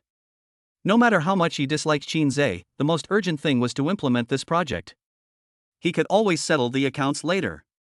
Everyone returned to the familiar conference room again. Shinsz suddenly turned around, looked at Gu Jincheng, and said unhappily. Hey, why did you follow me here? Can't you see I have something important to discuss? This sentence was very familiar to Gu Jincheng and Secretary Zhao, because Gu Jincheng had made things difficult for Shinsz in the beginning, and now he was getting his due. Hearing the voice, Gu Jincheng stared at Shinsz angrily, his face turning purple. Secretary Zhao looked at Gu Jincheng in panic, fearing that Gu Jincheng would lose his temper. You know, he had finally laid the groundwork here. If Gu Jincheng fell out with Shinsz again, all his efforts would be wasted. Fortunately, Gu Jincheng still endured it. Shinsz looked at Gu Jincheng, who chose to swallow his anger. A sly smile appeared on his lips, and he glanced meaningfully at the panicked Secretary Zhao over there. Of course he knew that Secretary Zhao must have given instructions in advance, otherwise, given Gu Jincheng's temper, he would have flipped the table and started spitting shit. And Shinsz took advantage of Gu Jincheng's lame leg and kicked Gu Jincheng's disabled leg hard. Shinsz looked at Secretary Zhao with a smile and said half-jokingly, "It seems that Secretary Zhao really came here with sincerity. I know the character of my old classmate very well. He didn't get angry even after I said so much. It seems that he has been trained well. Shinsz has a strong ability to control the situation and always makes the atmosphere a happy one. Whoever turns hostile is unromantic and cannot stand a joke. In this way, even if Gu Jincheng was fed a mouthful of shit, he would have to swallow it with his nose pinched. I didn't realize Mr. Qin was so humorous. Ha ha ha ha ha ha." Shinsz laughed heartily, giving people a feeling that he had let bygones be bygones. Seeing Shinsz smiling, Secretary Zhao could only smile along. Only Gu Jincheng had a gloomy face. He looked at Shinsz's smile viciously, wishing he could tear this damn Shinsz apart with his bare hands. "Everyone, please take a seat." At Shinsz's cordial invitation, everyone took their seats. When Gu Jincheng was about to sit down, Shinsz's expression suddenly changed, and he pointed at Gu Jincheng on the opposite side with his hand leaning on the table. "You're sitting too?" As soon as these words were spoken, Gu Jincheng froze in his tracks as he was halfway through sitting down, and his old face suddenly turned red. "Didn't I tell you to go out?" Gu Jincheng's face turned red and he looked at Shinsz angrily. Even though Shinsz had said this, he still held back. He looked at Secretary Zhao beside him and squeezed out a sentence from between his teeth. "Secretary Zhao, I'll go out and wait for you." Just as Gu Jincheng walked to the door, Shinsz suddenly laughed. "Look at you, old classmate. I was just joking, but you're really leaving?" Gu Jincheng is a man after all, and he can't beat Shinsz, but he has backbone and will push the door and leave no matter what. Shinsz turned his head and looked at Secretary Zhao over there, and said in a deep voice, "Secretary Zhao, does Gu Jincheng not intend to sign?" When it came to the signing, Gu Jincheng finally stopped, turned around, and looked at Shinsz angrily. "Shinsz, don't go too far," Shinsz said with a smile. Secretary Zhao said that the two of us are a perfect match, but it was just a joke. "You wouldn't be so petty, would you? You." Gu Jincheng was so angry that he looked like a grown-up girl, blushing with anger as she was teased by a group of grown men. Shinsz said to Secretary Zhao with a smile, "Mr. Gu was not really angry, right?" Secretary Zhao was under great pressure and quickly stood up and said, "How could that be?" As he said that, Secretary Zhao came to Gu Jincheng and took him back, which made him feel respectful. In order to prevent Shinsz from attacking Gu Jincheng again, Secretary Zhao took the lead in guiding the topic this time. "Mr. Qin, are you free tonight? How about having dinner together? Let's not waste time on these nonsense. I'm a down-to-earth person. Since you're here, let's get straight to the point." When Secretary Zhao heard this, he felt that this matter was not easy to handle. It is said that alcohol is a bridge of communication between men. Without alcohol, talking about things directly would be too rational and difficult. But since Shinsz had already spoken, Secretary Zhao had no choice but to talk. "It's like this.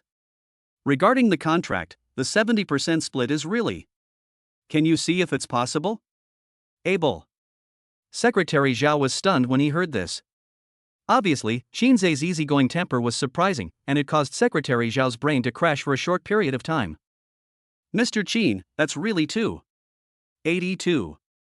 The smile that just appeared on Secretary Zhao's face suddenly froze when Shinsz said 82 points. "No. 91 points. Secretary Zhao stopped talking. Gu Jincheng, who was standing by, finally lost his temper and immediately slammed the table and started to curse. "Shinsz, don't go too far. How can you play tricks on others like this?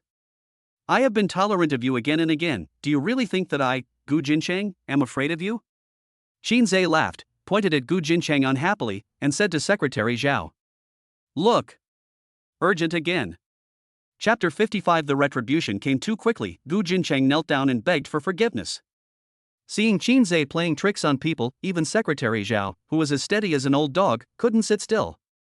Yes, that's right, he needs to negotiate this project just like Gu Jincheng to restore the face he just lost, but this definitely does not mean that he has to hand over the face of the Gu family. No matter what, he is here to represent the Gu family behind him. Secretary Zhao looked coldly at the ignorant boy in front of him. Mr. Qin, you are bored now, right?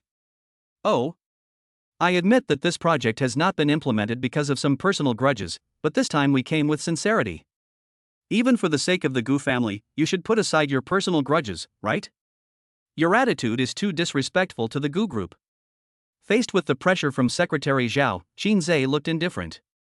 He took a puff of cigarette, looked at Secretary Zhao across the smoke, and asked with a smile. How do you want me to respect your Gu family? 60-40, Jiang Sun Group 60, Gu Group 40. Shinsz smoked slowly, shaking his head as he exhaled the smoke. Secretary Zhao frowned. Shinsz said slowly. I'm sorry, but I, Shinsz, always keep my word. 91 is 91. You don't have to go behind the back of the Gu group to create hatred with me. I, Shinsz, won't fall for it. Today, I, Shinsz, will tell you clearly that I want to bring personal grudges to this project.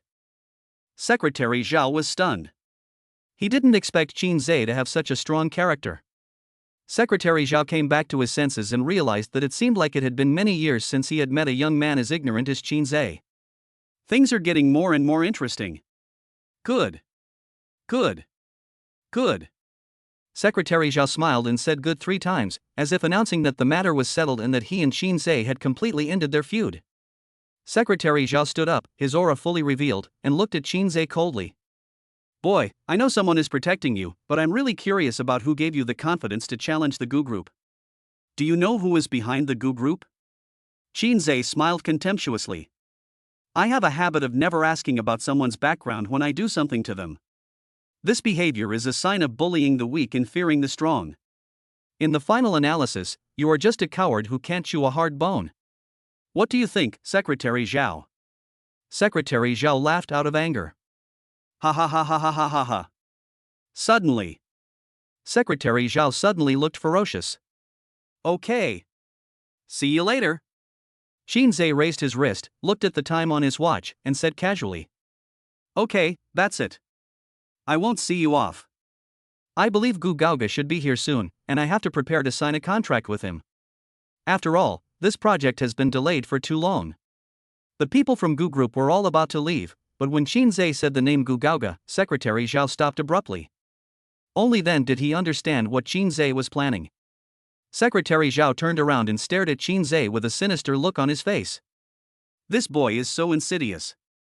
Shinsz, what do you mean? What's wrong?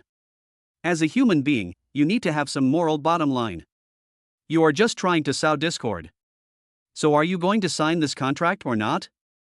Shinsz crossed his legs, leaned his arms on the armrests, supported his chin, and looked at Secretary Zhao lazily. At this time, Gu Jincheng finally lost his patience. I'll sign it, isn't it okay for me to sign it? For Gu Jincheng, this is not a question of money, but whether he can inherit the Gu group. Shinsz smiled unhappily. Gu Jincheng, you really are. How could there be so many things to do if you were like this earlier? Yes, yes, yes. Gu Jincheng responded quickly. All he wanted now was to sign the contract before his brother arrived. Shinsz looked at Secretary Zhao and asked with a smile. I'm a businessman, so signing a contract is no problem. So what did that just now mean? Now that Shinsz was purged, Secretary Zhao's face turned green. Gu Jincheng kept apologizing. He is just my secretary. He has no say. The Gu family is a wealthy noble family after all. Are there people so rarely disciplined? Wang Lei, who was standing by, laughed again when he saw Shinsz being so insidious. It was this smile that completely broke down Secretary Zhao's psychological defenses. Shinsz. Snap. Gu Jincheng raised his hand and slapped him. Shut up right there. You are a jerk who can't do anything for you and always makes trouble for you. Who do you think you are? You are just a running dog under my father's command, and you still have the right to speak here. Secretary Zhao said nothing. Shinsz laughed. Secretary Zhao, if Gu Jincheng hits you, do you have a temper? You. Secretary Zhao was furious. He never expected that Shinsz in front of him would be so insidious and cunning. Looking at Secretary Zhao's vengeful look, Shinsz achieved his goal, because he knew that compared to hating himself, Secretary Zhao hated the slap from Gu Jincheng more at this moment. With this slap from Gu Jincheng, the relationship between Gu Jincheng and Secretary Zhao came to an end. No one wants to work for a boss who is ready to stab you in the back.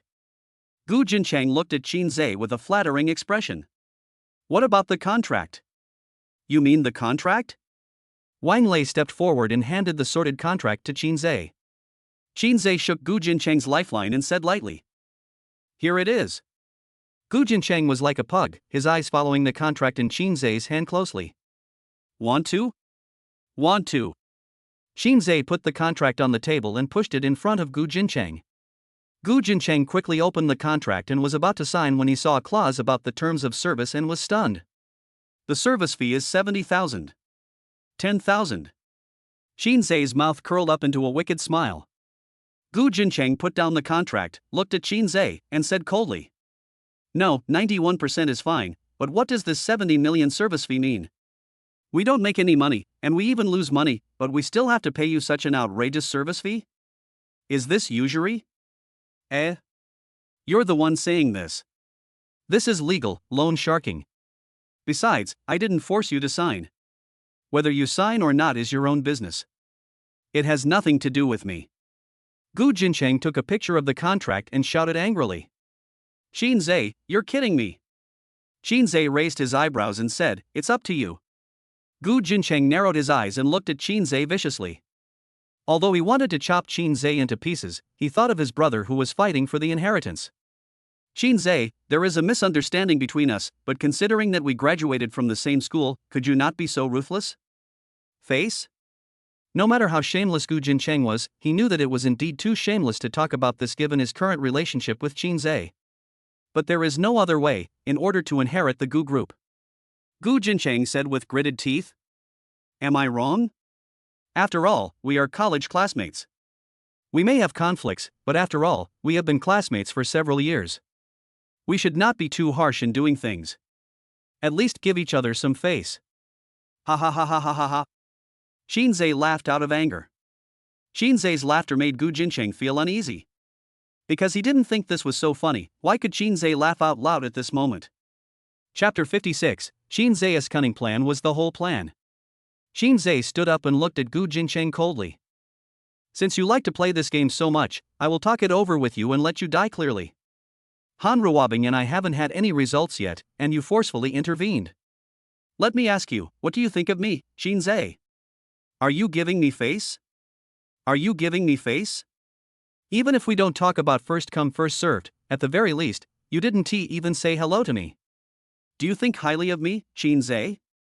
After graduation, you finally pursued her. At this point, you've already won, but how did you do that? You actually sent me your passionate video? Let me ask you, do you, Gu Jincheng, treat me, Shinsz, as a human being? I work for Wanqing Group. When you knew I was the project leader, what was the first thing you thought of? When you destroyed my job, did you ever think about saving face? Did you ever think about giving me a way out? Gu Jincheng lowered his head, still thinking of a solution with a sly look in his eyes. This. Secretary Zhao standing by said nothing, not for anything else but because of the slap Gu Jincheng had just given him. Shinsz raised his chin, his eyes were so cold, as if he was looking at an ant. He had no interest in Gu Jincheng at all. Gu Jincheng. Gu Jincheng didn't dare to look directly into Shinz's cold eyes. His eyes were full of indifference towards life, as if he had killed many, many people. Gu Jincheng, I really have no interest in you. In fact, I have never regarded you as an opponent. In my eyes, Shinsz, you are just a dog on the side of the road. You are so fucking. Gu Jincheng's self-esteem forced him to raise his head and meet Shinz's cold eyes. I don't have the time and energy to waste on a stinky dog like you, so I specially arranged an opponent for you this time. If you are determined enough to compete with Shinsz, you should beat your brother first. Of course, you have to be determined enough. I hope that next time I see you, you won't talk to me about face and leaving a way out like you did today. A man without a spine like you is really disgusting. Shinsz, don't look down on others. Who do you think you are? Just as Shinsz said, Gu Jincheng's barking could hardly cause Shinsz to have any emotional fluctuations, and the light in his eyes was still so cold. If you want to know, then you need to work hard to climb up, like a dog, and climb up by any means necessary. Perhaps only in this way will you be qualified to know who I really am. What Gu Jincheng hated the most was Qinzhe's pretentious look, and he hated Qinzhe's face that always looked calm and composed even more. The way he shows off is really dazzling and really makes people feel sick. People like Qinzhe deserve to die and make the world dark, so that I can shine, right? Boom boom boom. There was a knock on the meeting room door. Qinzhe said coldly. Enter. The people who pushed the door open were still from the Gu group, but this time they were led by Gu Gaoge. He has a tall and straight figure, wearing a well-fitting black suit, with his hair parted in the middle and wearing a pair of half-black framed glasses. He looks clean and handsome. Gu Gaoge saw Qinzhe and walked forward in surprise.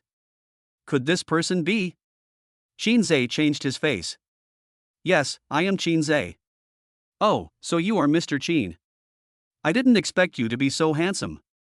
Brother Gu, I don't mind what others say, but I don't take it seriously when I see you in person. You sound like you're teasing me. Ha ha ha ha ha ha. The two of them felt like old friends when they first met June, and their hearty smiles instantly made the entire conference room feel relaxed.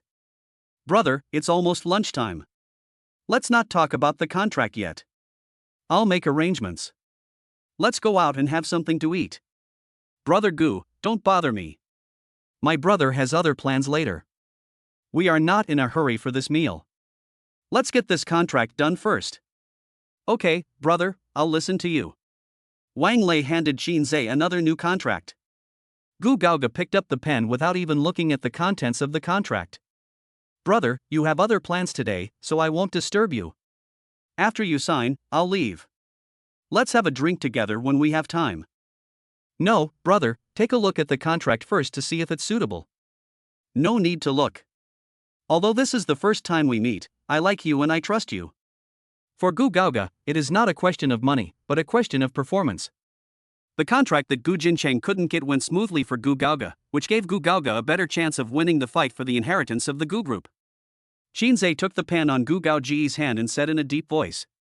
Brother, take a look. Brothers should settle accounts clearly. Then we can drink happily together. Okay, I'll take a look then. Gu Gaoge opened the contract, took a look at it, and frowned. 91 points?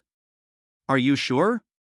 Gu Gaoge even thought he had seen it wrong, so he took another careful look and confirmed that it was 91 points, then he looked up at Qinzhe in disbelief.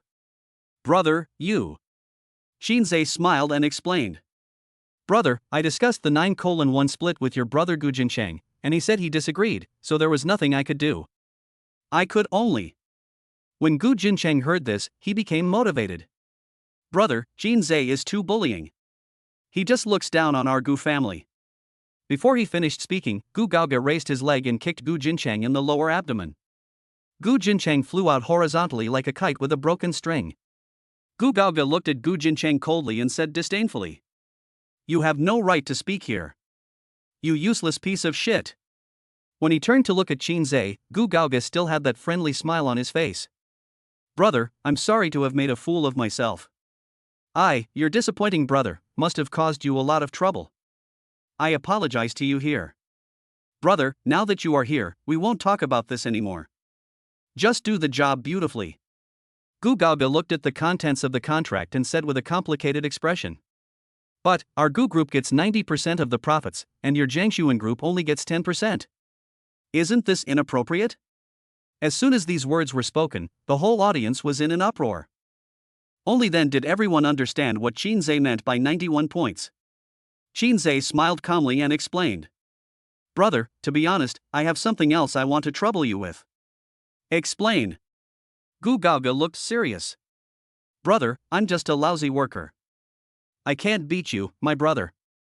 Can you let me have a meal? Gu Gaoge has a scale in his heart to judge whether Qinzhe is an employee or not. Although I don't know where Qinzhe comes from, I can conclude that this guy is definitely from a prominent background. Of course, this is not important. What is important is what Qinzhe's purpose is in saying this. Gu Gaoge understood and said immediately. Don't worry, brother. I will discipline this disappointing brother of mine. I promise that he will never bother you again. Brother Gu, I feel relieved with your words. But, your 91 points, I can't do things like this. Brother Gu, you are too polite. No, you keep calling me Brother Gu, and then I have to pay you back 90% of the money. I can't do this. How about this? Gu Gaoge thought for a moment and said in a deep voice. Don't split it 90-100. We know each other for a long time, so why not just split it 50-50? What do you think? Brother Gu, you are. Gu Gaoge waved his hand to interrupt Shinsz's words and said resolutely. Since you call me brother, you should listen to me in this matter. We'll split it 50-50. Then, I can only respectfully obey your orders. Ha ha ha ha ha ha. Gu Gaoge laughed heartily, feeling happy that he could make the acquaintance of a younger brother like Shinsz. Chapter 57. Jang Yun knows everything. The project discussions went very smoothly. However, it was a bit regrettable that Gu Gaoge was unable to have lunch with Shinsz. It wasn't that their relationship was so good, but he had another purpose. He wanted to use the dinner to find out Shinsz's background and who the master behind him was. Although the two seem to be reluctant to meet each other, in fact, there are undercurrents in their relationship. Gu Gaoge knew that he was being used as a gun by Shinsz. As for whether he was in an advantageous position in the competition with Gu Jincheng for the right of inheritance, that was another matter. Check this, Shinsz. This was the first sentence Gu Gaoge said after he left. Unfortunately, just like he was unable to have dinner with Shinsz, the information he obtained from the investigation also disappointed Gu Gaoge. Shinsz's information was too clean as a piece of white paper. This did not make Gu Gaoge relax his vigilance against Shinsz. Instead, it made Gu Gaoge feel that Shinsz was even more complicated. For Gu Jincheng, this defeat was too complete. He would not let Shinsz go so easily, but just as Shinsz said, he no longer had the extra energy to focus on Shinsz. He now urgently needed results to compete with Gu Gaoge for the inheritance of the group. As for Shinsz, he stretched and felt relaxed. Let the two brothers of the Gu family compete with each other first. Gu Jincheng is going to win, and then he will give Gu Gaoge a push from behind. As the saying goes, the enemy of my enemy is my friend. Instead of confronting your enemy head-on, it is better to find your enemy's enemy and take advantage of the situation. Not having dinner with Gu Gaoge was not just a courtesy, but he really had plans. It was almost time for Jang Yun to bring him lunch. This is a big deal. Although he had only been in contact with Jang Yun for a few days, Shinsz was indeed dependent on Jang Yun now, and was already looking forward to meeting Jang Yun again. As for whether this was Jang Yun's design, and what Jang Yun's underlying personality is like, that is another matter. It was not only Shinsz who was looking forward to the meeting, but also Jang Yun. Jang Yun is not a child anymore. No matter how gentle, well-behaved, sensible, and self-disciplined a person is, he or she will still face the conflict between the higher spiritual level and the physical needs of the flesh. Now, her family has helped her select a good, reliable man who is a good match for her. Jang Yun feels very relieved and satisfied with her life. Having a man who belongs only to you and whom only you can use, this kind of pleasure can only be experienced by women of a high spiritual level.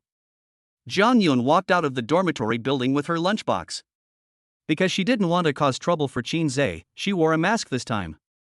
Despite this, it is still difficult to conceal her beautiful and generous temperament, because of her tender eyes and the mask that creates a sense of mystery for her, making people want to find out more.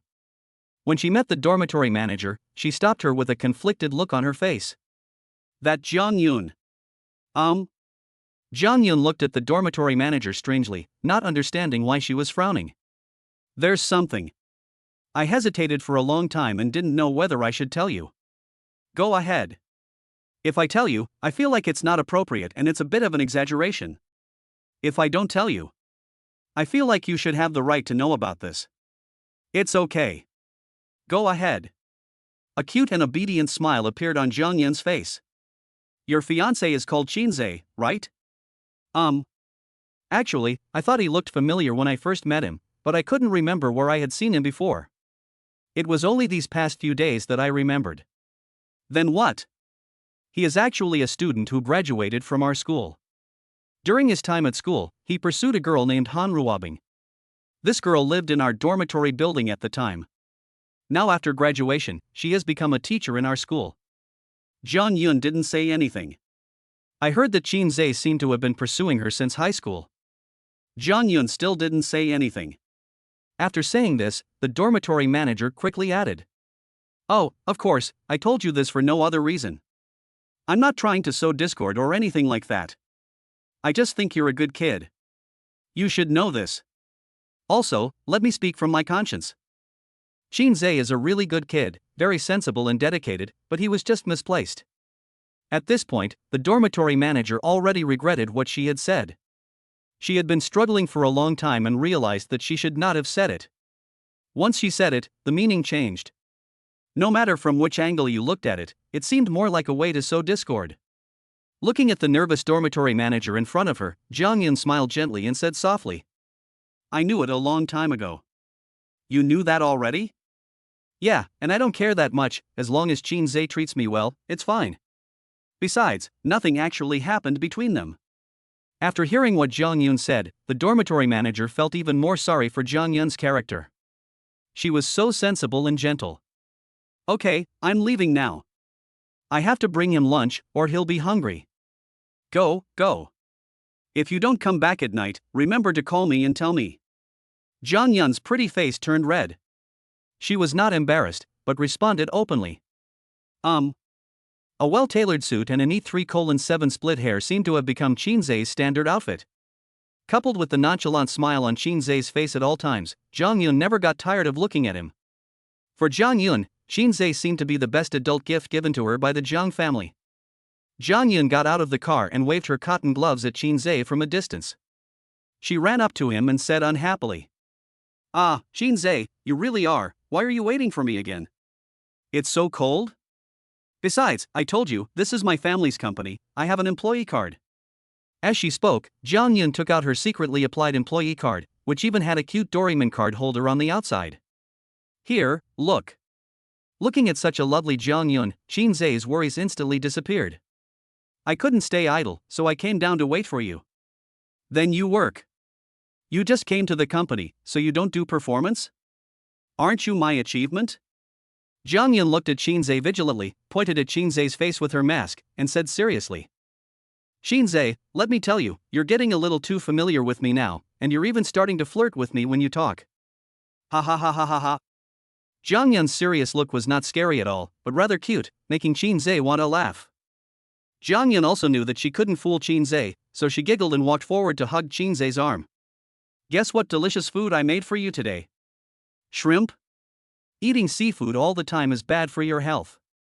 That's fried eggs with garlic sprouts? Wrong. That's the braised pork? Wrong. That is wrong." Chapter 58. I listen to you and I am yours. Along the way, Shinsz didn't guess correctly. When they got to the elevator, Jang Yun was still asking Shinsz to guess. Shinsz racked his brains, but he really couldn't guess. But as he was about to reach the floor where he had his office, he didn't want to disappoint Jang Yun, who was so excited. "That is..." Shinsz stretched out the tone and looked at the color on Jang Yun's face tentatively. Jang Yun was eager to let Shinsz guess the answer, so she anxiously made a pronunciation similar to gua. "Fruit. No. That's the pot. And then? Pot." Jang Yun looked at Shinsz's lip shape carefully, and subconsciously made a pronunciation similar to bao. Shinsz was shocked. He pointed to the ground and said with great energy, "Pot fried pork."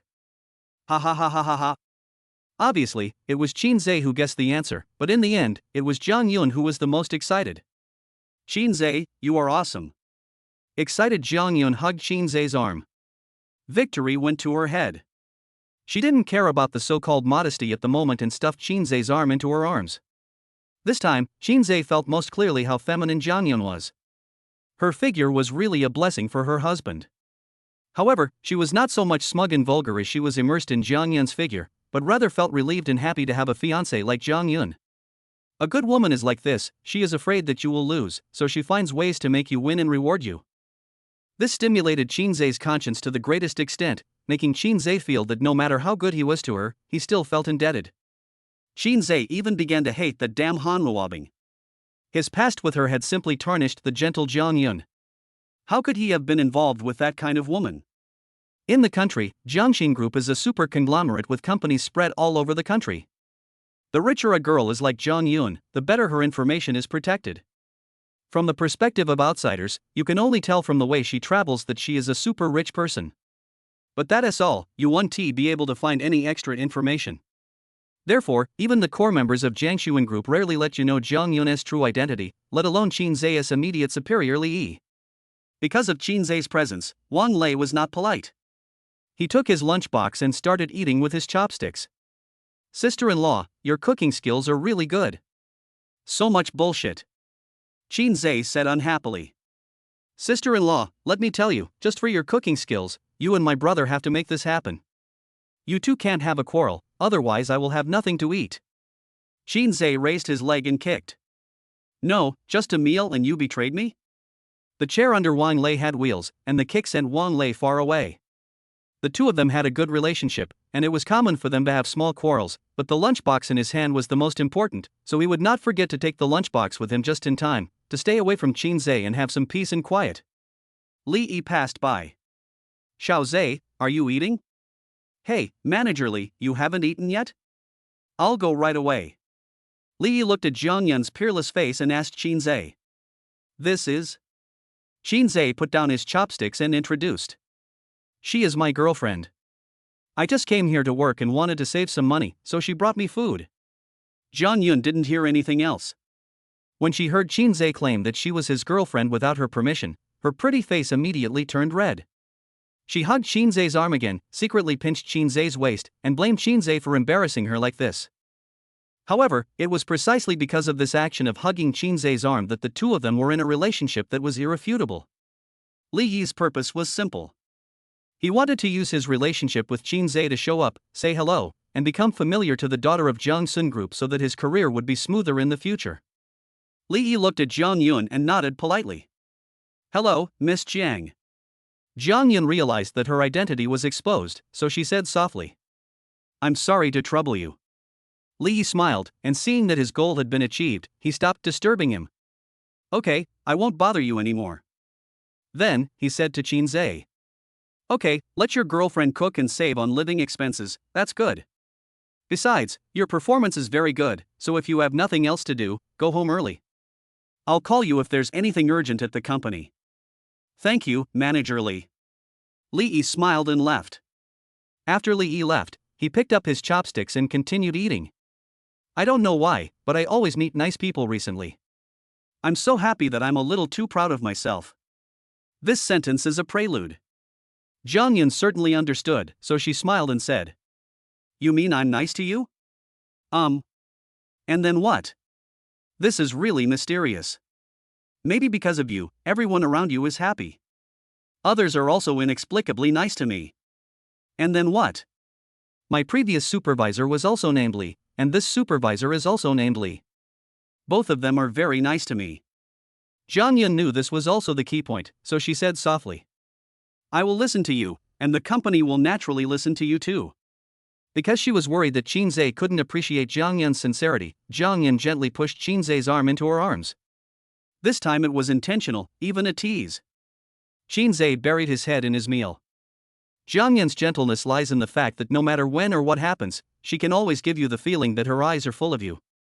The sense of security condensed from her unconditional trust in you and dependence on you is a spiritual substance that is scarce among all men in this world. After dinner, Jang Yun packed up her lunchbox, and before leaving, she carefully cleaned up Shinsz's office desk, and finally left cleanly.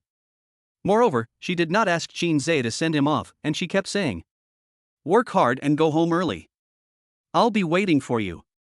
After Shinsz settled all his work, he found Li Yi. Manager Li. I'm out on business. Li Yi certainly understood that Shinsz wanted to leave early, and the so-called business trip was nothing more than a way for himself to step down in a decent manner. To put it another way, given the relationship between Shinsz and Miss Jang, if he didn't report to me and just left, I wouldn't dare say anything. Oh, yes, there is one more thing. What? Li Yi looked at Shinsz strangely. Actually, it's a bit of an underestimation for you to be the supervisor. Li Yi was overjoyed when he heard this. Mr. Qin, I am truly honored to receive your recognition. Shinsz directly said the key point. But I'm still in this department, so what I mean is, you can be my leader for the time being. That's really great. What I mean is that I always want you to be my leader, so I'll let you be my supervisor temporarily. Don't have any other ideas. I have other plans later. Mr. Qin, it's my honor that you trust me and want to keep me by your side. Nothing else matters. Well, I just want to say hello to you in advance. Good. Then you go ahead and do your business. I'm going to do some business. Okay. After the office door was closed, Li finally couldn't hold it anymore. He jumped up from his chair and made an awesome victory gesture. Oh yeah. Excitedly he paced back and forth in the office. He knew that such simple exercise could not consume the excess hormones in the body, so he took out his mobile phone and called his younger brother Li Hua. Hello? The voice is loud and arrogant. Hey! What's going on? Speak! Li Hua's voice was equally arrogant, and he was still excited. He had the typical attitude that no matter who you are, I will beat anyone who comes, except Shinsz. No, brother, I noticed that you have been quite arrogant since you got promoted recently. What's the matter? Are you dissatisfied? Manager Li? Li Hua deliberately emphasized the word supervisor to hurt the heart of Li Yi, the veteran supervisor. Chapter 59 The Reason Why Han Ruabing Missed Shinsz. Li Hua took the lead. Brother, I'm not saying anything bad about you, but tell me yourself, how long have you been working in Jang Yun Group? You're still a supervisor. Well, the salary and benefits are okay, and you don't have to worry about food, drink, and toilet, but you can't see the end of your life at a glance. What's the point of such a life? When can you get out of this? If you ask me, you should quit your job as soon as possible and join the Dihao group that I came with. With your personal workability, I will promote you a little bit, and you won't be in such a bad state now, understand? Li Hua said this with a smug look on his face.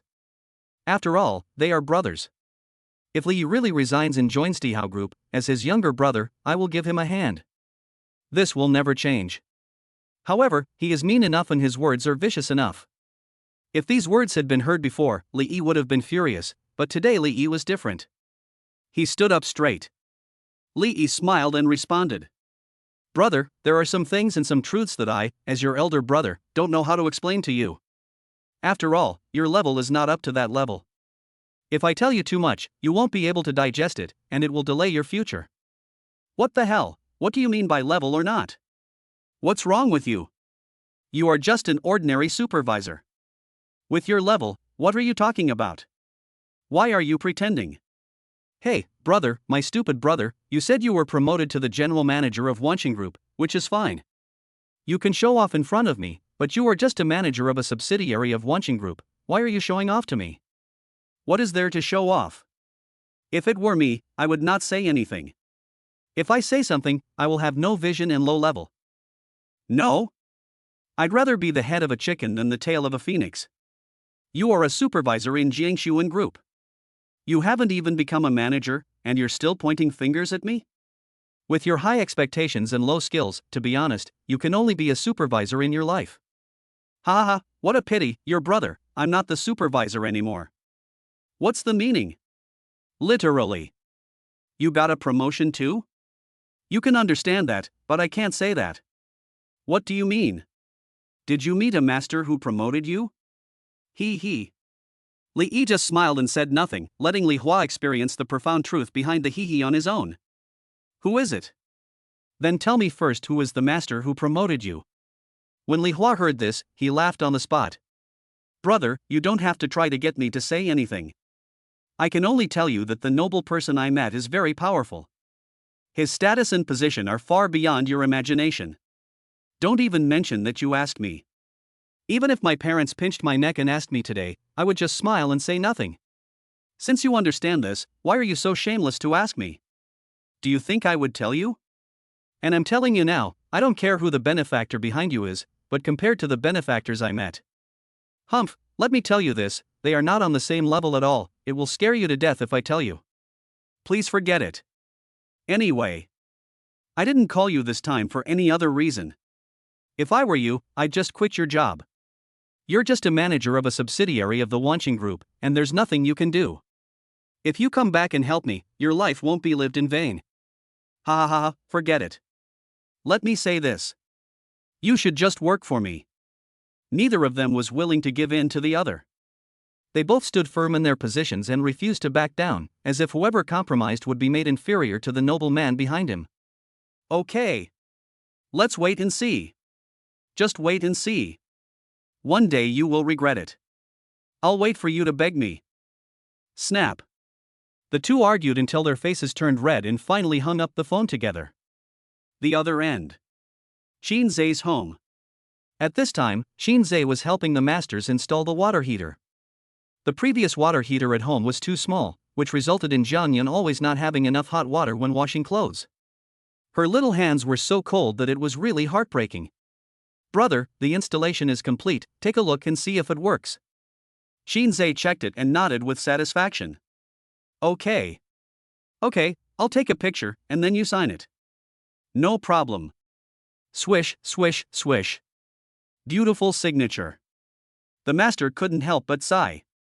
"Brother, you are obviously a cultured person. Your handwriting is so beautiful." Shinsz smiled modestly. "Businessmen don't usually practice calligraphy, but I practice this name for the purpose of signing contracts." Ha ha ha ha ha ha. The master laughed heartily. It can be seen that Shinsz is humble, but what he felt most was Shinsz's humor and wit. At the same time, washing machines also came into the picture.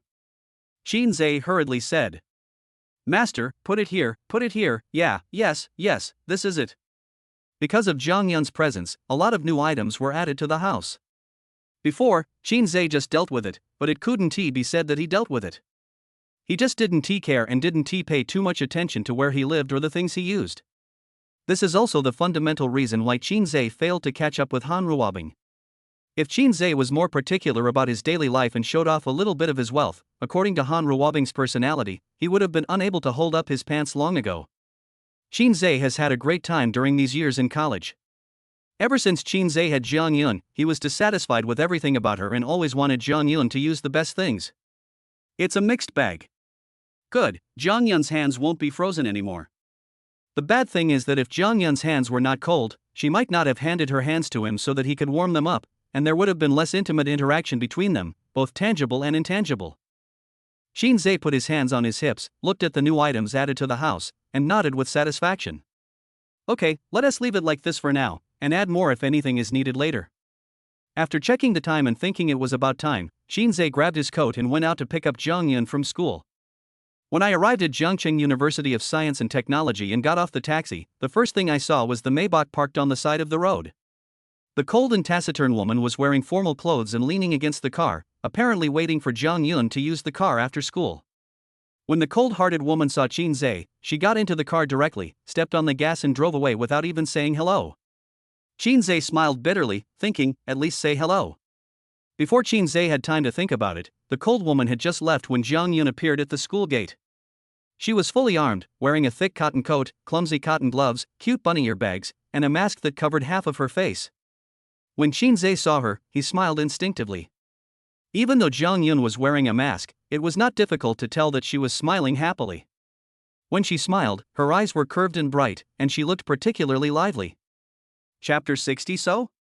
Can you stop warming my hands? From a distance, Jang Yun raised her hand and waved the cotton gloves in her hand. She pays great attention to keeping warm, wears a lot of clothes, and acts clumsy in a natural way. When she waves, her body also moves along, making her look silly and cute. How long have you been waiting? Are you cold? Jang Yun held onto Shinsz's arm and happily pressed her body against Shinsz's arm, as happy as a child swinging on his father's arm. Just arrived. It's okay today. It's not cold. Shinsz felt that there were 2 large lumps on his arms, and the force-bearing area was gradually increasing, showing a tendency to be flattened. Sometimes, Shinsz could feel that Jang Yun did it on purpose. Although neither of them talked about it openly, this way of dating was indeed a romantic relationship, so Jang Yun would find opportunities to give her boyfriend some benefits. But sometimes, Shinsz could really feel that Jang Yun didn't mean it. She was really happy, which led to her ignoring many details, such as this moment. Shinsz looked at Jang Yun, who was covered tightly, and said unhappily, "Last time someone asked you for your WeChat, you always wore a mask, and you didn't feel bored." "I've been good looking since I was young, I don't want to show it to others, huh?" Even though she was wearing a mask, Shinsz could still feel that Jang Yun was pouting proudly at this moment, looking like she was waiting for him to coax her. Shinsz naturally knew how to be affectionate, and immediately said with a smile, "Then I can't see it either." Ha ha. Jang Yun is full of pride. Then tell me, am I good? Hello. Where is good? Good cooking. Hey, everyone knows this, change it. Good looking. How else can I wear a mask? Shinsz glanced at his arm that was wrapped by Jang Yun. Good figure. Jang Yun's pretty face turned red, and she slapped Shinz's arm, which was stripped of its fat, and said angrily, Ah, you really are. However, Jang Yun would still hold Shinz's arm with the same strength, and did not let Shinsz feel that she could keep a physical distance from Shinsz. This also made Shinsz truly feel that he was indeed dating Jang Yun, and physical contact and all that really didn't matter to Jang Yun. Instead, the two of them should just be open and honest like they are now. Jang Yun said unhappily. Forget it, you can't guess it. Anyway, I have a lot of better ones, too many to count. Yes. Shinsz smiled. Sometimes, Jang Yun's intentions were particularly obvious. She was embarrassed to talk about her good figure in public, so she asked Shinsz to guess. If he guessed correctly, she would talk about it in return. To take a step back, if she guessed wrong, she would let Shinsz continue to guess until Shinsz said you have a good figure. Then you can praise me and say that I am good looking. As long as you say it, I can take off the mask reluctantly. Ha ha ha ha. Why are you laughing? Jang Yun pouted and got angry again. Nothing, I just think you're really funny. Then you compliment me on my good looks. Our Jang Yun is the most beautiful. As expected, Jang Yun was very easy to coax. As soon as Shinsz said this, Jang Yun happily jumped in front of Shinsz. Really? That's what everyone says. Yeah, it's really beautiful. This time, Shinsz did not laugh, but looked at Jang Yun seriously, making her feel that what he said was not a perfunctory joke. To Jang Yun, this was nothing more than a joke, but Shinsz was so serious that Jang Yun felt a little embarrassed, as if Shinsz had confessed his love to her. Jang Yun took off her mask and said shyly, But I will only show it to you, secretly, and not to anyone else. At this moment, Shinsz was fascinated. Jang Yun's perfection made Shinsz at a loss. He finally realized how terrible a sensible girl was. This extreme gentleness and cleverness could really make people die of happiness. Really, it can kill people. Unable to control himself, Shinsz raised his hand and wanted to touch Jang Yun's face. Jang Yun noticed Shinz's intention and felt that Shinsz had already met his parents, so let alone touching his face, she should take the initiative to cater to him if he went too far. So, Jang Yun pushed her face into Shinz's palm, like a cute cat, rubbing against her owner's hand. At this time, on the opposite side of the street, a look of contempt and disdain came from the school gate. Jang Yun noticed it and looked over, and found that it was her best friend Chung Changchung who was looking at her with disgust. Ugh, that's disgusting. Ah. Jang Yun's pretty face turned red, and she threw herself directly into Shinz's arms, not looking up no matter what she said. Shinsz held Jang Yun in his arms, looking confused until he saw Chang Changcheng on the other side of the street. Although this matter is not considered to be indecent, it does put one in a dilemma of making a mountain out of a molehill in front of bad friends, which is exactly the same as when Wang Lei made fun of himself. Shinsz smiled awkwardly. Chang Changcheng on the other side waved her hand unhappily, conveying a complex message like don't say hello to me, you guys go about your business, and I didn't see anything. It was too cold and there was nowhere to go. It was time for dinner, but the delicious, quiet restaurants were too far away. It was too troublesome to go back and forth, so the two decided to buy something to eat at home. A woman is a man's face. If a man has a good-looking girlfriend, she can really win him a lot of face. The stall owners in the vegetable market reacted in a surprisingly consistent manner when they saw Jang Yun next to Shinsz. They were stunned at first, because Jang Yun's beauty made everyone unable to react. Then there was praise, and he gave Shinsz a thumbs up, saying that Shinz's girlfriend was really pretty. And because Jang Yun was very good at dancing, she was labeled as a good woman who knew how to live a good life. Along the way, Shinsz never straightened his back and kept expressing his gratitude to some familiar vendors. When he got home, Shinsz finally breathed a sigh of relief. Jang Yun spread her arms and habitually waited for Shinsz to help her take off the heavy down jacket. Ha? Changed the water heater? Shinsz took off Jang Yun's coat and hung it up. Did you change the washing machine too?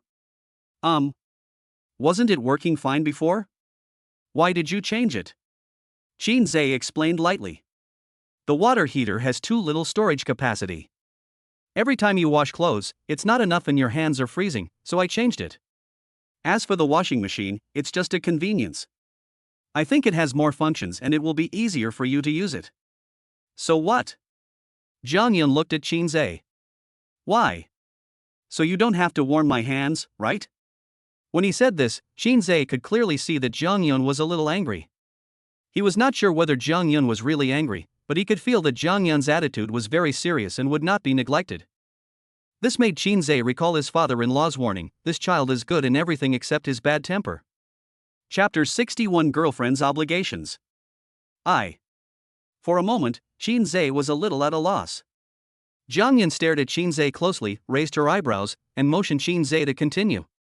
Even though Jang Yun's hands were frozen, she still created opportunities for Shinsz to warm her hands. With this in mind, it was indeed a bit presumptuous of Shinsz to replace the water heater at home. Shinsz didn't expect Jang Yun to take this issue so seriously, so he stepped forward, held Jang Yun's little hand, and used his body to exchange for Jang Yun's forgiveness. "I'm just worried that your hands will get cold." "Then what?" "Well, even if I change the water heater, it won't affect my ability to warm your hands." "Look, I'm warming your hands now, too." "Oh?" Jang Yun still seemed dissatisfied. Shinsz continued patching. "Besides, I'm more proactive than you when it comes to things like this. I just can't save face." In this way, Jang Yun smiled. Jang Yun smiled, and Shinsz also smiled. "You're smart." "Is it?" Jang Yun glared at Shinsz unhappily and said angrily, "Get out of the way. I have some laundry to do." Shinsz managed to escape a disaster. After this incident, Shinsz also felt that Jang Yun was not without any thorns. Just like just now, Jang Yun looked serious, exuding an aura of majesty without being angry, which was indeed quite scary. In fact, it is not that scary. The main thing is that she is really gentle and well-behaved. Such a good girl is devoted to you, and you make her angry. No matter who judges this, the man is in the wrong, so you have to accommodate her. Therefore, it was more of Shinzei's panic and Jang Yun's anger. Washing clothes, cooking, cleaning the room, everything was taken care of very well by Jang Yun. It was really like living a daily life. Jang Yun was the most solid support in Shinzei's life. No one could consume Shinzei's energy, and Shinzei had enough energy to deal with anything outside. Eating the hot meals made by Jang Yun and enjoying Jang Yun's tenderness, Shinzei felt inexplicably at ease. Oh, right. Shinzei almost forgot something important. Shinzei stood up and took out a key from his coat. Jang Yun looked at the key on the table curiously and asked, "What's the meaning?" "This is my house key. I specially made a copy today and wanted to give it to you." Jang Yun blushed. Shinziken gave her the key and she was very happy, but the problem was, after all, she was a grown-up girl who had never been with a man. "You put the key on the table, so how could she reach out and take it?" "I haven't even married yet, and taking your house key shows that I don't consider myself an outsider." Shinzei didn't expect Jang Yun to refuse, and he seemed a little anxious. No, it's so convenient for you to come to my house. Besides, haven't we already met our parents for this matter?" "That's another matter." Jang Yun blushed and explained shyly. "After all, I'd better give you some privacy." "What if I see something I shouldn't see? That would be so bad." "No, you say that as if I can bring anyone to my house. I live here alone, and only you and I have the key." Jang Yun's face turned even redder. "That's not what I meant." "Oh." Shinzei was unusually calm. "As long as it's not this, the rest doesn't matter. There's nothing you shouldn't see. As long as you're not afraid or disgusted, I'll listen to you on this matter." Shinzei certainly knew that what he said sounded a bit like hooliganism, but he still had to say what he had to say, and, at this point, Shinzei himself did not intend to give Jang Yun a chance to regret it. Jang Yun pursed her red lips and remained silent. Shinzei picked up the key and gently placed it in Jang Yun's hand. "You are really good, so good that no matter what I do to you, I feel like I owe you something. So if you come to see me and knock on my door, I will feel really uncomfortable." Jang Yun picked up the chopsticks and put the food into Shinzei's bowl. "Eat, the food will get cold soon." Seeing Jang Yun accept the key, Shinzei was particularly happy and even enjoyed his meal more. After dinner, the two sat on the sofa and watched TV. They were watching the Animal Channel where two little tigers were breeding. A single man and a single woman, and this show is shown on any random channel. It's hard not to think that this is fate. Jang Yun could accept any fact that happened between her and Shinsz, but she still had to be mentally prepared for it. This is so sudden. Jang Yun leaned towards Shinsz embarrassedly and hugged Shinsz's arm again. Shinsz himself was also embarrassed about this matter, but Jang Yun was embarrassed first, so he was not that embarrassed. Looking at Jang Yun burying herself in his arms, he felt that his head and Jang Yun's head were too close. Shinsz. Because Jang Yun was lying in Shinsz's arms, Shinsz couldn't see Jang Yun's gaze at this time. Her eyes were already blurry. I'm a good girl. Yes, I know. So, whatever I say to you, you must not assume that I have said the same thing to other boys. Clear? Otherwise I'll be really angry because you insulted me. No, don't worry. Would you want to? Shinsz was stunned. Of course he knew what Jang Yun was referring to. If he pretended to be dumb at this critical moment, he would be betrayed by Jang Yun, so there was no need for him to pretend to be innocent. Meeting. So what do you usually do? I have been practicing kung fu with my grandfather since I was young, so I can keep this aspect. Oh, is that uncomfortable? Somewhat. I mean, there are things I have an obligation to do. As soon as these words came out, Shinzei's excited heart almost jumped out of his throat. After Jang Yun said this, even a fool would understand what she meant. Jang Yun raised her head, looked at Shinzei's face, and blinked in confusion. What's wrong? Without. Then why are you blushing? Shinsz touched his face and checked the temperature. Is there? Jang Yun, on the other hand, seemed like nothing had happened, with a fair face, gentle eyes, and a generous and natural look. Jang Yun is a girl who blushes easily, but sometimes she doesn't.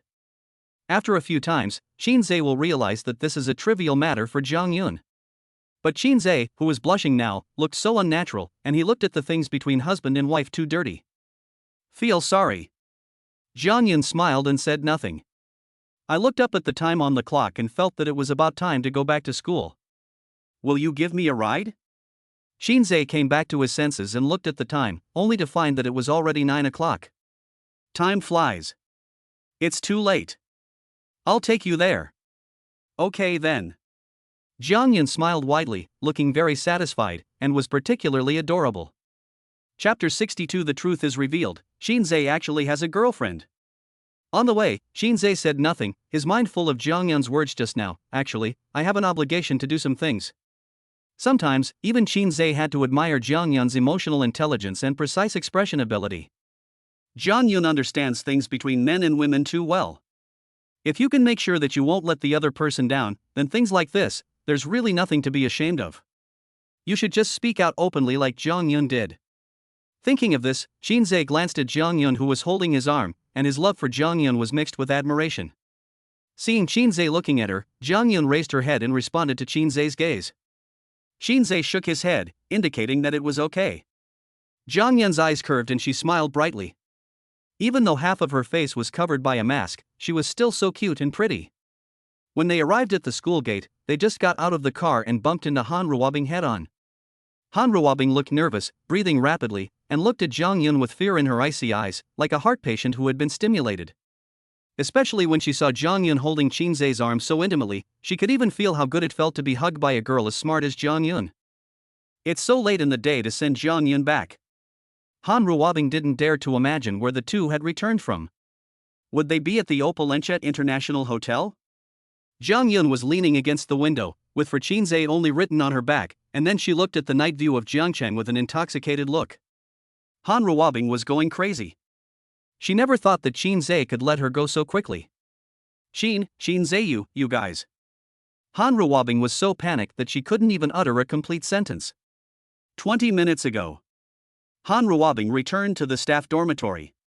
My good friend Sun Linlin is putting on makeup. Ruabing took off her high heels and said unhappily. Are you going out to be with your boyfriend? Sun Linlin looked very proud and said with a smile. Of course. Sun Linlin is also in good condition, and she is dating a rich second-generation man. I've never met her, but she seems quite rich, otherwise they wouldn't have hired her as a teacher in this school. However, in Ruabing's opinion, the fact that the rich second generation could do this for Sun Linlin was more due to Sun Linlin's skills. It was probably because Sun Linlin really made the rich second generation happy. And you? What's wrong with me? Han Ruabing lay on the bed, planning to take a rest before removing her makeup. Aren't you going out to play? Not in the mood. Women, you need to relax more when you have nothing to do. This will keep your skin healthy. Han Ruabing frowned, thinking that Sun Linlin was getting a little too proud of himself. Where's Shinsz? Just got off work and went home. Where's Gu Jincheng? When Han Ruabing heard this, she immediately realized something was wrong. Why mention him? On New Year's Eve, you were actually with Gu Jincheng, right? What nonsense are you talking about?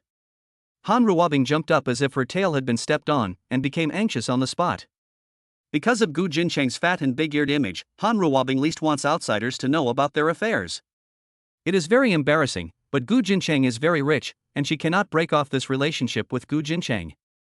Sun Linlin put on makeup carelessly and said lightly. I'm just guessing. Watch your words. Han Ruabing still felt a little guilty, because Sun Linlin usually respected her very much. To put it bluntly, he was her little follower. But today's attitude was a little abnormal, and he even looked down on her. Anyway, you definitely didn't go to find Shinsz. Han Ruabing, who had just sat down, stood up again. She looked at Sun Linlin warily. What do you mean? I heard that it seems like you won't be able to make it through your internship. Han Ruabing stared at Sun Linlin with gritted teeth, hating why Sun Linlin could answer so many questions and how much more she knew that she didn't know. Sun Linlin looked at herself in the mirror, pursed her red lips, and said, Actually, I've long discovered that Shinsz might be a hidden rich second generation. I can be a teacher in this school. I'm not afraid of you laughing at me. My boyfriend is rich and powerful. Besides, this is not a good school. It's easy to arrange a position for him, but you. Speaking of this, Sun Linlin smiled sarcastically. You don't really think you can become a teacher just because of your ability, do you? You. Han Ruabing was furious. How ignorant. Why don't you go out and ask around? What kind of education do you need to be a teacher at a university? With your ability, if Shinsz wasn't helping you behind the scenes, do you think you can do it? Today, if it weren't for Sun Linlin's blatant ridicule, Han Ruabing really wouldn't have noticed anything. Because of her beauty, she has been the focus of attention since she was a child. She has been showered with admiring glances from everyone, to the point that she becomes complacent and thinks her excellence is a matter of course. But she had experienced too much recently, which made her realize that maybe things were not what she imagined. Sun Linlin said sarcastically. To be honest, I envied you at first. I envied your luck for being pursued by Shinsz, an invisible rich second generation, for so many years. I even thought that one day you would achieve your goal and you would become a wealthy wife, but now I realize that you are just so-so, not much better than me, even worse than me. At least I know my own worth, but you are pretending to be a hypocrite. Sun Linlin, you are so fucking. Oh, the funny thing is that you, my cousin, don't even understand it. You're worse than me. Soon, Han Ruabing calmed down. Although Han Ruabing and Shinsz had not reconciled at this time, under the premise that Shinsz would come to her school every night to peek at her after get off work, Han Ruabing always believed that Shinsz had her in his heart. As long as she had a more correct attitude, reconciliation would be a matter of sooner or later. Han Ruabing hugged her shoulders and looked at Sun Linlin coldly. Sun Linlin, you don't seem to understand something. Ha, what else is there to figure out? Anyway, my internship is over. If Shinsz doesn't help you, you will definitely not be able to get by. If you still want to live here, I suggest you find Gu Jincheng tonight. With your figure and looks, if you go a little crazy, Gu Jincheng may be able to help you think of a solution. Shinsz and I just had a little quarrel. I went to Gu Jincheng that day just to piss him off. Now he waits for me to get off work every night and begs me to get back together. I am the one who holds the initiative in our relationship. I hope you understand this. Besides, you don't know yet? Shinsz has a good relationship with the principal. If I just talk a little, maybe your job will be in jeopardy? This is the funniest joke Sun Linlin has ever heard. Han Ruabing, you are really good at pretending. At this time, Sun Linlin had also finished her makeup. Although she was not as cold and domineering as Han Ruabing, her exquisite and lovely temperament could also be compared with Han Ruabing. Okay, I don't have time to argue with you. I advise you to check out the school forum when you have time. Sun Linlin picked up her handbag and walked past Han Ruabing in her high heels. When closing the door, he sarcastically said, "He comes to school to see you every night. It's so funny." Chapter 63. Jang Yun bursts into tears. After browsing the contents of the forum, Ruabing felt devastated. From Jang Yun being called out of class for a blind date, to Jang Yun walking around the hills behind the campus with a mysterious man in the middle of the night, to Jang Yun's mysterious boyfriend turning out to be a handsome guy, and finally to the exposure of Jang Yun's boyfriend's photo, Ruabing's hands began to tremble uncontrollably. At this moment, she suddenly recalled the night when she saw Jang Yun and a stranger leaving in a taxi. At that time, Ruabing felt that the man's back looked familiar, but she didn't expect it was really Shinsz. Ruabing and Shinsz have been dating for nearly 8 years. She has become accustomed to Shinsz's presence and his pursuit. The two have been together for so many years, and she has never considered that one day Shinsz will choose another woman. When this day came, Ruabing finally understood what it meant to be filled with regret, and realized Shinsz's unshakable position in her heart. Under the stimulation, Ruabing's mind suddenly became much clearer, and she remembered everything that she had previously ignored. She recalled how Jang Yun cried in the cafeteria that day. Even though she was wearing a thick sweater, it was still difficult to hide Jang Yun's proud breasts. Every time she sobbed, one could clearly see her breasts shaking. Ruabing saw it. She saw Jang Yun using her proud big thunder to drive Shinsz wild, and saw Shinsz's affectionate look towards Jang Yun. And the woman in that position, the woman who enjoyed everything from Shinsz, shouldn't it be her, Ruabing? Ruabing couldn't face it and didn't dare to imagine the passionate scene of the two of them together. She scratched her scalp and shook her head like crazy, trying to get these images out of her mind. But people are like this: the more they care about something, the more they will associate it with that thing, and this is uncontrollable. Ruabing couldn't bear such stimulation. At this moment, Ruabing knew that she had to find Shinsz now. No matter what, she had to return to Shinsz, otherwise she would really die. Ruabing grabbed her handbag and walked out the door. When I arrived at the school gate, I saw Shinsz and Jang Yun getting off the car. Shinsz saw Ruabing and sighed helplessly.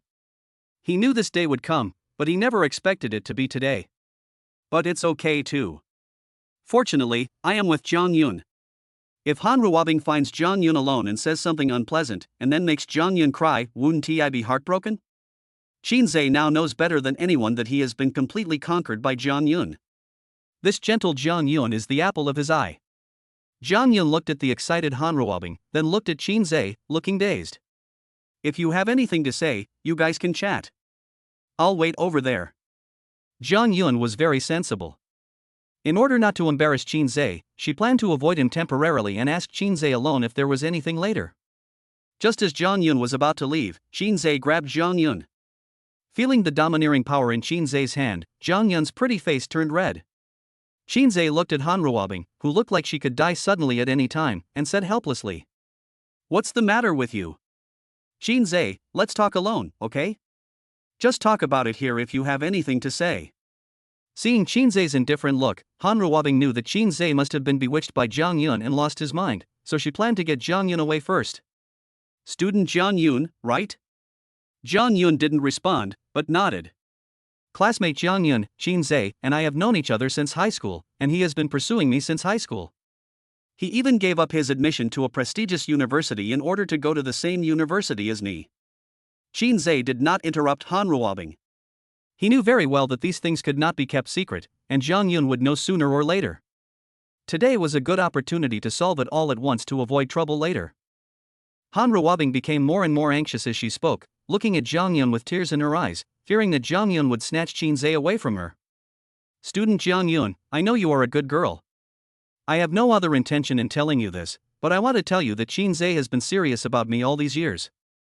The reason you have this opportunity is because he and I have some conflicts. After the conflicts are resolved, we will return to the past. If you interfere now, it will be easy for you to get in, and in the end your reputation will be ruined. Can you please be flexible and stop interfering in the affairs between Shinsz and me?" Jang Yun lowered her head, said nothing, and just cried. Shinsz knew Jang Yun would cry, and even though he was mentally prepared, his heart almost broke when he saw Jang Yun's pitiful appearance. Jang Yun wanted to escape, but Shinsz caught her tightly. Shinsz looked at Ruabing coldly and said in a deep voice, "Are you done?" Shinsz, I'm sorry. It's my fault. I didn't see myself clearly. Today, when I saw you and Jang Yun together, I realized that I had fallen in love with you without realizing it. Well, then what? Shinsz, I love you, and I agree with your pursuit. I don't agree, so can you go away now? Shinsz, don't be like this. I know you hate me, but I will do my best to make up for it for the rest of my life. As she said this, Ruabing wanted to step forward and grab Shinsz's hand. Shinsz suddenly raised his hand and pushed Ruabing away. Ruabing was wearing high heels and she staggered a few steps before sitting down on the ground. Ruabing looked up at Shinsz with tears in her eyes. Shinsz, I was really wrong. I really love you, I really, really love you, and I can't live without you now. Ruabing knelt down and crawled to Shinsz's feet, hugged Shinsz's ankles, and begged bitterly. Shinsz, please, give me a chance to love you, okay? Roll. Shinsz kicked her away. Then, he took Jang Yun and left. Jang Yun burst into tears and wanted to escape, but she was too weak to resist Shinsz. Shinsz. Jang Yun's voice was very soft, as if she had become very weak from crying. Shinsz frowned but said nothing. He planned to take Jang Yun home and explain everything later. Shinsz, let me go. Shinsz remained silent. Shinsz, I beg you, can you let me go? Shinsz remained silent. He wanted to go home and take Jang Yun home. Shinsz, I have never begged anyone since I was a child. Today I beg you, can you let me go? The change from let me go to let me go made Shinsz's heart skip a beat, as if an important corner of him was broken. Shinsz gritted his teeth, still refusing to let go. Shinsz. Jang Yun used up the last bit of strength in her body and cried out at the top of her lungs. Do you have to make me kneel down before you let me go? Shinsz paused. Jang Yun is such a gentle girl who could say such words. It can be seen that Jang Yun is really heartbroken. Come home with me and I'll explain it to you. It's too late. I need to go back to the dormitory. Jang Yun became increasingly weak and seemed unable to stand. Chapter 64. Ruabing was so angry that he vomited blood. This is not the place to talk. I, Shinsz, have never begged anyone since I was a child. You are the second one. I beg you, come home with me, I will explain to you, and then I will send you back to the dormitory, okay? Shinsz, don't be like this, I really want to be quiet now. Jang Yun was already crying miserably, and she placed her little hand in Shinsz's palm. Even if Shinsz didn't use any force, she didn't have the extra strength to pull it out. Shinsz frowned, feeling sorry for Jang Yun, but really didn't want to let go. Jang Yun, please listen to my explanation. Shinsz, I promise you, I will listen to your explanation, but can you let me go first? Tomorrow. I still have to make lunch for you, I beg you, please let me go? Don't bully me like this, okay? Jang Yun broke down in tears. Jang Yun's words "I still have to cook for you tomorrow" were more painful than killing Shinsz. At the same time, it also completely aroused Shinsz's inner anger. He gritted his teeth, pulled Jang Yun over, grabbed Jang Yun's slender waist, hugged Jang Yun directly in his arms, and kissed Jang Yun's lips fiercely. In the face of such a domineering force, Jang Yun had no chance to resist. When she came to her senses, she found that Shinsz had kissed her fiercely. Jang Yun came back to her senses. Note, Shinsz, let me go. Jang Yun pushed with all her might, but Shinsz held her too tightly, leaving her no room to gain leverage. Unable to push it open, Jang Yun used her fists to hit it, but Shinsz's body was as hard as steel and she couldn't hit him at all, which wasted her little remaining strength. Rude, domineering, and extremely aggressive, Jang Yun was finally conquered. In the end, there was not even the most basic sound of struggle. She collapsed in Shinsz's arms, allowing Shinsz to plunder and take from her. Ruabing, kneeling on the ground, watched Shinsz kiss the woman so roughly in front of her, and her heart was broken. Even though it was dark, Ruabing seemed to have gained superpowers. She saw the scene clearly, and truly saw how Shinsz domineeringly held Jang Yun in his arms. Jang Yun and Shinsz's chests were squeezed wildly, and they were flattened. Jang Yun's struggle and giving up. The warmth of their noses intertwined together. Even in the end, she responded to Shinsz's kiss. Not sure if it was an illusion or what, Ruabing seemed to see that when Jang Yun responded to Shinsz's kiss, she glanced at herself out of the corner of her eye. Her tender eyes were filled with sarcasm, mockery, and complacency under the moonlight. At this moment, Ruabing suddenly realized that perhaps all of this was a scheme designed by Jang Yun. Under the strong stimulation, Ruabing coughed violently and a trace of blood oozed from the corner of his mouth. Moment. Jang Yun's gentleness finally softened Shinsz's hostility, and she got a chance to breathe. Are you satisfied now? Jang Yun, please listen to my explanation. Whatever, just let me go. Shinsz hugged Jang Yun fiercely. From childhood to adulthood, Shinsz had never been so angry. He never thought that the first time he got angry would be because of a woman, and the woman he loved the most. Jang Yun. I'm telling you. From today on, I don't care what you do. I'm going to marry you anyway. You can forgive me or not, but don't even think about leaving me. No matter which man approaches you, I'll kill him if I see him. Shinsz, why are you so unreasonable? Shinsz was not satisfied. The more he saw Jang Yun's gentleness, the angrier he became. He was afraid that this gentleness would be taken away by someone else. In anger, he kissed Jang Yun's lips again. Woo woo. Jang Yun struggled symbolically, but in the end she couldn't resist Shinsz's robber-like kiss.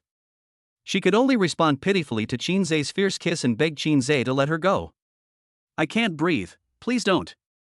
Come home with me and I will explain. Tomorrow, I have to go back to the dormitory. I also have to make lunch for you tomorrow. There are a lot of things to do. Before he finished speaking, Shinsz directly carried her in a princess hug. Jang Yun was frightened and subconsciously hugged Shinsz's neck. Hey, you. You shut up, or I tell you to shut up. Jang Yun looked at Shinsz timidly and said in a very low voice. Then I have to call the dormitory manager and tell her, otherwise she will keep the door open for me. Seeing that Shinsz didn't say anything, Jang Yun took out her cell phone and called the dormitory manager with a blushing face.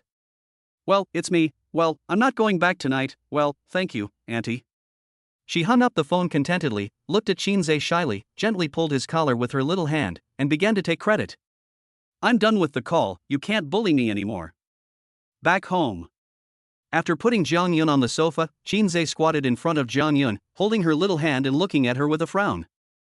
Jang Yun lowered her head, looked at Shinsz holding her hand, and listened quietly to his subsequent explanation.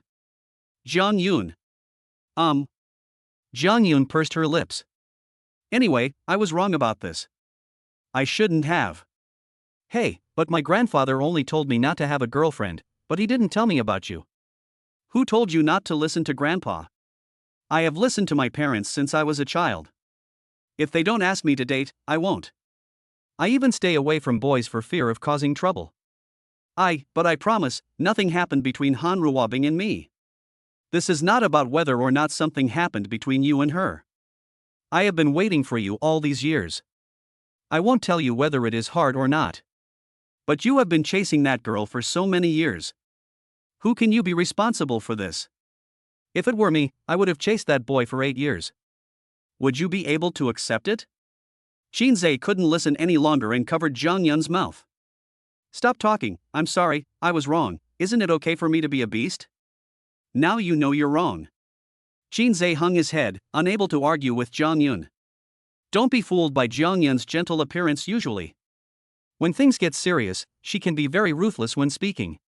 Only then did he understand that this was Jang Yun's unilateral forgiveness of him, and it had nothing to do with whether he had given an explanation or not. Anyway, it's already happened, and I've been hiding it from you. I'm going to tell you clearly today that I, Shinsz, will marry you, Jang Yun, in this life. It would be best if you agree. If you don't agree, I'll use force. In short, other men won't have a chance.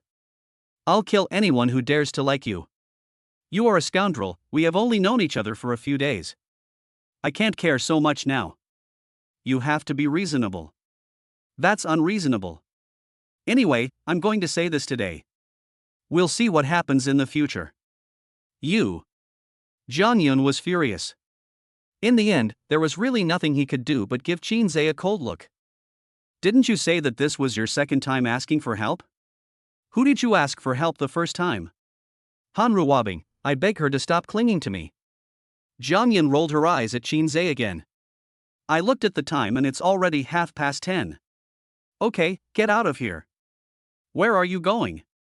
Jang Yun walked towards the kitchen and said unhappily. What else can I do? Wash your feet. You don't have to go to work tomorrow? Shinsz knelt on the ground, covering his chest, and wanted to curse happily. He never thought that Jang Yun could be so gentle. Which man could stand this? No? Is this fair? In the face of such tenderness, Shinsz felt that he had no power to resist at all. It was only a matter of time before Jang Yun spoiled him and turned him into a slave. There was no way to escape it. Chapter 65. You have to listen to me. Shinsz looked at the single bed and fell into deep thought.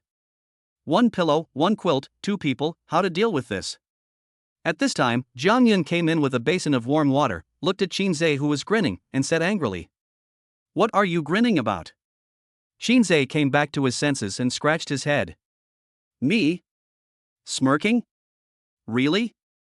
Jang Yun took one look at the bed and understood. She didn't intend to make things difficult for Shinsz, but squatted down and said softly, "Okay, wash your feet and go to bed. It's already late and you have to go to work tomorrow." "Well, I can do it myself." Shinsz felt a little embarrassed. After all, the girl was so pretty and hadn't even married yet. It was really bad to ask someone to wash his feet now. What's more, after what happened just now, I couldn't even contain my heartfelt love for this grown girl, so how could I bear to treat her so badly? Jang Yun said unhappily.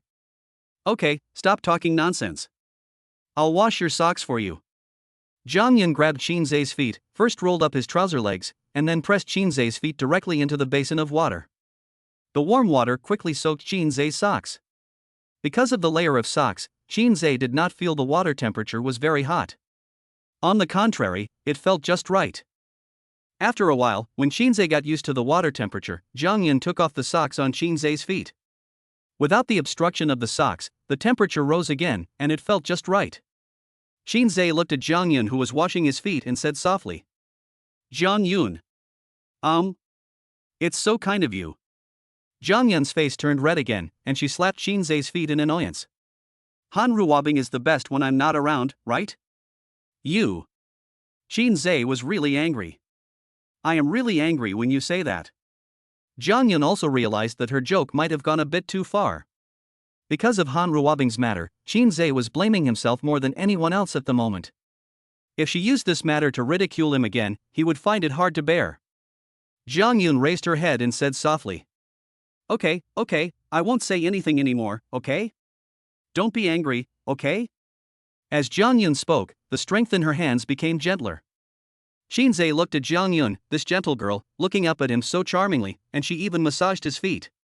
Not to mention being angry, his heart was softened by Jang Yun. Jang Yun massaged Shinsz's feet for 20 minutes before drying his feet. "I'll go wash your socks.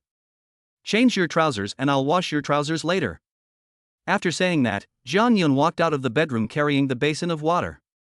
After a while, Jang Yun came back and picked up the trousers that Shinsz had just changed on the bed. Seeing Shinsz sitting on the bed blankly, she urged him unhappily, "Why don't you go to bed now? What are you waiting for?" Shinsz didn't say anything. Jang Yun pushed Shinsz into the bed in annoyance. "Why are you so stupid all of a sudden? Go to sleep quickly." "Where do you sleep?" "Where should I sleep?" Jang Yun glared at Shinsz. "I sleep on the floor, where should I sleep?" When Shinsz heard this, he knew that Jang Yun might have to sleep in the same bed with him today. Jang Yun walked out of the bedroom and closed the door. "Go to bed quickly and be obedient." Shinsz lay on the bed, looking at the ceiling, his mind full of Jang Yun's generous appearance. Because of Jang Yun's frankness, Shinsz felt that serving his wife was his duty as a man. Shinsz turned over and did a few push-ups as a simple warm-up before trying his best. Warm-up is complete. At this time, Jang Yun also returned to the bedroom. After all, they were small pieces of clothing and could be washed quickly. In the dark bedroom, Shinsz could hear the rustling sound of Jang Yun taking off her clothes. He secretly opened his eyes and saw Jang Yun's back as she took off her pants. Jang Yun climbed onto the bed, gently lifted the quilt, and got into Shinsz's bed. Shinsz was shirtless, wearing only a pair of tweed pants.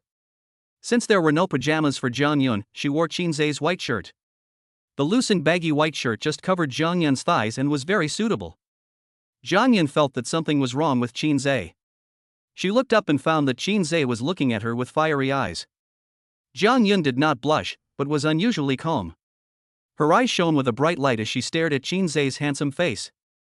Seeing that Jang Yun didn't say anything, Shinsz mistakenly thought that she acquiesced, so he stretched out his hand and slid up Jang Yun's thigh, lifting up Jang Yun's white shirt. Shinsz. Jang Yun's voice sounded a little serious, as if she had something very important to say. Jang Yun's body was so hot that Shinsz was already obsessed with her. Jang Yun did not stop Shinsz, but said in a deep voice. I, Jang Yun, have agreed to go home with you today, which means I have tacitly consented to all your actions towards me. You are my man, and I will tolerate whatever you do to me. But I am very dissatisfied with your behavior today. If you do not consider my emotional problems and insist on doing this, I can still give it to you, but I will not cater to you, and you have to think about how to live the rest of your life after tonight. As soon as these words came out, Shinsz's hand paused. Jang Yun looked at Shinsz and said coldly. Do you want to have fun tonight or every day in the future? You know the difference without me telling you. It is not difficult to see from Jang Yun's sharp eyes that Jang Yun is definitely a person with a hot temper. Shinsz could also truly feel that Jang Yun was really doting on him to the extent that he could do things this way. Apart from anything else, the fact that she didn't push her hand away and indulged herself in this way already explains a lot. Shinsz didn't say much, just responded, then pulled his hand out and tidied her clothes. Seeing this, Jang Yun breathed a sigh of relief. Jang Yun's eyes softened, and she moved forward and took Shinsz's arm into her arms. Because the clothes were thin, Shinsz could take advantage of her. Shinsz. I was really afraid that you wouldn't listen to me. Although my uncle said that you have a bad temper, and I also feel that your temper may not be as good as I imagined, but you are really, really good to me. I may not listen to anyone, but I will definitely listen to you. I was wrong about this. Before she finished speaking, Jang Yun pressed her fingers against Shinsz's lips. Don't say that. I just want you to take care of my feelings. I want to give you the best. Anyway, I'll listen to you on this matter. Since I've decided to marry you in this life, then I'm your man.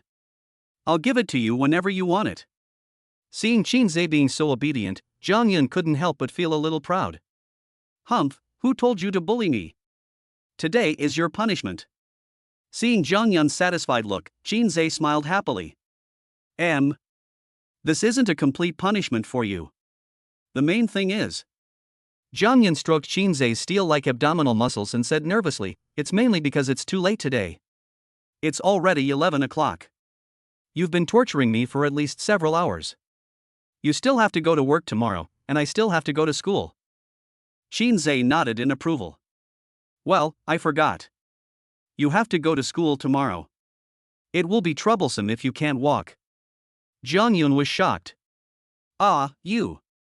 I was just trying to scare you. How could I treat you so badly? Jang Yun held Shinsz's arm and said softly. Wait for the weekend. I'll give you a date so you can have something to look forward to. Don't make it seem like I'm keeping you hanging on purpose. Shinsz was stunned. Isn't the day after tomorrow a weekend? Time to go to bed. What time is it?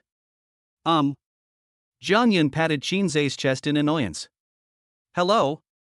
What's wrong? Hold me for a while. I'm telling you, if I catch a cold and miss my weekend, you can just cry on your own. Shinsz turned over, embraced her body, and protected her against his chest.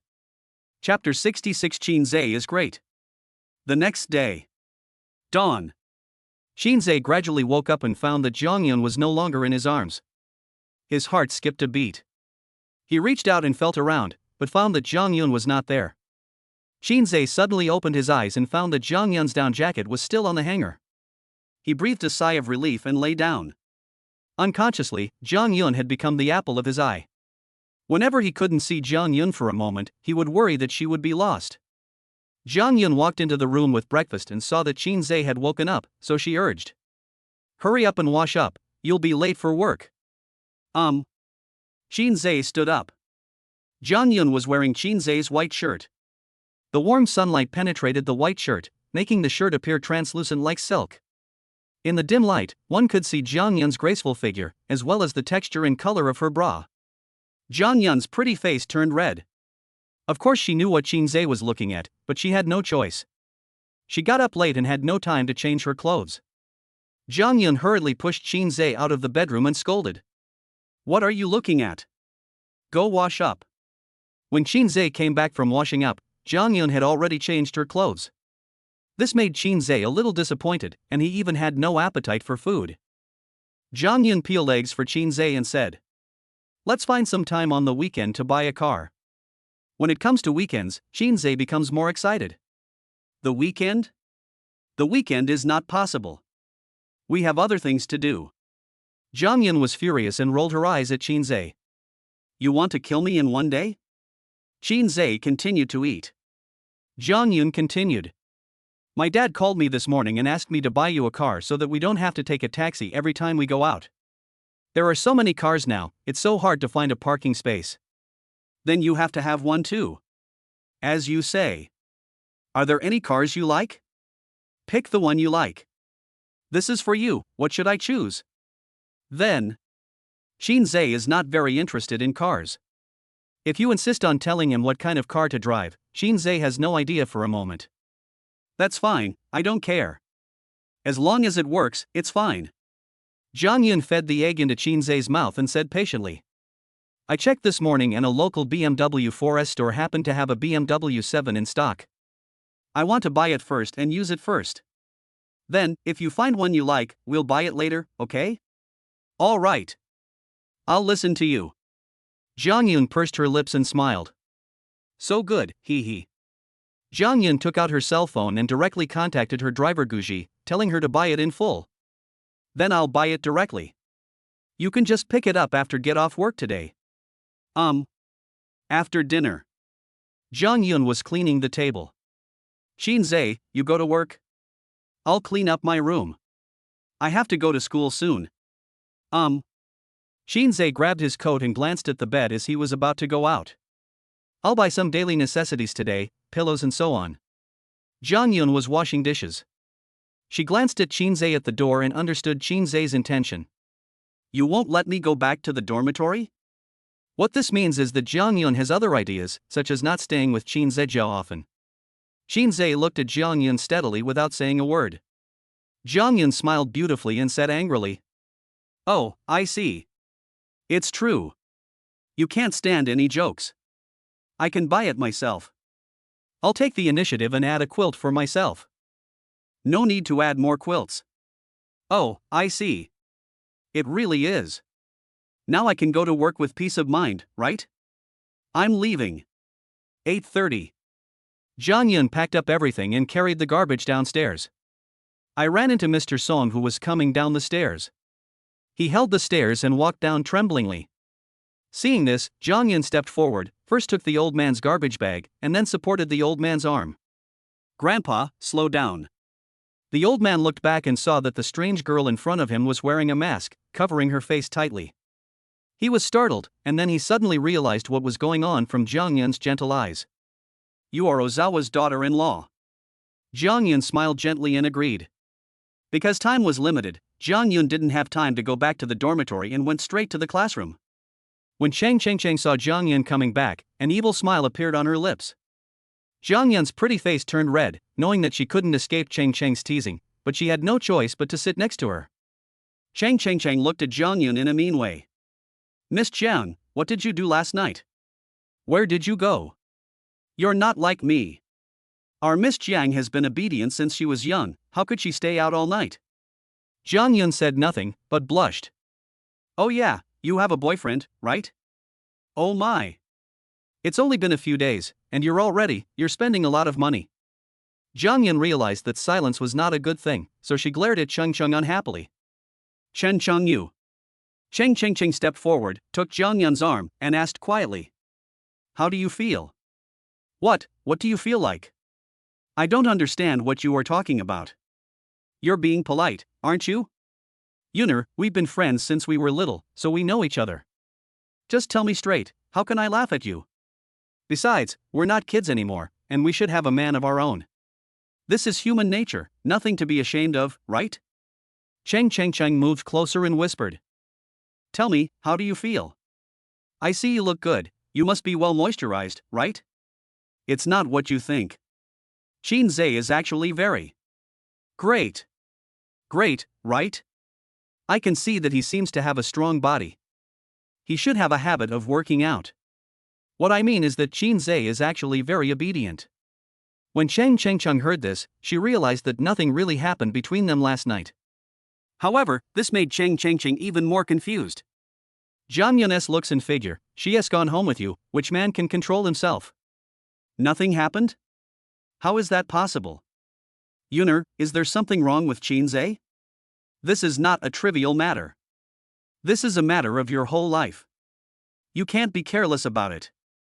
What are you talking about? Jang Yun also revealed her cards. Actually, I wanted to give it to him last night. After all, we've already met the parents and the matter was settled a long time ago, so it's okay to be open about it. But something happened last night, and I wanted to take this opportunity to see if he would listen to me, so. He survived? Jang Yun nodded. Fuck. Jang Yun hurriedly explained.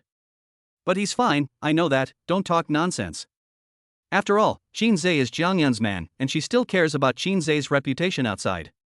Chang Chengcheng picked up the ruler, shook it to show its toughness, raised his eyebrows and asked. How is it? Is it good? Jang Yun blushed, pursed her lips, and nodded. So when do you plan to use it? Jang Yun, I have something to say to you. Your two families have a good relationship, and the matter has been settled. You slept with someone else yesterday, so don't hide it. Why don't you keep it for your own man? Use it when you need it. Don't be too polite. On weekends, maybe. You've already made plans? Well, actually, Shinsz is a really nice guy, he's a grown man, I can't keep him hanging all the time, I already played a little trick on him yesterday, after all, I went home with him. Chapter 67 Han Ruabing vs Jang Yun Part 1. Since they were talking about boyfriends and girlfriends, Jang Yun suddenly remembered Shinsz's friend named Wang Lei, and then she had a new idea. Oh, that's right, Orange. Would you like me to introduce you to a boyfriend? Boyfriend? Chang Chengcheng looked at Jang Yun steadily. She didn't even react to Jang Yun's intention at first, and then she waved her hand in annoyance. Come on, besides knowing me, who else do you have as friends? How can you introduce me to a boyfriend? Besides. Speaking of dating, Chang Chengcheng lazily admired her manicure and continued with a disdainful look. Besides, there are so many people pursuing me in school. I am so annoyed every day. If I had a crush on someone, we would have been together a long time ago. The fact is just as Chang Chengcheng said. Chang Chengcheng has good looks and a great figure. Although she is not as explosive as Jang Yun, she is definitely not someone that some internet celebrities or small stars can copy. Jang Yun asked. Then why don't you live together?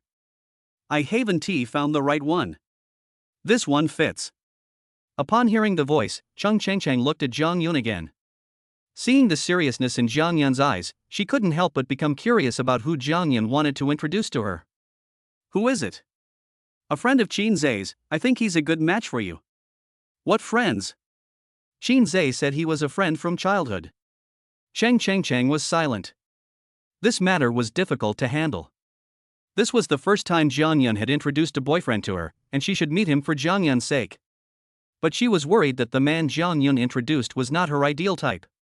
Jang Yun said seriously. But I feel like they are more than just friends. This friend of his is very smart, very vigilant, and very good at fighting. He is most likely Roy Chin's personal bodyguard. Otherwise, Roy Chin wouldn't take him with him wherever he goes. After hearing Jang Yun's comments, Chang Chengcheng became interested.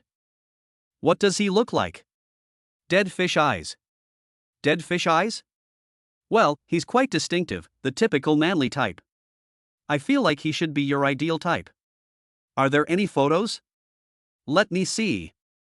I'll ask Shinsz for you. Ring, ring, ring. The class bell rang. Han Ruabing walked into the classroom wearing high heels. When Jang Yun saw that it was Han Ruabing's class, she immediately put down her phone and looked at her with a smile. Han Ruabing is still as exquisite as ever, wearing a sexy OL outfit, with a cold and arrogant face and a pair of black-rimmed glasses. To someone who is well versed in the movies of the Sun Country, her face is seriously pornographic. However, Jang Yun could see that Han Ruabing did not get enough rest. It seemed that what happened yesterday had a great impact on her. Han Ruabing spoke briefly, without even mentioning any names, and then let everyone study on their own. In a third-rate university like this where you can get in by paying, everyone comes here just to date, travel, and have fun. Forget about teaching seriously. Even if you talk nonsense in class, no one will care. No one will even listen. Everyone hopes there will be no classes. You taking attendance in class will be a burden to the students. Therefore, after seeing that Han Ruabing had no intention of calling the roll, many students slipped away through the back door during the class, and by the time the second class came, there were only a few people left in the classroom. Han Ruabing didn't care. She didn't have the energy to care about useless things now. On the one hand, my internship period has not yet passed, and I only have a few days left to teach at the school. On the other hand, Shinsz started dating the mysterious tycoon Jang Yun. She also realized that maybe she and Shinsz had no chance at all, and she had ruined this good hand, which made her very regretful. In the end, Han Ruabing didn't get much money, failed to keep Shinsz, who was in love with her, didn't build her career, and gave her virginity to the fat and big-eared Gu Jinchang. It can be said that she didn't get anything and ended up in a mess. After thinking about it for 2 classes, Han Ruabing gritted her teeth and decided to go all out and try using the weak Jang Yun as a breakthrough point. Taking advantage of the fact that Shinsz and Jang Yun have not been dating for long, let's mess up Jang Yun's mentality first. After they break up, we can think about what to do next. After making plans, Han Ruabing looked up and checked the time on the wall. There are 10 minutes left before get out of class ends. After class, he went to talk to Jang Yun and told her everything between him and Shinsz. I guess no woman can stand the fact that her boyfriend has been pursuing another woman for 8 years, right? Jang Yun saw Han Ruabing looking at her with a determined expression, and the corners of her mouth slightly raised in an arc that ordinary people could hardly detect. This arc was strange, between disdain and mockery, making it difficult for people to understand Jang Yun's inner emotions at this moment. Ring, ring, ring.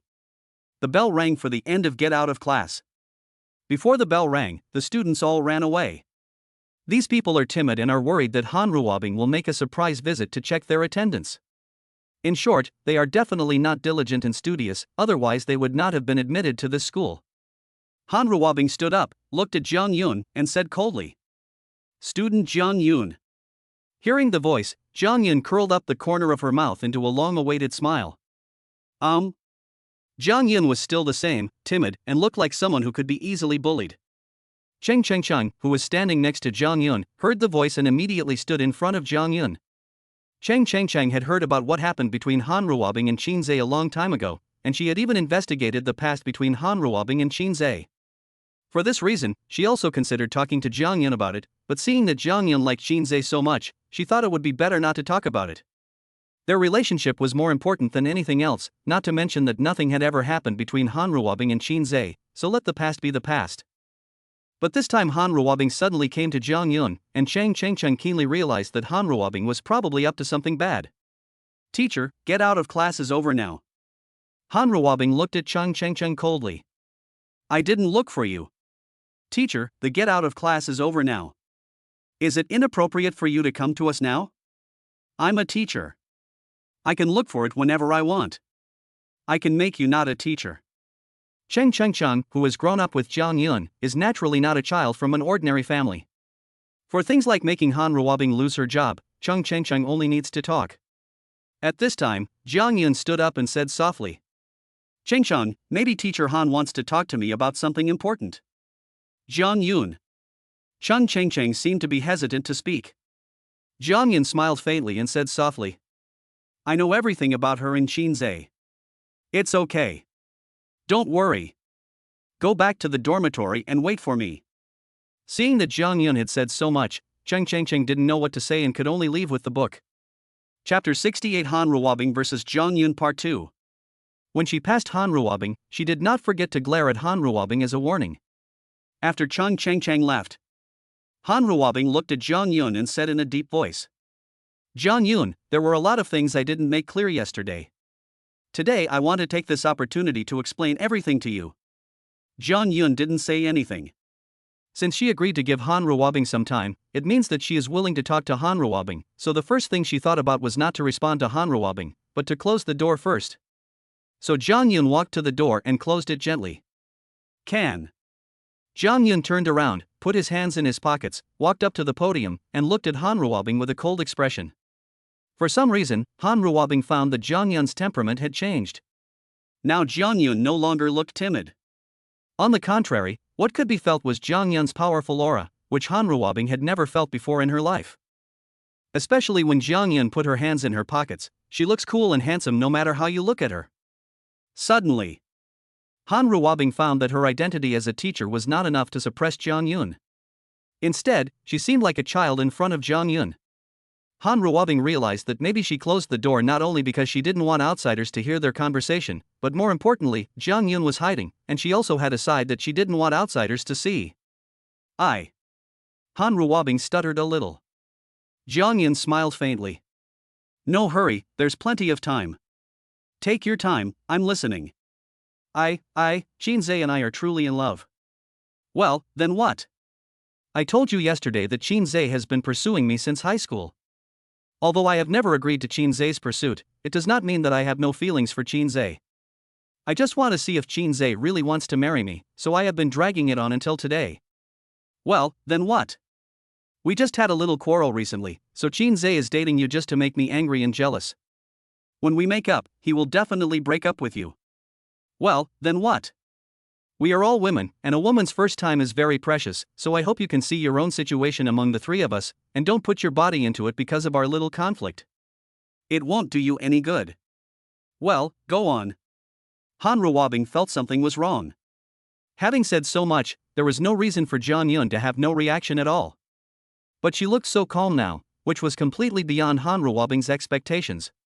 She had no idea what was going on in Jang Yun's mind. This unknown fear weighed heavily on Han Ruabing's heart. Han Ruabing gritted her teeth and said harshly, although I don't know how far your relationship has progressed, I want to say that I really love Shinsz very much. Even if you two have already slept together, I will not give up Shinsz. I can accept everything between you and Shinsz, but whether you can accept everything that happened between Shinsz and me is your business. Anyway, Han Ruabing, will not marry anyone other than Shinsz in this life. Jang Yun put her hands in her pockets, without any trace of tenderness, but only indifference like an endless abyss. Oh. Jang Yun smiled contemptuously. Are you done? Han Ruabing looked at Jang Yun with caution. Actually, Jang Yun, don't care at all about whether you love Shinsz or not, or whether you agree to Shinsz's pursuit or not. What? Han Ruabing looked at Jang Yun in shock. Jang Yun paced back and forth on the podium, explaining lazily. My engagement with Shinsz was arranged by our elders, Let me tell you this, I was born to be a tool of the Jang family, and I was born to marry Shinsz. For this goal, the Jang family deprived me of my life. All my efforts were to be worthy of this marriage, so my childhood was spent in endless darkness. I am extremely disgusted with this marriage. Why should my life, Jang Yun, be controlled by others? Around the age of 13, I changed my mind. If I, Jang Yun, am going to give everything for this marriage, then I would like to see how good Shinsz can be. If Shinsz can be good enough to be worthy of me, this child marriage is not as bad as I imagined. At least, when I wanted to find a good man, my family had already helped me screen him. This pain was not only for me, but also for Shinsz. So, you like Shinsz or something? Do you think this has anything to do with me, Jang Yun? Han Ruabing didn't understand Jang Yun's intention at all. What do you mean? Who Shinsz likes and who he wants to be with has nothing to do with me. I, Jang Yun, belonged to him when I was born. Similarly, he, Shinsz, belonged to me when he was born. You like my man, and I won't stop you. You can win Shinsz. This is your ability, Han Ruabing. Of course, if you take my man away, you must die. My man has no sense of contract and has let down all my efforts over the years, so he must die. And I will not live alone. I, Jang Yun, have devoted nearly 20 years to Shinsz, and in the end my man betrayed me. I will not bear this pain alone. Han Ruabing shuddered. She could never imagine that Jang Yun, who seemed so gentle on weekdays, could have such extreme thoughts. Jang Yun looked at Han Ruabing with a smile. I know you want to marry into a wealthy family and become the rich wife that everyone envies, but I hope you can understand the price you have to pay for it. To be honest, you, Han Ruabing, are lucky. The fact that you didn't agree with Shinsz means you are not destined to die. After hearing Jang Yun's words, Han Ruabing broke out in a cold sweat. I'm glad you came to talk to me, and I have the opportunity to tell you these things. Of course. I hope you're not stupid enough to doubt my ability. I'm not the pretty face you think I am. As he spoke, Jang Yun picked up a piece of chalk and crushed it into powder with his bare hands in front of Han Ruabing. Jang Yun looked at Han Ruabing with a smile and said lightly, "I wish your skull wasn't so fragile." Han Ruabing was completely frightened and looked at Jang Yun in a daze. Tender ripples appeared in Jang Yun's eyes, and she once again returned to her usual gentle and well-behaved appearance. "Well, Mr. Han, I look forward to seeing you next time." After saying that, Jang Yun turned and left. In the empty classroom, Han Ruabing collapsed on the ground with lifeless eyes. When she came to her senses, she found that her clothes had already been soaked with cold sweat. At the same time, the school director sent a message to Han Ruabing. "The internship results are coming soon." This announced that the countdown to Han Ruabing's leaving school had officially begun. Chapter 69 Shinsz, Professor Qin. Jiangshuan Group. Seeing Shinz's absent-minded look, Wang Lei stretched out his hand and waved it in front of Shinz's eyes. Still no response. Wang Lei pushed Shinz's shoulder. Hey. Shinsz finally came to his senses and glared at Wang Lei unhappily, blaming him for disturbing his thoughts. Go away. Even though he told Wang Lei to get lost, Shinsz still moved aside to prevent Wang Lei from harassing him again. Brother, what's wrong with you? You don't have the energy to come here today. Mind your own business. Wang Lei shook his head unhappily. It's only been a few days, and I see that your soul has been seduced away by your sister-in-law. Go away, stay away. You are a single guy, you know nothing. Just do your job well and don't worry about other people's business. After saying that, Shinsz leaned his arms on the table, held his chin with both hands, and stared blankly like a flower. After what happened yesterday, Shinsz was completely captivated by Jang Yun's gentle embrace and couldn't get out of it, and was looking forward to the weekend tomorrow. Shinsz didn't understand. How could Jang Yun be so gentle? How could she be so gentle? Moment. Shinsz slammed the table. I've made up my mind. Wang Lei was startled and looked at Shinsz with horror. You decide what you want. I'm going to be a teacher. Ha! Wang Lei looked at Shinsz with an exaggerated expression, not understanding what Shinsz was doing. Be a teacher? Where are you going to be a teacher? Shinsz stood up and patted Wang Lei on the shoulder. You take care of the company. I'm going to be a teacher. No? It's already this late, and the university is about to have its winter break. What kind of teacher are you? However, Shinsz had already left at this time. Seeing the situation, Wang Lei sighed helplessly. Really? Wang Lei has been following Shinsz since he was a child. Although he has responsibilities, he has never helped Shinsz in any way, and Shinsz does not allow him to help in any way. Shinsz is responsible for performance and other things by himself, and he is responsible for playing connect the dots at work, and he can get a lot of salary every month. But with Wang Lei's personal ability, let alone the sales department of the Dihao Group, even if he took over the entire Dihao Group, Wanqing Group, or even the future Jiangshuan Group, Wang Lei would not have any difficulty managing it alone. Seeing that Shinsz had thrown all the things to himself, he could only cheer himself up and do some simple activities. Really? You just patted your butt and left. I'm out of lunch. After all, what Wang Lei cared about most was the lunch made by Jang Yun. It was really delicious. Wang Lei thought about it every day and hoped to borrow some from Shinsz. Now that Shinsz is gone, I can only eat takeout. Although Jiangcheng Institute of Technology is an ordinary college, it does not mean that the threshold to become a teacher in the university is low. But for Shinsz, this is not a big deal. This is not just a reflection of wealth and power. Considering Shinz's personal ability, being a teacher at Jiangcheng Institute of Science and Technology is a waste of talent. You should know that Shinz's college entrance examination score was the top scorer in the province that year, and he was also the only student in history to get full marks in all subjects. And the most important thing is that Shinsz is a professor currently employed by the Imperial Capital University with a high salary, and Shinz's name is on the list of many laboratories. This is also one of the reasons why Chen-hai and Shinsz have close contacts, because many experimental projects require Shinz's help. At the same time, it also explains that 750 points was only the limit of the difficulty of the college entrance examination that year, but not Shinz's limit. Shinz's current status is due, on the one hand, to the fact that he has been practicing martial arts with his grandfather since he was a child and has plenty of energy. On the other hand, it is because Shinsz did not have much of a childhood, so if he had to come up with an entertainment activity, it would be studying. Because we are currently living in an era of traffic, there are many stories that make more money than Shinz's story, so naturally no one will promote Shinsz's story. However, if there is really someone with too much free time to go online and type Shinsz's name, what will pop up is Shinsz's encyclopedia and countless reputations.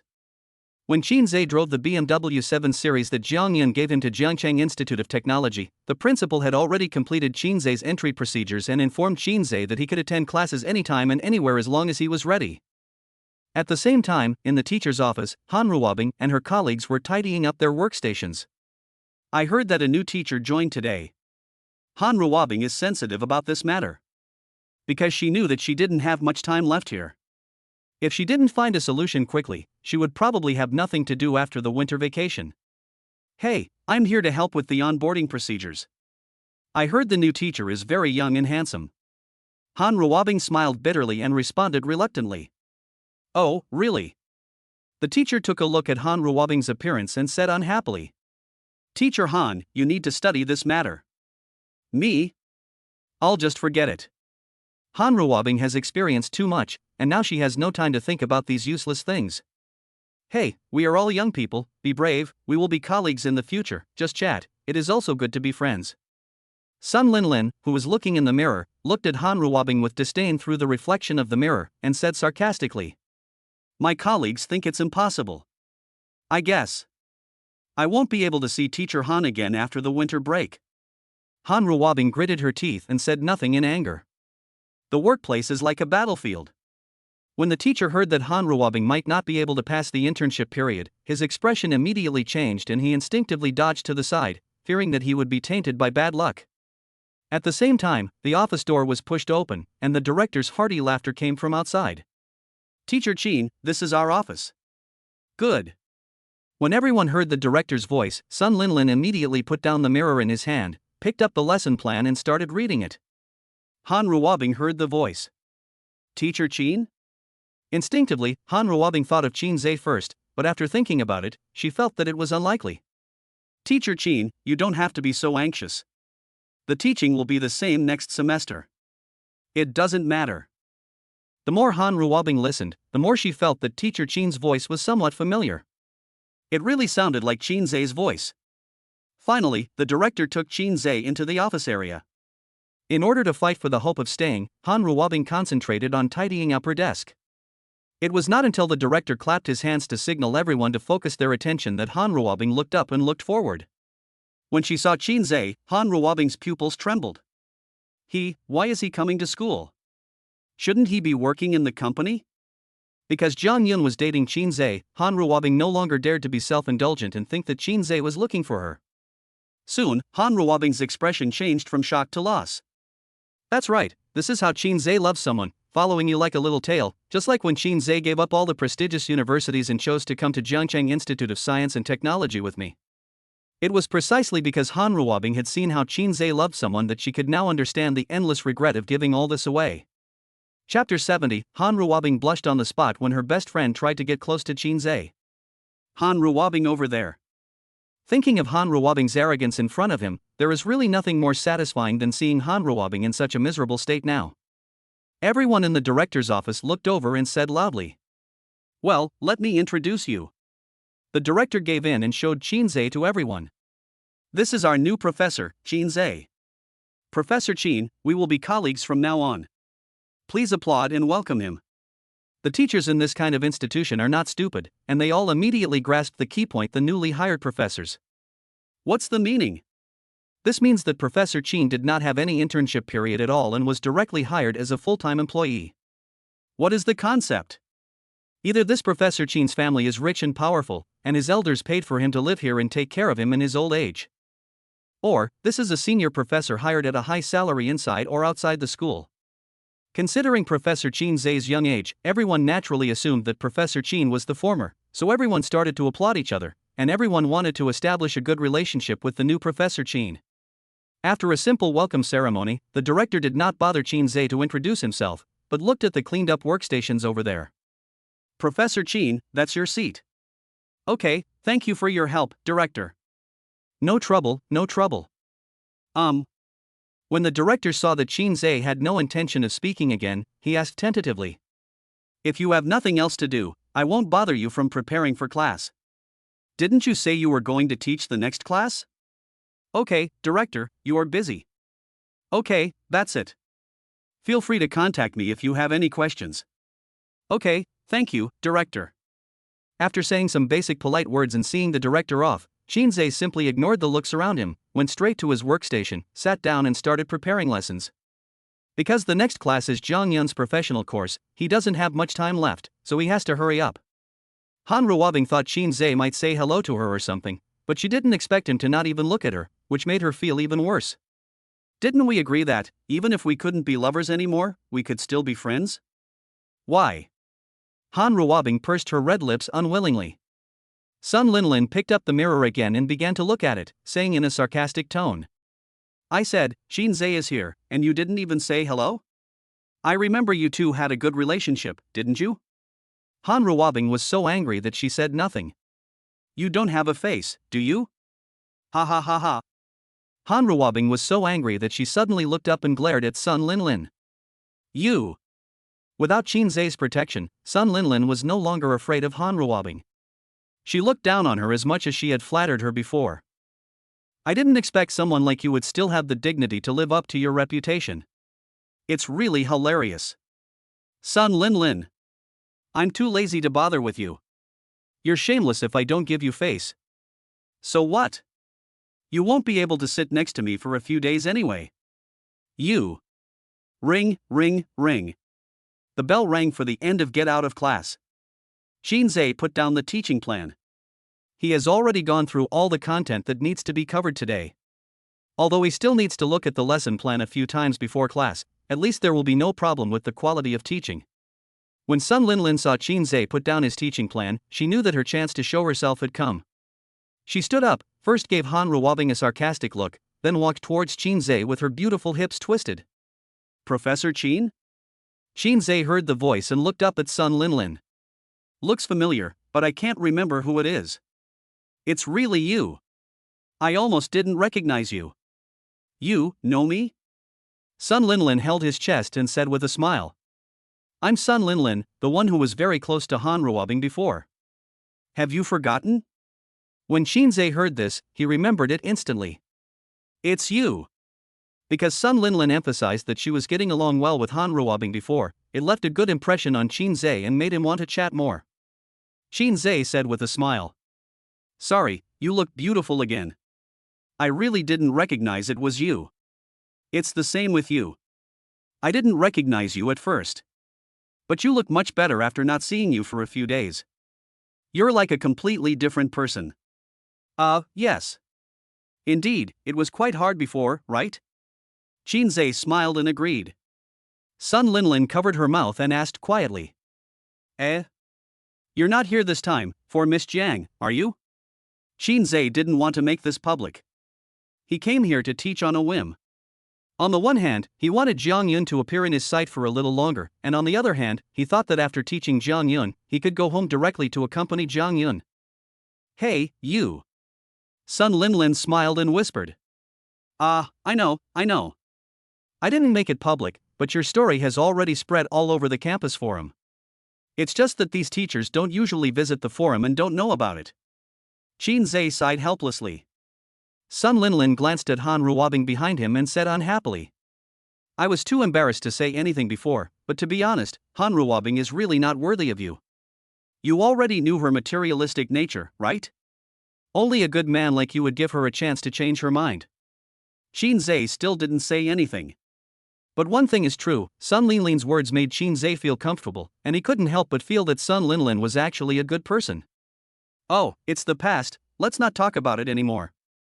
Add some prestige? Okay. Shinsz happily agreed. Sun Linlin added Shinsz's prestige and said. To be honest, my professional skills are not strong. I still need to learn from you. It's me. I just started working here. There are some things I don't understand that I need to ask you for advice. Sun Linlin waved his hands unhappily and said softly. Come on, you are too modest. I know you. You were the top scorer in the provincial college entrance examination, and you got full marks. Shinsz smiled awkwardly. It's just rote memorization. Sun Linlin bent down and said quietly. I'll tell you a secret. I got in through connections. I'm not very good at giving lectures. I basically just read from the textbooks.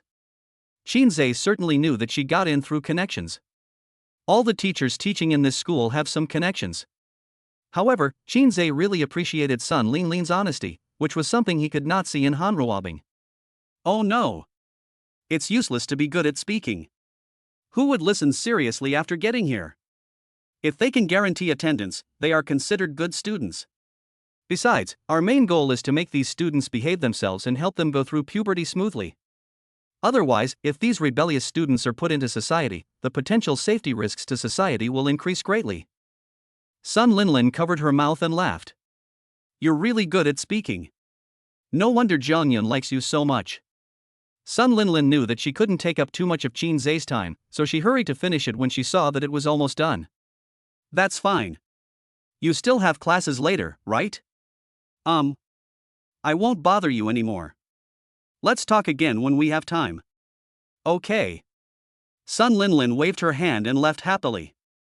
Han Ruabing, who was standing by, watched the two of them talking and laughing, and she got so angry that she broke her manicure.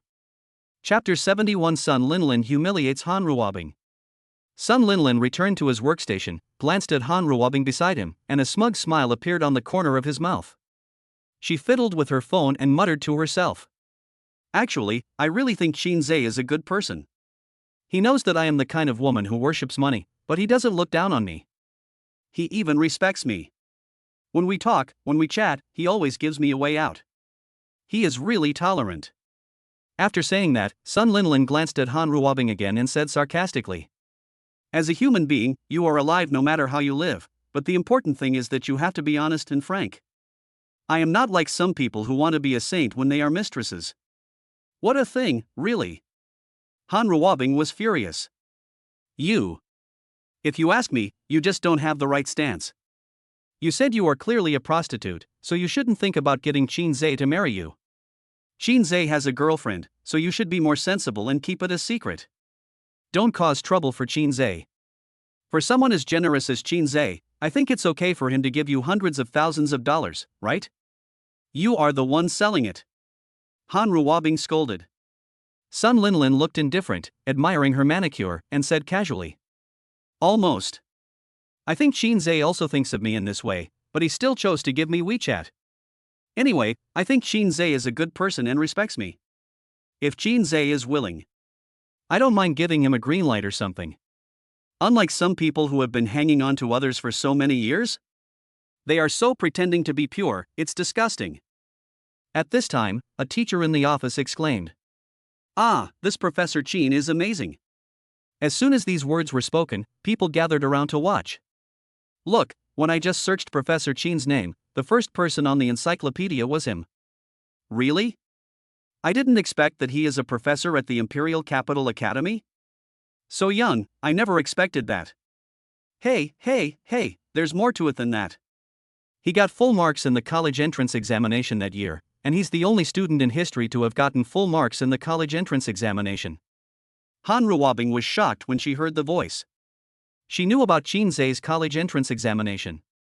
After all, they graduated from the same high school. But she had no idea that Shinsz was a professor at the Imperial Capital University, and Shinsz didn't tell her.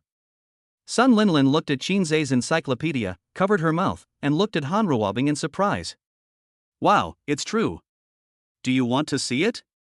Shinsz is so great. He is actually a professor at the Imperial University.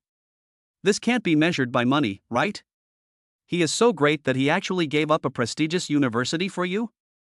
Ruabing, you are so happy. Oh, yes, I forgot, you two are over.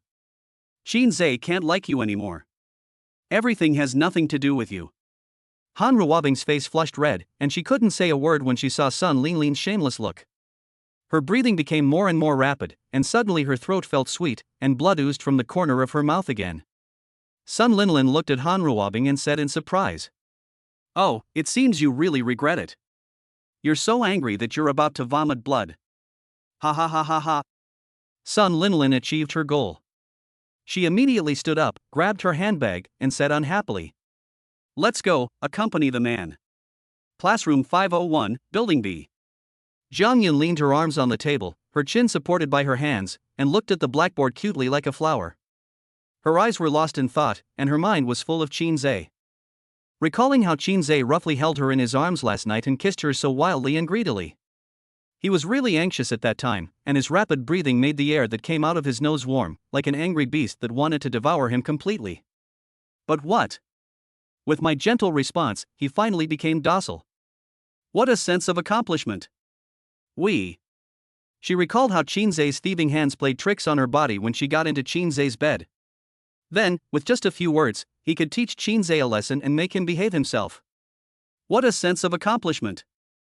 But what? Shinsz has a great body, his abdominal muscles are as hard as steel, and not only his abdominal muscles, but also. Very good. Then I think of what Cheng said, oh, you're almost done with sex. You already have a man. Just use him. Why keep him? Jang Yun felt so happy. Shinsz was handsome, had a good figure, was affectionate and loyal, and was great. Jang Yun regretted it. I shouldn't have a weekend off. This is not only a punishment for Shinsz, but also a punishment for myself. Why bother? Etc. Weekends? Today is Friday, and tomorrow is a weekend, so we can do it tonight. Actually, we can do it since we don't have classes this afternoon. Seeing that Jang Yun was in a daze, Cheng stretched out her hand and waved it in front of Jang Yun. Jang Yun? Jang Yun? Hey. Jang Yun. Still no response. Cheng was furious and reached out to slap the baseball cap on Jang Yun's head in annoyance. Jang Yun finally came back to her senses. No, what's wrong with you? Me? What's wrong with me? Jang Yun reached out to adjust his baseball cap. Cheng looked at Jang Yun unhappily and said angrily. Ever since you started dating Shinsz, you've become a different person, staring blankly all day. And why do you cover yourself up so tightly? You even wear a cap and a mask during class. What's the big deal? You haven't even married yet, but you look like a young wife. If you really marry Shinsz, you'll have to wear a spacesuit, right? Jang Yun blushed but said nothing. I'm asking you a question. What did Ruabing say to you just now? Jang Yun said perfunctorily, no, nothing. She won't bully you, will she? No, how could that be? Cheng glared at Jang Yun, thinking that Jang Yun had such a bad temper, but fortunately she had a good man like Shinsz to pamper her. If it were someone else, who knows how much anger they would have to endure. She felt that she should talk to Shinsz when she had time to talk about Ruabing's visit to Jang Yun today, so that he would be mentally prepared in case Ruabing bullied Jang Yun in the future. In the noisy classroom, Cheng looked at the time on the wall and muttered strangely. Class has already started, where is the teacher? Jang Yun remained silent. She doesn't care.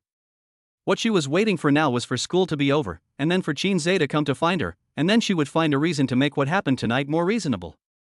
When the class representative saw that the teacher had not arrived yet, he took out his cell phone to contact the teacher.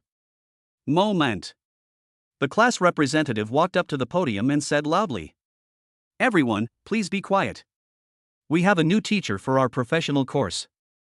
The new teacher will be here soon. The class was boring, but everyone became interested after hearing that the teacher had changed. On the one hand, I want to see how old the new teacher is, whether he is a man or a woman, what he looks like, whether he is easy to talk to, and whether he often makes surprise visits to check attendance during class. During the discussion, the door of the classroom was pushed open. Chapter 72. Sorry, it's too late. Suddenly, the classroom fell silent. Because of Jang Yun, everyone knows Shinsz. The female classmates began to laugh and talk about how Shinsz seemed to look much more handsome than in the photos on the forum. When Cheng saw Shinsz, she was stunned at first, and then she kept shaking Jang Yun's arm, signaling Jang Yun to look quickly. Jang Yun came out of her thoughts again, and was startled when she saw Shinsz walking up to the podium. She didn't understand why Shinsz suddenly appeared here. Shouldn't he be at work? Shinsz picked up the chalk and wrote on the blackboard, Shinsz. The handwriting reflects the person, and the blackboard writing is very beautiful. Shinsz came back to his senses and said lightly. Hello, students. My name is Shinsz. I will teach the following professional courses. I hope to spend a wonderful college life with you all. As soon as these words were spoken, everyone in the audience understood. Wow. The meaningful sigh made Jang Yun's face turn red. Shinsz looked calm, waiting for the classroom to quiet down, and then spoke again. I'm only a few years older than you, and we're all young people. I probably know and understand what you're thinking, because I was pretty much like you when I was in college, so. When he said this, Shinsz paused for a moment, giving everyone some time to digest the information, and then continued. So what I want to say is that those who should come to class must come to class, and those who shouldn't come or don't want to come don't have to come to class, as long as you can guarantee that you will pass the exam. Shinsz was very skillful when he said this. When he talked about what is coming, Shinsz looked at Jang Yun alone, and the meaning was very clear. The students heard this and understood again. Wow. Another meaningful sigh. This was followed by warm applause. Shinsz's behavior of not checking attendance made the students quite fond of the new teacher. Because of the change in their stance, everyone agreed that Jang Yun and Shinsz were indeed a good match. Chang looked at Jang Yun with a smile and teased unhappily. Hey, did you hear that? What's coming must come. Who am I telling this to? I don't need to explain, right?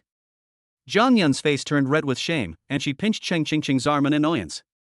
Chang, why are you like this? Shinsz picked up the book and started teaching. No one cared how the young Shinsz became a teacher. Even if Shinsz got in through the back door, so what? After all, there was no conflict of interest between them.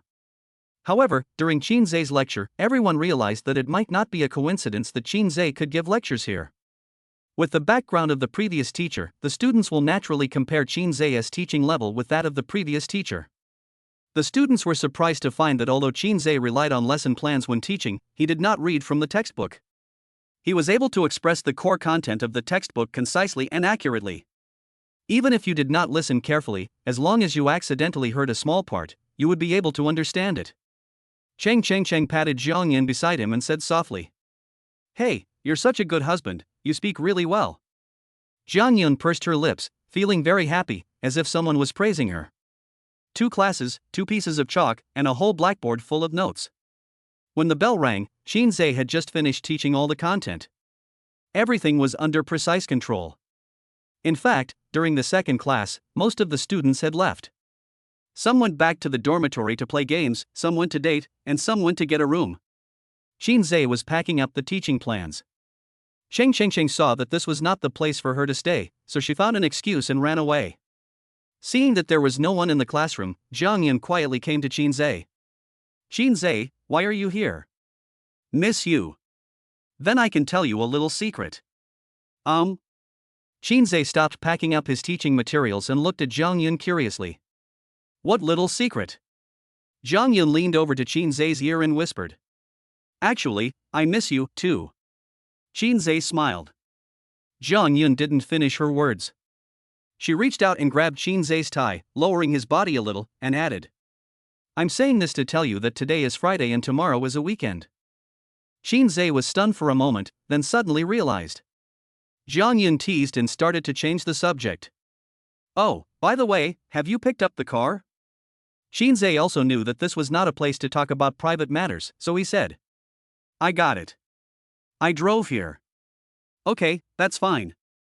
I'll go back to the dormitory and pack up. You can pick me up when you're done. Good. See you later. Jang Yun waved at Shinsz and then chased after Chang. Back to the office. It was dinner time, so Han Ruabing stood out. When Shinsz came back, he could clearly feel Han Ruabing's body trembling when she discovered him. Shinsz chose to ignore her and prepared to pack up and pick up Jang Yun. Han Ruabing thought for a moment, pursed her lips, stood up and walked towards Shinsz. Shinsz. She didn't want to cry, but when she saw Shinsz again, she thought back to all that Shinsz had done for her. This time she really cried. She reached out to grab Shinsz's hand.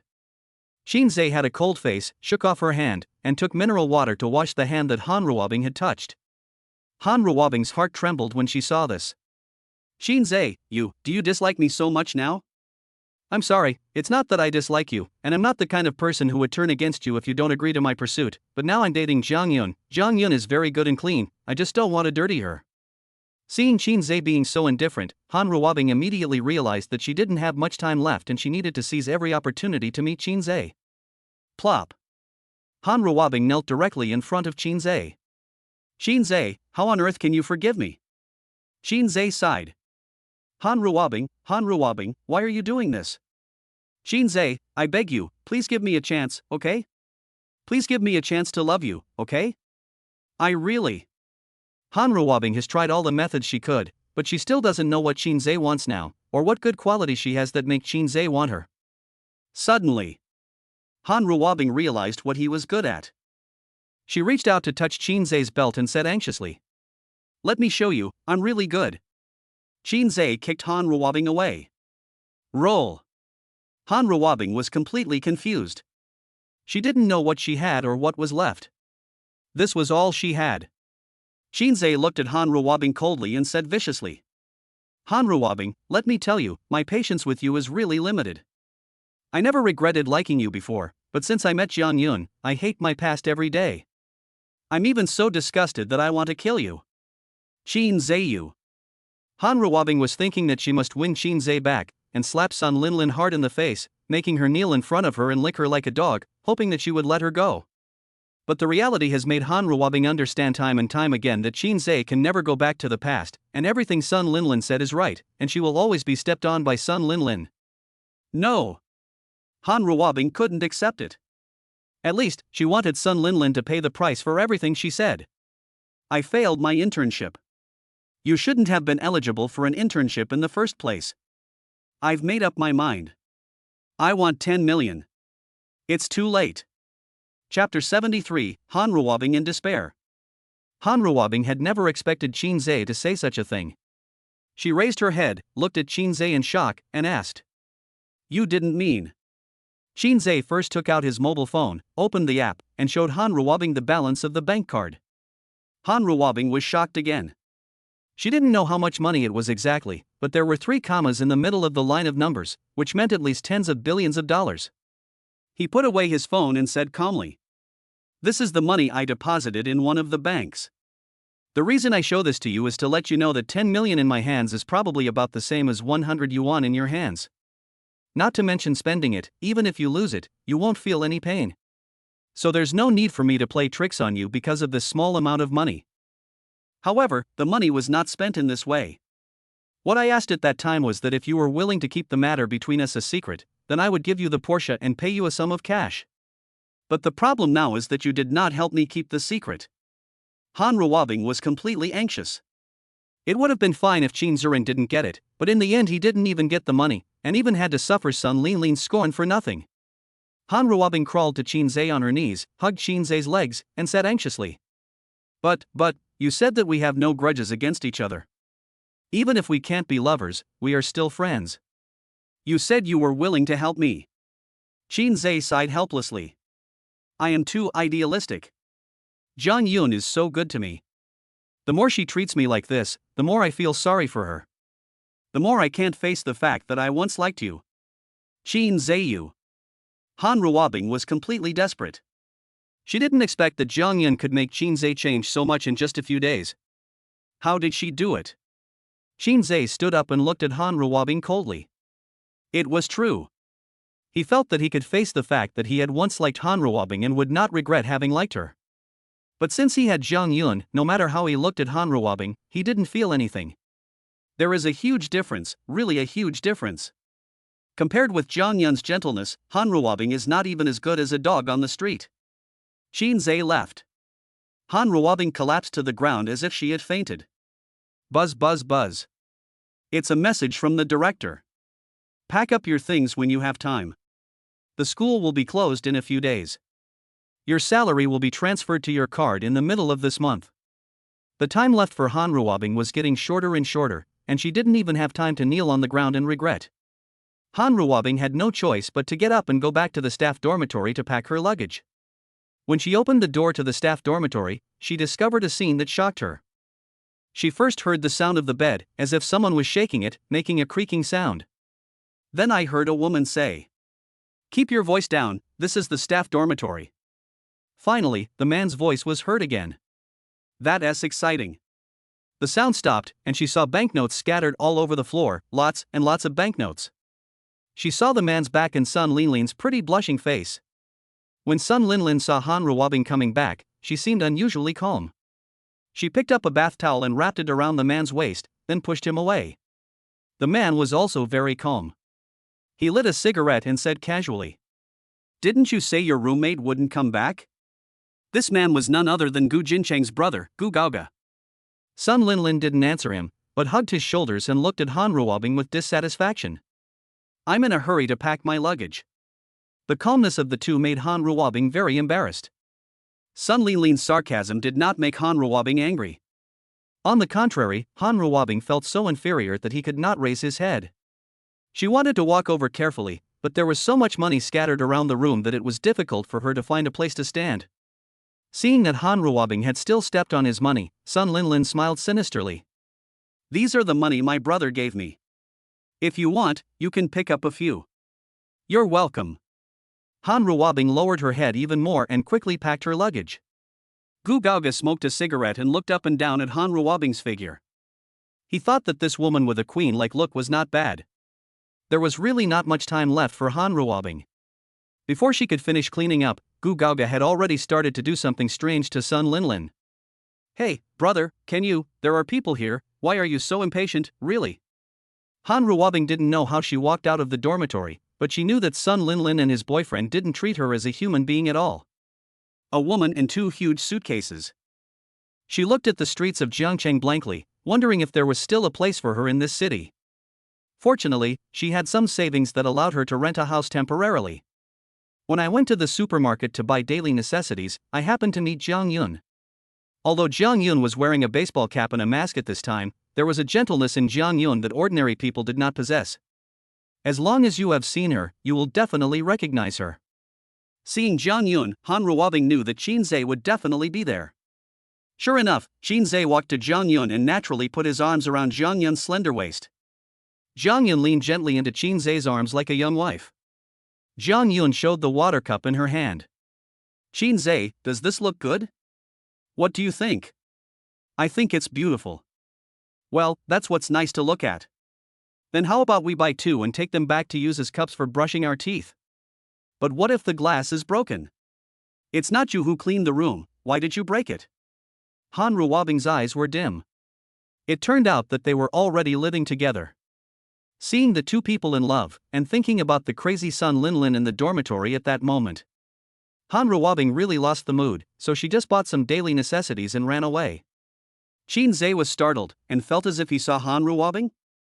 Jang Yun looked at Shinsz and asked curiously, "What's wrong?"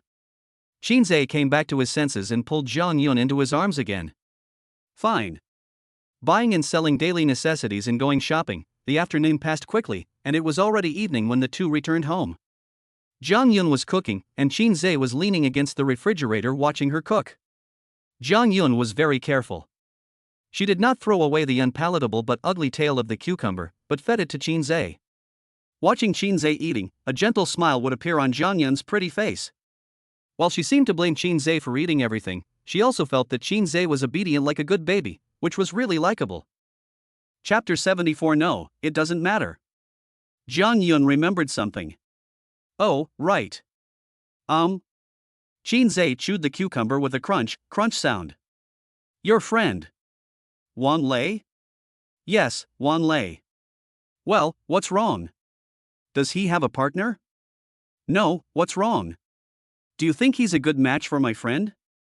When this happened, Shinsz looked up and recalled the girl named Chung Chengcheng beside Jang Yun. Suddenly, Shinsz's eyes lit up. He thought Jang Yun's suggestion was good. Don't say that. Really, don't say that." "Really? I think they seem to be a good match too." Shinsz pinched his chin and thought about it.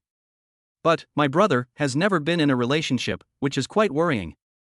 Jang Yun rolled her eyes at Shinsz in annoyance. "You talk like you've been in love before." When it comes to this, Shinsz can't help but look a little disappointed. Jang Yun knew what Shinsz felt guilty about, and immediately scolded him angrily. "Oh, really, when I say this you think of Han Ruabing. Look at you, it's all in the past, and you keep doing this. To be honest, I feel really sorry for you about this, hey." Jang Yun sighed helplessly, put down the work at hand, came to Shinsz, stood on tiptoes, and gently kissed Shinsz's face. Okay, don't worry about it, nothing happened to you.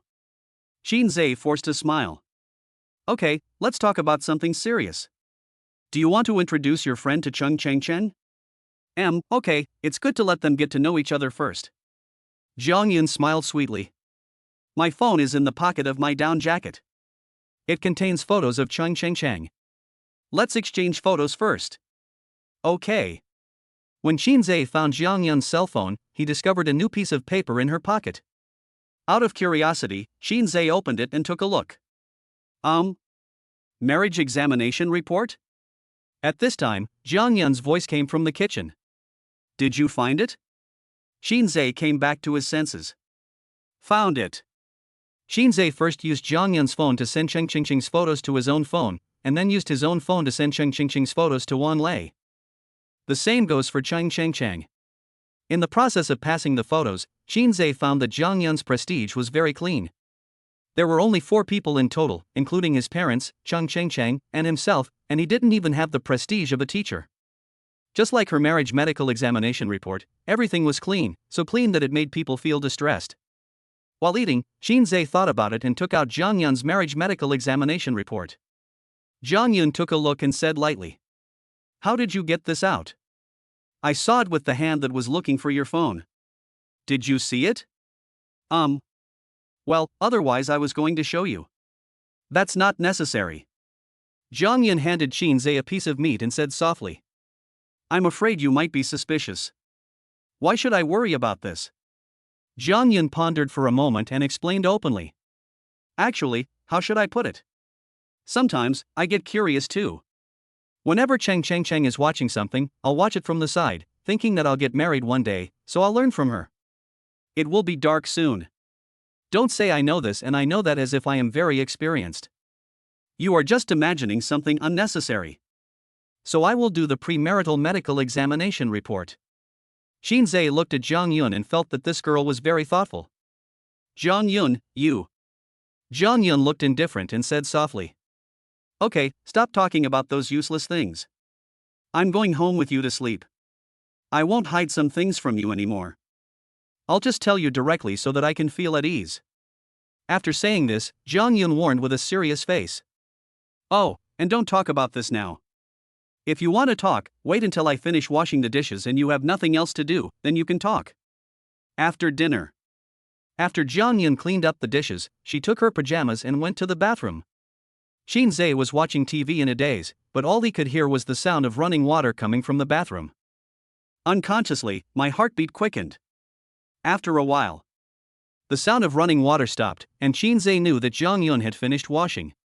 She tilted her head, wiped her hair and walked into the bedroom, glancing at Shinsz who was sitting on the sofa. "Shinsz? Shinsz looked nervous. "Go take a shower." "Oh." Jang Yun looked at Shinsz's back and asked, "After I blow dry my hair, I'll help you scrub your back." "I can do it myself." "I'm not asking you." Shinsz was taking a shower and listening to the sound of the hairdryer outside.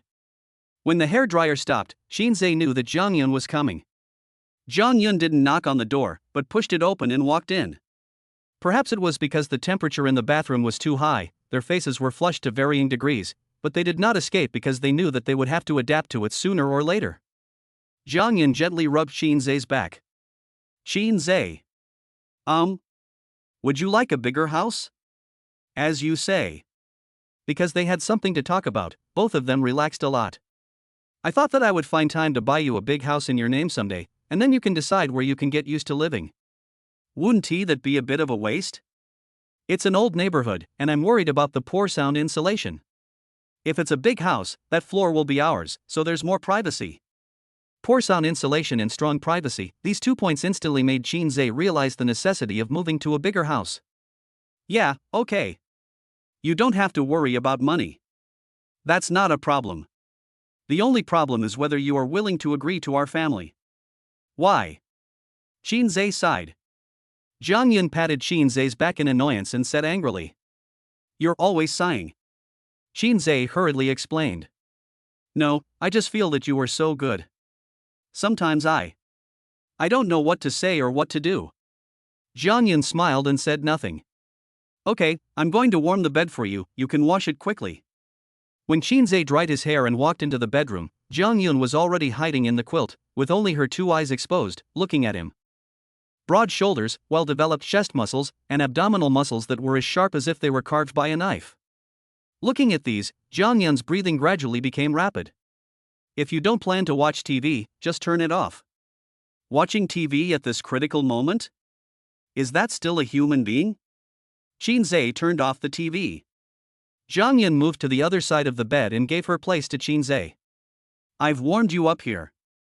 After getting into the bed, Jang Yun leaned over, and her soft and boneless little hands touched Shinz's abdominal muscles, feeling the edges and corners on them. Shinsz. Jang Yun pursed her lips, feeling that there was nothing to say, and then she got into bed. Shinsz suddenly remembered something. Hey, wait! Jang Yun's head popped out from under the quilt. What's wrong? I forgot to buy that. Jang Yun didn't say anything. Shinsz looked at Jang Yun's dull look and immediately realized that she might not be prepared either. You're not prepared either? Do you think I look like someone who would prepare something like that? Besides, it would be strange if either of us had that thing, right? Then I'll go downstairs. No, it doesn't matter. Chapter 75. Jang Yun shares her love experience. The next day. Dawn. Shinsz believed that as long as Jang Yun was there, the weather would be sunny every day. He reached out and grabbed around him, but Jang Yun was not there. He opened his eyes, stood up, and heard the sound of cooking in the kitchen. Shinsz then lay down lazily. Thinking back to last night with Jang Yun, Shinsz suddenly realized that his life was empty. It was Jang Yun who filled the void in his heart with her tenderness and body. That was why he felt at ease and that life was so beautiful. Shinsz got up, went to the kitchen, leaned against the refrigerator, and admired the beauty in the sun. Jang Yun was only wearing Shinz's white shirt. The warm sunlight shone through the white shirt, and Shinsz could see Jang Yun's graceful figure. Jang Yun glanced at Shinsz. Shinsz, are you awake? Shinsz frowned slightly and said coldly. That's not what you called me last night. Jang Yun blushed and said softly. Husband. Suddenly, Jang Yun's legs went weak. Shinsz saw that he couldn't move forward, so he supported Jang Yun. Instead of thanking Shinsz, Jang Yun rolled her eyes at him. It's all your fault. Wouldn't it have been done if you had just called me husband earlier last night? I have given my whole self to you. Sooner or later, I will have to call you husband. How can you bully me like that? Shinsz chuckled and stopped talking. Jang Yun said unhappily. Okay, hurry up and wash up, we'll have dinner soon. Considering the intense exercise last night, Jang Yun made a bowl of tremella soup for breakfast. Jang Yun served a large bowl to Shinsz. Drink more of this. Shinsz tilted his neck back. Tons, tons, tons, tons. After drinking, I asked. What is this? Tremella soup, for nourishing the body. I don't need it. Your legs are weak. Drink more. Jang Yun patted Shinz's shoulder in annoyance and said. TSK, be serious. Jang Yun served Shinsz another bowl. Hubby, you are not alone now. Your body belongs to me. I have to take good care of it for you. Shinsz tilted his neck back. Tons, tons, tons, tons. While helping Shinsz peel the eggs, Jang Yun asked. Husband. Today is a weekend, do you have any plans? Nothing special has been planned. I'll just be working out with Wan Lei in a bit. We'll have training sessions every weekend. Apart from that, there's nothing else to do. Jang Yun nodded, broke the egg, and fed a small piece into Shinz's mouth. Well, fine. You go and work out with Wan Lei. I'll go home and get some clothes and stuff. Shinsz chewing the eggs. Then I'll take you there. No need, Sister Guji is already waiting for me downstairs, she can just take me back. Well, that's fine. Jang Yun always dresses warmly when she goes out, wearing a mask and a baseball cap, which makes people feel at ease when seeing her. Honey, just put the dishes in the sink when you're done eating, and I'll clean them up when I get back. Then I'm leaving. Okay, be safe. Then don't miss me, hee hee. Jang Yun was a little too proud of herself and her legs went weak again when she went out. Fortunately, she grabbed the door in time and was able to steady herself.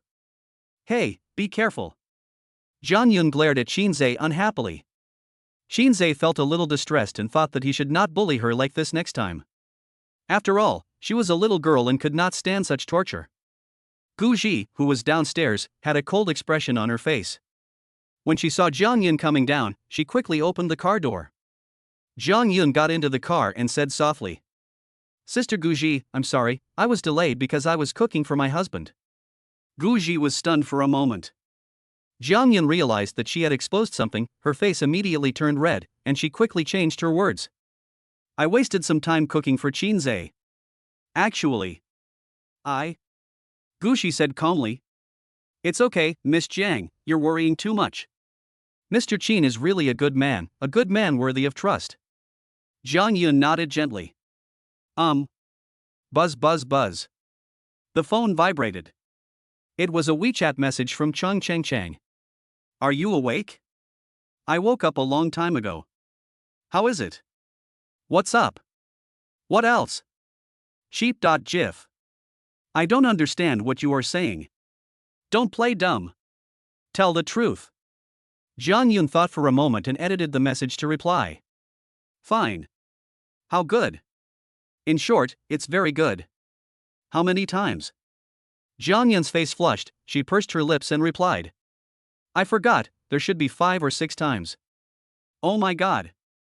Jang Yun felt that this was the end of the conversation and that she couldn't discuss the details, so she quickly changed the subject. "How are you two doing? We chatted for a while yesterday, and I think this guy with dead fish eyes is pretty good. My husband said he has never been in love." "Oh? You're calling me husband now? It seems like you were completely taught a lesson last night? Hey, let's be serious. What are you talking about?" Actually, this person is really nice and I want to date him, but I really don't know how to do it. Mainly because I've never dated anyone before and I have no experience at all. We haven't even met yet and I feel awkward just chatting on WeChat. It mainly depends on the character, as long as the character is good." How did you get Shinsz? I feel like you guys are progressing really fast. It's very simple. How simple is it? In daily interactions, be considerate and think about him in every way. Don't spend his money lavishly. Eat what he eats and live a decent life. Then what? Jang Yun thought about it for a moment and edited the message again. Be gentle and considerate. After all, he is a boy, so he is more or less chauvinistic. As a girl, you should listen to men. Is it that simple? It doesn't look like there's any skill involved. As for the technique, it requires some moral blackmail. Moral kidnapping? Well, roughly speaking, if he does something wrong, you should not use cold violence, let alone quarrel or block his contact information. What you should do first is to reason with him and make him understand that he did something wrong. Then you should treat him well, cook for him, wash his feet. If you do this, he will feel bad about his conscience and will only feel more and more sorry for you in the future. Generally, good men can't stand this. Fuck, are you so perverted? You need to have some skills. After all, you will be with someone for a lifetime. If you don't have some skills, how can you manage your own man? What then? Anything else? The marriage medical examination report is very important. Marriage medical examination report? Yes, you have to show this to others. Although men may say they don't care about this, they still have a misophobia in their hearts. Then what? Just don't pretend. Pack? Well, take the initiative, don't wait for someone to ask for something. As a woman, you should be polite, you are someone else's woman. If you don't treat him well, why do you wait for other women to treat him well? Be sensible, although it's a bit embarrassing, but you will get used to it. After all, you are his man, it's not shameful. I have another question. What's the problem? If he... Of course, I know it's impossible for him, but I'm just saying what if he betrays you in the end? Jang Yun didn't hesitate and replied directly with 3 words. Kill him. Chapter 76: The Mysterious Cold Woman. Opulencia International Hotel. Shinsz parked the car and got out. Wang Lei ran over with his bag on his back, took one look at the BMW, and said sarcastically. You are showing off your wealth, right? This car must be worth more than 1 million yuan, right? If your sister-in-law sees this, how will you explain it to her? Shinsz went around the trunk, took out his backpack, and said lightly. She bought it for me. Wow, that's awesome. The things you buy with your own money and the things given by others just give you a different feeling. Wang Lei remembered Shinz's Porsche, so he asked. By the way, where's your Porsche? I'm at home. Do you want to open it? If you want to open it, go get it yourself. I won't open it anyway. Wang Lei patted the Audi S6 next to him and said casually. I don't drive it either. Who drives that thing? I'm fine with my S6. The two of them walked into the Opulentia International Hotel carrying their bags.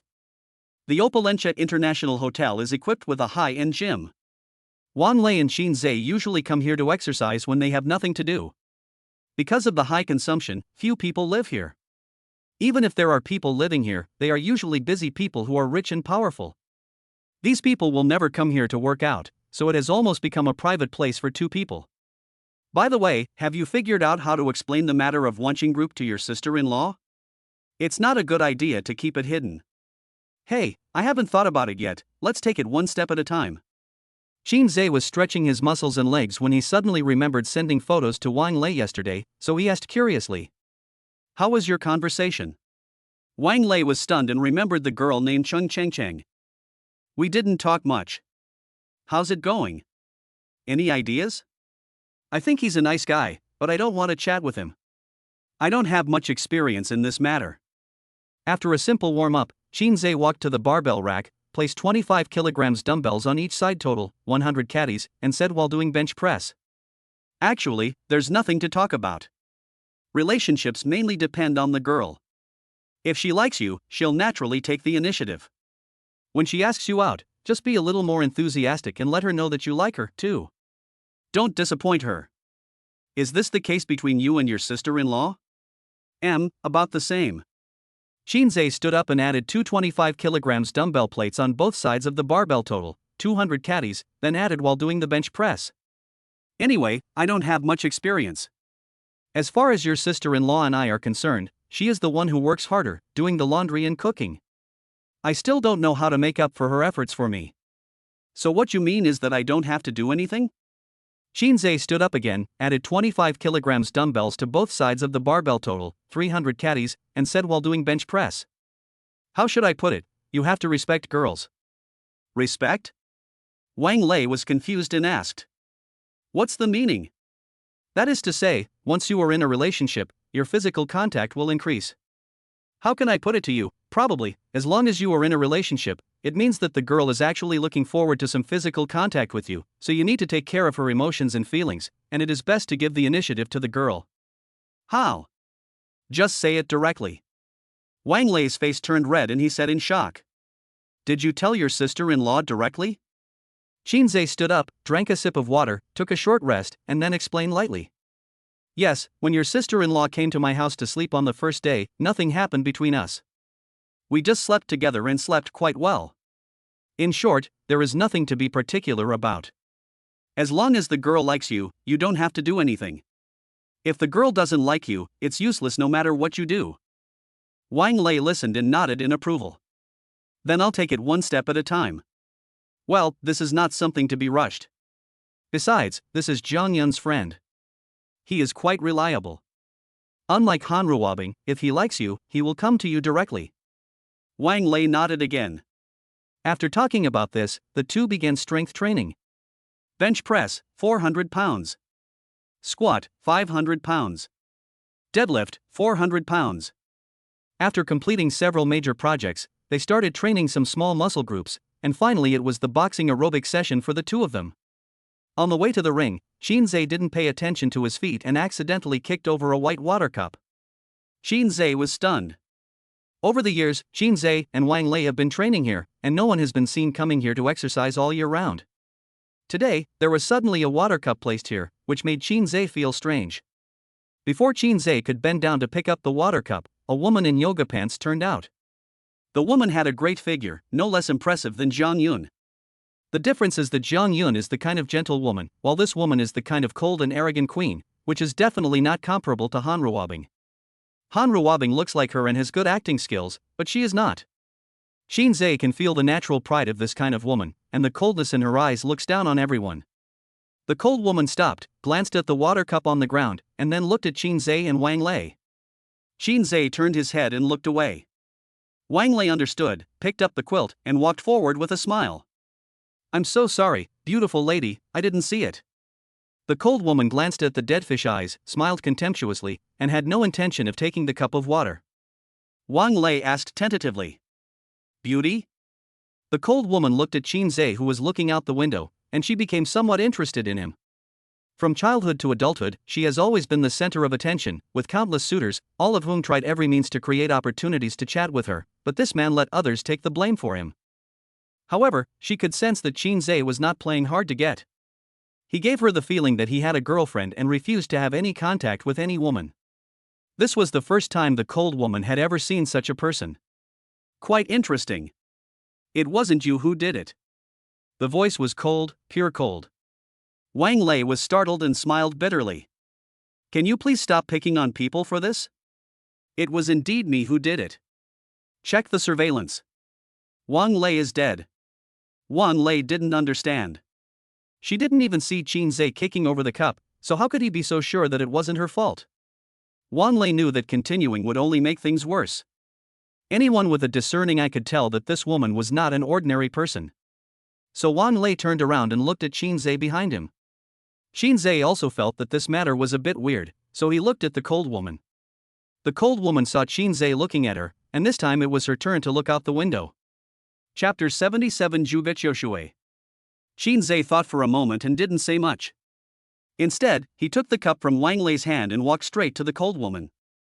The cold woman still didn't look at Shinsz directly. She hugged her shoulders, raised her big breasts high, and glanced at the young man with a good figure out of the corner of her eye. Shinsz said in a deep voice. I'm sorry. I really wasn't paying attention. The cold woman raised her neck, glanced at the trash can over there, and said lightly. Help me throw it away. Shinsz could see that this was not a humiliation from a cold woman. Women like her are just like Tiansheng, arrogant and superior. No matter where she goes, she always looks like I am the richest, men are not good, no man is worthy of me, but secretly she has a heart longing for love. However, Shinsz did not want to spoil her, nor was he obliged to do so. Shinz's grip loosened, the cup fell to the ground with a clack, and then he walked away without looking back. The cold woman was startled. Just because he omitted the words "throw the cup into the trash can," Shinsz found his flaw and used the situation to his advantage. Why? Shinsz did not give the cold woman a chance to save the situation. When the woman just showed signs of getting angry, he and Wang Lei had already walked a long way away. The cold woman looked at the cup on the ground angrily, but she had a strange feeling in her heart. This man seemed different from others. A man in a suit appears behind the cold woman. Miss, it's almost time. The cold woman came to her senses. There was no such plot as in the melodramatic TV dramas, such as in 3 minutes, I want all the information about this man or this man shouldn't mess with me. The cold woman simply thinks that the man is good looking, has a good figure, and has an interesting personality, that's all. Coincidentally, the cold woman saw Shinsz again soon. The real identity of the cold woman is the daughter of Huaji Group Zhugeqiushui. Zhugeqiushui came to Jiangcheng this time for a very important project of the group, and needed to live here for a long time, so he bought a house in Jiangcheng. Their second meeting was at the house purchasing office of Thompson 1. At that time, Zhugeqiushui had already paid the full amount and was about to leave. As he was walking by, he heard the salesperson over there say, "You two have good taste. This is the best floor in our Thompson 1 building. Moreover, we have 2 units per floor. Just now, a distinguished lady bought one." Zhugeqiushui's intuition told him that this person should be his neighbor, so he stopped and looked over there curiously, just in time to see Shinz's profile. In fact, for Zhugeqiushui, it was difficult for her to remember Shinz with just one glance, and she was even almost forgetting him now. But meeting him for the second time so soon made Zhugeqiushui feel interesting. The bodyguard at the side noticed Zhugeqiushui's dissatisfaction, so he stepped forward and whispered, "Miss, do you want me to buy the one next door as well?" Zhugeqiushui waved his hand. The bodyguard understood and stepped aside. Jang Yun took Shinz's arm and looked up at him. "Honey, do you like this set? Look at you. I can do it all. More than 1,000 square meters, isn't that too big?" Shinsz thought about it and felt that Jang Yun's home manor, a large flat of 1,000 square meters, must be okay. Compared to your house, I think it's okay. What if you can't find me? Then you'll have to wear your phone. Jang Yun was amused and giggled, but she laughed too much and her legs went weak. Jang Yun rolled her eyes in annoyance and slapped Shinsz's arm in annoyance. Shinsz smiled awkwardly. He knew why Jang Yun's legs suddenly went weak, and he also knew why Jang Yun slapped his arm in annoyance. Not only Shinsz knew it, but Zhuge Qiushui over there also guessed it. Zhuge Qiushui focused on Jang Yun, who was holding Shinsz's arm. She was very curious about what kind of woman could make a man not want to chat with her. Could it be that she had a good figure? Could it be that she was more beautiful than herself? Unfortunately, because Jang Yun was wearing a mask and a baseball cap, Zhuge Qiushui could not see Jang Yun's face clearly. However, Zhuge Qiushui could feel that this woman had a great figure, no worse than his own. When Jang Yun's legs softened due to the lack of force, combined with Jang Yun's shy look, Zhuge Qiushui narrowed his eyes. She analyzed that the two people's private lives were very happy and the man was very strong in that aspect. Jang Yun looked at the shopping guide and said softly, "Then let's buy this set." When the shopping guide heard this, he immediately smiled happily. "How did you two pay?" "Full payment. The full payment for this house will cost more than 100 million yuan. Should we go to the bank to complete the formalities now or?" "No, we brought the cashier's check." Seeing this, Zhuge Qiushui sneered. "He's just a gigolo." This somewhat disappointed Zhuge Qiushui's expectations. "It's understandable. This man is handsome, has a good figure, and is capable in that area. It's right for him to have this job. However, he spent 100 million to buy a house for a pretty boy. It seems that this man really serves this woman very well." "Boring." Zhuge Qiushui shook her head and walked away in her high heels. The third meeting was 2 days later. In fact, Zhuge Qiushui knew that he would meet this handsome young man again. After all, they were already neighbors. However, during this weekend, Zhuge Qiushui did not meet Shinsz once, which made Zhuge Qiushui feel regretful. Pity? After realizing this, Zhuge Qiushui became a little angry, infuriated as to why he cared about a pretty boy. On Monday, Zhuge Qiushui came to Jiangshuan Group. "This is a very important long-term project. Senior management from both sides attach great importance to it and both sides have made sufficient preparations." As Zhuge Qiushui walked by, he inadvertently saw Wang Lei. Wang Lei's appearance is very recognizable, dead fish eyes. Zhuge Qiushui suddenly stopped and turned her head to look at Wang Lei. Although she did not see Shinsz, she concluded that the empty workstation next to the dead fish-eyed man must be his. The manager of Jiangshuan Group saw Zhuge Qiushui suddenly stop and stepped forward politely. "Miss Qiushui?" Zhuge Qiushui looked at Wang Lei and said lightly, "Bring one more person." When the manager heard this, he immediately understood and winked at Li Yi beside him. Li Yi stepped forward and said respectfully, "If Miss Qiushui knows someone, we hope he can get involved." "But who is your friend?" "That dead fish eye." Li Yi understood and said loudly, "Wang Lei." Wang Lei was fiddling with his hands and chatting animatedly with Chung. When he heard someone calling him, he looked up. As soon as Li Yi saw Wang Lei's dead eyes, he knew he had not recognized the wrong person.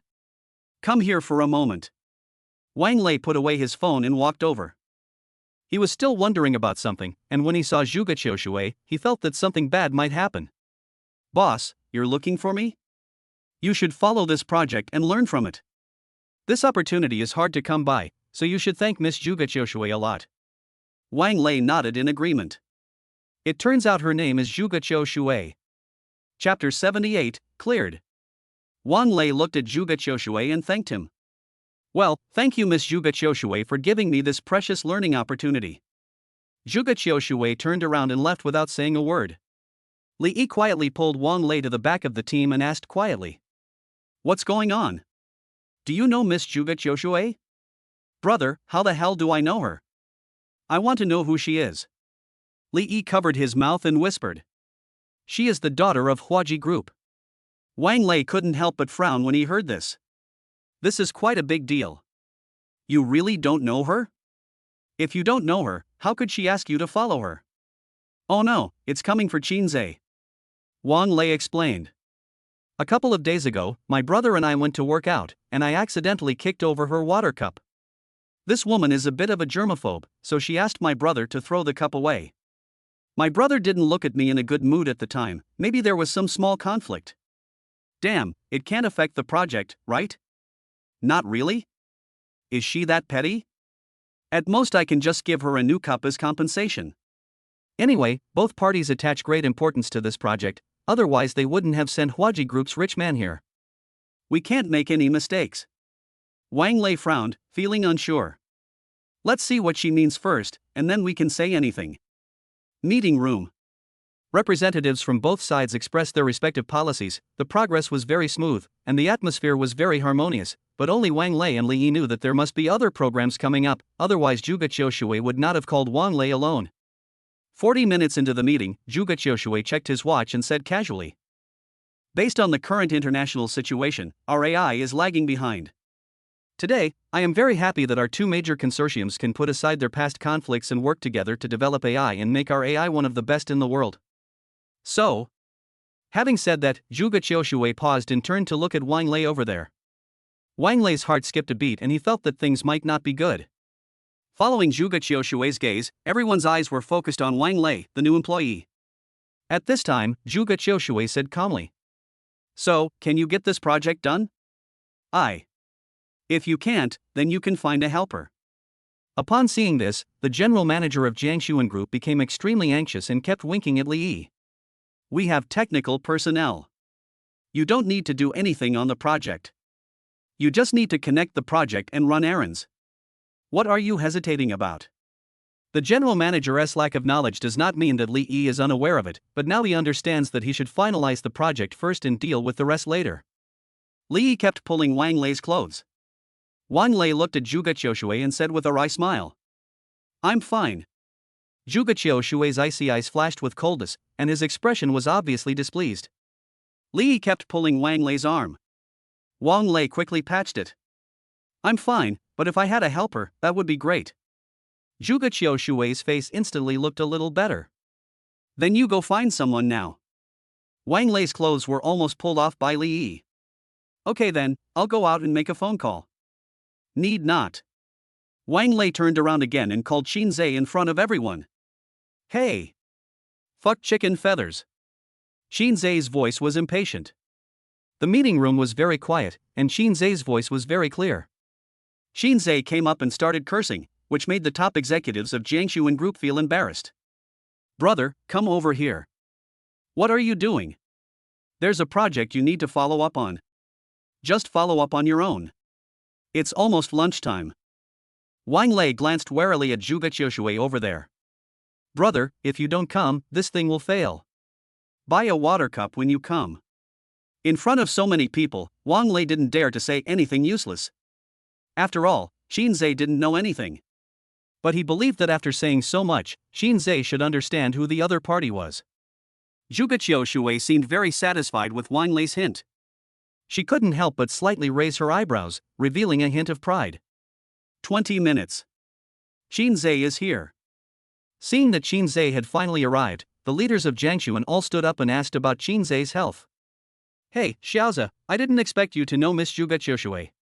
Yes, if I had known that you had a relationship with Miss Zhuge Qiushui, this project should have been handed over by you. That's right, it's more convenient to have someone you know. Although everyone is talking about nice things, everyone's starting point is different, which can be roughly divided into three categories. 1. Wang Lei, he not only knows that Shinsz is the future heir of Jang Yun Group, he also knows that Shinsz is the heir of Wanxing Group. 2. Li Yi and the general manager of Jang Yun Group, these two people know the relationship between Shinsz and Jang Yun. 3. As for other people, since Shinsz may have a close relationship with Zhuge Qiushui, then Shinsz's presence in this project is like a lubricant. Having a close relationship with Shinsz means having a relationship foundation with Zhuge Qiushui.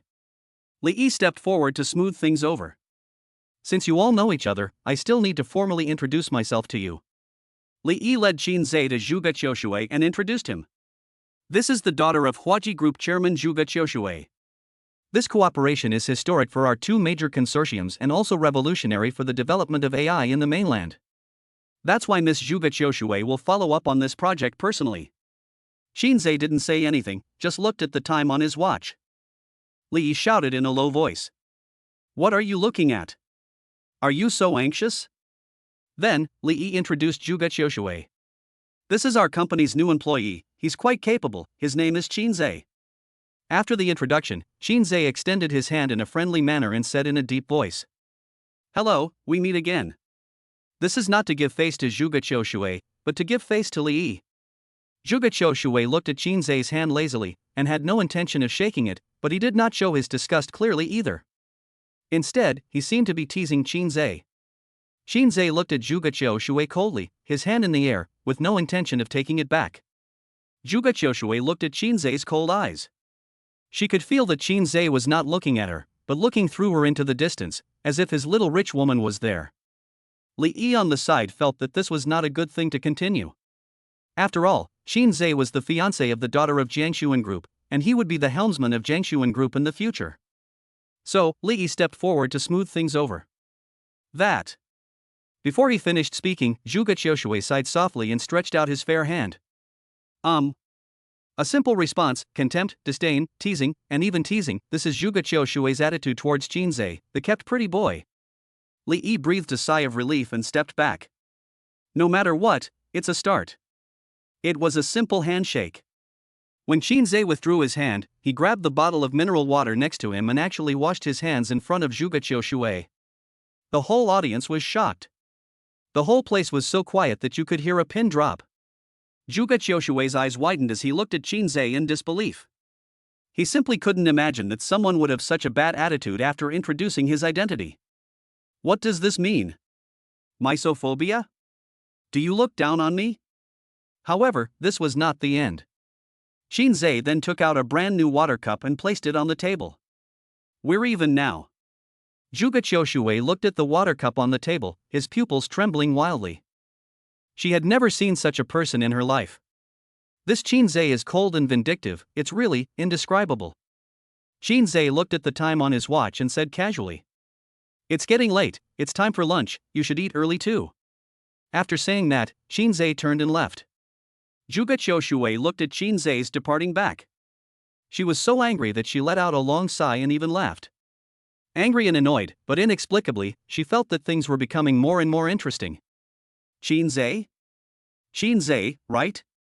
Quite interesting. Chapter 79. Something happened. In the elevator. Brother, are you just leaving like this? Shinsz edited the message and replied. Well, your sister-in-law is waiting for me to go home for dinner. You don't care about this? You and Brother Li can handle it. Now that you have offended everyone, what do you want us to do? Shinsz paused. In fact, Shinsz didn't want to offend Zhuge Qiushui. Logically speaking, it was not a big deal. He kicked over someone's cup, so it was only natural to apologize. As for his attitude. Stepping back, if you didn't kick over the cup, there wouldn't be so much trouble. It seemed like he was looking for trouble by constantly emphasizing his attitude. But Shinsz believes that this is not the problem. Ever since he had Jang Yun and they became husband and wife, Shinsz found that his hostility was getting worse and worse. At first, he wanted to use money to get rid of Han Ruabing, and they had a good discussion, so that they could part ways in peace, and not be lovers but friends. Now he felt annoyed when he saw Han Ruabing, hated himself for having liked her, and hated himself for having given her such precious 8 years. To the point that now when he sees a beautiful woman, he wants to stay away from her and go home to accompany Jang Yun. Shinsz knew that he had changed a lot because of Jang Yun. When Shinsz saw Zhuge Qiushui for the first time, he felt uncomfortable in his heart. It was not that Shinsz hated the teasing in Zhuge Qiushui's eyes, but that he did not want to have any form of contact or interaction with any woman at all. Just like his Jang Yun, he wears a mask and a baseball cap whenever he goes out, covering himself tightly and never showing himself to anyone. Shinsz sighed and edited the message to reply. You guys can do whatever you want. If you have anything to say, let's talk about it after I finish my meal and have some free time. Bite. The elevator stopped. Shinsz turned his phone to silent mode. There were only 2 families on this floor, and at that time Shinsz didn't know that the other family was actually Zhuge Qiushui. Fingerprint, face scan, and electronic sound, and then the door opened with a click. As soon as he entered the house, Shinsz could smell the fragrance coming from the kitchen. Shinsz's house is very big, covering an area of 1,000 square meters. The main living room adopts a rare double-sided panoramic floor-to-ceiling window design, from which you can overlook the entire Jiangchang. Walk through the living room and into the kitchen. An intelligent temperature-controlled wine cabinet is hidden under the enamel panel of the German Miller kitchen, and a floor heating system is pre-buried in the Turkish travertine natural travertine wall of the master bathroom. At this time, Jang Yun was making soup. She had her back to Shinsz and did not realize that Shinsz had returned. Shinsz did not disturb Jang Yun, but admired Jang Yun from afar. Jang Yun likes to wear Shinsz's shirts very much. She is petite, while Shinsz is strong and sturdy, so this shirt can be worn as a dress for her. Shinsz also likes to see Jang Yun wearing his shirt. The white shirt is thin, and the color of Jang Yun's bra and tweed pants can be vaguely seen, which looks both sexy and sensual.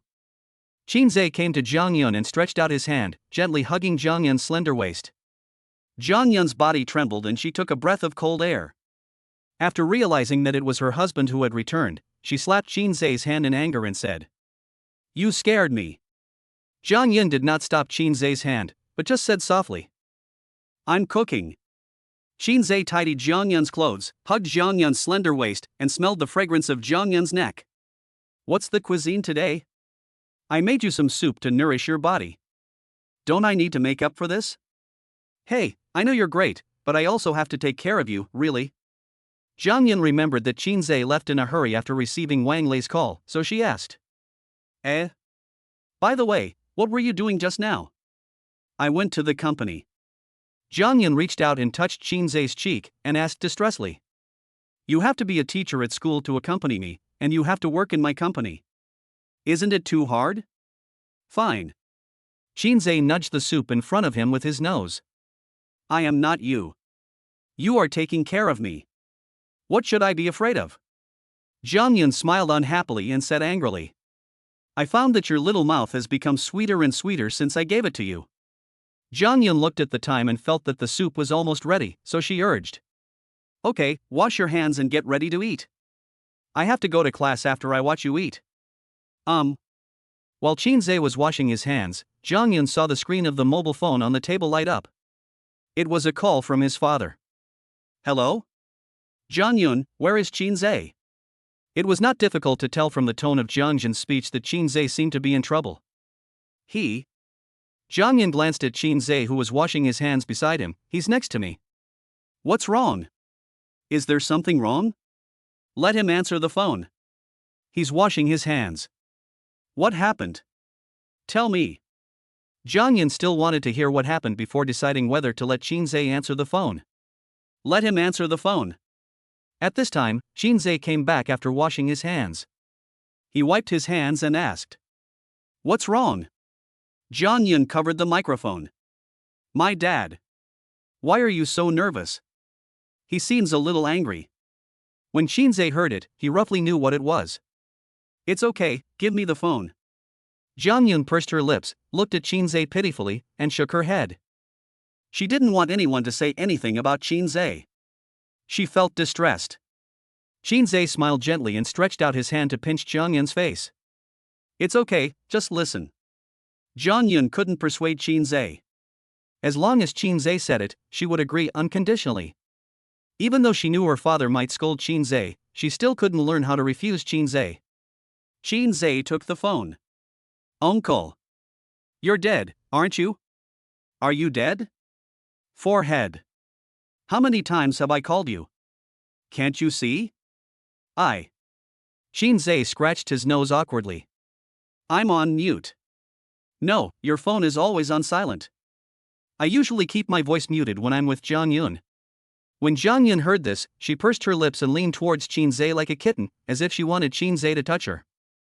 Jang Yun looked at the time on the wall. She had classes from 2 to 4 in the afternoon. It was now 11:30 in the afternoon. That means they have 2 hours of alone time. Shinsz is so well behaved and sensible, should I reward him? 2 hours should be enough, right? So, Jang Yun reached out and secretly unbuttoned 2 buttons of her shirt, lazy, half-covered, and the sexiest. "What's going on between you and Zhuge Qiushui?" Jang Yun was stunned when these words came out. Zhuge Qiushui. Jang Yun thought of that cold woman. Chapter 80 Jang Yun, the crazy protector of her husband. When Jang Yun thought about this woman, the first thing that flashed through his mind was rich, sexy, and beautiful. Jang Yun's gentle eyes lost their luster. She avoided Shinsz and buttoned her shirt again. Shinsz explained slowly. My brother and I went to work out on Saturday. Shinsz told Jang Yun everything about his relationship with Yoshue. After listening to Shinsz's explanation, Jang Yun and Jang Yun's reactions were completely different. Seeing that her husband knew how to protect herself, Jang Yun happily leaned closer to Shinsz again and unbuttoned 3 buttons of her shirt. She decided to skip class today if she really had no choice. No matter what, with Shinsz's attitude and performance, she must give him timely rewards so that Shinsz can develop good habits from now on. Shinsz looked at Jang Yun beside him and was slightly startled. Although he didn't pay much attention to it, he thought. Was Jang Yun's collar too big? Or was it like this before? Jang Yun's roar brought Shinsz back to reality. Are you looking for trouble? Let me ask you, are you looking for trouble? Shinsz tried his best to explain. No, uncle, listen to me. Jang Yun's prestige was threatened again. Since then, Jang Yun has been wearing a mask and a baseball cap when going out. She never causes me any trouble. Jang Yun has done a really good job in this regard, so I think. You're calculating shit. Even through the phone, Shinsz could clearly hear the crackling sound of Jang Yun knocking on the table over there. No? Shinsz, why didn't I notice you like this before? I used to think you were a very honest kid, but now I realize that you were such a good pretender. You kicked someone's cup over, is it worth it to go through so much trouble to apologize? I apologized at the time. Shut up. Did I ask you to speak? Well, you say. Do you know who Yoshue is? Do you know who she is? Shinsz said nothing. Are you dead? No, you didn't let me speak, did you? Puff. Jang Yun laughed out loud, but fortunately she covered her mouth in time. Say. Ah, I know. Who is she? Tell me and I'll listen. She is the daughter of some rich family. Anyway, she is quite wealthy. Huaji Group. That's a fucking super consortium. A super consortium that can compete with ours. Why did you provoke them for no reason? We are not afraid of them, but we could clearly be partners, but you insisted on. Jang Yun was so angry that he didn't know what to say. Anyway, I won't waste my words with you. This project is very important. Although they didn't express their dissatisfaction with you directly, the project has been suspended now. Their attitude is already very clear. Uncle, tell me, what do you want me to do? What to do? You're asking me? Go apologize. Shinsz smiled and said firmly. Sorry, that's not possible. Jang Yun was stunned for a second. Obviously, he didn't expect Shinsz to dare to show this attitude to him. Shinsz, come on, tell me where you are. Come on, I'll find you, and we can talk alone. You're doing pretty well now. Things have come to this point, and it's no longer up to me to decide. I am looking at this issue from Jang Yun's perspective. When others were asking for prestige from Jang Yun, I understood her feelings better than anyone else, so I need to keep my distance from other women. If Yoshue knew that I already had a girlfriend, I hope she could understand my behavior. If she still acts on impulse, I think she is looking for trouble. Jang Yun was furious. You. However, I don't want the project to be delayed because of such a small matter. If you really want me to apologize, please tell Jang Yun. If Jang Yun agrees to my apology, I will go to your house to apologize directly. When Jang Yun was mentioned, Jang Yun's tone was obviously not so tough. No? It's just a matter between us, why are you always bringing up women? However, Jang Yun had already answered the phone. Well, I understand this. Tell me if you have anything to say. The moment Jang Yun picked up the phone, the change in her temperament was visibly evident. She leaned on the table, looking lazy, and spoke with a strong sense of casualness and disdain, giving people a feeling of whoever comes will be killed and whoever comes will die. Jang Yun's contrast was so different that Shinsz was stunned for a moment. Jang Yun had told him that Jang Yun had a bad temper, and there had been times when he had indeed felt that Jang Yun's temper might not be as good as she had imagined, but he had never really seen Jang Yun's bad temper. Shinsz understood now. Even though she usually spoke softly, blushed easily, and sometimes cried, that was all for him. That was Jang Yun in his eyes, not Jang Yun in the eyes of others.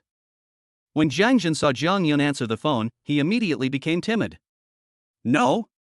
Why are you meddling in this matter, daughter? Besides, I'm not saying that Shinsz is wrong. I also know that he is good to you. I just want to say that Shinsz didn't grasp the timing. Jang Yun looked at the color of the soup and thought it was ready to be served. Jang Yun? Jang Yun? Well, you talk, and I'm listening. Dad, I don't mean anything else. This project is really important. If things get really bad, Huaji Group will have to cooperate with Wanqing Group. After all, they have to save face, right? This project is related to our family's food, drink, defecation, and urination. This is not a joke. Jang Yun remained silent. She clamped the phone between her neck and shoulder and started serving Shinsz food. Jang Yun continued. Besides, I'm not asking Shinsz to apologize. I just said it too harshly. In fact, I just want to talk to him. He doesn't have any other intentions. He just wants us to show our attitude. As long as Shinsz comes forward, there is no need to apologize. The project will operate normally. Jang Yun waved at Shinsz, motioning him to come over for dinner, her eyes full of tenderness. When she got back on the phone, the tenderness in Jang Yun's eyes disappeared instantly. Well, are you done? That's all. Look, daughter. Then it's my turn to speak. Well, go ahead. I live with Shinsz. Puff. Shinsz spit out his food. Shinsz coughed repeatedly. What does this have to do with anything else? Jang Yun on the other end of the phone couldn't control his voice. I bought a house in Thompson first floor. No safety gear. Puff. Shinsz spit out his food again. He looked at Jang Yun in surprise, not understanding what Jang Yun was going to do. Jang Yun is quiet, but when he speaks, he is a big shot. Jang Yun's voice became 1 decibel higher. I didn't allow her to wear it, so I don't know when I'll get pregnant. If I do, I'll have to take a break from school and give birth first. Give birth to the child as soon as possible, and then I will take over the affairs of the group, and you can just stay at home and take care of the child for me, so I don't plan to let Shinsz work, I can support him myself. These are my plans. I tell you this for no other reason than to tell you that Shinsz and I are engaged as children. Even if we are not, I, Jang Yun, will marry him. So, my opinion on this matter is, don't say my man did the right thing, even if my man did the wrong thing, I can't ask him to apologize. So you're talking about the development of the group. I just said that I will take action after the baby is born. You can just enjoy your life and don't worry about anything else. That's all I have to say, do you understand? My daughter. What I'm asking is, do you listen and understand? I understand. I just want to say. Snap. The call was hung up. Chapter 81. My lunch is you. Shinsz looked at Jang Yun with a strange expression. This was a side of Jang Yun that Shinsz had never seen before. On weekdays, Jang Yun is gentle and even blushes from time to time. But when something happens and the real deal needs to be revealed, you will understand how ugly Jang Yun's temper is. It is difficult for you to see the spirit of forgive others when you can in her. The most you can feel is Jang Yun, she will not give up an inch of ground. On Friday, because there was no safety equipment, Shinsz wanted to go downstairs to buy some. At that time, Jang Yun said, "It's unnecessary, it doesn't matter," and then got into bed to entertain Shinsz. In fact, this matter itself did not have much impact on Shinsz. For someone who has practiced kung fu, he could handle such a small matter with ease. But at the critical moment, Jang Yun hugged Shinsz tightly. Shinsz didn't understand. Don't waste it. These were Jang Yun's exact words at the time. It wasn't until today that Shinsz understood Jang Yun's true intention. It seems that she had planned it all along. While she was still young, she wanted to have a child as soon as possible, then quickly devote herself to her career and retreat behind the scenes. To be honest, to some extent, Shinsz felt that he was attracted by Jang Yun, this woman's handsomeness. However, Shinsz also discovered that Jang Yun had a really bad temper, the typical type of person who gets angry easily. The reason why it was not obvious on weekdays was because she gave all her tenderness to him. Having seen Jang Yun lose her temper, in a sense, this was also a warning to Shinsz, don't mess with this woman. Everything has its limits. Even though he is so gentle now, if he gets really mad at her, who knows what she will do? How does that sentence go? All roses have thorns. This time, Shinsz finally felt how prickly Jang Yun's thorns were. After Jang Yun hung up the phone, Jang Yun on the other end didn't dare to call her at all. To put it bluntly, Jang Yun didn't even dare to fart when facing his precious daughter Jang Yun. Jang Yun put the phone on the table, and when she looked at Shinsz again, the sharpness in her eyes was replaced by tenderness. Hubby, let's eat. Shinsz came to his senses and hurried to eat. Seeing that Shinsz was eating in a hurry, Jang Yun said unhappily, "What are you busy with? Eat slowly, don't be in a hurry." Oh. Shinsz tried his best to hide the panic hidden in his heart. Jang Yun sat next to Shinsz and gently served him soup. "Drink more of this.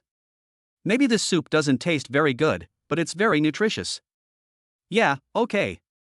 Jang Yun rested her chin on her hand and looked at Shinz's handsome face lazily.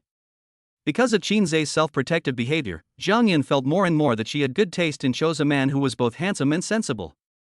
"Husband. Why didn't you tell me?" "What should I tell you? Oh, you're talking about things at the company, but I don't think there's much to talk about." Jang Yun looked at Shinsz with a smile and said softly, "Actually, you should know my character. What I desire most is your absolute loyalty to me. For something like this, you should ask me for credit, right?" Shinsz smiled bitterly and said lightly, "It's out of the question to talk about duty." Jang Yun smiled happily. "I remember the first time I saw you, you were dumb, as if you had never been around a woman before. Recently, your words have become sweeter and sweeter." "You taught me well." Jang Yun covered her mouth and laughed secretly, saying angrily, "You want to take the civil service exam?" The more Jang Yun looked at Shinsz, the more satisfied she became. She knew that Shinsz was definitely a good man who did his duty, but Shinz's performance had far exceeded her expectations. This feeling of surprise made Jang Yun a little overwhelmed. Shinsz was eating the hot meal and felt the love in Jang Yun's eyes, which formed a sharp contrast with her fierceness just now. For a moment, Shinsz felt a little unsure. "Well, you should eat too, don't let me eat alone." Under the table, Jang Yun tapped her beautiful legs, and her bare and tender little feet kept wandering on Shinz's calves. "I don't need to eat, you just need to eat more." "You don't want to eat? Eat? Then you should eat." Shinsz felt something was wrong. He had thought Jang Yun's collar had always been that big, but now it seemed that it was not the case. She seemed to have unbuttoned a few more buttons. Old shoulders are so slippery, the white shirt couldn't hold on at all, and Jang Yun's entire shoulders were exposed. She did try to pull up her shirt several times, but still couldn't change the fact that her shoulders were old and slippery, so she simply stopped trying. After all, the man in front of her was the man she loved most in her life. If she didn't show him her sexy body, who else could she show it to? Jang Yun looked at Shinsz and said softly, "Don't worry about me. I'll have food to eat later. Just eat more. You are my nutrition." When Shinsz heard this, he immediately understood everything. Jang Yun picked up some food for Shinsz and said softly, "Eat well and listen to my instructions later. You have classes in the afternoon. From today on, I will only take your classes." Jang Yun deliberately emphasized your class, which easily made Shinsz realize that what she was going to take was not a school course, but a private lesson that only the two of them could take. Jang Yun knew Shinz's appetite, and when Shinsz was almost full, Jang Yun knew it was time for him to eat. Therefore, you will often see that girls tie up their hair before eating. This is not for beauty, but mainly because they are worried about getting their hair in their food while eating. It is a very practical behavior. Jang Yun blushed and looked at Shinsz shyly. "It might be a little embarrassing in broad daylight, but, for you." 14:12. Jang Yun walked out of the bathroom. While wiping her hair, she looked at Shinsz, who was lying on the bed in the shape of a character, and her heart was filled with a sense of accomplishment in serving her man well. "Husband." Shinsz looked at the sexy Jang Yun and decided to protect Jang Yun until his death. He could feel that Jang Yun had done a lot of homework for him. No wonder she let him read the marriage medical examination report beforehand. All of this was laid out so that he could enjoy peace of mind. "I'm going out for a while." "Where are you going?" Jang Yun rolled her eyes at Shinsz in annoyance. What am I doing? I, Jang Yun, have given you my whole self. Are you worried about me going anywhere? Shinsz stopped asking questions. In fact, Shinsz also knew clearly in his heart that Jang Yun went out this time most likely to deal with Zhuge Shui's affairs. The reason why she didn't talk to him about this matter openly was simply because she didn't want him to worry too much. Okay, let's stop talking. Guji is waiting for me in the living room. What do you want to eat tonight? I'll go to the market when I get back. It's all right. I haven't eaten the leftovers from lunch yet. Jang Yun nodded, then walked to the bed, leaned over and kissed Shinsz on the mouth. Honey, I'm leaving now. Well, go ahead. Don't think about me. Jang Yun waved her hand cutely. Chapter 82. I lay down and Jang Yun supported me. Jang Yun came to the living room. Sister Guji. Guji stood up and handed the clothes in her hand to Jang Yun. Miss. Jang Yun didn't hide it from anyone. He took off his white shirt and started changing clothes in front of Guji. 10 minutes. Jang Yun was no longer the weak and frail girl. She looked calm in formal attire, with her hair neatly tied up. She gave people an overbearing feeling. Jang Yun looked at herself in the mirror and sighed quietly. To be honest, I'm still not used to this kind of clothes. Guji seldom saw Jang Yun wearing formal attire, but every time she saw Jang Yun wearing formal attire, she couldn't help but think that Jang Yun was really handsome and had a strong aura. After all, he is from Huaji Group, so we should give him some respect. Jang Yun straightened his collar, took the work badge handed to him by Guji, and hung it around his neck. All right. Jang Yun put on high heels and walked out of the house. Jiangxuan Group. No one knew Jang Yun, but they knew Guji behind Jang Yun. You should know that Guji's status in Jiangxuan Group is not low. She is often around the chairman Jiang Yun. Even the general manager of Jiangxuan Group's head office has to be polite when he sees Guji. However, Guji followed Jang Yun, which shows Jang Yun's status in Jiangxuan Group. The journey was smooth and unobstructed. When she passed Shinsz's department, she paused and turned her head to look at Li Yi over there. Let it brew for a while. Jang Yun said in a deep voice. Manager Li. Li Yi knew Jang Yun's true identity. When she heard Jang Yun calling her, she nodded in response. Come here for a moment. When the colleagues around saw this scene, they all envied Li Yi. Although they still didn't know the origin of this sexy woman, it was not difficult to tell from Guji, who was standing respectfully behind her, that this woman was at least a member of the board of directors. Being called out by name by the core members of Jiangxuan Group meant a very clear meaning. It was likely that Li Yi would be very successful in the future. Jang Yun glanced at Wang Lei, who was fiddling with his phone in the corner. It took some time to brew. Jang Yun didn't call him for two reasons. Wang Lei is someone close to her husband, and it is not a good look to directly dispatch her. On the other hand, since Wang Lei can follow Shinsz, his identity must be not simple, and he does not need to promote himself at all. Jang Yun walked through the office area and went straight to the manager's office on the top floor. When the manager saw Jang Yun coming, he turned pale with fright and quickly stood up to greet her. Miss Jiang. No need for polite words. Jang Yun sat down directly. Let's get down to business. The manager introduced respectfully. The people from Huaji Group have already left. As for the project, they haven't given us any confirmation, nor have they set a date for the next meeting.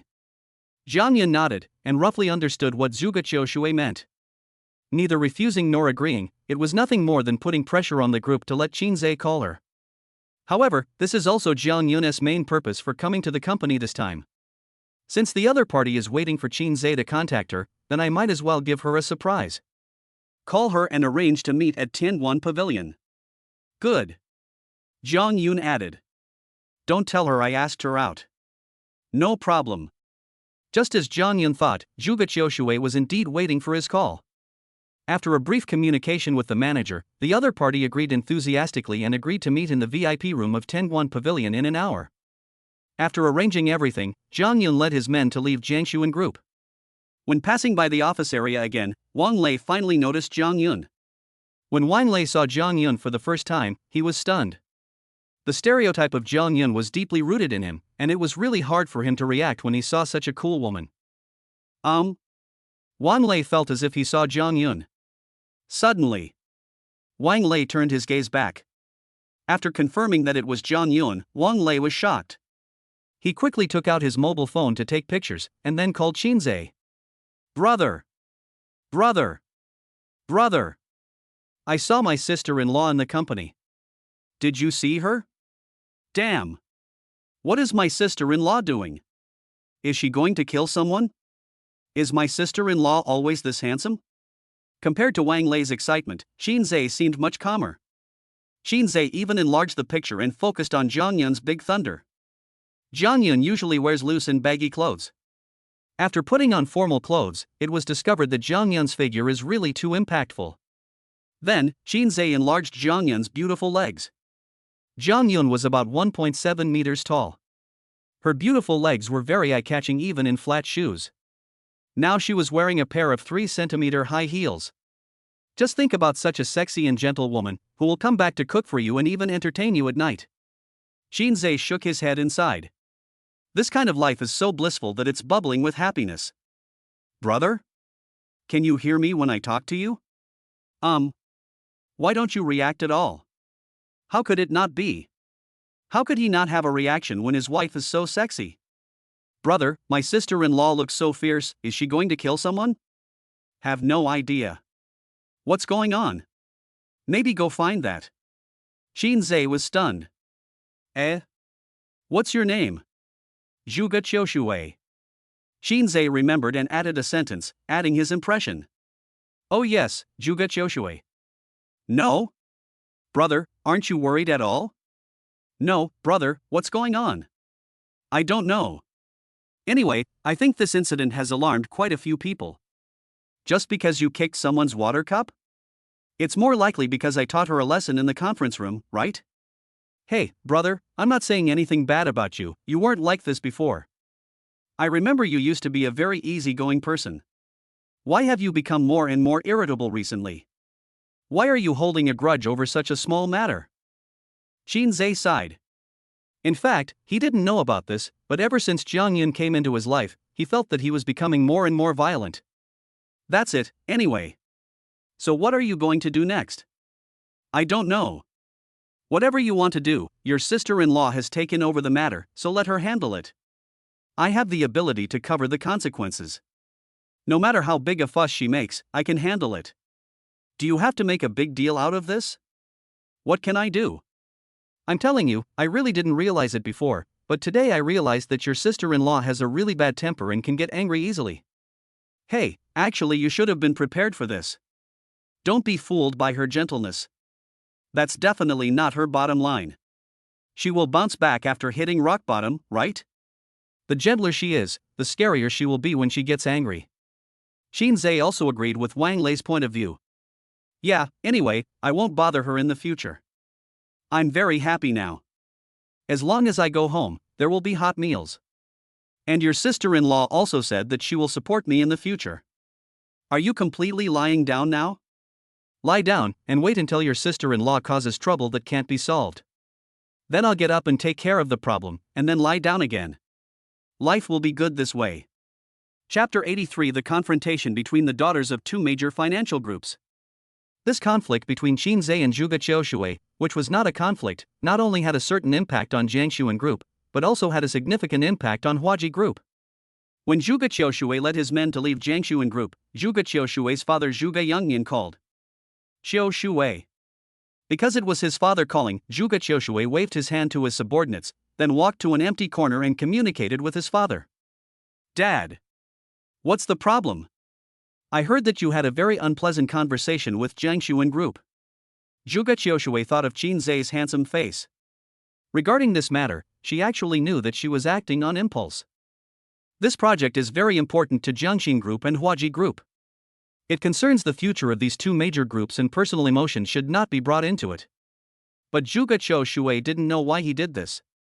There was no reason, but Zhuge Qiushui knew that if she didn't do this today, she would regret it for the rest of her life, although at this moment she didn't know why her future self would regret it. Dad, I can handle it myself. Zhuge Yun noticed that Zhuge Qiushui was in a bad mood. As a father, he knew his daughter's character better than anyone else. When had she ever gotten emotional in all these years? Zhuge Qiushui, who was usually calm, behaved so abnormally this time. Zhuge Yangyan thought that it was very likely that his precious daughter had met a boy she liked. I heard that the boy's name is Shinsz?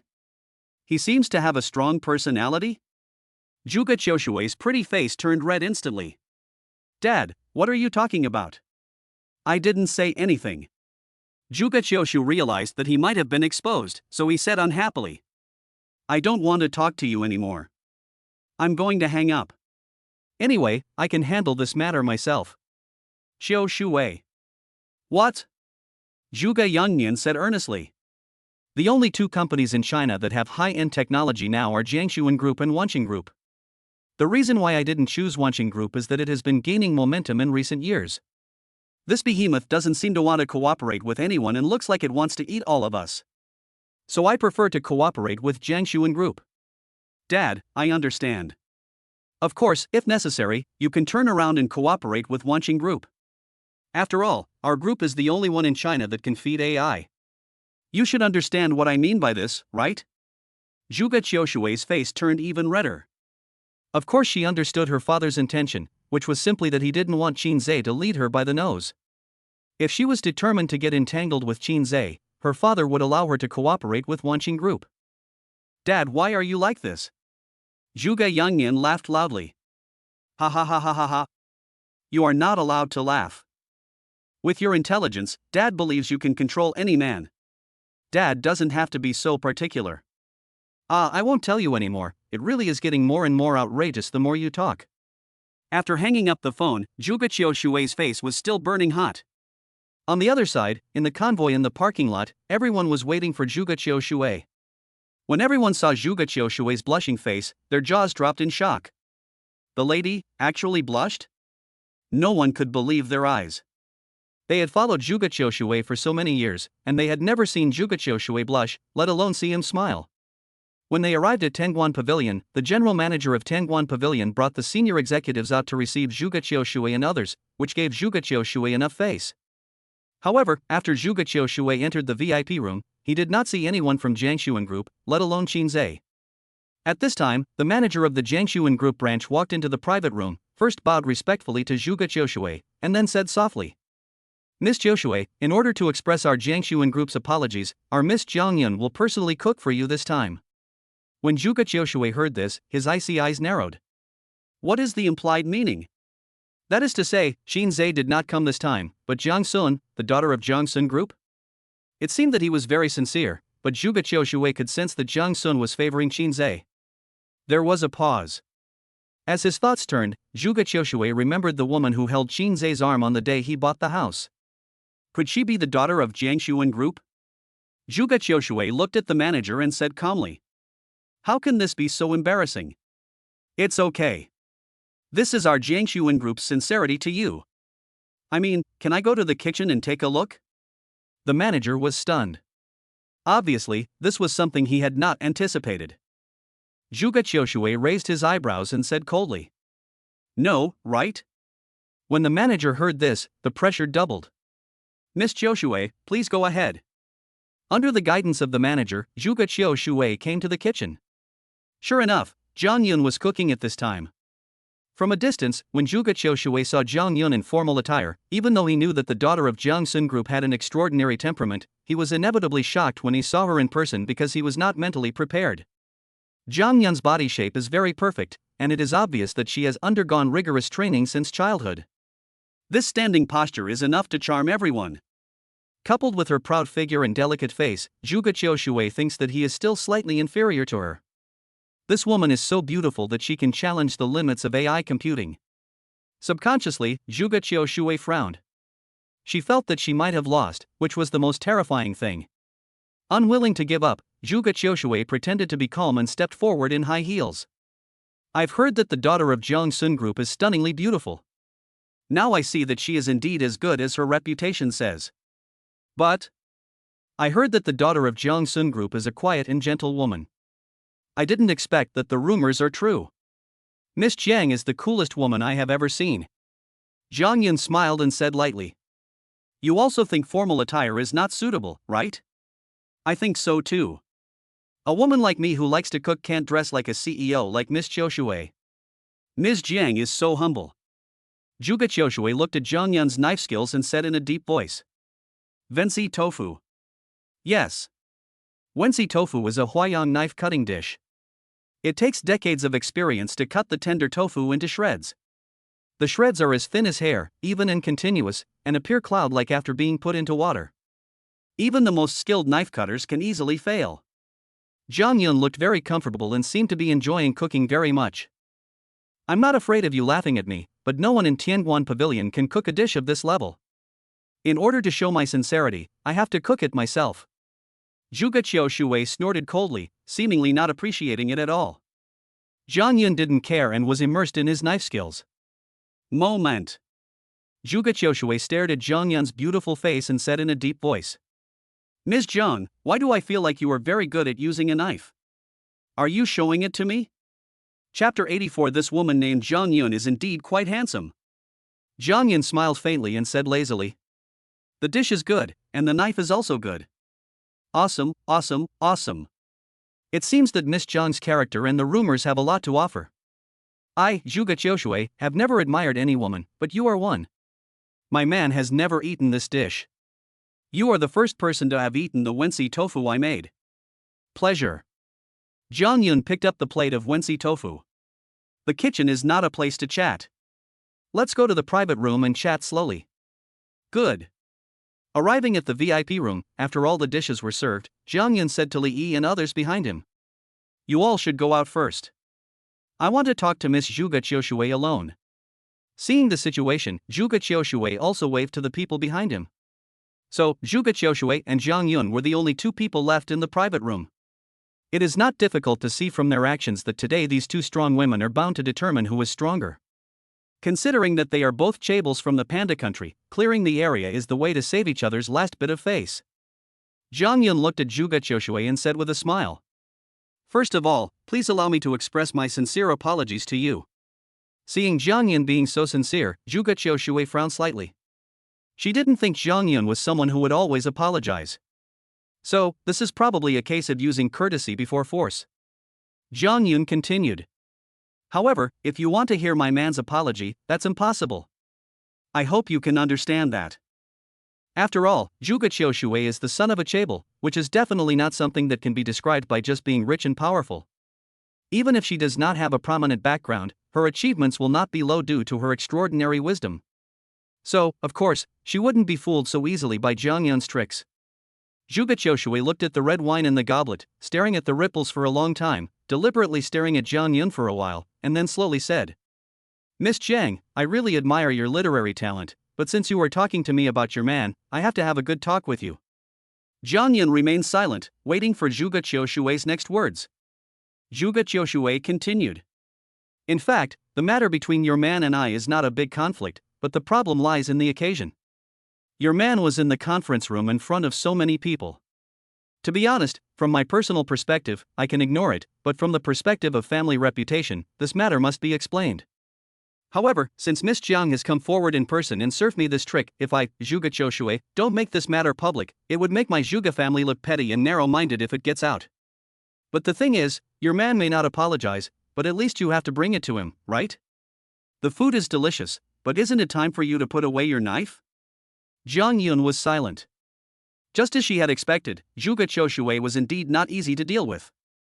Seeing that Zhuge Qiushui looked into the matter so carefully, he had no choice but to draw his sword. Jang Yun suddenly said something that didn't make sense. I saw you on the day I bought the house. Zhuge Qiushui was stunned, not understanding why Jang Yun suddenly said this. Jang Yun said slowly. When I first saw you, I knew we were the same kind of women. You are beautiful, intelligent, and have a good figure, just like the daughter of God. Everything about you is perfect, and you are also very strong-willed. No matter where you go, you always show yourself to the world with an arrogant and indifferent look, just to let everyone know that you are not a vase, you are a good woman, a strong woman who is capable of supporting your husband. After all, it's just your protective coloration. Although deep down in your heart, you have a heart that longs to be loved, your intelligence allows you to see through any man, and over time you develop a disgust for men. Do you know what a strong woman like you fears the most? Zhuge Qiushui frowned even more and said in a cold voice. I don't know what you're trying to say. Jang Yun could see that Zhuge Qiushui was getting a little anxious at this moment. Women like you are most afraid of meeting someone different, because you are always able to plan and strategize. If you suddenly meet a different man, you simply cannot bear the backlash. This deep impression is something you can't get rid of for a long time, and it even greatly stimulates your inner competitive spirit and desire to conquer. Of course, you're not stupid enough to fall in love with a strange man because of this. However, because of your character of pursuing ultimate perfection, rather than looking for an ideal man, you are more inclined to choose a man who is like a blank sheet of paper to manage and cultivate yourself until you make him into the person you want. And my man fits that bill perfectly. Zhuge Shui gritted his teeth, a ruthless look flashing in his eyes. This feeling of being seen through was really annoying. She didn't want to admit it, but whether to admit it or not was her own business. No one knew better than him whether Jang Yun was right or not. Jang Yun shook the goblet in her hand, looked indifferently at the wine clinging to the wall of the goblet, and said, "I like my man because of this. When it comes to dating, he is as pure as a blank sheet of paper. I can transform him into whatever I want. I don't need to tell you how it feels to cultivate and train the man you want. I believe you should be able to feel it yourself. After all, this is what you are pursuing," Zhuge Qiushui said in a deep voice.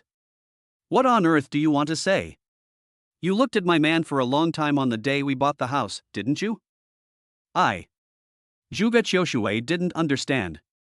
He didn't understand how Jang Yun knew him when her back was facing him. "I wasn't pretending when I kicked her.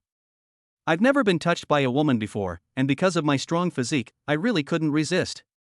Zhuge Qiushui blushed. She looked at Jang Yun, who looked calm, and didn't understand how she could say such words so easily. Jang Yun said softly, "I'm not telling you this to show off my happy life. I just want to tell you that he and I are no longer in a relationship." Jang Yun looked at Zhuge Qiushui and said seriously, "Miss Qiushui, you are a respectable person. No matter how good a man is, he has been developed by someone before you. Is it okay to snatch a man that someone else is using?" "You, Miss Zhuge Qiushui, you just said that some things should not be viewed from a personal perspective. The family's reputation is also very important, isn't it? You. Of course, I didn't say that you like my man. I also know that Miss Qiushui is not that irrational. At the moment, you are just curious about my man, not liking him, so I said this as a joke. But if Miss Qiushui continues, I'm afraid it will really become a joke, right?" The muscles on Zhuge Qiushui's face twitched slightly. Obviously, Zhuge Qiushui was completely defeated this time. She looked at Jang Yun with a gloomy expression, and finally realized how cruel this woman was. Jang Yun looked at Zhuge Qiushui with a smile and added, "I hope this matter ends here. Let's not go on. If you continue to talk about my man, the reputation of our Jiangshuan group is very important. Don't say that you didn't pursue my man. If you stop and look at my man for a few more seconds, it will be an offense to Jang Yun. It's not just Huaji Group that needs to save face. We at Jiangshuan Group also need to save face, don't we?" Zhuge Qiushui was completely silent. Jang Yun pushed the wensi tofu she had prepared in front of Zhuge Qiushui. "That's all I have to say. Whether this plate of wensi tofu is a good dish or a plate of good knife skills, it depends on how you choose, Miss Qiushui.